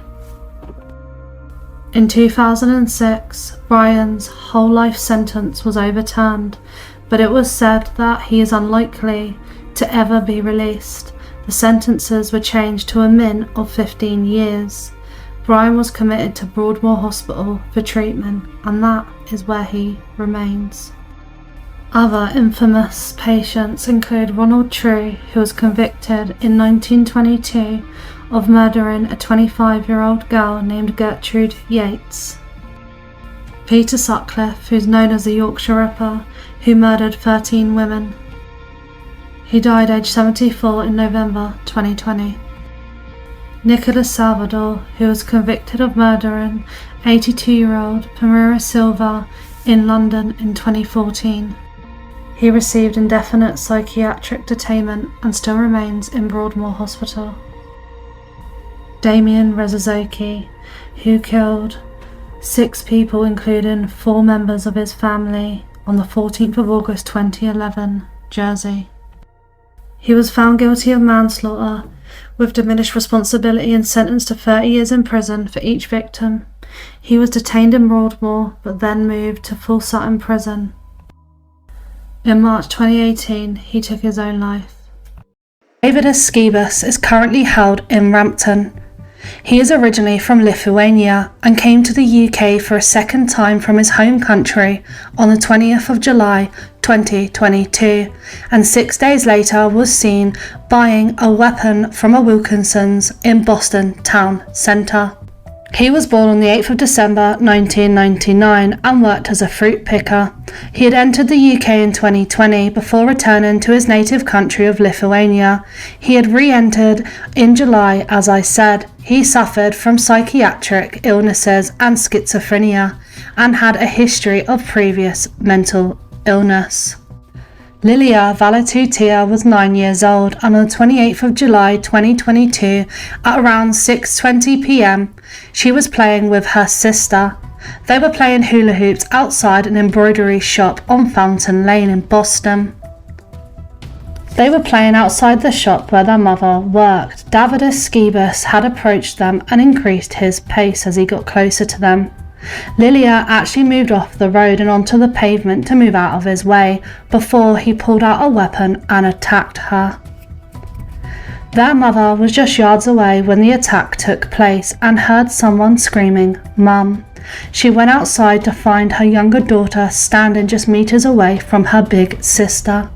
An off-duty police officer as well as doctors and paramedics attempted to save her life, but she was confirmed dead at 11 minutes past 7, less than an hour after the attack. The police launched a manhunt. A man was seen on CCTV walking down Fountain Lane 5 minutes before the attack, and David Esquibus was arrested 2 days later. The weapon was found behind a radiator at the property where he was staying, and DNA was found on his clothes and within the property. He admitted that he had taken her life, saying, "I grabbed the weapon and I attacked her." 2 other people were also arrested but released with no further action. On the 31st of July 2022, he was charged with murder. On the 1st of August 2022, he appeared at Lincoln Crown Court and he did not enter a plea and was remanded in custody. While in custody at Wakefield prison, he was attacked by other prisoners. and he was airlifted to hospital. He was due to appear at court again on the 19th of September, but this was adjourned to allow reports to be carried out. He did not enter a plea. Another hearing took place at the same court on the 9th of December 2022, and again he did not enter a plea, and the case was adjourned to allow additional medical assessments to be carried out. An additional hearing for him was held on the 19th of January 2023. He did not attend the hearing. On the 22nd of February 2023, a hearing took place at Lincoln Crown Court, even though he was not there. On the 28th of February 2023, he was due to stand trial. However, Judge Simon Hurst vacated the hearing until the 17th of April. On the 17th of April 2023, it was ruled that Skibus was unfit to enter a plea or to stand a traditional trial. There would then be a trial of the facts before a jury. The trial would be to determine whether Skibus committed the act of taking her life, though the outcome would not result in a criminal conviction. He was not required to take part in these proceedings or be present in court. The trial of facts for him began at Lincoln Crown Court on the 10th of July 2023. At trial, the off-duty police officer who tried to save her life gave evidence. He said that he noticed a male pacing close to the junction at Fountain Lane. He claimed that his attention was drawn to this man's behaviour and that he had believed that it was suspicious. He then claimed that he searched for his headphones before he heard a large metallic clank. He then said he turned around and saw the same male coming towards him. After the man had seen the off-duty officer, he claims the man quickened. The officer said he then made a few steps to follow the man before hearing a scream. He said the scream sounded like it came from an adult female, and he described it as anguished. He then claimed that he immediately walked back towards Fountain Lane after hearing the scream and recalled seeing two people there, a girl on the ground and an adult female.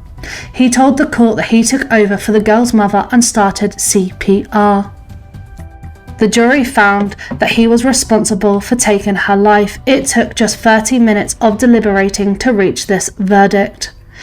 He was sentenced to an indefinite hospital order at Rampton Secure Hospital.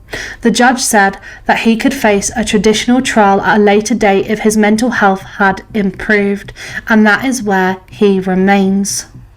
Bruce George Peter Lee was also a patient at Rampton. He is now known as Peter Tredget. He was born in Manchester and his mother was a lady of the night. He was brought up in children's homes. He suffers from epilepsy and has a limp in his right leg. As an adult, he worked as a labourer and was known locally as Daft Peter. In 1979, his mother remarried a man surnamed Lee. That same year, he changed his name by deed poll to Bruce, partly in homage to the actor Bruce Lee.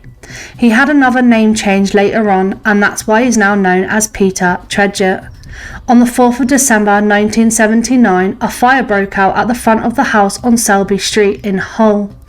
Inside were Edith Hasty and her sons Thomas, who was 9, Charles, who was 15, Paul, who was 12, and Peter, who was 8.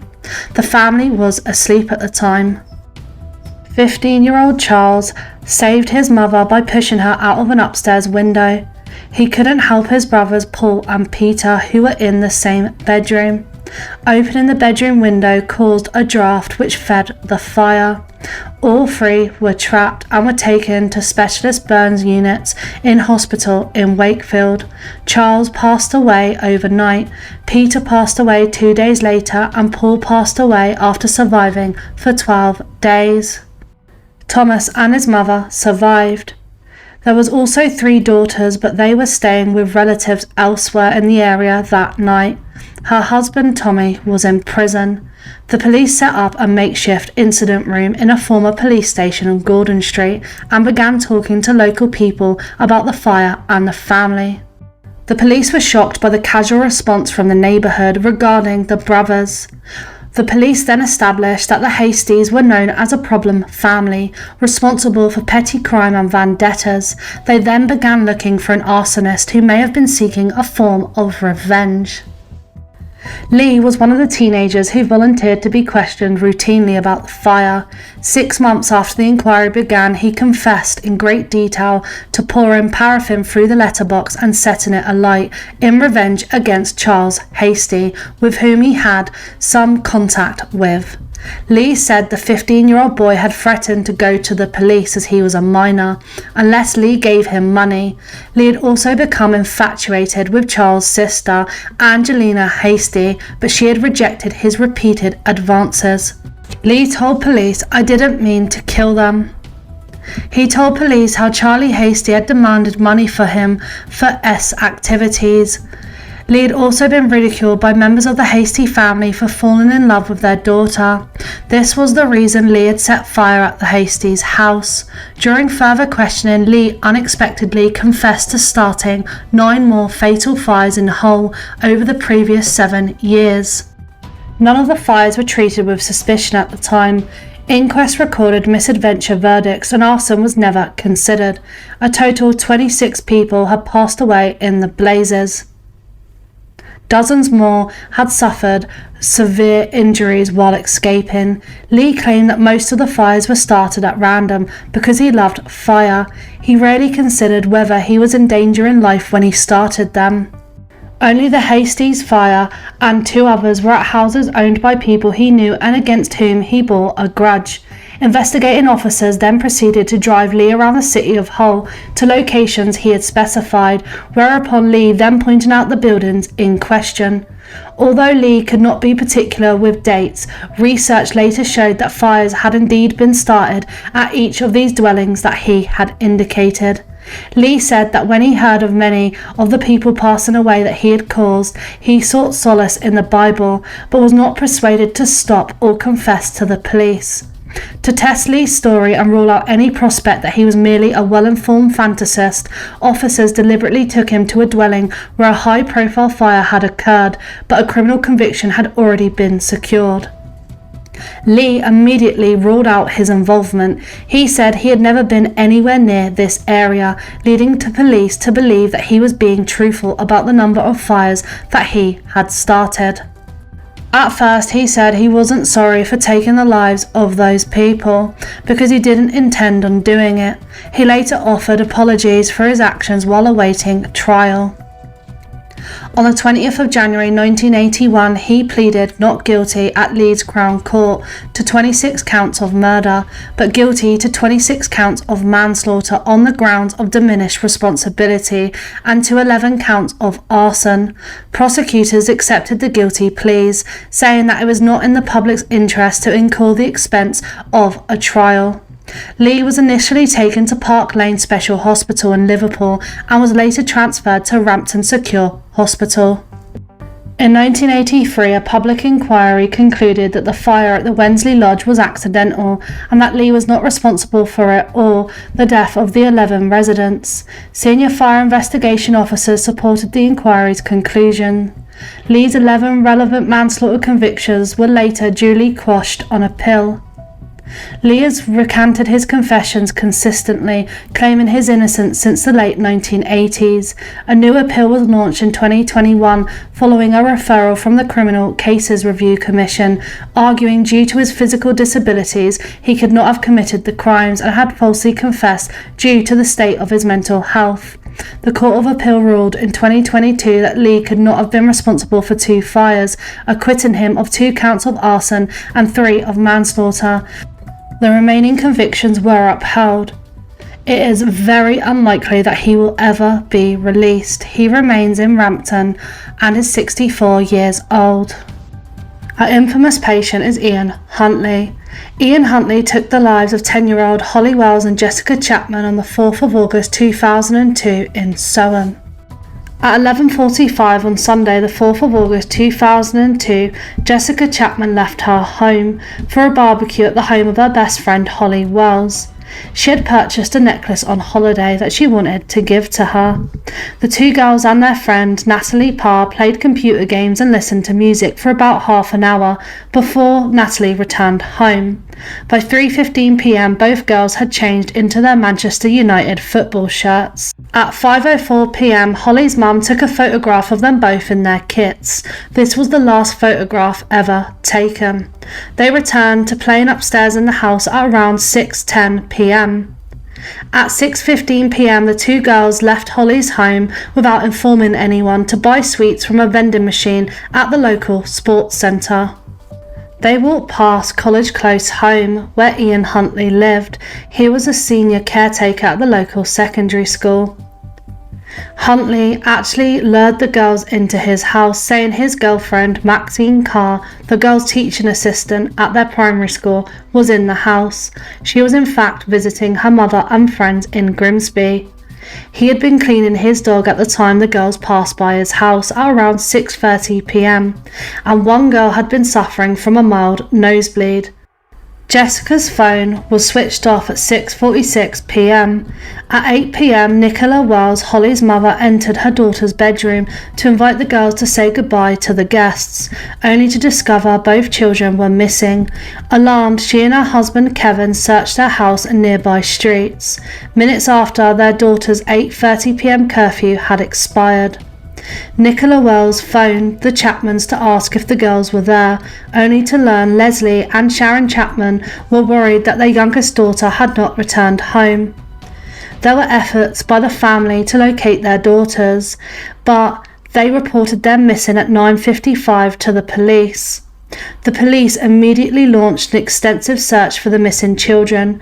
Over 400 officers were assigned full-time to search for the girls. These officers conducted extensive house-to-house inquiries across Sutton.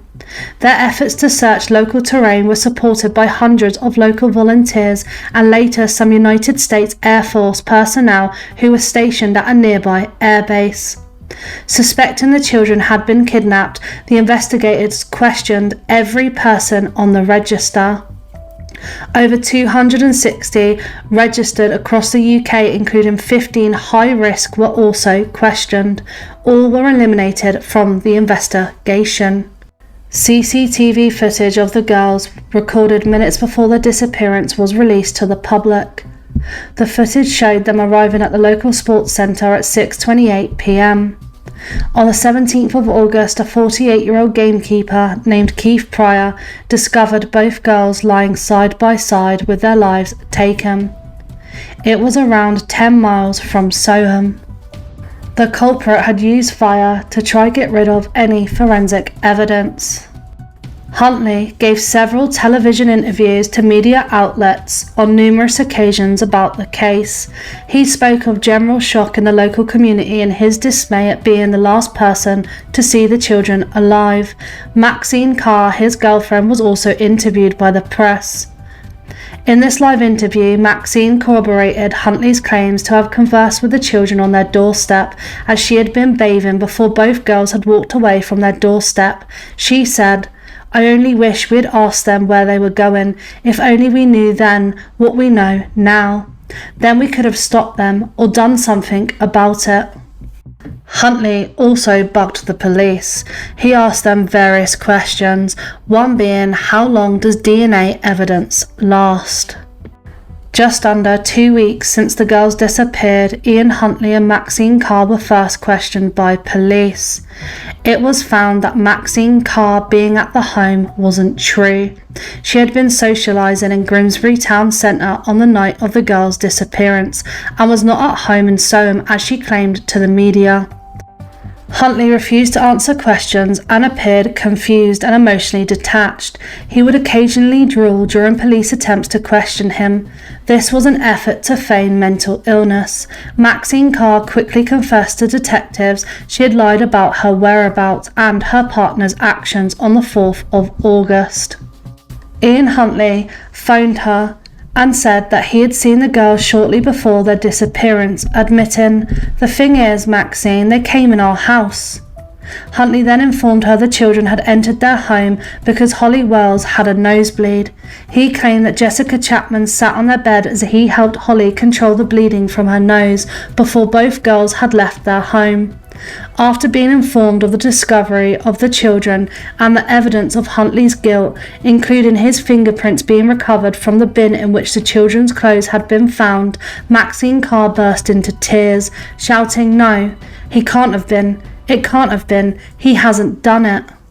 The trial opened at the Old Bailey on the 5th of November 2003. Huntley was charged with 2 counts of murder, to which he entered a plea of not guilty. Maxine Carr was charged with 2 counts of assisting an offender and 1 count of perverting the course of justice. The jury deliberated for 4 days before reaching their verdicts against both defendants. On the 17th of December 2003, they returned a majority verdict of guilty on 2 counts of murder against Huntley. He was sentenced to life imprisonment. Maxine Carr pleaded guilty to the charge of perverting the course of justice and not guilty to the charge of assisting an offender. The jury accepted her insistence that she had only lied to the police and media in order to protect Huntley, because prior to their arrest she had believed his claims of innocence. She was found not guilty of assisting an offender. Carr was sentenced to serve 3.5 years in prison for perverting the course of justice. Huntley must serve a minimum of 40 years imprisonment before he can even apply for parole. He has been attacked by other inmates consistently. On the 14th of September 2005, whilst he was in Wakefield prison, he was scalded with boiling water by Mark Hobson. The injuries Huntley received in this attack resulted in him being unable to attend a hearing at which his minimum term of imprisonment was decided. Following this attack, Huntley alleged that prison authorities had failed in their duty of care towards him and launched a claim for $15,000 in compensation. He was awarded $2,500 in legal aid to pursue this claim. He was moved from Wakefield Prison to Frankland Prison on the 23rd of January 2008. 2 years later, on the 21st of March 2010, he received non-life-threatening injuries to his neck after he was attacked by Damien Folkes. The injuries Huntley received in this attack required hospital treatment. He was in Rampton Hospital until a mental health assessment was completed, and it was found that he was fine to be sent back to a mainstream prison. He remains in Frankland Prison and is 50 years old. Maxine Carr was released on probation from Foston Hall Prison on the 14th of May 2004 after serving a total of 21 months imprisonment. Mark Rowntree was born in Bradford, West Yorkshire in 1956. He was adopted by a middle-class couple. He had a stable upbringing and attended private school. His parents really did love him. He was an overachiever at school, and because of this, his parents offered to pay for university. But he rejected this offer and moved into the town of Shipley. He hoped to improve his social life and wanted to obtain his first long-term relationship with a girl. He got a job as a bus conductor. He did eventually attend university, but his idea of moving out from his parents and working to establish a social life didn't go to plan. He didn't form a relationship and didn't make any friends, and this turned into a despise for women. He was a loner who began hearing voices in his head instructing him to take the lives of girls aged between 15 to 20. On the afternoon of the 31st of December 1975, his first victim was an 85-year-old widow named Grace Edith Adamson. Rowntree watched her sitting in her window inside her cottage, knitting and watching television. He knocked on her door claiming to be a policeman. When the front door was opened, he took a weapon and attacked her. He fled from the scene and buried the weapon in a cemetery, then entered a pub in nearby Cross Flats, where he washed his hands in the toilets before ordering a beer. She was discovered the following day. On the afternoon of the 3rd of January 1976, Rowntree purchased a weapon in Bradford, which he placed inside his shoulder bag. He then went on public transport to Sutton in Craven, where he entered the Black Bull pub and spoke with the barmaid about Grace's case. He said they might have let her live her life out properly. Rowntree then walked 1 mile to the nearby village of Eastbourne, where he observed a teenage couple close to a fish and chip shop.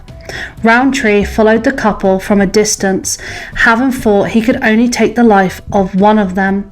When the girl left her boyfriend, 16-year-old Stephen Anthony Wilson, standing alone at a bus stop, he continued walking and approached him. He then attacked him. Wilson managed to flee from his attacker after receiving multiple wounds to his chest. He staggered to a nearby residence of a school friend, where the occupants summoned an ambulance. He passed away later in hospital, but provided police with a detailed description. A white male aged around 22 with black shoulder-length hair, who was wearing a black jacket and carrying a backpack. Rowntree escaped from the scene by swimming across a river, then hitchhiking to a nearby taxi rank, where he ordered a taxi to take him to his lodgings in Shipley. Barbara Booth was a part-time model and lady of the night. She had a 3-year-old son named Alan. Rowntree met her as she put an advert in a Contact magazine in 1975. He got her phone number because of this encounter. Rowntree contacted Barbara to request her services, to which she agreed. He travelled by bus to her home in Burley, Leeds on the 7th of January. After entering her home, he used a weapon that was taped to his leg and took her life. As he prepared to leave, he noticed her 3-year-old son and took Alan's life. He then travelled by bus, where he buried the weapon before returning to his home. They were discovered by Barbara's common-law husband within hours. Initially, West Yorkshire Police did not connect all the crimes, as Barbara was known as a woman of the night, based on both the physical description of the attacker provided by Stephen Wilson prior to him losing his life, and recollections later given to police by the taxi driver, who recalled driving a dishevelled individual matching this description from Eastbourne to Shipley on the date of the attack. He was considered a suspect. He was later arrested. Initially, he denied it, but then he said, "I'll just tell you a little story which may interest you before I go to sleep. I did take those 2 lives." He then confessed. Hours later, he admitted that he took the life of Barbara and Alan Booth. Within his confessions, Rowntree explained he had selected his victims at random. He said he didn't get any pleasure from his attacks, but he did like to shock the public. He insisted that he had been devoid of any motive. He did express that he regretted not having the opportunity to have just one more victim, as he wanted his count to be higher than the Black Panther. He was charged with all 4 murders on the 8th of January. He was ordered to undergo a psychiatric evaluation prior to his trial. These examinations saw a panel of psychologists formally diagnose him with schizophrenia. At trial, he pleaded not guilty to murder but guilty to 4 counts of manslaughter on the grounds of diminished responsibility. The court said Rowntree's inability to make or maintain friendships, plus his rejection from girls, had motivated him to seek revenge. Initially, he had attempted to quell his rage by smashing shop windows and bus stops. However, when these acts failed to suppress his anger, he had chosen to take the lives of 4 people. He wanted to take the lives of 5, one more victim than Black Panther, to achieve a sense of accomplishment. Each time he took a life, it brought Rowntree a sense of elation, which was short-lived, and the desire to take another victim soon returned. It was further stated that Rowntree had not been caught on the 7th of January, he would have definitely claimed other victims. The trial lasted less than 1 week. On the 9th of June, Rowntree was ordered to be committed to Broadmoor Psychiatric Hospital for an indefinite period. In the years following his conviction, Rowntree has repeatedly changed his name. He was also transferred to several different facilities. His most recent transfer dates from 2004 is that he was transferred to Rampton Secure Hospital under the Mental Health Act. A report states that Rowntree, now known as Mark Allen, repeatedly threatened to take the life of a social worker named Catherine Cogley, who had informed a mental health tribunal he holds no remorse for his crime. Rowntree remains incarcerated within Rampton Secure Hospital and cannot be discharged from the facility without the Home Office approval. He remains one of Britain's longest-serving patients detained within a psychiatric hospital. He is 68 years old. The next being another infamous criminal, Stephen Griffiths, who was born on the 24th of December 1969. He had a long criminal record, including abusive relationships. He spent 2 years in prison for holding a weapon up to a young girl's throat. He then became obsessed with other criminals, his favourite being the Yorkshire Ripper. With 2 ex-girlfriends, it's reported he became very abusive. Once they left him, he would also stalk them. He had an obsession with infamous criminals, his favourite being the Yorkshire Ripper. In 2003, he earned a bachelor's degree in psychology from the University of Bradford with a focus on criminology. But his obsession turned to real life, and he decided he wanted to be more infamous than Peter Sutcliffe. On the 22nd of June 2009, Lady of the Night 43-year-old Susan Rushworth disappeared. Shelley Armitage also disappeared a few days later. On the 26th of April 2010, 36-year-old Suzanne Belmarsh disappeared in the same year. Shelley Armitage and Suzanne Belmarsh were found with their life taken. Susan Rushworth has never been found. He would drive around the district and look for ladies of the night, selecting his victims. He would then take them back to his flat where he would take their life. Suzanne Belmarsh was his final victim. She attempted to escape, but he shot her with a crossbow. A CCTV camera which had been installed in the hallway for the sole purpose of monitoring Griffiths captured the whole event and resulted in his arrest. Police had been watching Griffiths for 2 years before he took the lives of his victims and had previously been seized with weapons. The police contacted the housing association which owns the flat in which Griffiths lived after he was observed reading books on crime. The housing association shared the police's concern and fitted a CCTV system in anticipation of an incident. Griffiths was given 3 life sentences for his crimes. He was described by the trial judge as wicked and monstrous. He was imposed with a whole life tariff. The judge added that Griffiths had shown no remorse or any compassion for the families of those that he had took their lives. Psychiatrists agreed that he was not mentally ill, but preoccupied with committing these crimes. Griffiths has made several attempts to take his own life while in prison, and in 2019 was attacked by another prisoner at Long Lartin. The 49-year-old was rushed to hospital with large wounds in his chest from a piece of wood, but he survived the attack. He spent time in Rampton, but remains in Long Lartin currently and is 54 years old. Alciona Skarna. Skarna was originally from Albania. She married in February 2012 and moved to Kuwait, but returned to Albania in September 2013. She then left Albania again and went to Germany, where her sister arranged for an agent to transport Skarna through Italy and France and smuggle her into the UK on a lorry. Skarna claimed asylum upon her arrival in the UK on the 13th of August 2014.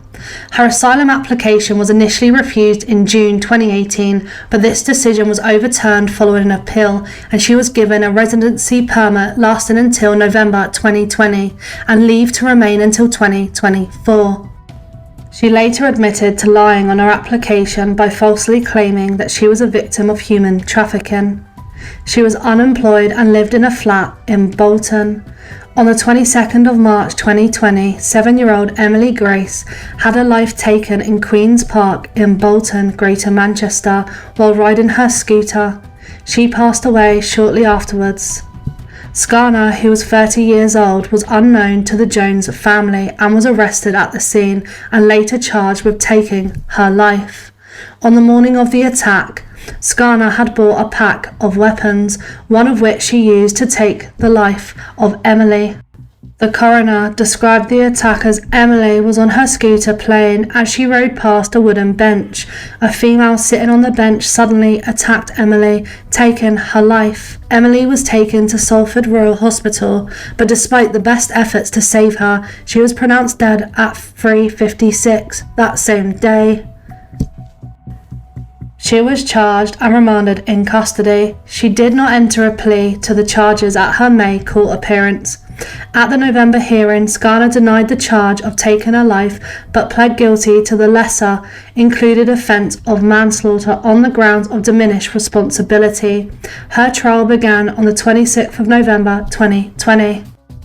The court heard that she was admitted to a psychiatric hospital in 2015 after threatening her neighbours with a weapon, and was again detained and given further treatment in 2017 when she tried to attack her mother in the hand and threatened her sister.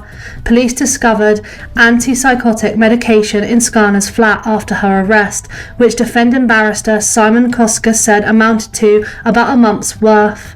On the fourth day of the trial, a psychiatric nurse at Rampton Hospital said Skarna had told him, "I took the life of someone, that's the reason why I'm here."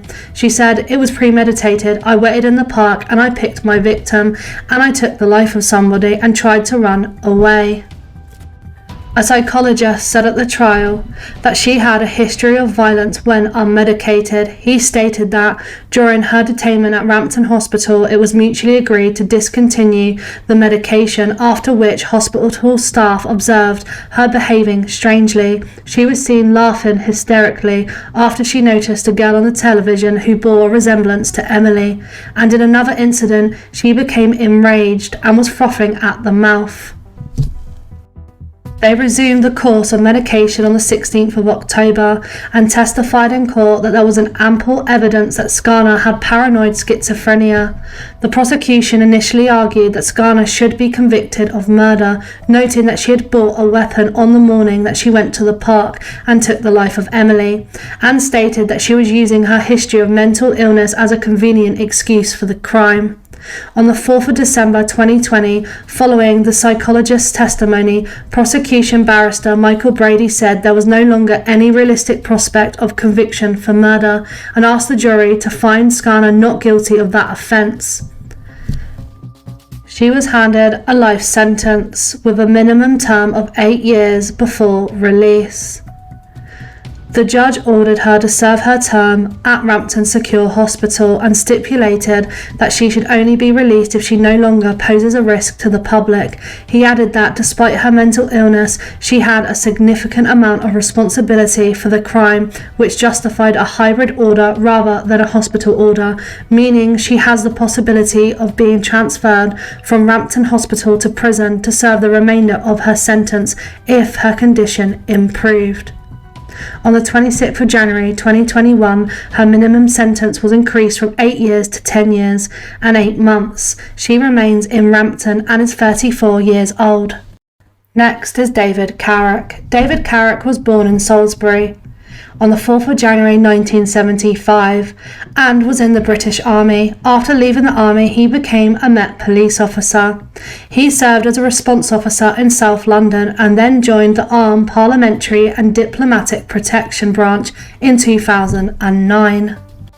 While being a Met police officer, he received lots of complaints, and this even included an investigation for domestic abuse in 2002.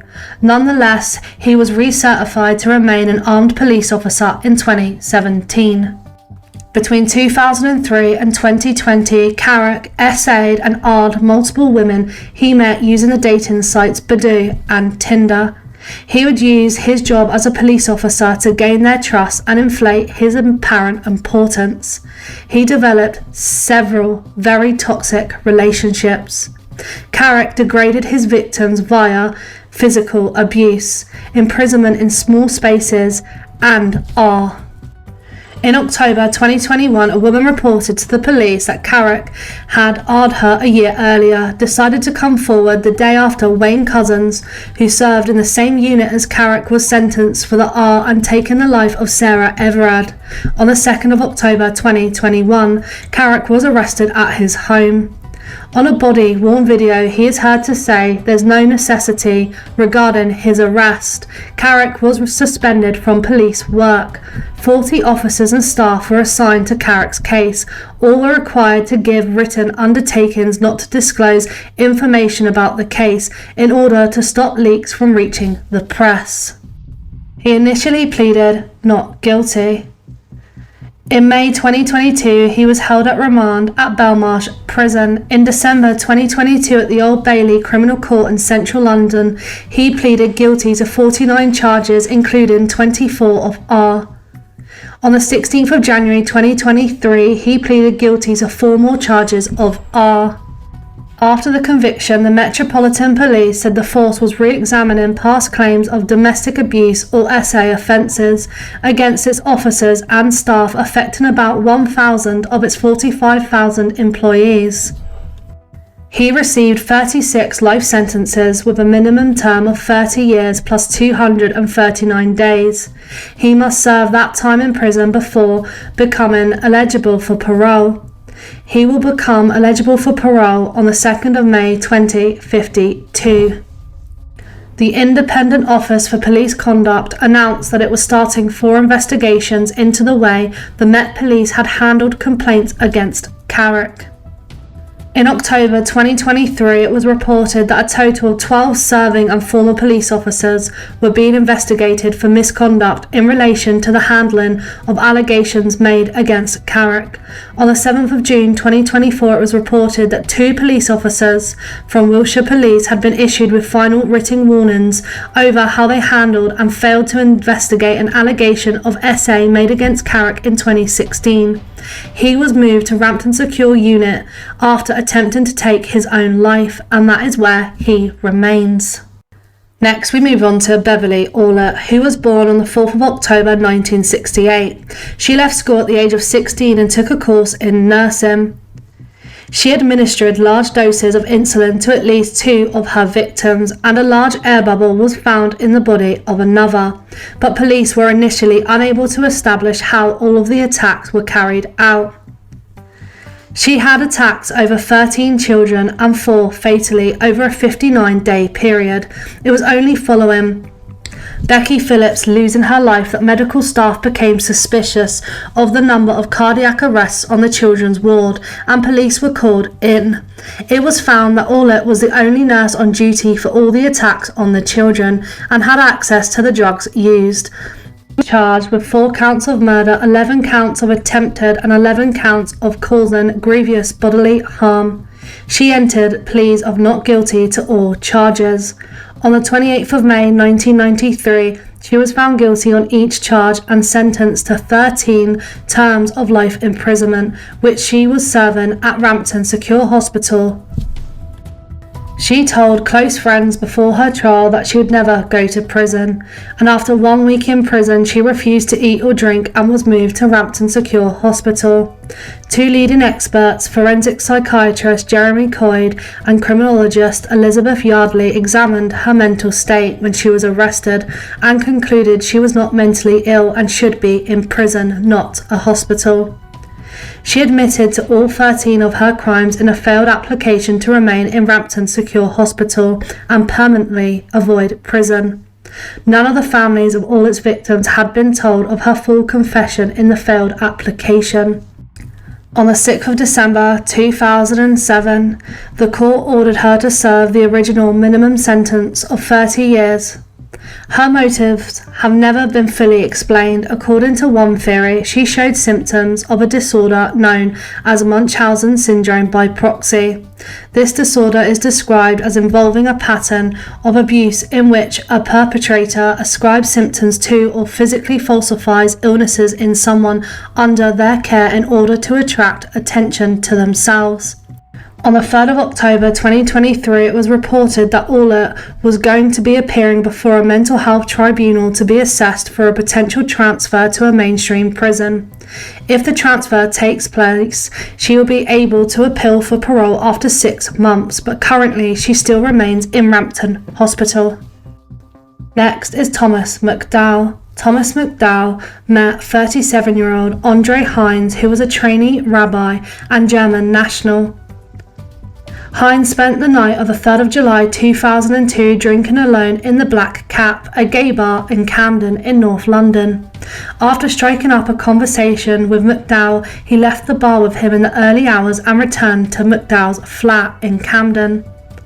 Hines arrived in Britain in 2000 to begin his training to become a rabbi at the Leo Baeck College. After entering Thomas McDowell's flat, McDowell knocked Hines to the floor with a martial arts kick. McDowell proceeded to take the life of him. He then put him in a bin and put him onto a street near St Pancras Way for the rubbish collectors. Because of the smell, he was found in the bin. McDowell was quickly arrested and charged with taking his life. His trial started in September 2004, and it was revealed that McDowell had been essayed by a relative as a child and had a sense of hatred towards homosexuals, as well as suffering from a personality disorder.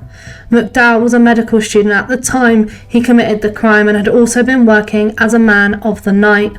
McDowell admitted to manslaughter on the grounds of diminished responsibility and was sentenced to life imprisonment on the 30th of September 2004.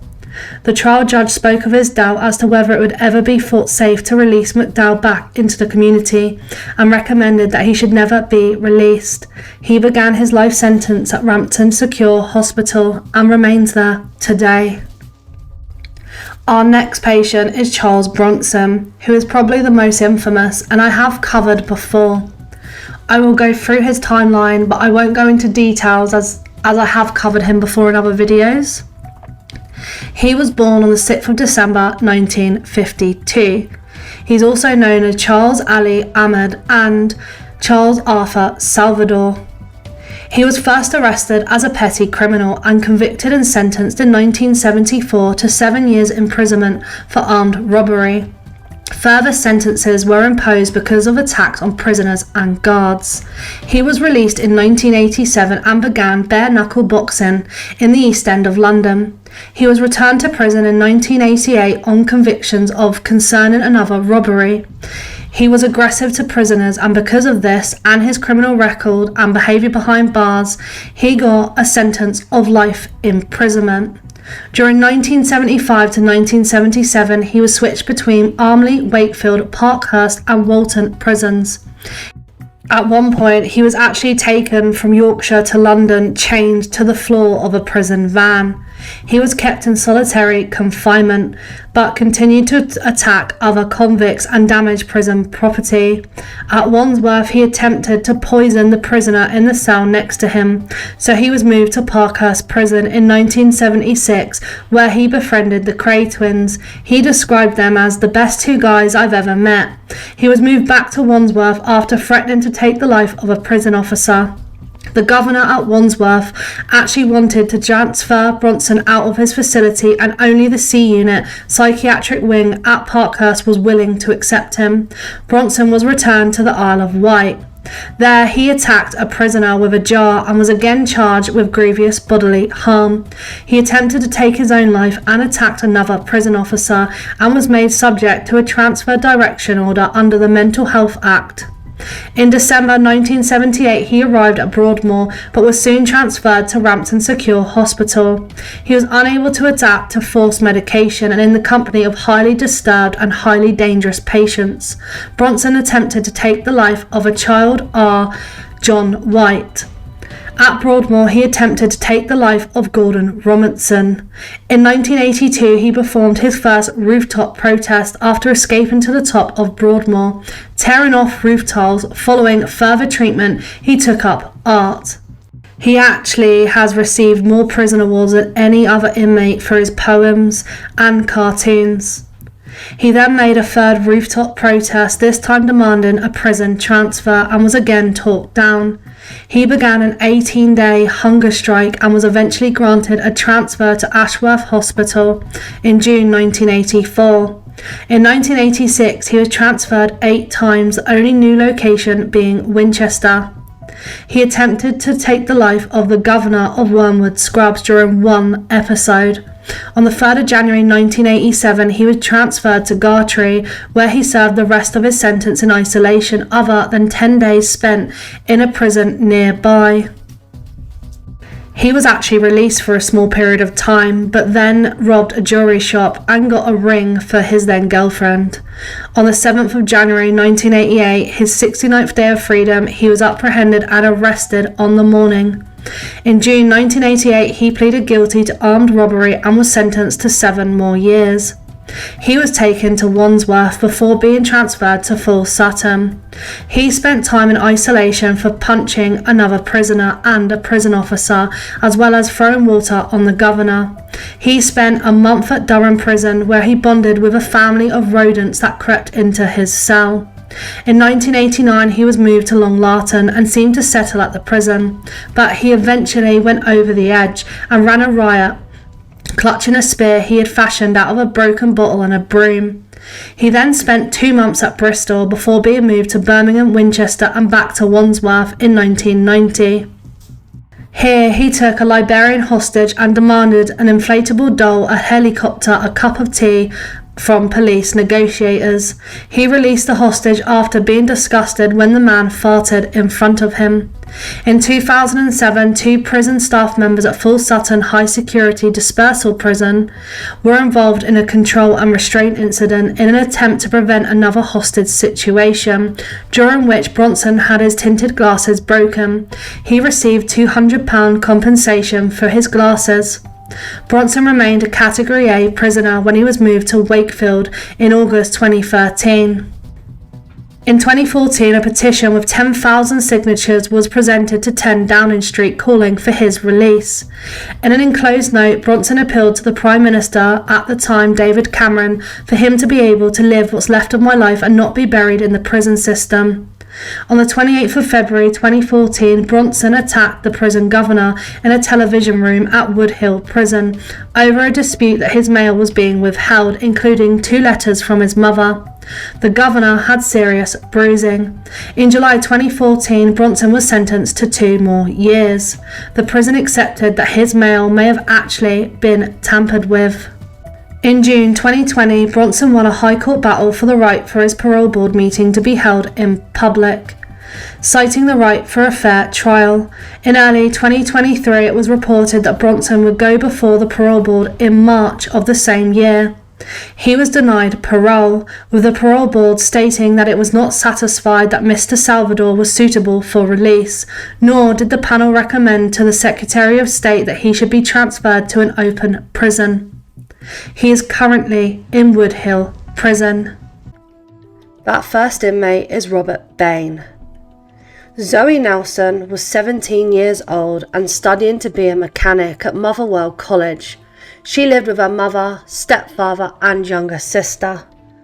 Zoe Nelson and her sister, 16-year-old Laura Ann, were both in a relationship with the same man, 20-year-old Robert Bain, also known as Rab. He lived with his grandparents. The girl's mother described how the sisters had argued about Bain outside the family home at around 5 p.m. on the 22nd of May. She said Laura Ann ran out and flicked Zoe's hair and tried to slap her in the face, and the two of them ended up having a fight at the end of the driveway. I split it up. I said, "Go away and don't come back." She said she wouldn't come back. It was said by their stepsister, Isabel Park, that both the sisters seemed a bit intoxicated, and that Laura Ann had been upset as she was supposed to be seeing Bain. Zoe walked off with Bain, who was drinking from a bottle of tequila, and was not seen alive from her family again. At 5 p.m. on the 24th of May 2010, after police announced the discovery of a young woman, Mrs. Nelson, Zoe's mother reported her as a missing person. At 4:20 on Sunday the 23rd of May 2010, an off-road motorcyclist spotted what he initially described as some sort of dummy in a woodland at Monkey Hill. He immediately went to his nearby home and telephoned the police to report the discovery. When the police arrived, he led them to the scene. Detective Sergeant Clifford Neal said it was gruesome. They found tequila bottles at the scene and they found traces of accelerant. The police began the usual checking CCTV, telephone records, as well as interviewing friends and families and carrying out house-to-house inquiries. Witnesses reported seeing a fire on Monkey Hill at around 11:20 p.m. on the night that her life was taken. Robertson, the supporting detective, said, "We know there was a fire at 11:20 on Saturday in exactly the spot where Zoe was found. You would need local knowledge to go there. We firmly believe the answers in this case lie in this community. It had only got dark at 10 p.m. and it was the hottest day of the year, so there must have been people around this area." On the 26th of May, police said there had been a poor response to their appeals and launched a dedicated email address and SMS text number, citing concerns that witnesses may have been too afraid to come forward. An image of Zoe was taken inside a co-op store on Mance Road at around 5:30 p.m. on the 22nd of May. The CCTV stills of Zoe were released to the public to jog potential witnesses' memories, and police also announced that they had set up a page on Bebo in a bid to engage with young people who may know something which could be useful to the inquiry, particularly those teenagers who may have been reluctant to speak directly to police. Detective Robertson explained that the police were using new media for the first time in an investigation, as they believe that many of those who knew Zoe were teenaged or younger and may not have wanted their parents to know what they were up to at the time or what they were doing. He assured potential witnesses that if there are people out there underage drinking, I don't care. If there are people where they shouldn't be, I don't care. This is a violent murder investigation and we need to solve it. By the 28th of May, several witnesses reported that they saw a sighting of Zoe at 5:15 p.m. and she had been seen with a man who was very drunk and being aggressive towards her, punching her on the head. Another witness said that he saw Zoe walk past his garden in Newmains in the company of a man with a tattooed face. A third witness had seen Zoe and a man of similar appearance in Newmains and said he just looked angry, punching a lamppost as he walked past and saying he was going to take the life of some "see you next Tuesday" tonight. At around 6 p.m. on the 28th of May, Robert Bain walked into the police incident caravan and said he wanted to make a statement. The officer on duty, Robert Davies, said the male appeared to be quite intoxicated. He was slurring his words. Bain said he had been to Motherwell several days previously, and on the return journey, a man called Stuart Campbell had got onto the bus. He told the police officer, "I went up to Stuart Campbell and said to him, 'Were you with Zoe on Saturday night?' To which he claimed Campbell replied, I killed her." As Bain began to give a description of Campbell, police detectives walked into the caravan and immediately detained Bain by snapping handcuffs on him. On the morning of the 29th of May, the police issued a statement saying a 20-year-old man has been arrested and is being detained in police custody in connection with the death of Zoe Nelson. Bain entered not guilty pleas to the charge. On the 25th of May 2011, the jury returned a verdict of guilty. As the verdict was read out, handcuffed Bain fought with security guards and police officers, headbutting one of them, and shouted abuse at Laura, Zoe's sister. He said, "You have effing got me for F all. You're an effing wee cow. You're dead." He was forced to the ground in the dock as the judge left the bench and ordered the public to be cleared from the court. The hearing eventually continued without Bain, who was detained in the court cells below. Sentencing was deferred for social background and psychiatric reports. On the 27th of April 2011, Bain was sentenced to life imprisonment with a minimum term of 20 years. He is currently detained at Edinburgh Prison. He launched an appeal against his conviction in August 2011, alleging a lack of evidence about Zoe's cause of death. The appeal was abolished. Bain then appealed against his sentence, claiming the 20-year minimum term was excessive. This appeal was also dismissed. Our second inmate is someone who's quite infamous in the British crime scene.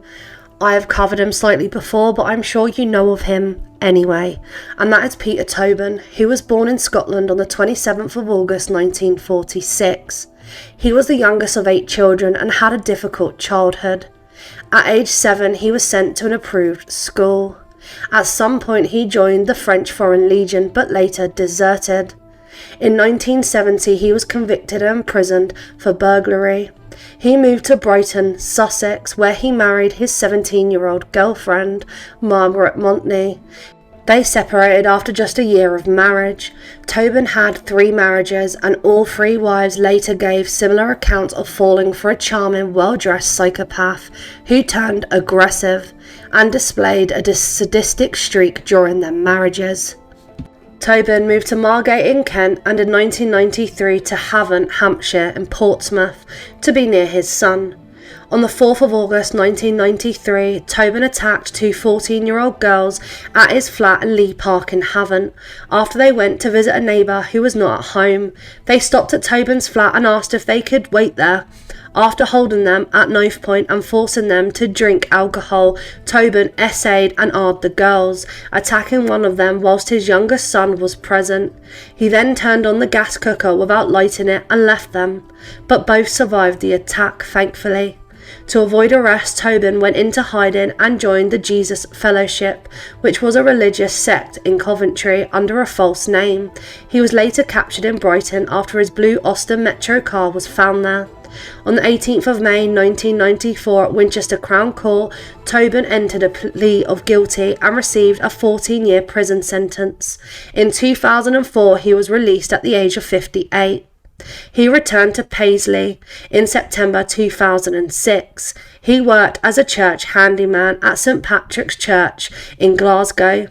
He assumed the name of Pat McLowan to avoid detection, as he was still on the S offender register following his 1993 convictions for R and SA.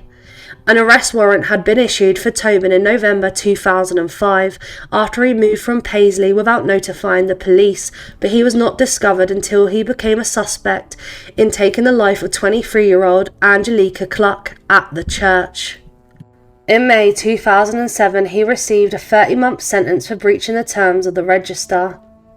Angelica was last seen alive in the company of Tobin on the 24th of September 2006. She was found concealed in an underground chamber beneath the floor near the confessional in the church.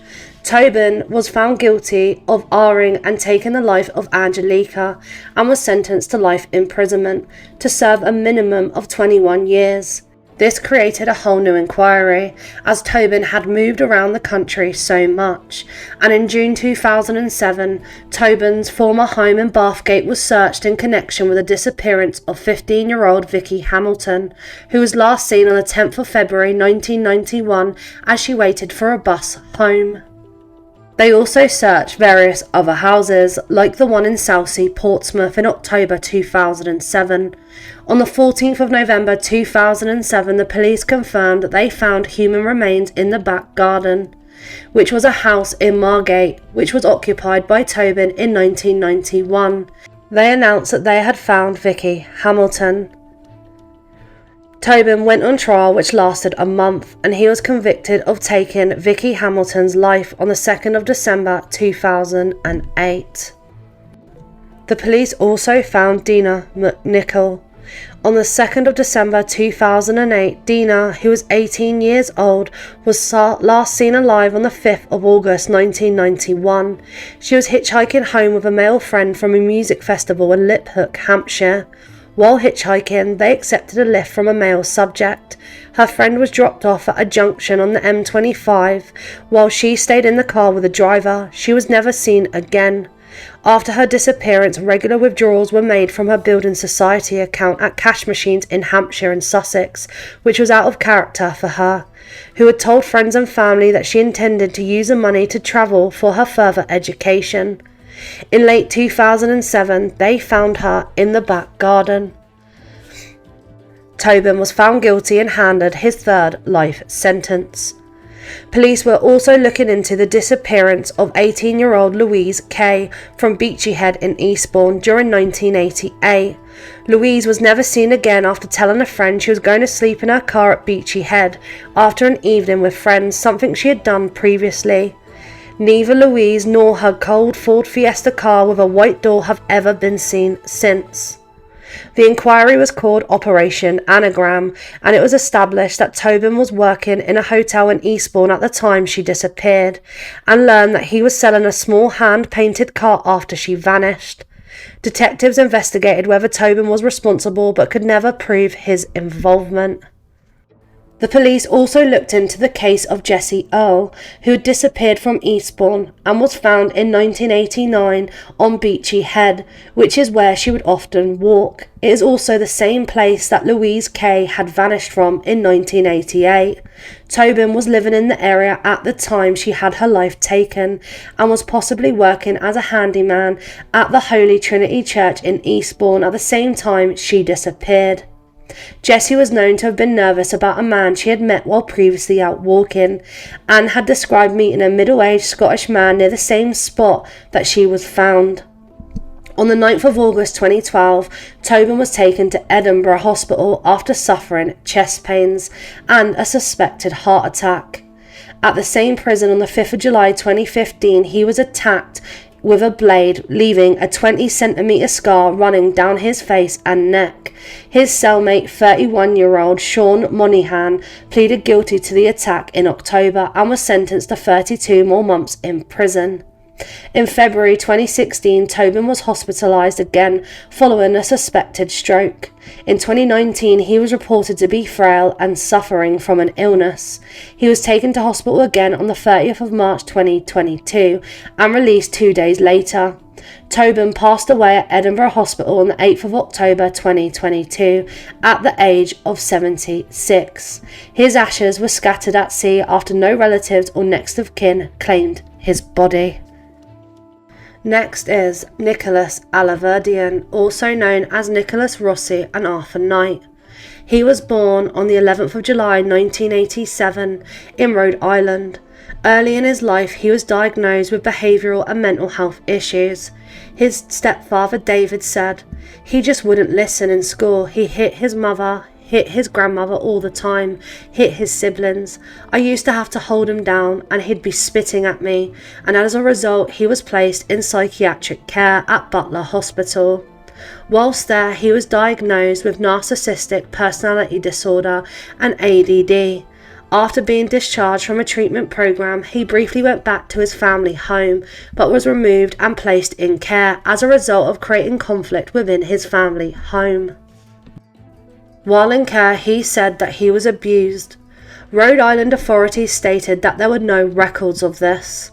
In February 2011, he enlisted a federal lawsuit against the Rhode Island Department of Children, Youth and Families, the states of Florida and Nebraska, and 6 residential facilities, as well as 18 individuals, which included a governor and a judge. In August 2013, the federal lawsuit was settled by the parties, but he also had personal legal troubles. In January 2008, a college student said that she met him on a campus in Ohio and had lunch with him, after which he offered to walk her to her next class. Then, in a basement stairwell, he pinned her against the wall and essayed her. When she protested, he said, "I'm almost done." She made a police report, and in 2008 he was convicted of public indecency and sexual imposition for the incident at the college and was required to register as an S offender. He filed a motion for a retrial based on a newly surfaced MySpace post allegedly written by the victim, which claimed that she had lied about the incident. At a hearing on February 28, 2011, a computer forensic expert testified with 90% certainty that the post had been altered or fabricated. The motion for retrial was dismissed by the judge. In April 2013, he tried to sue the college and multiple others in court. He also then went on to try and sue his victim, accusing her of libel as she had described him as crazy. Both cases were dismissed. In 2010, he was charged with domestic simple assault, and in October 2015, he was married. 7 months later, his wife moved to divorce him. A court ruled that he was guilty of gross neglect of duty and extreme cruelty towards his wife, and restraining orders had been put in place.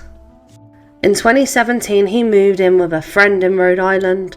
The friend later applied for a restraining order against him, accusing him of refusing to move out and cash in cheques belonging to the friend. In 2017, Utah investigators began processing a backlog of untested SA kits. In 2018, one of the Utah kits, originally from 2008, was revealed to match Nicholas Rossi. DNA from an investigation of the 2008 Ohio SA. A sealed arrest warrant for him was issued in September 2020. He was aware that the FBI was investigating him for fraud. His former foster mother, Sharon Lane, alleged that he opened 22 credit cards under her husband's name, incurring almost $200,000 in debt. In January 2020, he reported that he had been diagnosed with non-Hodgkin lymphoma. He provided this information to a number of media organisations. They reported that his illness may have been fake. It was then reported from some woman claiming to be his widow that he passed away in July 2020. But the police still investigated, as they were told that he was still alive, and this was all a plan so the police would stop investigating him and he wouldn't get prison time. Then, on December 13th, 2021, he was arrested in the Queen Elizabeth University Hospital in Glasgow with regard to an alleged R in Utah in 2008, among all the other crimes. He was receiving treatment for COVID under the name Arthur Knight. He was held in Edinburgh prison. His fingerprints matched, and so did his tattoos. On December 23, 2021, he participated in a bail hearing by video link, which resulted in him being granted bail. And on January 20th, 2022, he missed his hearing at Edinburgh Sheriff Court. He was arrested again in Glasgow and had his bail revoked. On July 9th, he actually was detained again in Glasgow for threatening and abusing NHS staff, and on August 9th he was convicted for threatening hospital staff and fined £400. On November 28, 2022, Essex Police in England confirmed that he was under investigation for an alleged R there, which would likely delay any extradition to the United States should this result in charges.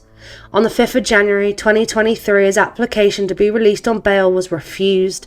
Using the name Mr. Knight Brown, he also claimed he was being taunted by remand prisoners at Edinburgh prison, singing "Leaving on a Jet Plane" by John Denver to him. He was sent back to the United States on January 5th, 2024. His trial is still ongoing, although he has admitted to faking his own death and moving to the UK. Inmate 4 is Isla Bryson, who was assigned male at birth in 1991 and named Adam Bryson. In July 2016, Bryson married a woman. Bryson committed R against 2 women, one in September 2016 and one in June 2019. The first victim testified at the trial that she knew Bryson from a dating website, Badoo, where Bryson went under the name Adam Graham. The second victim testified at the trial that she knew Bryson from a social media app, Big O, where Bryson went under the name of DJ Blade. Bryson appeared in court in July 2019 under the name of Adam Graham and was charged that year. Then he began the process of gender transition into a transgender woman in 2020 and assumed the name of Isla Annie Bryson in court that year. In May 2021, Bryson's legal name was changed on his birth certificate to Annie Bryson, but her legal gender remained male. In the 2023 trial, Bryson spoke about knowing of being transgender since the age of 4, then choosing at the age of 29 to undergo a gender transition. Bryson's mother said in 2023 that Bryson never expressed any wish to me of wanting to be a girl, dressed in any other way, or ever asked to be called by any other name than Adam growing up. Bryson's estranged wife said in 2023 that there was no indication during their relationship that Bryson wanted to become a woman, and further accused Bryson of attacking her and trying to R her. The wife also said in 2023 that she had begun trying to end the marriage with Bryson for 7 years, but was unable to locate Bryson. As of February 2023, Bryson was undergoing hormonal treatment and had yet to undergo gender-affirming surgery. Bryson's 6-day trial was held in January 2023 at the High Court of Justice in Glasgow. The case was prosecuted by John Cannan and defended by Edward Targowski, while Lord Scott sat as presiding judge. The prosecution described how Bryson had preyed on 2 vulnerable female partners after meeting them online. Bryson denied R-ing the 2 women, arguing that the relationship between them had been consensual. The defence argued that Bryson's status as a person undergoing the transitioning process also made her vulnerable. Bryson was convicted of the R's on the 24th of January 2023. At the time of the conviction, it was believed to be the first transgender woman in Scotland to be convicted of R. Following Bryson's conviction, Police Scotland confirmed that they had been arrested and charged as a man, and that the crimes would therefore be recorded as having been committed by a man. On the 28th of February 2023, Bryson was sentenced to 8 years in prison, with a further 3 years of supervision upon release, and was also placed on the S Offender Register for life.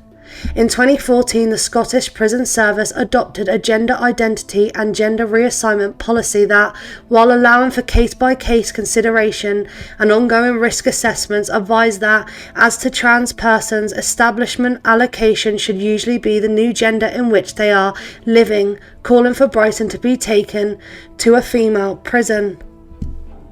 Bryson spent time at female prison Pentonville, and it's believed she was segregated from the other prisoners. On the 26th of January 2023, Nicola Sturgeon, the First Minister of Scotland, commented on the case at First Minister's questions after the issue was raised by Conservative leader Douglas Ross.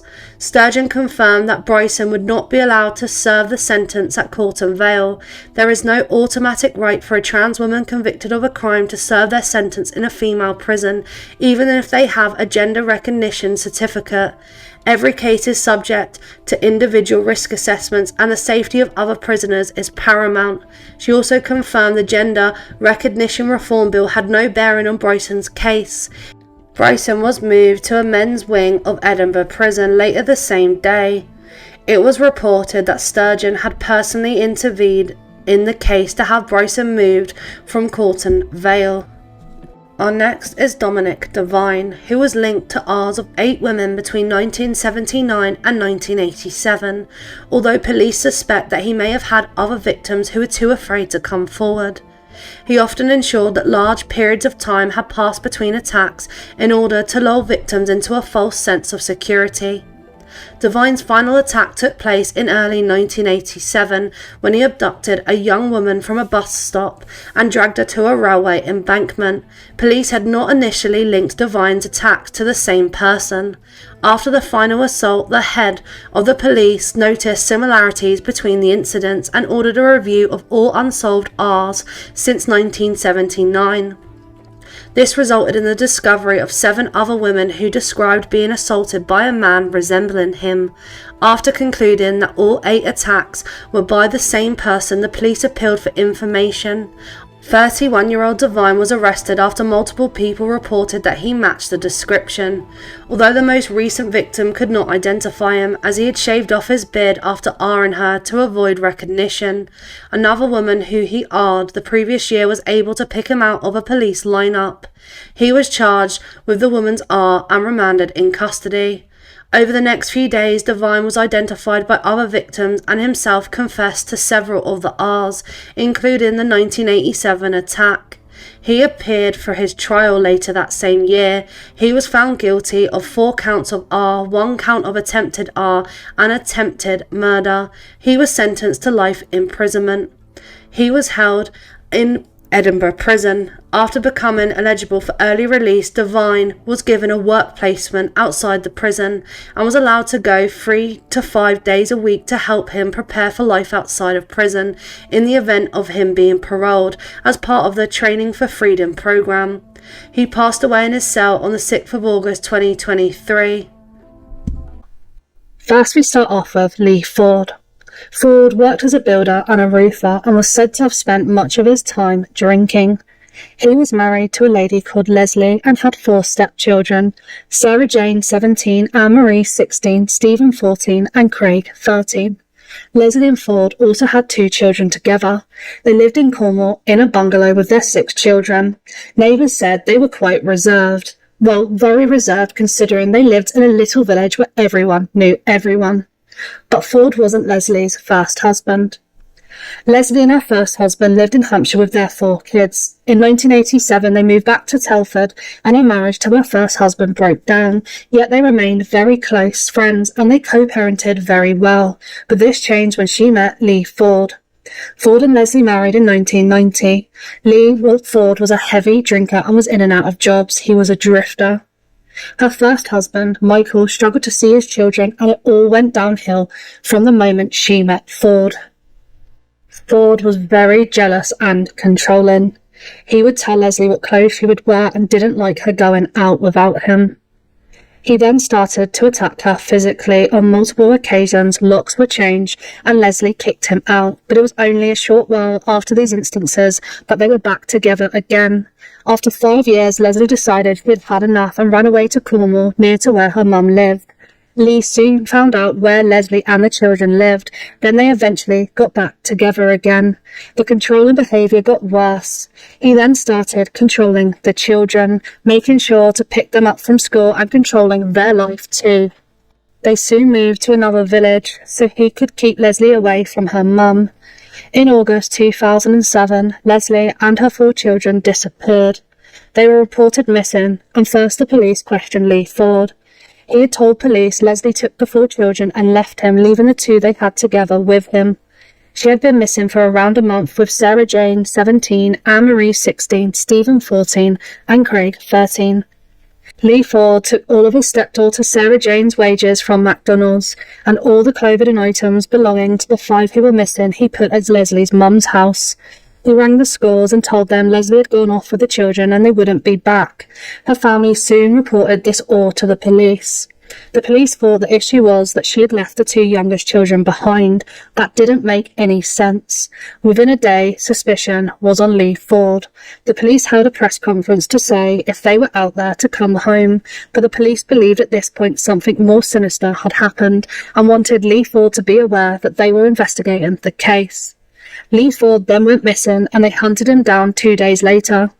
As there was no crime scene and they still had not found Leslie and the 4 children, the police arrested him for benefit fraud.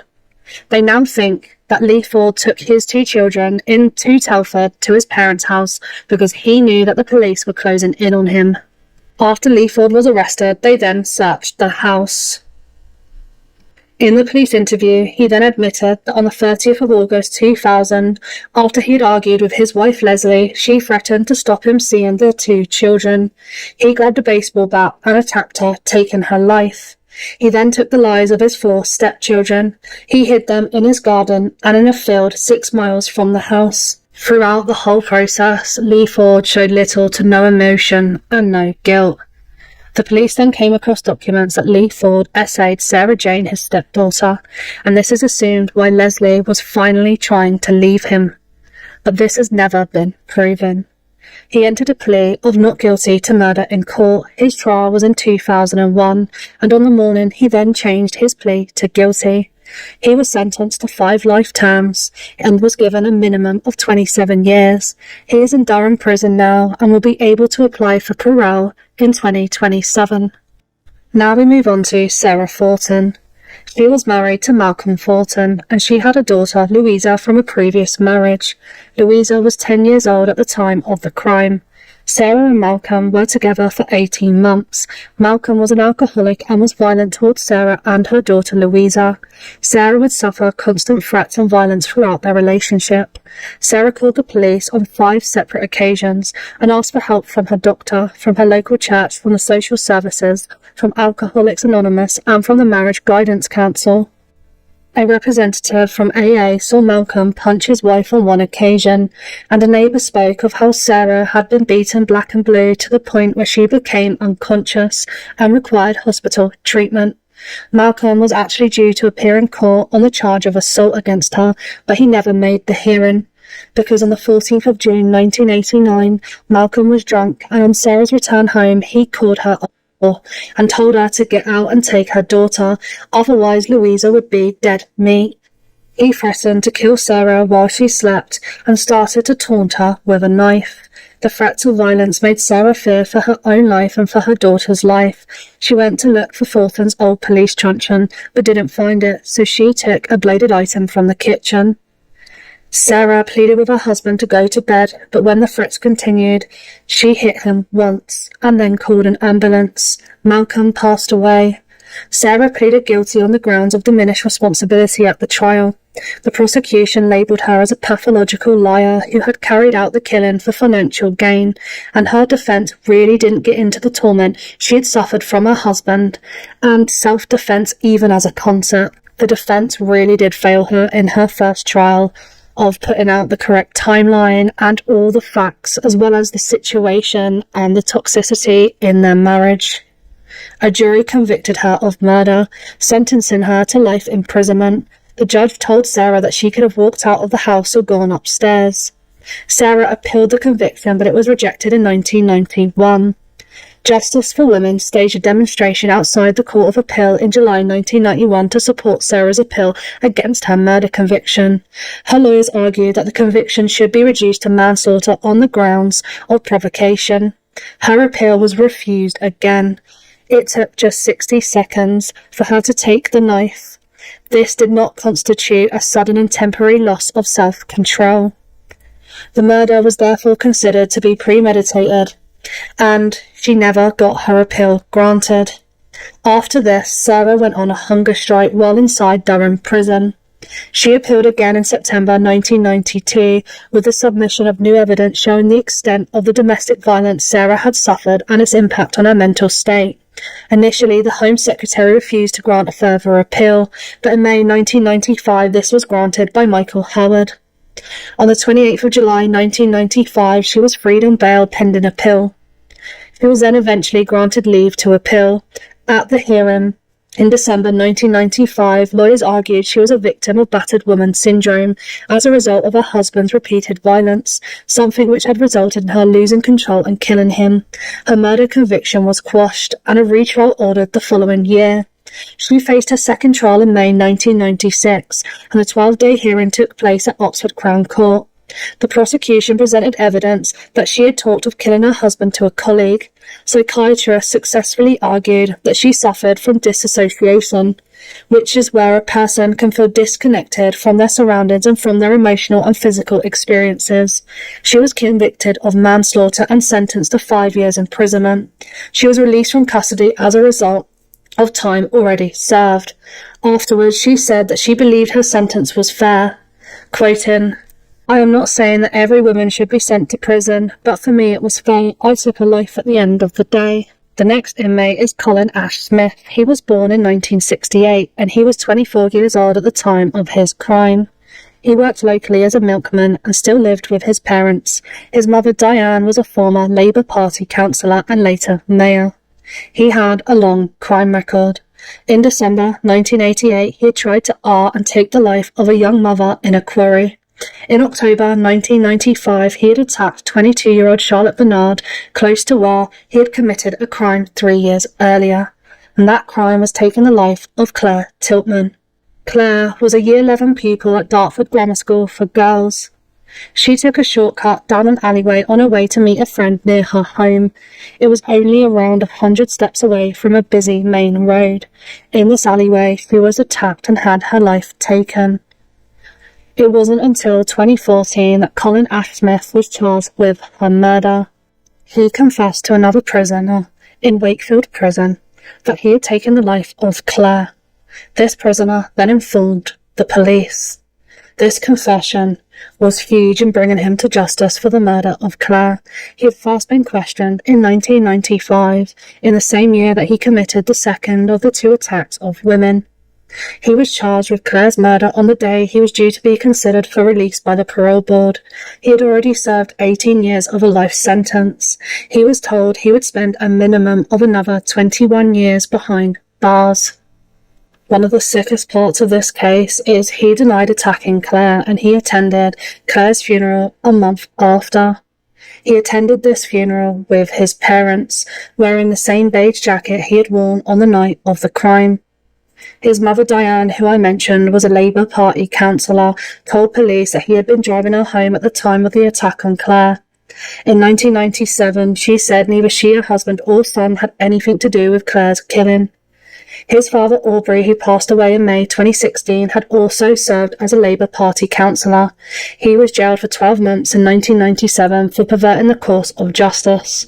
He had destroyed a knife just before the family home was due to be searched by police. He then admitted he boiled, dismantled and threw away the knife to destroy evidence. Ford remains in Durham prison. The next inmate we look at is Marie Coelho.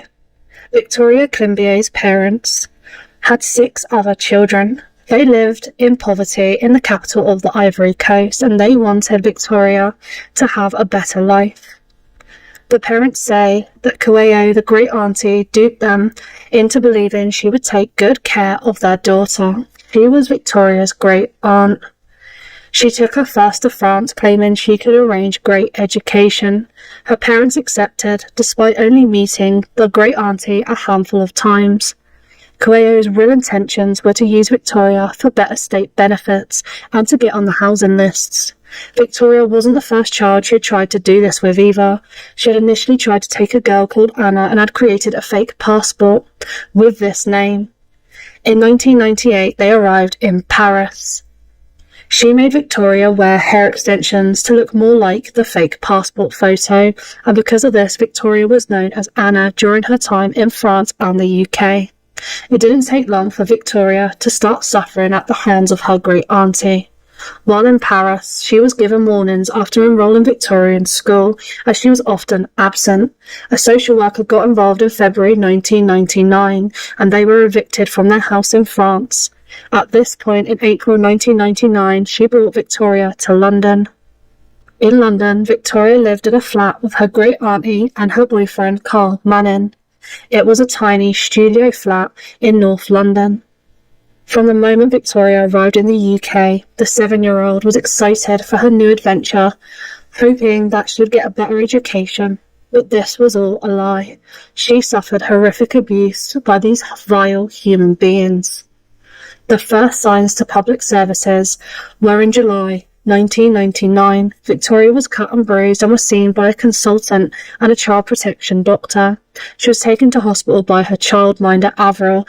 Avril told the hospital she was very concerned, and despite this, she was placed back with her auntie after a doctor was persuaded that the injuries were self-inflicted, as Victoria had scabies. A social worker and a child protection officer were supposed to go to the home to meet with Victoria, but they cancelled this home visit when they heard Victoria had scabies. Victoria was admitted to hospital again. This is when a meeting happened. Victoria's auntie told the police officer and the social worker that she had poured hot water over her niece's head because she was itchy, and that the other injuries came from her injuring herself with a fork and a spoon. She was handed back to her auntie. No health visitors checked on Victoria after her discharge. In the October, Manning, her auntie's boyfriend, began to force Victoria to sleep in a bin bag in the bath due to her incontinence. She had no heating or light and could only eat by putting her face directly into a food plate as she was tied up. Victoria's social worker attempted to make contact many times, but contact couldn't be established. From October 1999 to February 2000, she was being horrifically abused. On the 1st of November 1999, Victoria made an allegation against Manning. This was withdrawn the next day. The police officer believed Victoria's great auntie put the child up to it in order to get housing. P.C. Jones was assigned to find out why the false allegation was made, although her letter to the family home was ignored and no further action was taken. Coelho visited social workers numerous times and brought along Victoria for at least half of these visits as she tried to get housing. Despite social workers noticing that Victoria did not look healthy, no action was taken. A distant relative of the auntie visited them in June, the family member calling Brent Social Services as Victoria had a new facial scar and had lost a lot of weight. This family member continued to try and follow up on this, calling the social services again. However, despite a referral being created, very little, if anything, was done. In February, Coelho took Victoria to her church. Members of the church insisted that the child be taken to hospital. She was suffering from organ failure, as well as many other things. She had around 128 scars and injuries. She passed away in hospital on the 25th of February 2000. In November 2000, the trial began of Coelho and her boyfriend Manning for Victoria's murder. This was at the Old Bailey in London. The court heard how the girl was tied up and abused for 24 hours or more. The Child Protection Team's investigation of Victoria's case, which allowed her to be returned to the auntie and to Manning, was criticised as being incompetent. The National Society for the Prevention of Cruelty to Children called for a complete overhaul of child protection procedures. Coelho and Mannings were found guilty and were jailed for life. Victoria's passing influenced changes in the law. An amendment was known as the Child Act 2004. It intended to create better coordination between child welfare services. With her passing, it also introduced the Every Child Matters framework, an initiative that strives to support children in the UK, no matter their background. Manning, who is now 52, was sentenced to life imprisonment in 2001 in order to serve a minimum of 21 years behind bars. He made appeal for freedom and has been granted a third parole hearing that will happen in 2025. Her auntie Coelho was in Durham prison, but was then moved to Low Newton prison, which is where she remains. The next inmate we look at is David Boyd. Boyd admitted that he had fantasies after he took the life of 7-year-old Nikki Allen on the 7th of October 1992 in Sunderland. On this day, Nikki was walking home from her grandfather's flat on the same estate that she lived when she disappeared. She set off at 8:30 p.m. When her mum Sharon arrived home, she was nowhere to be seen. More than 100 neighbours helped search for Nikki. The following day, her shoes and coat were spotted outside a nearby quayside old exchange building. Her body was then found inside the basement of this building. David Boyd was not the first suspect, but actually a local boy called George Heron. He stood trial for Nikki's murder in 1993. A knife matching the injuries was found in Heron's home. There was also splatters that were found on Heron's shoes and clothing. Heron's sister told police that after he had returned home on the night of the crime, he had gone straight to the bathroom for a good half an hour, something which Heron would not usually do. He had gone to the bathroom to wash both himself and his clothes. Heron had denied being out on the evening of the murder, although 4 witnesses said that they had seen a man at the Hood pub and the Clarendon pub who matched his description. He was seen buying cheese and onion crisps, which were Nikki's favourite crisps, and police believe that he had used these to lure Nikki into the building. After 3 days of questioning, Heron confessed to the murder, although he had previously denied the murder 120 times. The evidence against Heron was all circumstantial. However, police believed that a conviction would be secured. The case against him collapsed after the judge ruled that Heron's taped confession to the crime was inadmissible in court. The judge blamed heavy-handed police tactics for this outcome. Heron was found not guilty of Nikki's murder and was given a change of identity and was moved out of Sunderland. In 1994, Sharon, Nikki's mother, brought a civil case against Heron.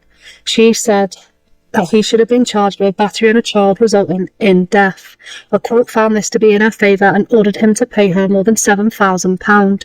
He was unable to be traced, which meant that the money was never paid. In May 2023, the police apologised to him.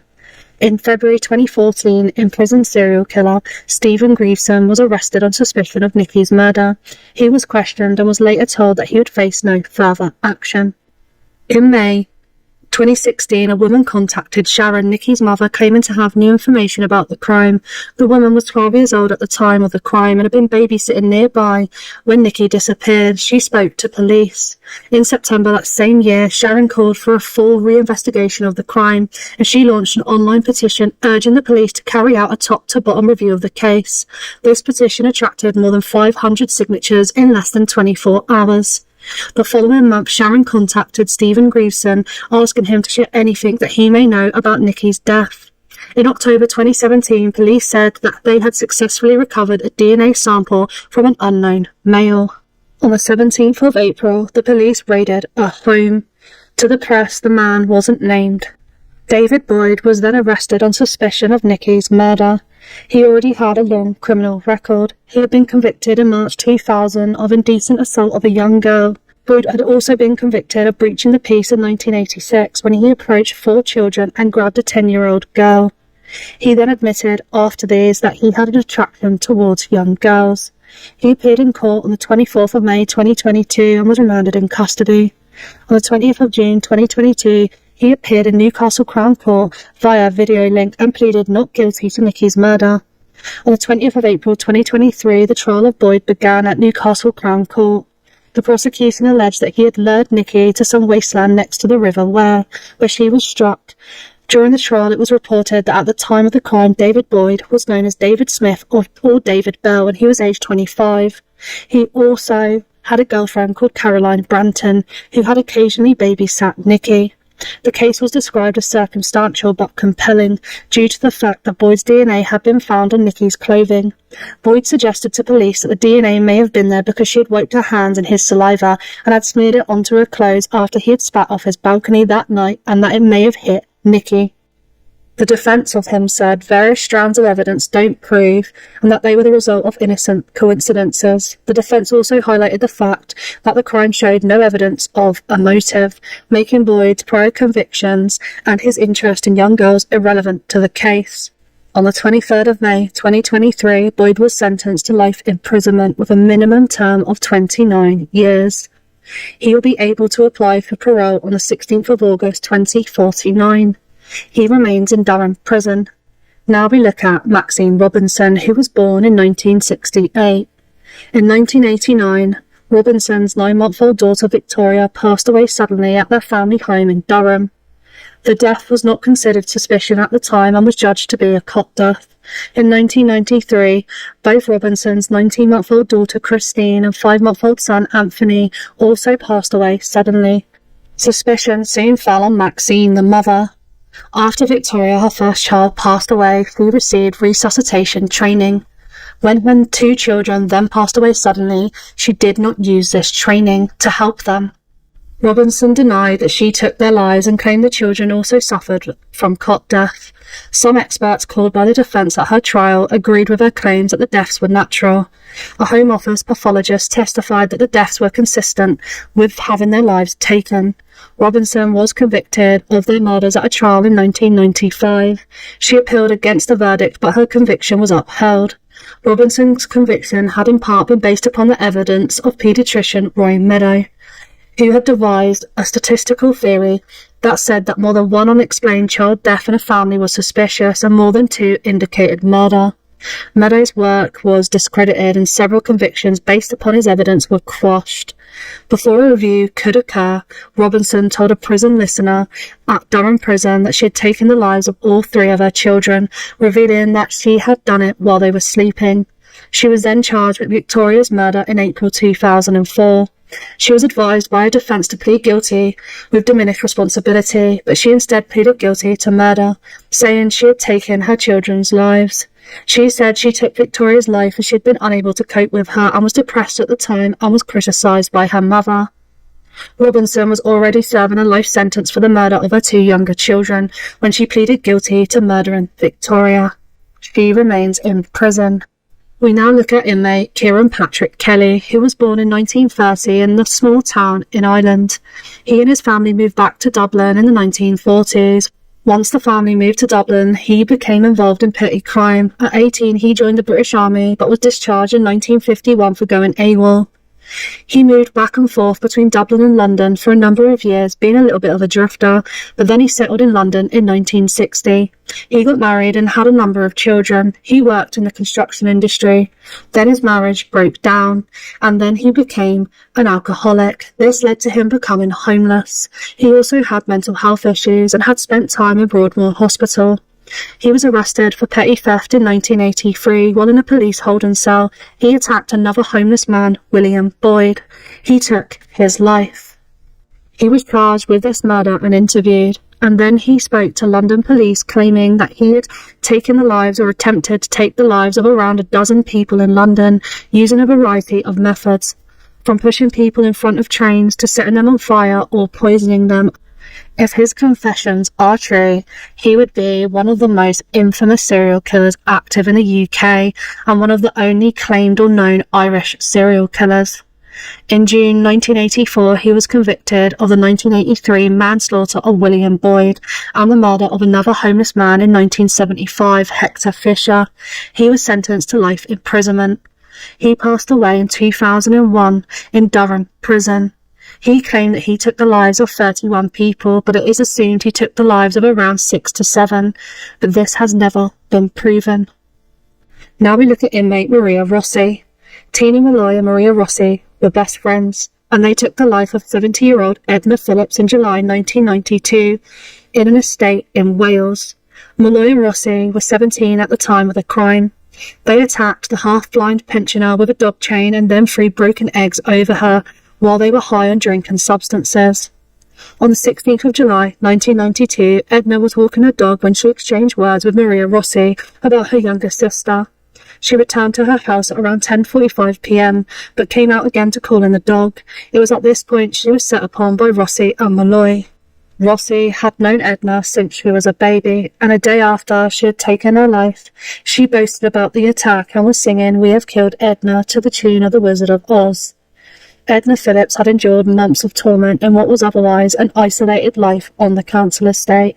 The 70-year-old had made complaints about loud music and drunkenness coming from the house next door and reported a teenage girl that lived there to the police. He then began a campaign of hate against Edna, dumping rubbish in her garden, throwing stones at her and even smearing feces on her wall. The abuse had got so bad that Edna, who lived alone with her dog Chum, had asked her local council to rehouse her. She even wrote to her MP after Maria burgled her house. It was revealed that Edna even used to take Rossi on walks when she was a toddler. But over the years, the relationship soured after Edna made complaints about drunken parties and loud music constantly coming from the house. Edna reported that Rossi had burgled her house on one occasion in 1992. When the girls were eventually charged with this crime, a 300-strong crowd of local people stormed the homes of both families. Both families were driven out of the area and placed at new secret addresses for their own protection. 17-year-old Rossi and Malloy appeared for sentencing at Cardiff Crown Court on the 8th of March 1993 after pleading guilty to murder. Judge Baker sentenced both to life imprisonment with a minimum term of only 15 years.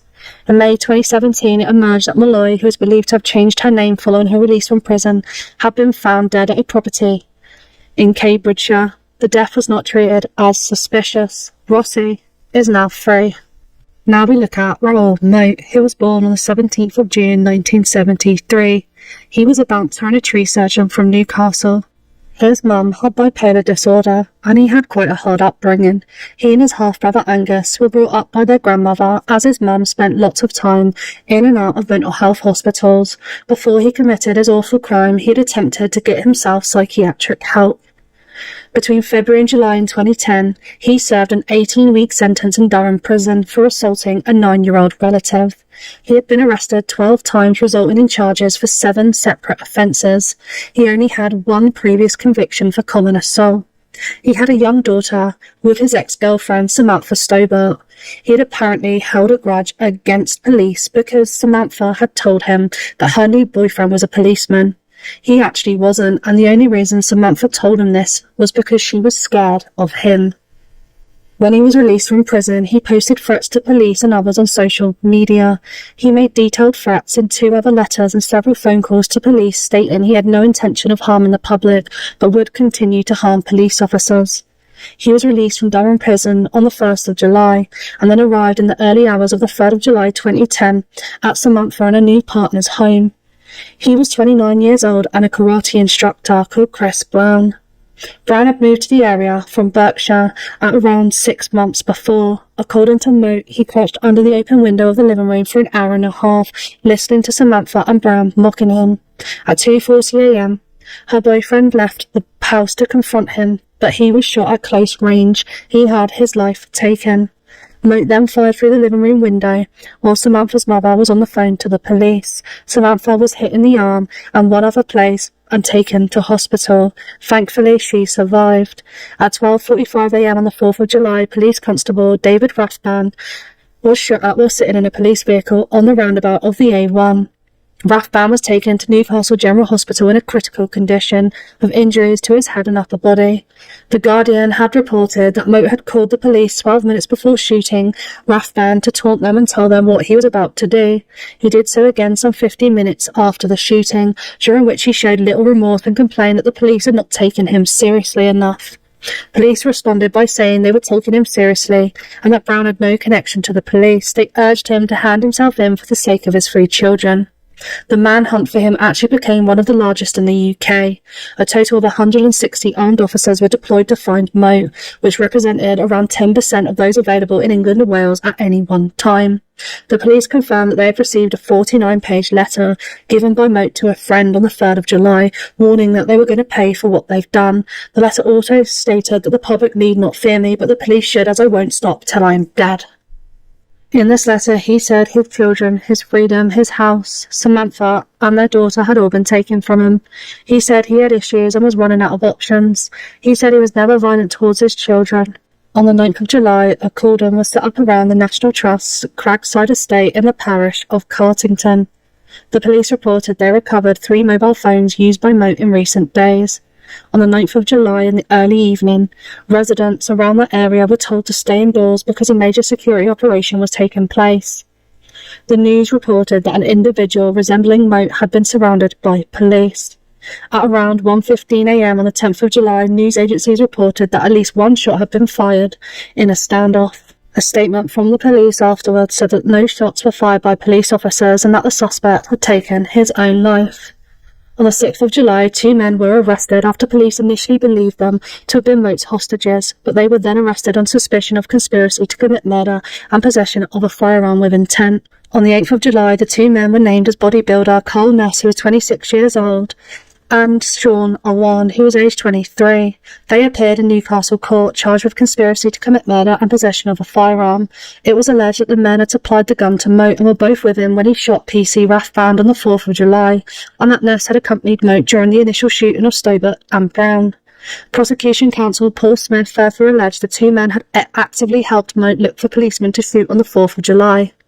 Ness was given 3 concurrent sentences totaling a minimum tariff of 40 years for the murder of Christopher Brown, conspiracy to murder and the attempted murder of PC David Rathband. His friend Owan received 2 concurrent sentences for conspiracy to murder and the attempted murder of the police officer and would have to serve at least 20 years in prison. Just over 18 months after the shooting, although David survived, he struggled to come with terms as he lost his vision. He took his own life on the 29th of February 2012. In June, he had been due to carry the Olympic torch as part of the 2012 Summer Olympics torch relay. His daughter Mia, who replaced him, chose to run blindfolded in a tribute to her father. He had spearheaded the Blue Lamp Foundation, which was started by him and his identical twin Darren whilst he was recovering from his injuries. This charity today still assists emergency staff injured in the line of duty.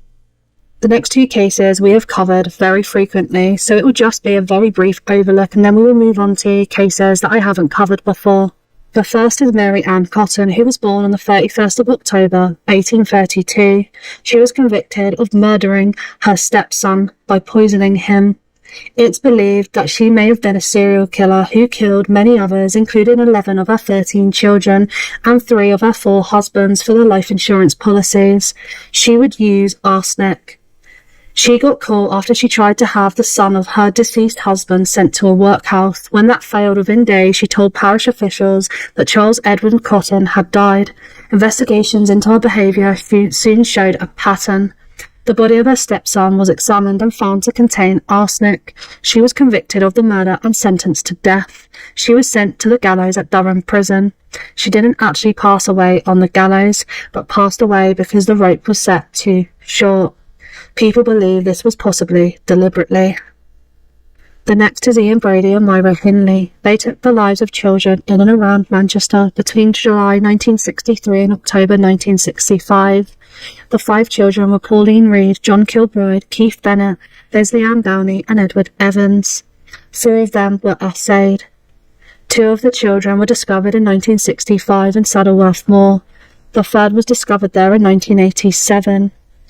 Bennett's body has never been found, despite it being buried there. They were charged with 3 of the murders: John Kilbride, Leslie Ann Downey and Edward Evans. They received whole life tariffs. The investigation was then reopened in 1985 after Brady confessed to the murders of Reed and Bennett. Hindley had said she was innocent the whole time, but this stopped in 1987 and she confessed to all of the murders. Brady and Hindley were taken separately to Saddleworth Moor to assist in the search of the children. Hindley made several appeals against a life sentence, claiming she was a reformed woman and no longer a danger to society, but she was never released. She passed away in 2002 at the age of 60 after serving 36 years in prison.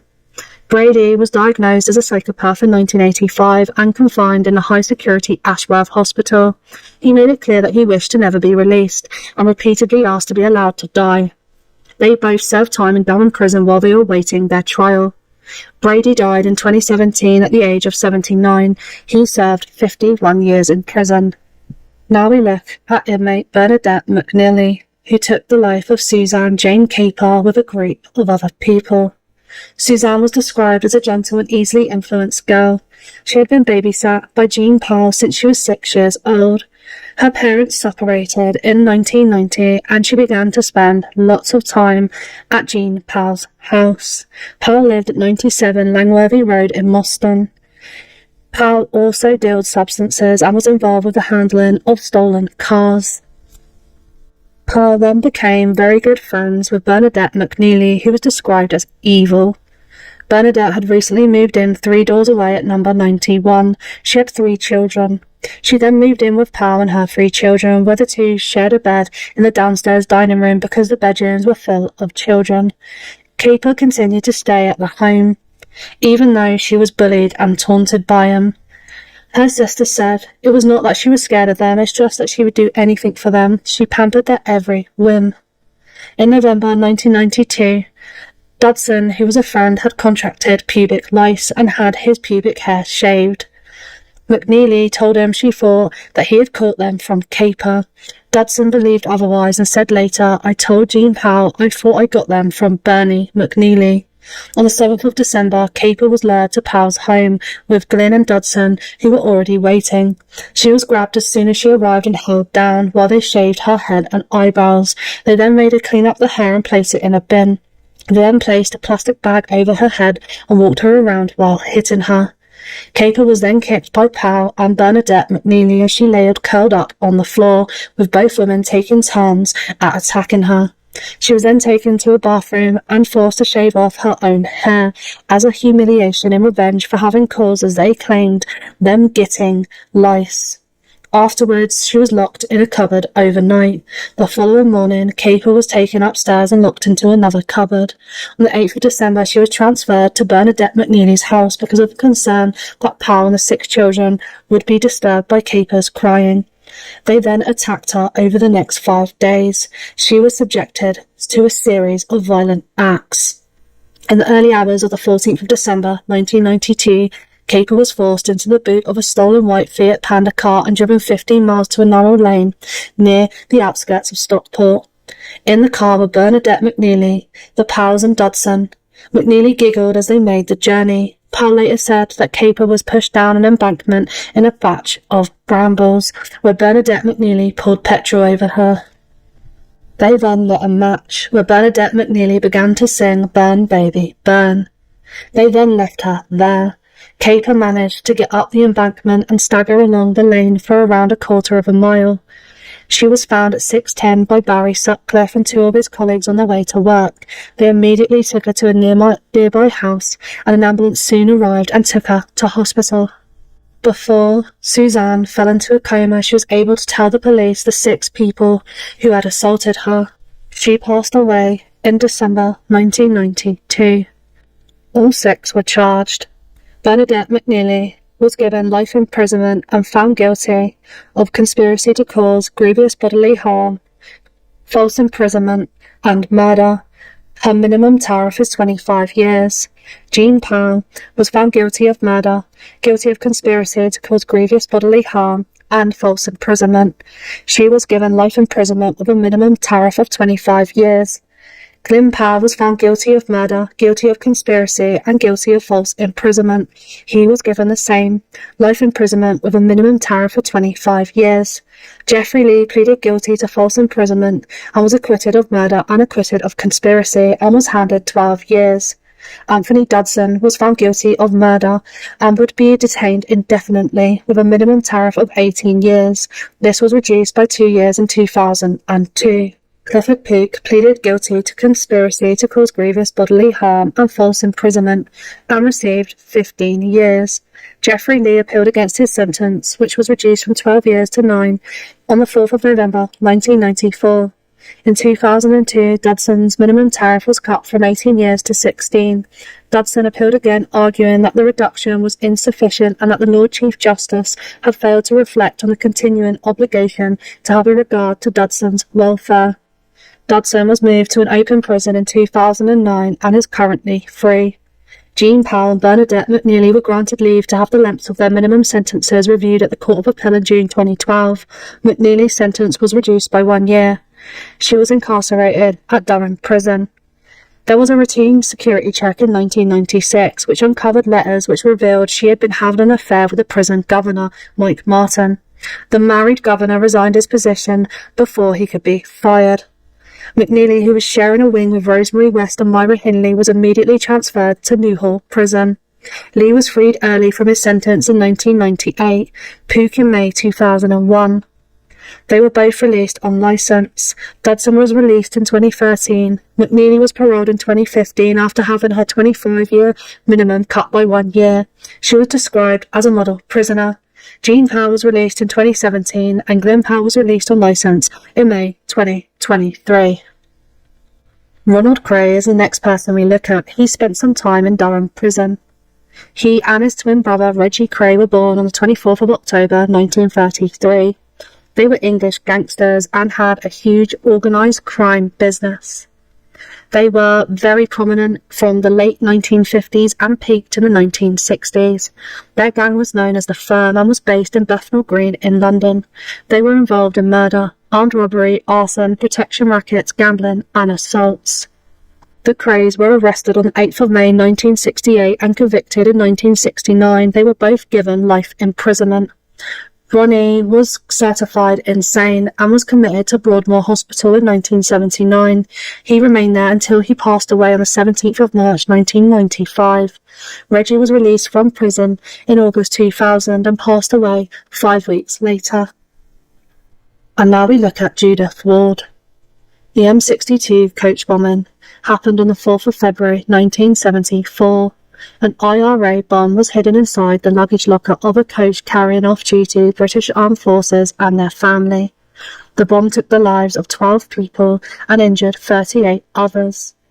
10 days after this happened, 25-year-old Judith Ward was arrested in Liverpool while she was waiting to travel to Ireland on the 14th of February. She was described as a mentally ill English woman. She was standing in a shop doorway in Liverpool city centre seeking shelter from the rain. Her driving licence had been issued in Northern Ireland. She was then detained for questioning. Police discovered the address on her driving licence was false. She was then asked how she intended to travel with very little money on her. In response, she claimed to have intended to telephone a friend who would send her money. With Ward's consent, swabs were taken from her fingernails and hands. A forensic scientist then did a grease test. They then searched a caravan where she once lived.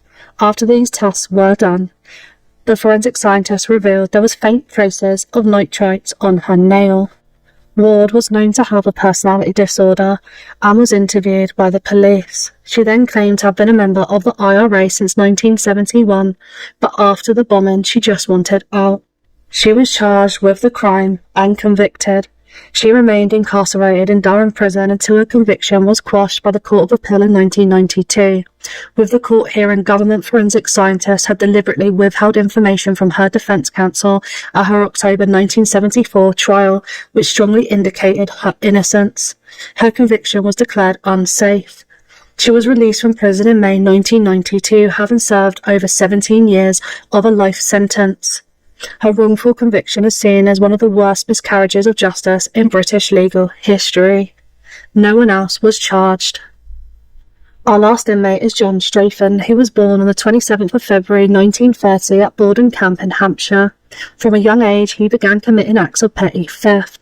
He also bunked from school. He was referred to a child guidance clinic for his behaviour in 1938, but just a few months later he appeared in court for stealing a purse from a young girl. He was sentenced to 2 years probation. His probation officer discovered that he did not understand the difference between right or wrong or the meaning of probation, and he was diagnosed as mentally defective. In 1940 he was sent to St Joseph's School, which was a school for mentally defective children. He would have to remain there until the age of 16. He then underwent an intellectual assessment which revealed his IQ to be 58 and his mental age to be 6 years. At 16, he left here and went home to be with his family, who then lived in Bath. That same year, on the 27th of July 1947, a 13-year-old girl reported to police that a blonde-haired teenager named John had essayed her after putting his hand over her mouth and saying, "What would you do if I took your life? I've done it before." The police were unable to locate the person and would only link Strafen to this offence much later. 6 weeks after committing the essay, he is known to have taken the lives of 5 chickens belonging to the father of a teenage girl who he had recently argued with. He was charged with theft again and was sent to prison. He served 20 months. He left prison after those 20 months but then committed theft again and was sent straight back to prison. He was considered sufficiently rehabilitated because he had good behaviour, so he was allowed short periods of unsupervised home leave. He used his time to obtain a job at a market garden as an odd job man using the skills that he had gained while in Winchester prison. He was allowed to keep his job. Shortly after, staff authorised Strafen to be returned to the care of his family, who lived in Bath. He was released finally, but his crimes got worse. On the 15th of July 1951, Strafen visited the local cinema, which he did most Sundays. His route took him past 1 Camden Crescent in Bath, where 5-year-old Brenda Constant Goodard lived with her foster parents. She was not allowed to venture out of her garden, but was playing out the front. She crossed the road to a meadow close to her home to gather buttercups and daisies. He observed Brenda as she gathered flowers in this meadow, and the child looked up and smiled at him. He then asked, "What are you doing?" Brenda replied, "Picking flowers," before extending her arm to display the bunch of flowers. After learning Brenda's name, he stated, "I know a place where there are even more flowers. They're in that wood. Shall I show you?" Brenda agreed. At the entrance, he took her life. Brenda's foster mother reported her missing at 3:15 p.m. She was discovered at 7:10 p.m. The location was just 300 yards from her home. Strafen was questioned by Bath City Police in relation to Brenda's murder on the 3rd of August. He admitted to having worn a navy blue suit on the date of the child's death, and that he may have been the individual in such attire seen by Brenda's foster mother walking past her home shortly before she had noticed Brenda was missing, but he denied any involvement in the crime. As police had no physical evidence linking Strafen to the crime, they were unable to charge him with the murder. On the 8th of August, Strafen met 9-year-old Cicely Batstone at the Forum Cinema in Bath as they watched Tarzan and the Jungle Queen. He offered the child a sweet, and the two had a good conversation, with Cicely informing him her mother had allowed her to travel to the cinema alone, as it was Children's Day, although she was unsure of the exact meaning of this term. He replied that the term likely meant children could do as they pleased for the entire day. When the film finished, he offered to take Cicely to another local cinema to watch the western She Wore a Yellow Ribbon, with the promise of paying for her ticket. The little girl agreed, and the two travelled via a bus across the town. Shortly after leaving the bus, the two were observed walking along Bloomfield Road in the direction of a meadow at around 8 p.m. by a woman named Violet Cowley. Cowley was the wife of a policeman. They entered the meadow, and then he took her life. She was reported missing at 11 p.m, and a large-scale manhunt was implemented to locate her. Prior to learning of Cicely's disappearance, Violet Cowley was mindful of the unsolved murder of Brenda Goddard, had mentioned to her policeman husband having observed a young dark-haired girl dressed in a grey cardigan and a coloured dress walking in the direction of the Tumps, which was the meadow, in the company of a blonde-haired, slender young man, and how the sighting had made her very uneasy. The police were informed, and then they looked in the meadow, where they found her with her life taken. Other eyewitnesses had also observed Strafen with her prior to her having her life taken. Police drove to Strafen's home to question him in relation to the murder on the morning of the 9th of August. When informed of the purpose of their visit, Strafen replied, "Is it about the girl I was at the pictures with last night?" He was then driven to the old police station to face questioning. He admitted to investigators he had been with her on the afternoon of the murder. However, he denied that he took her life. After some time of questioning, he then admitted to taking her life. He also confessed to the murder of Brenda Goddard, stating, "The other girl, I did her the same." When he was asked why he had done these crimes, he stated he gave the police something to really do, because he would usually just do petty theft. He was charged with the murder the following day. He stood trial on the 17th of October 1951 and was ordered to be detained at Broadmoor Hospital. On the 29th of April 1952, he escaped from Broadmoor Hospital, climbing over the 10-foot wall. He walked for around 7 miles and then arrived in a village called Farley Hill. At around 5:30, a resident saw him sitting on a bench watching 5-year-old Linda Boyer, who was randomly riding a new bicycle around the village. The final eyewitness sighting of the child alive occurred at around 5:50 p.m. Linda was led to a nearby field and then had her life taken by him. He then made his way to a local pub and was seen talking to several children in a field behind the pub. He was arrested in the field at 6:40 p.m. Linda was then reported missing by her mother. It was soon found that Strafen had taken her life. He was arrested and charged with Linda's murder. He was then sent to the hospital wing of Brixton Prison. He was found guilty of the murder and was sentenced to death. His date was fixed for the 4th of September, but this sentence was commuted to one of life imprisonment. He was moved from Broadmoor to Wandsworth Prison 4 years later in 1956. He was then transferred to Cardiff Prison and then transferred again to Durham Prison. He passed away in Frankland Prison after he had a brief illness on the 19th of November 2007. He was 77 years old and had been incarcerated for 55 years and 3 months.